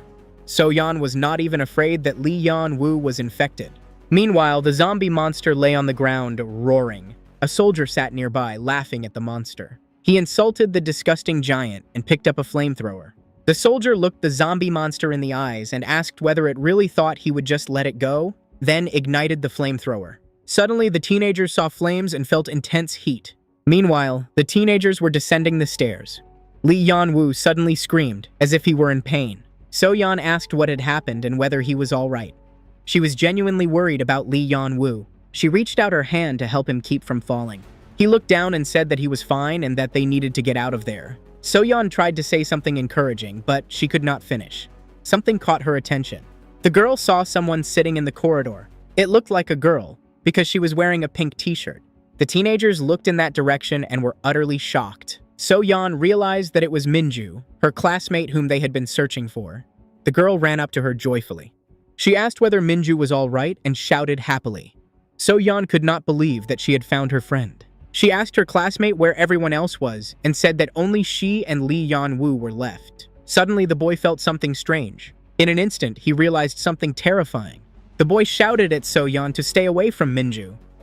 The girl stopped and turned toward Lee Yeon-woo, not understanding what he meant. Lee Yeon-woo yelled that their classmate Minju was infected and ordered So-yeon to come back to him immediately. Unfortunately, the girl was already just a step away from Minju, and she even heard her growling, making the same sounds as zombie monsters. So-yeon could not believe her eyes. She refused to accept reality and froze, not knowing what to do. Suddenly, Minju turned toward her.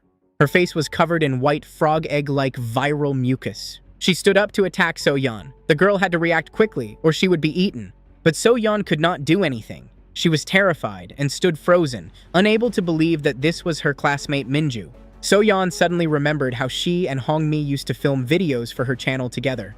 Those were such bright times. So-yeon was saying something to the camera. Suddenly, she could not finish her sentence because she was interrupted. Someone shouted that they wanted to speak too. It was Kim Minju. She walked up to her friend and hugged her. She looked at So-yeon and said that they were close friends. But now she was a horrifying zombie monster whose goal was to devour her own friends. Suddenly, in a split second, Minju lunged at So-yeon, growling. So-yeon ran as fast as she could. Lee Yeon-woo shouted for her not to stand there like a statue. Lee Yeon-woo rushed over and burned the zombie monster Minju. Meanwhile, So-yeon hid behind his back and turned away. The teenagers watched as the body of their classmate Kim Minju burned. So-yeon covered her face with her hands and began to cry. She had never expected something like this to happen to her friend. Lee Yeon-woo watched carefully to make sure the zombie monster was completely burned. In truth, it hurt him to do this as well, but he had to, even though he did not want to. Kim Minju's face finished burning. Their classmate was dead. So-yeon began to cry uncontrollably. It felt as if something inside her had just shattered. She turned around to see what was happening. But Lee Yeon-woo stepped in front of her and told So-yeon not to look.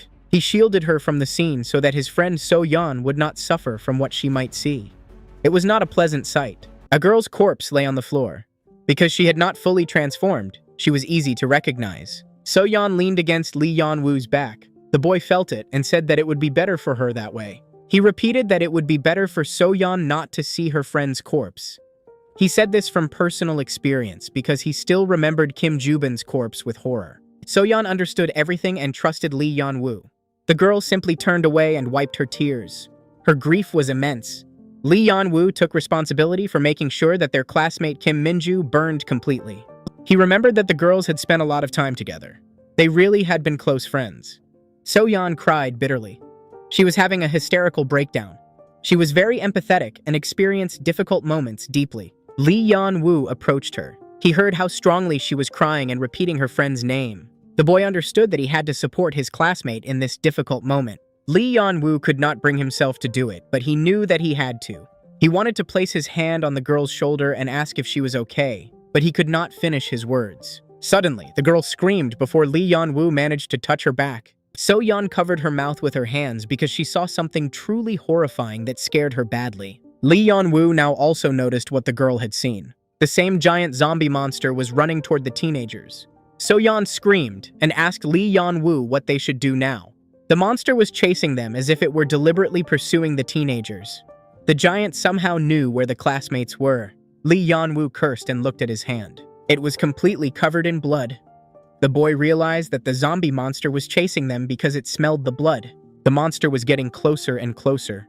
The teenagers had to quickly come up with something to save themselves. Lee Yeon-woo turned around and saw something.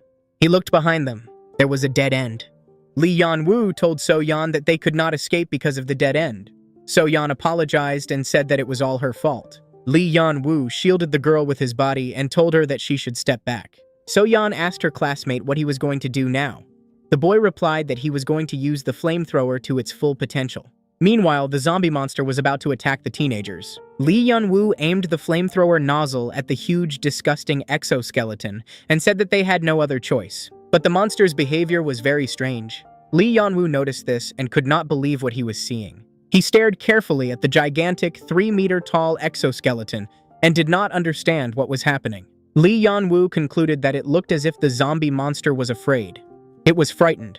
But at the same time, it did not stop staring at the boy and roaring. Lee Yan-woo decided that the zombie monster was afraid of the flamethrower. The boy felt that the issue was its mouth. It was afraid to open it again in front of Lee Yan-woo. The teenager realized and felt that the virus was located inside its mouth. That was why the zombie monster was afraid to open it. Suddenly, the teenagers heard someone running and shouting at them to escape. It was a military man with a weapon in his hands. Behind him ran Kang Ji-hoon with a Molotov cocktail. They were going to attack the zombie monster and save their friends. A large amount of fire poured over the zombie monster. Kang Ji-hoon shouted to Lee Yan-woo. The boy swung his Molotov cocktail and threw it at the monster. The huge exoskeleton caught fire. The soldier Jihan Hyun shouted for the teenagers to run, saying that they would distract the giant monster. Suddenly, the man could not believe his eyes. Lee Yan-woo lunged at the 3-meter-tall massive exoskeleton with the flamethrower. The boy seemed not afraid at all. Lee Yan-woo shouted and realized that there was no point in burning other parts of the zombie monster's body. They had to burn its mouth specifically. They had to burn the virus directly, and it was located in the monster's maw. To do that, Lee Yan-woo had to get as close as possible to the zombie monster's face. But the exoskeleton was afraid specifically of Lee Yan-woo. It began to run away from him, as if it understood that the boy had found its weak point. The zombie monster began running up the stairs. Lee Yan-woo saw this and was surprised. The boy was just about to defeat the disgusting zombie monster, but it simply ran away. Lee Yan-woo was about to chase it and kill the bastard when someone stopped him. A soldier grabbed his arm. The teenager turned around and was frightened. The soldier asked where Lee Yan-woo had gotten the flamethrower. At first, the boy shouted for the soldier to let him go, then said that he had taken it from the place where a dead group of soldiers lay. The soldier and Jihan Hyun could not believe what they were hearing. Lee Yan-woo shouted that he had almost killed that zombie monster recently. He added that if not now, it would be much harder to do later. But the soldier Jihan Hyun looked at Lee Yan-woo and understood that the boy was still too young for this. The man began approaching the teenager and told him to hand over the flamethrower. Lee Yan-woo resisted, but Jihan Hyun stood his ground. In the end, the teenager obeyed and began taking off the flamethrower. Jihan Hyun asked how many shots the weapon could fire, and was told that it could only fire 6 shots. Lee Yan-woo said that he had already fired 4 shots. There was almost no fuel left. Jihan Hyun put on the fire extinguisher and said that this meant he had to finish it in 2 shots. The soldier and the man climbed the stairs upward to find the monster. The soldier asked whether Jihan Hyun would be okay, because it was very dangerous.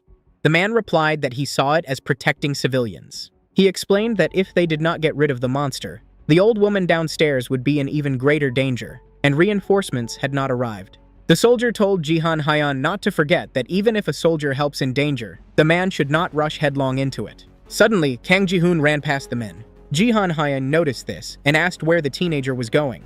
The boy turned around and said that he would set a lure for the zombie monster. He said that the exoskeleton might run away again if it saw the flamethrower. They told him that it was very dangerous and that he should go back down. Behind them stood Lee Yan-woo, listening to the conversation. Suddenly, the boy said that he was here. Jihan Hyun turned to look at him. Lee Yan-woo said very confidently that he knew where the zombie monster was now. Meanwhile, the zombie monster suddenly lifted its head because it heard strange sounds. Someone was running toward it and shouting. It was Kang Ji-hoon, who was running at the exoskeleton with a Molotov cocktail and shouting for the zombie monster to eat this and die. Kang Ji-hoon threw his Molotov cocktail straight at the zombie monster's face. He understood that this would not defeat the monster, but it seemed that the boy had a plan. Kang Ji-hoon looked at the zombie monster and asked whether it was angry at him. Then the huge exoskeleton roared as if answering the teenager's question and began opening its maw. Kang Ji-hoon began backing away and running back because the exoskeleton was moving very fast. The zombie monster began opening its maw more boldly and wider. Kang Ji-hoon began to feel afraid, but he was still waiting. Suddenly, the gigantic zombie monster opened its huge maw fully and roared. Jihan Hyun stood behind the corner. Kang Ji-hoon shouted to the man and gave the signal. Then Jihan Hyun jumped out from behind the corner and aimed the flamethrower nozzle straight into the zombie monster's maw. The fire hit the exoskeleton directly in the mouth. It was burning completely. But something puzzled the soldier. Confusion was written on his face. He pressed the flamethrower trigger and thought to himself that this was different from last time. Jihan Hyun was producing a huge amount of fire. He thought that he already knew how this thing worked, and now, with its help, he could easily deal with the monster. Suddenly, Lee Yan-woo appeared nearby. The boy said that it was pointless to attack the monster from the outside. Lee Yan-woo shouted that the virus was located directly in its mouth. The boy said that the soldier had to get closer to the exoskeleton and burn the virus from the inside. For some reason, Jihan Hyun completely trusted Lee Yan-woo. He asked again what he had to do. The teenager repeated that Jihan Hyun should aim directly into the zombie monster's mouth. Then the man began approaching the monster to do his job. He saw that he had hit the target exactly. The exoskeleton's maw was open, and Jihan Hyun pushed the flamethrower nozzle deeper into its mouth. The man thought in his head that he would finish off this damned zombie monster now. But the soldier and Kang Ji-hoon were shocked that the man had come so close. They shouted for Jihan Hyun to move away from it. But the man did not listen. He was carrying out his objective. Suddenly, Jihan Hyun noticed something strange in the zombie monster's behavior. Suddenly, the man's eyes widened sharply and his pupils constricted. It was as if he felt incredible pain. Jihan Hyun's coordination was disrupted. Kang Ji-hoon noticed that something was wrong. He shouted to the man. It turned out that the zombie monster thrust its bony claw straight into Jihan Hyun. It sliced through the man's body because it was sharp like a sword. Suddenly, Jihan Hyun realized that he was dying. Meanwhile, the door to one of the apartments was open.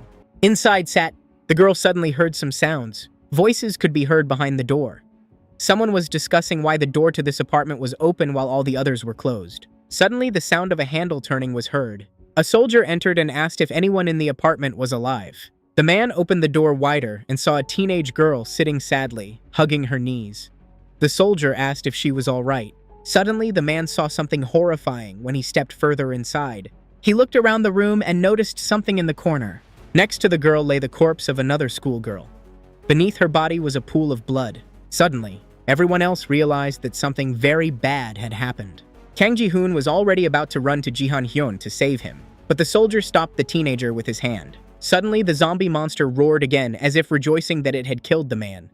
The soldier then began shooting, trying at least somehow to kill the exoskeleton. But the monster only growled louder and became even more enraged. There was blood inside the monster's mouth, which meant the virus was wounded. The exoskeleton's bony claw pierced straight through Jihan Hyun's body and even punctured the fuel tank. The man saw that the zombie monster began to flee and asked it where it thought it was going. Jihan Hyun brought the muzzle of his flamethrower very close to the zombie monster's mouth and remarked that he still had one shot left. The man squeezed the flamethrower's trigger and unleashed fire straight into the exoskeleton's jaws. There was a lot of fire, and the zombie monster screamed in pain. Jihan Hyun held on. He had to finish what he started. Suddenly, the man felt intense pain in his wound. He groaned in agony. But Jihan Hyun did not dare to die. He gathered his strength to kill the zombie monster. The man's knees began to buckle. Jihan Hyun was growing weaker, but the man had a goal. He had to get closer to the monster's jaws and burn the entire virus inside completely. Jihan Hyun managed to take a few steps. He was seized by terrible fury, for the man had nothing left to lose. The exoskeleton screamed because Jihan Hyun literally shoved his arm together with the flamethrower's muzzle into the monster's mouth and burned everything inside. The zombie monster was defeated. Jihan Hyun completely burned the virus. The man was still standing and breathing loudly, gasping for air. Jihan Hyun looked at the corpse of the huge 3-meter-tall zombie monster and savored his work. Suddenly, the man collapsed because he could no longer stand. He had no strength left at all. Others immediately ran up to Jihan Hyun. They were shouting and asking whether he was all right, but the man told them all not to come near him. Jihan Hyun looked down at the monster. He said that he did not think this was the end. The man added that the monster was still alive. Quiet growling sounds were coming from its jaws. The teenagers stared with their mouths wide open. They were all terrified to death by what they saw. Jihan Hyun had been pierced straight through by the zombie monster's bone. The soldier had already begun to say something to the man but could not. He was interrupted. Jihan Hyun interrupted and said that he had only one request. The soldier asked what it was. He was ready to do anything for his bravery. The man said that he understood everything was not supposed to be like this, but he added that he intended to keep fighting. Jihan Hyun said that he would stay here and set himself on fire together with the monster, thanks to the oil barrels on his back. Kang Ji-hoon shouted for the man not even to think about saying such things. The boy was terrified to death by what he was seeing. He shouted angrily at Jihan Hyun because he was hurt. He did not want to lose his new friend. The teenager said that the man had promised to help him. But the man only replied that he had asked Kang Ji-hoon to call him simply Hyun. He added that even now, the teenager was calling him Mr. Jihan Hyun said that he could not even help himself because he was in a very dire condition. If that thing were removed from him, the man would die immediately. So Yeon covered her mouth with her hands. She could not watch this. The teenagers hoped to the very end that Jihan Hyun would live. Lee Yan-woo was no less worried. He apologized to the man and said that all of this had happened because of him. Lee Yan-woo was to blame for everything. But Jihan Hyun said that the teenager did not need to apologize. The man suddenly said that he would not have been able to live until today. He looked at the teenagers and said that if he had not met them, he would have given up long ago.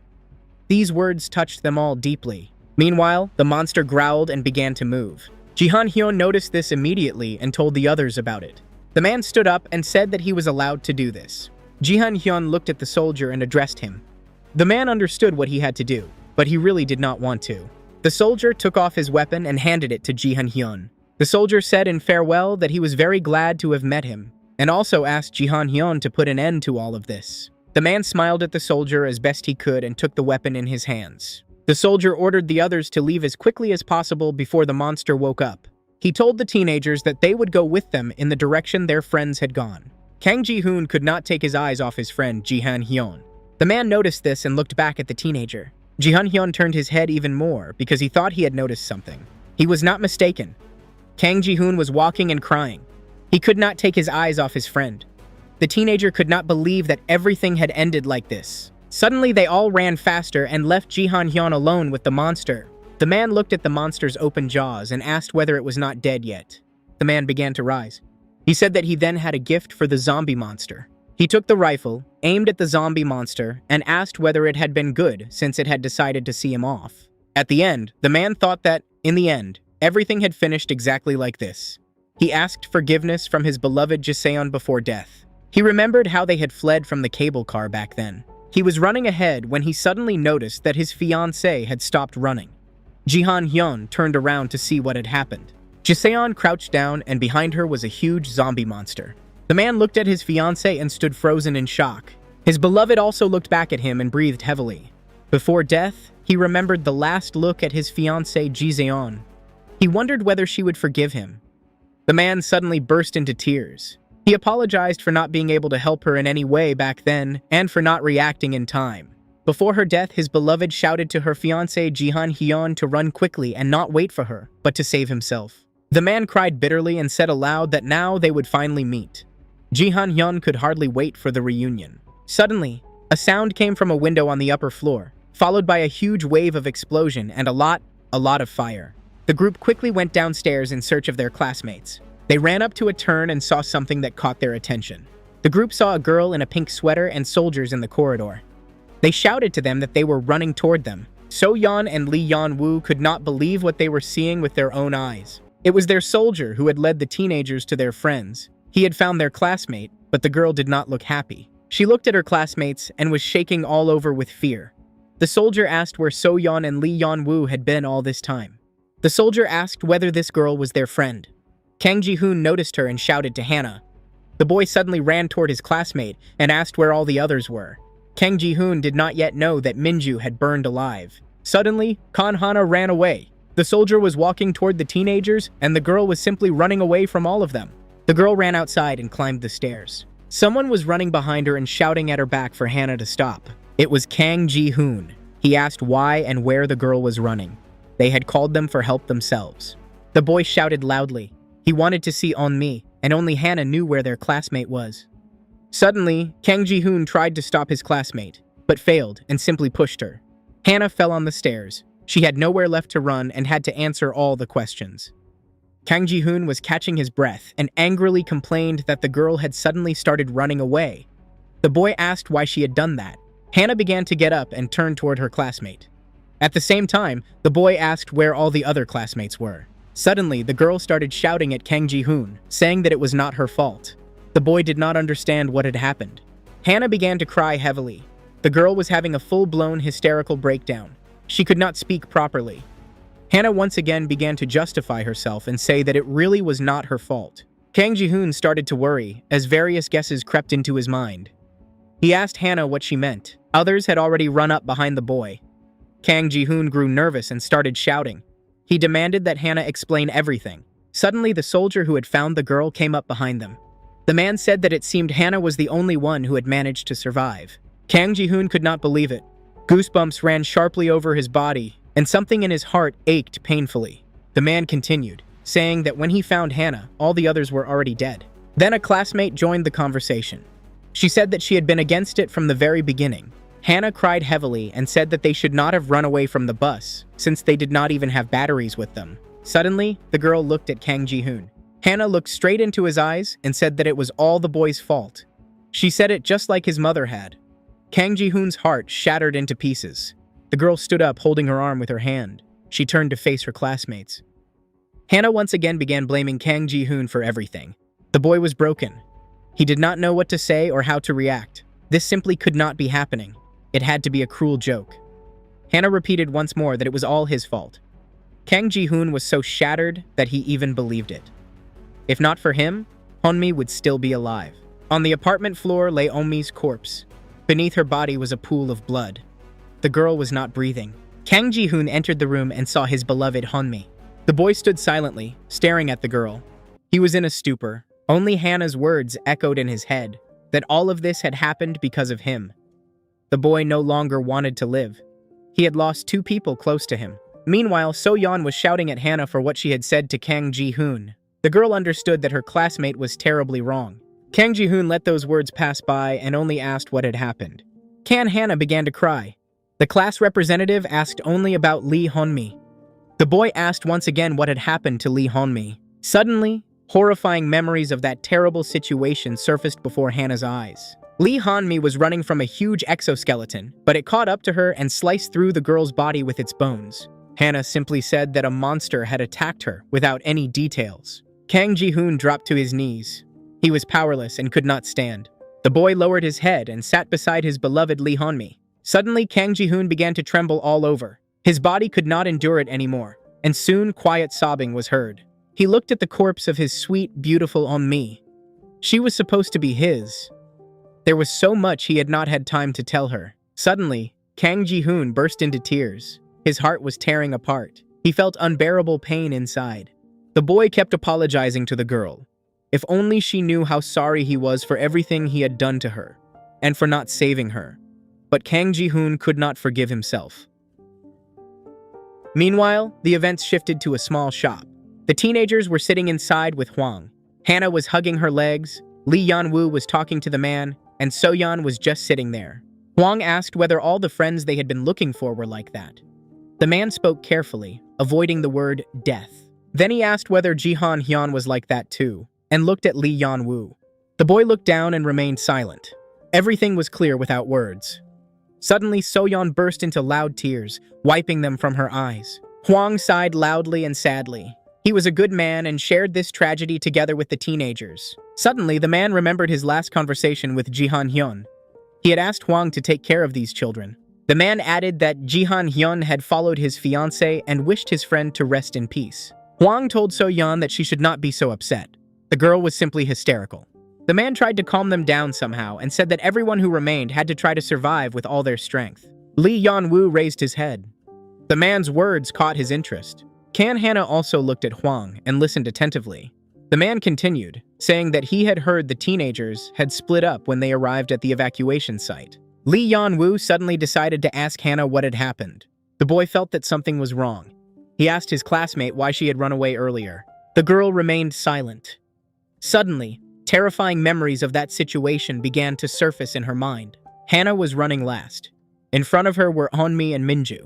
The girls were fleeing from the bus. Hannah suddenly stopped and became frightened. She did not think it was a good idea to run away from the bus. At the exit, she heard the bus driver shouting at the girls and calling them all idiots. The man said that he had saved them all, and now they were attacking him. His last words were that they would all definitely regret this later. Hannah returned to reality and said that she could not do it. So-yeon was looking at her. The girl hugged her legs, lowered her head, and said that she could not trust anyone. She said that after everything she had been through, she could not even trust So-yeon. Hannah again recalled how they had been running with the girls. In front of them was a street completely covered in white slime and frog egg-like virus, like a web. Minju turned toward them and screamed. They could hear the monster roaring behind them. Minju said they needed to run faster. A huge zombie monster was chasing them. The girls ran into some building. They were all breathing loudly, as it seemed the danger had passed and they were now in relative safety. Honmi and Hannah looked at the floor and breathed heavily. Minju asked her friends if everyone was all right and whether anyone was injured. The girl looked out the window and saw something there. Then Hannah suggested finding something that could be set on fire. Minju said it was a great idea and offered to go first. Hannah, continuing her story, said that they thought they could handle it well. But the zombie monster attacked them. Minju was breathing heavily. She was terrified. The other girls watched what was happening from the side. They were also extremely frightened. A huge zombie monster was burning near Minju. The girls suddenly screamed to their friend. They realized that something had happened to her.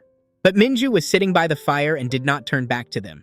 Suddenly, Lee Hanmi began talking to her friend, trying to understand what had just happened. The girls heard Minju ask them why. The teenagers were terribly afraid of what they might see. But Minju told them that everything was fine, as if there was no reason to worry. The girl looked at her hands and said that she had not touched the zombie monster. She hugged herself and said that she was fine. Minju turned back toward her friends to look at them. The girl repeated once more that everything was fine. The girls were extremely frightened. They clutched their heads and cold sweat streamed down their faces. Hannah suddenly added that at the time, they truly thought Minju was not infected, but they were all mistaken. Soyeon looked at the girl. She sincerely felt sorry for her friends, especially since they were the ones who had burned Minju alive. Hannah said that Minju had pretended to be normal, but in reality she had deceived them all. The girl told Soyeon that she had deceived them too, and Hannah asked how she could trust her after that. Lee Yeon-woo overheard this conversation. Soyeon approached Hannah and hugged her friend, saying that they truly did not know and asking her to believe them all. Lee Yeon-woo suddenly remembered the clash with Pak Min, when he said that a classmate was infected. The boy understood that it was all the incubation period, so Minju at first did not know she was infected.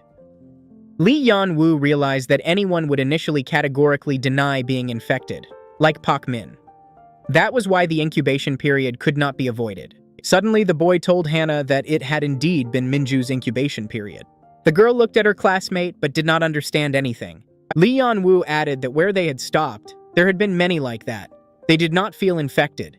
That was why they believed her and searched. The boy added that if the girl had really survived those mutant monsters. Lee Yeon-woo paused for a second, holding the silence to capture Hannah's attention so that she would truly listen to his words. Then he said that Hannah should be thanking Kang Ji-hoon for saving her. Lee Yeon-woo explained that if he had not dragged those soldiers to them and caused a scene, the monster would never have left the girl alive. Hannah's eyes suddenly widened, and cold sweat ran down her face. She had never thought about that. The girl suddenly remembered how Lee Hanmi had cried and told her friends that Kang Ji-hoon would come and save them. She had repeated his name like a mantra. Lee Yeon-woo didn't look at his classmates. He remained lost in thought, reflecting on what had happened over the past few days. Before his eyes was the image of a massive exoskeleton that had taken so many lives. Lee Yeon-woo suddenly wondered whether there were more monsters like that out there. After all, the monster he had seen and nearly defeated. It had simply fled when it realized that Lee Yeon-woo could kill it. The boy suddenly wondered whether the monster could read minds. After all, Lee Yeon-woo had even felt its fear then. That scared him. He had been much closer to the virus than he would have liked. Lee Yeon-woo suddenly thought that perhaps he could fight other monsters in the same way. Suddenly, his thoughts were interrupted. Hannah said that they had promised to gather here. But Lee Yeon-woo didn't understand anything, so he asked the girl what she meant. Hannah repeated that she and their classmates had promised to gather here again. But the boy still didn't understand. Lee Yeon-woo asked Hannah again what she was even talking about. Hannah asked whether they really didn't know anything. The girl said that since the signal had normalized, they had been sharing information, and then they said that the safest place was Namsan Tower. Lee Yeon-woo was shocked by what he heard. He didn't understand who those people were who had told the girls that. The girl began to explain that there were many restaurants in front of Namsan Tower, so there was plenty of food and space to isolate. Hannah added that if her classmates hadn't found her, she would have gone there as well. She also said that Minji claimed she knew a safe way. Soyeon took out her phone and began scrolling through the class chat. She said that nothing about that had been mentioned there. But suddenly, Hannah said that it hadn't been in the class chat. So Yeon was surprised. She didn't know about any other chats. Hannah explained that there had been another chat. It had been created by Park Min. Suddenly, the girl said something that caused genuine shock in Soyeon. Hannah said that Park Min had deliberately not added them there. Meanwhile, soldiers entered the building with the grandmother. They evacuated her, just as they had promised. The elderly woman suddenly asked whether she could ask such a thing of them. She said that she would now be in their debt. Suddenly, a soldier looked everyone over and said that someone was missing. The soldier asked where the boy with the duck backpack was. The man meant Kang Ji-hoon. and added that he should be brought there immediately. Another soldier went to look for the teenager. He was a little nervous. The soldier who remained began to explain that he understood the current conditions weren't very good. Lee Yan-woo looked at the man. The soldier added that soon they would all head to the evacuation site. The soldier told everyone present to wait a little while so they could check everything. Suddenly, the man was interrupted. Someone said they didn't want to go. It turned out to be Lee Yan-woo. The boy said that he didn't want to go to the evacuation site. He simply didn't want to leave. The soldier was surprised by the teenager's statement and asked what Lee Yan-woo meant. Did he really want to stay in such a dangerous place? Lee Yan-woo calmly replied that he would like to stay here. The soldier said that his job was to keep an eye on him, so he couldn't leave Lee Yan-woo here, and added that they would all go with him. Suddenly, So-yeon intervened in the conversation. The girl said that their classmates were waiting for all of them here. Lee Yan-woo hadn't expected such a statement from So-yeon. He was sure that the girl would want to go to a safe place. The girl said that they had been meeting near Namsan Tower, adding that they had to go there right now. So-yeon was nervous. Lee Yan-woo realized that the girl was lying and supported her, saying that it was indeed so, and therefore they couldn't go with the soldiers. The soldier turned and looked out the window. He asked again whether they were really talking about Namsan Tower. The soldier said that it was dangerous. In response, So-yeon said that they were waiting for them right in front of it and would return soon. The soldier said he couldn't allow that, then added that it would only be possible if they handled it quickly and returned immediately. The soldier turned to his partner and told him to go with them and report everything to the military. The man looked at So-yeon then. The girl looked back at him, feeling a little nervous. The soldier became embarrassed. It seemed the man liked So-yeon. He was ordered to do everything quickly and to call the army if it wasn't safe. Lee Yan-woo remained silent. It was clear that something was wrong with him. So-yeon suddenly called out to him and asked if everything was okay. Lee Yan-woo turned toward the sound. The girl said she meant her classmate's hand, the one the monster had attacked earlier. So-yeon wanted to touch Lee Yan-woo's hand and asked if it had hurt badly. The wound had been large, but the soldier who liked So-yeon didn't allow it. He shouted for them to stop talking and get ready. Lee Yan-woo told So-yeon that they should go. The boy added that it was where the others were, but he didn't finish. Lee Yan-woo spoke unclearly, in fragments. He said that he was more than sure he could do it. He said that he thought he could avoid the virus and make it to Namsan Tower. So-yeon was shocked by what she heard. The soldier was irritated. He shouted at the teenagers for taking so long. The man wanted to say something else, but didn't manage to. His attention shifted to something more interesting. When he turned his head, he saw Kang Ji-hoon entering the building with the soldiers. The classmates were surprised and called out to him. They were worried because he hadn't been seen for a long time. Meanwhile, the boy was talking about something with the soldiers, keeping his head lowered. Suddenly, Kang Ji-hoon saw his classmates and raised his head to look at them.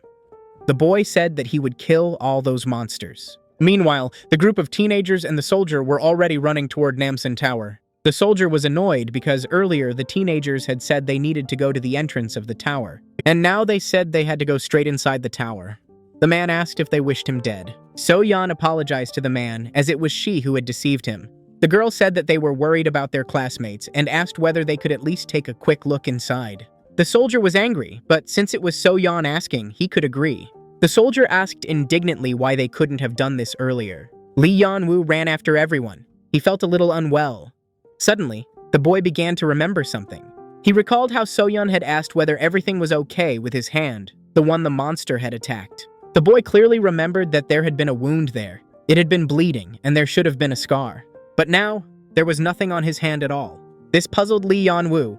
He was 100% sure that his wound had healed far too quickly. Suddenly, the soldier stopped and shouted. Everyone else stopped as well.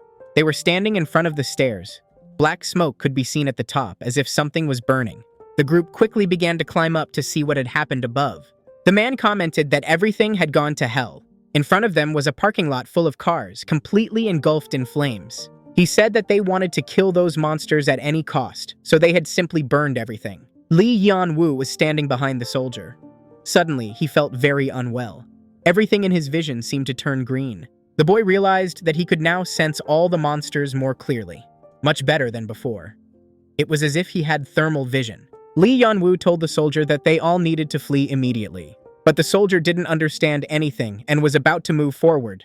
Lee Yan-woo blocked his path with his arm and said there were monsters there. Kang Ji-hoon shoved Lee Yan-woo as if trying to break through. Suddenly, one of the monsters, Daestvitelno, emerged from behind a car and growled at the group. The boy jumped and swung a Molotov cocktail he was holding. Kang Ji-hoon threw it at the monster and hit it right on target. Lee Yeon-woo shouted at his classmate. He was acting recklessly. The soldier asked whether the teenager had lost his mind. Lee Yeon-woo ran after him, as Kang Ji-hoon had no intention of stopping. The boy held some kind of branch in his hands and held it to the fire so it would catch. After that, Kang Ji-hoon ran further and screamed. Lee Yeon-woo watched the aggression and hatred with which Kang Ji-hoon fought the monsters. He shouted at them and hurled fire. The boy acted as if he wasn't afraid at all. Kang Ji-hoon screamed for them all to die. His aggression was off the charts. Now the entire parking lot was burning, along with all the monsters on it. When Kang Ji-hoon realized it was over, he began breathing heavily, gasping for air. The others had already run up to him. The group stared at his back, coming to their senses after the show the boy had put on. The soldier began condemning Kang Ji-hoon's actions. He asked whether he had anger issues. Suddenly, the boy simply walked away from them in another direction. The soldier shouted after him, asking where he was going and calling the teenager an idiot. The soldier yelled for Kang Ji-hoon not to go there alone. He asked whether the teenager wasn't even planning to come back. Lee Yeon-woo watched the boy and thought for a long time. He wanted to understand why Kang Ji-hoon behaved the way he did. The soldier said that in every team there would be someone like that boy. Then he added that everyone should follow him. The soldier added that he wouldn't worry if someone died because of him, if they behaved the way he did. Meanwhile, Hannah was sitting on her phone. The girl was texting in the same class group. She wrote that she would be with them soon. Someone asked her who else was with her, and the girl listed all the classmates' names. Meanwhile, the tower was already close enough. Kang Ji-hoon was walking alone, lost in his thoughts. The boy wanted to be by himself. The same memories surfaced in his mind, one after another. He remembered Lee Hong-mi's body lying there, not breathing, her beautiful face in a pool of blood. Kang Ji-hoon cursed out loud. These memories hurt him deeply. Suddenly, Lee Yeon-woo appeared next to the teenager. He asked whether his classmate had meant what he said about wanting to kill all the infected. He looked down at the floor and asked if that was what he had meant back then. Kang Ji-hoon stayed silent, only glancing at Lee Yeon-woo from under his brows. Then the boy repeated his question once more. He wanted an answer. Lee Yeon-woo said that he understood what Kang Ji-hoon was feeling, then asked whether it wouldn't be better to avoid danger. His classmate finally replied. He said it was nonsense. Kang Ji-hoon asked whether Lee Yeon-woo really thought they could simply avoid all of this. The boy looked straight at Lee Yeon-woo and said that only by killing every monster could they avoid danger. Lee Yeon-woo looked back at Kang Ji-hoon. His classmate asked him when he would stop running away from this, but Lee Yeon-woo reacted somewhat strangely. He stepped forward and said that Kang Ji-hoon should keep going the way he was. Then he paused slightly and added that if Kang Ji-hoon was going to leave on his own and get infected, he should make sure he wouldn't harm anyone. Kang Ji-hoon lowered his head and kept walking. Then he raised his head and looked at Lee Yeon-woo. The boy commented out loud that those idiots were getting on his nerves. Suddenly, Kang Ji-hoon noticed something. He turned around to see what it was. The boy saw a sign pointing down toward the stairs. It read, "Only you can prevent forest fires." Meanwhile, the soldier struck up a conversation with So-yeon. It seemed that he genuinely liked the girl. They were climbing the stairs and talking about how the teenagers were from Cheonan, specifically from Shindong. The man said that he didn't know that place. He asked whether it was a city near the terminal. So-yeon happily replied that it was. The man said he had friends there and often visited saunas in that area. Suddenly, the soldier turned to the girls and said that they were very good. So-yeon was surprised by that. It felt strange to hear something like that from an adult. The man began to justify himself, explaining that they were brave for going into a dangerous place to meet their friends. So-yeon simply thanked him but felt that the soldier was flirting with her, which made her uncomfortable. The soldier wanted to add something else when he suddenly fell silent, not finishing his sentence. He quickly grabbed his weapon and aimed it somewhere to the side. Lee Yeon-woo was watching this. He didn't sense any monsters nearby. The man was watching the bushes. He thought he had heard some rustling in them. Suddenly, the soldier heard a few more rustles. He was already ready to shoot. Then a small squirrel crawled out from behind the bushes. Its cheeks were stuffed full. The man cursed because he had been frightened by an ordinary, small, innocent squirrel. The soldier lowered his weapon and commented that there was no threat. He looked at the teenagers and added that they didn't need to worry and that everything was fine, then suddenly stopped mid-sentence. He saw So-yeon and Lee Yeon-woo. The girl instinctively hid behind the boy when she felt danger, and Lee Yeon-woo shielded her in return. It all came very naturally to them. The soldier felt saddened by what he noticed. He probably thought the teenagers were a couple or at least had feelings for each other. Lee Yan-woo told So-yeon that he hadn't been scared. The girl smiled and said he shouldn't lie. They looked very sweet. The soldier didn't want to watch this and told everyone to hurry up. Lee Yan-woo told his classmate that they should go. The soldier walked ahead, listening to their conversation. So-yeon said she couldn't believe they had been scared by a squirrel and added that they were weaklings. Lee Yan-woo repeated that he hadn't been scared at all.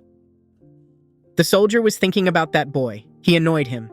The man remembered how he had first met him, when Lee Yan-woo had been crying like a little girl. The soldier thought about it and couldn't understand what So-yeon saw in him. Suddenly, he shouted at everyone to move faster. He didn't want to listen to their cute chatter. So-yeon suddenly stopped and looked to the side.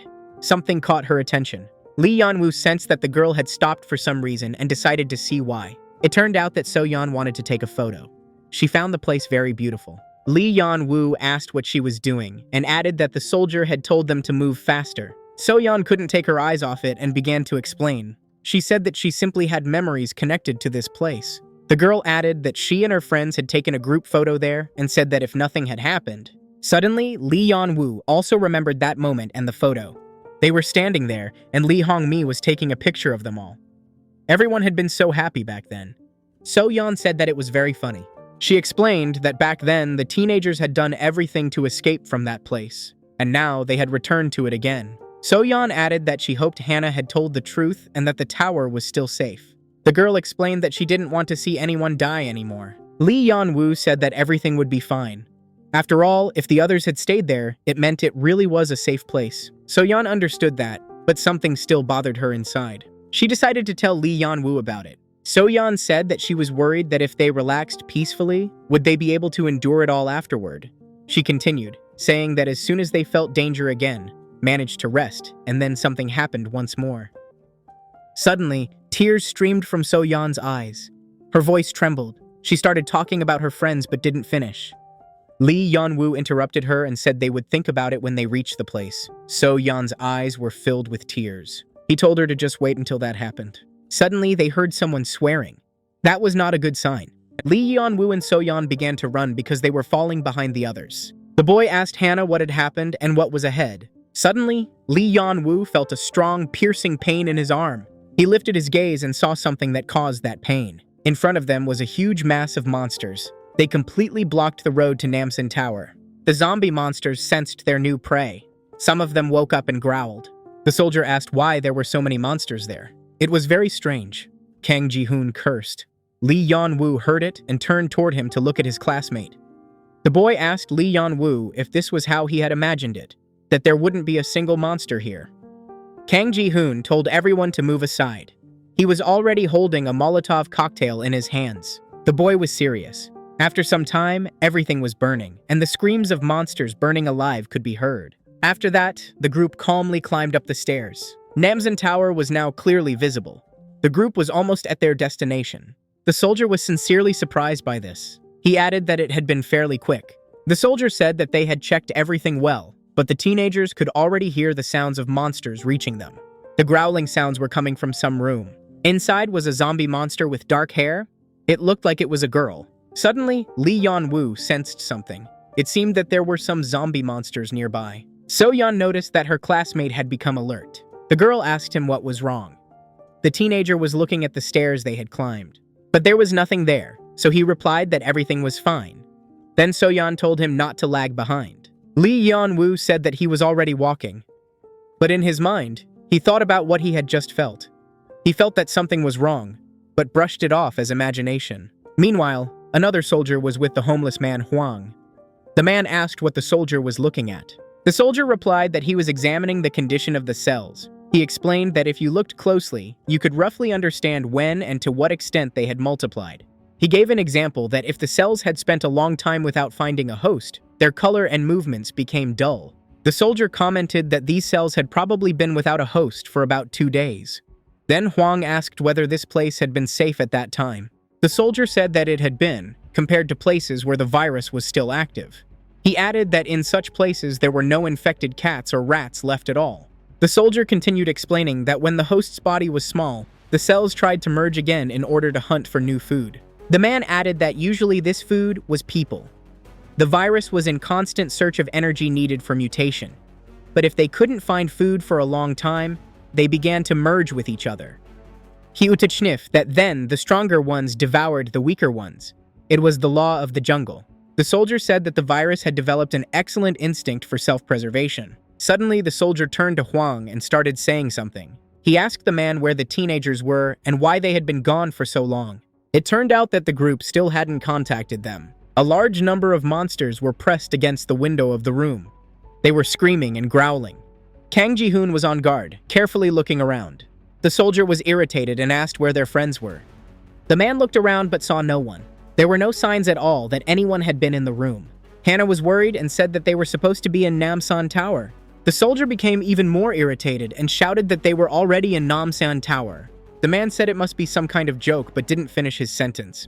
He suddenly fell silent because he saw something very strange. Many zombie monsters came out from around the corner. They growled at the group, craving food. The soldier shouted that those creatures were here too and told the group to run after him. He told Hannah to contact their classmates right now. But Hannah said she hadn't been able to reach them this whole time. Suddenly, the man stopped running. He looked at the teenagers and asked if this was some kind of joke.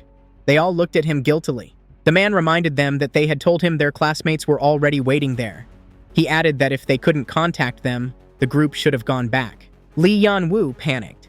He protested and said that they still hadn't checked the other floors. The soldier repeated that Hannah couldn't contact them. He added that the teenagers should be grateful they had come here first. Lee Yan-woo shouted and asked if he could check the lower floors. He promised he wouldn't put them in danger. But the soldier remained silent. The boy already annoyed him, and now he was also trying to act like a hero. He addressed him as the boy in the cap. The soldier told the boy to follow him and ordered the others to wait upstairs. They went downstairs and saw the game plaza. Lee Yan-woo commented that it seemed they were lucky, since there were no infected here. Lee Yan-woo wanted to go into that room and asked the soldier to wait while he checked what was inside. The boy told the soldier to wait for him there.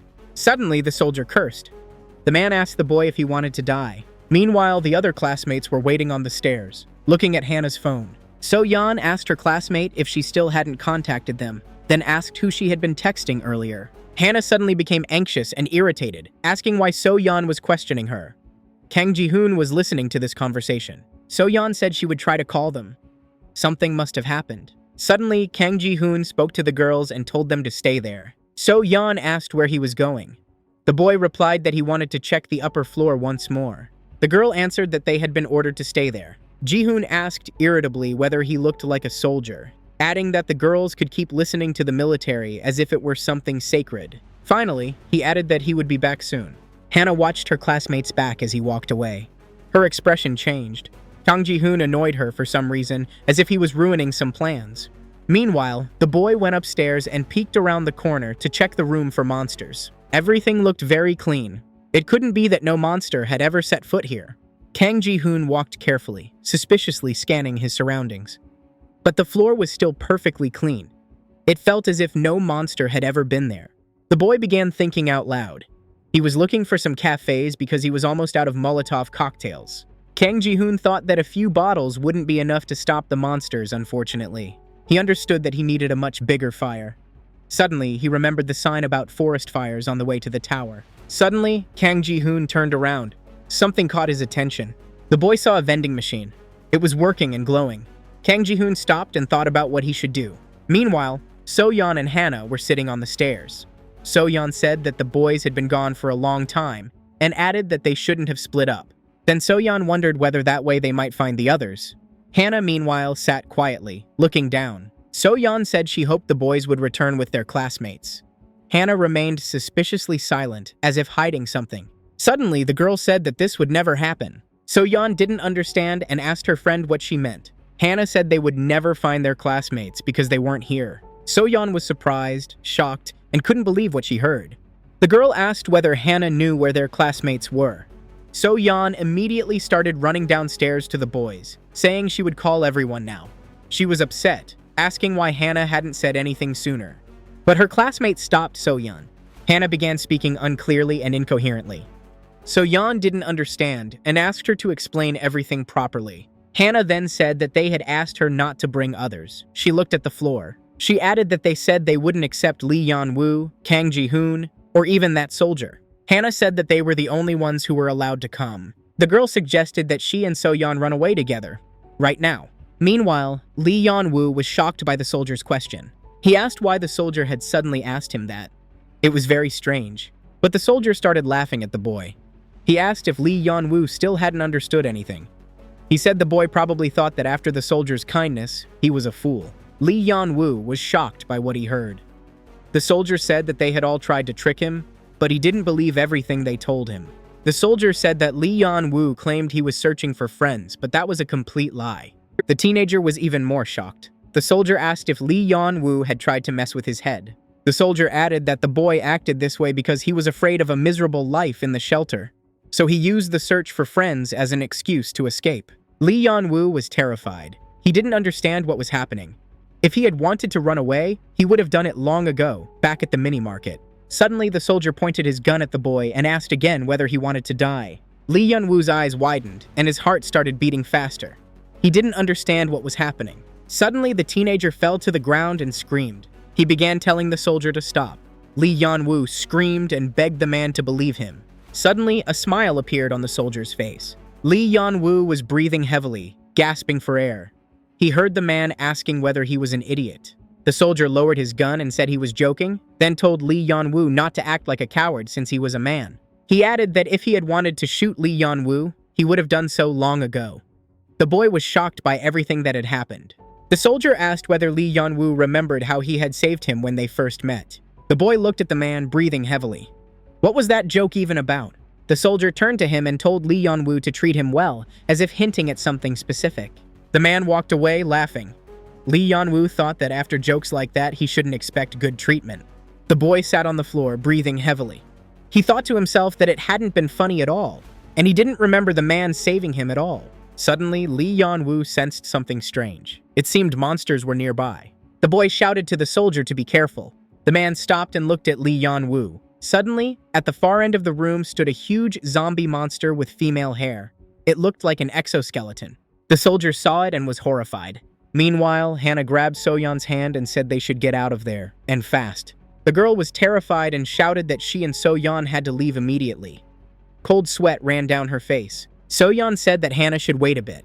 She asked what they were going to do about the others. The girls said that they had to leave together with everyone. Suddenly, the girls heard screams. They both turned around and realized the sound was coming from below.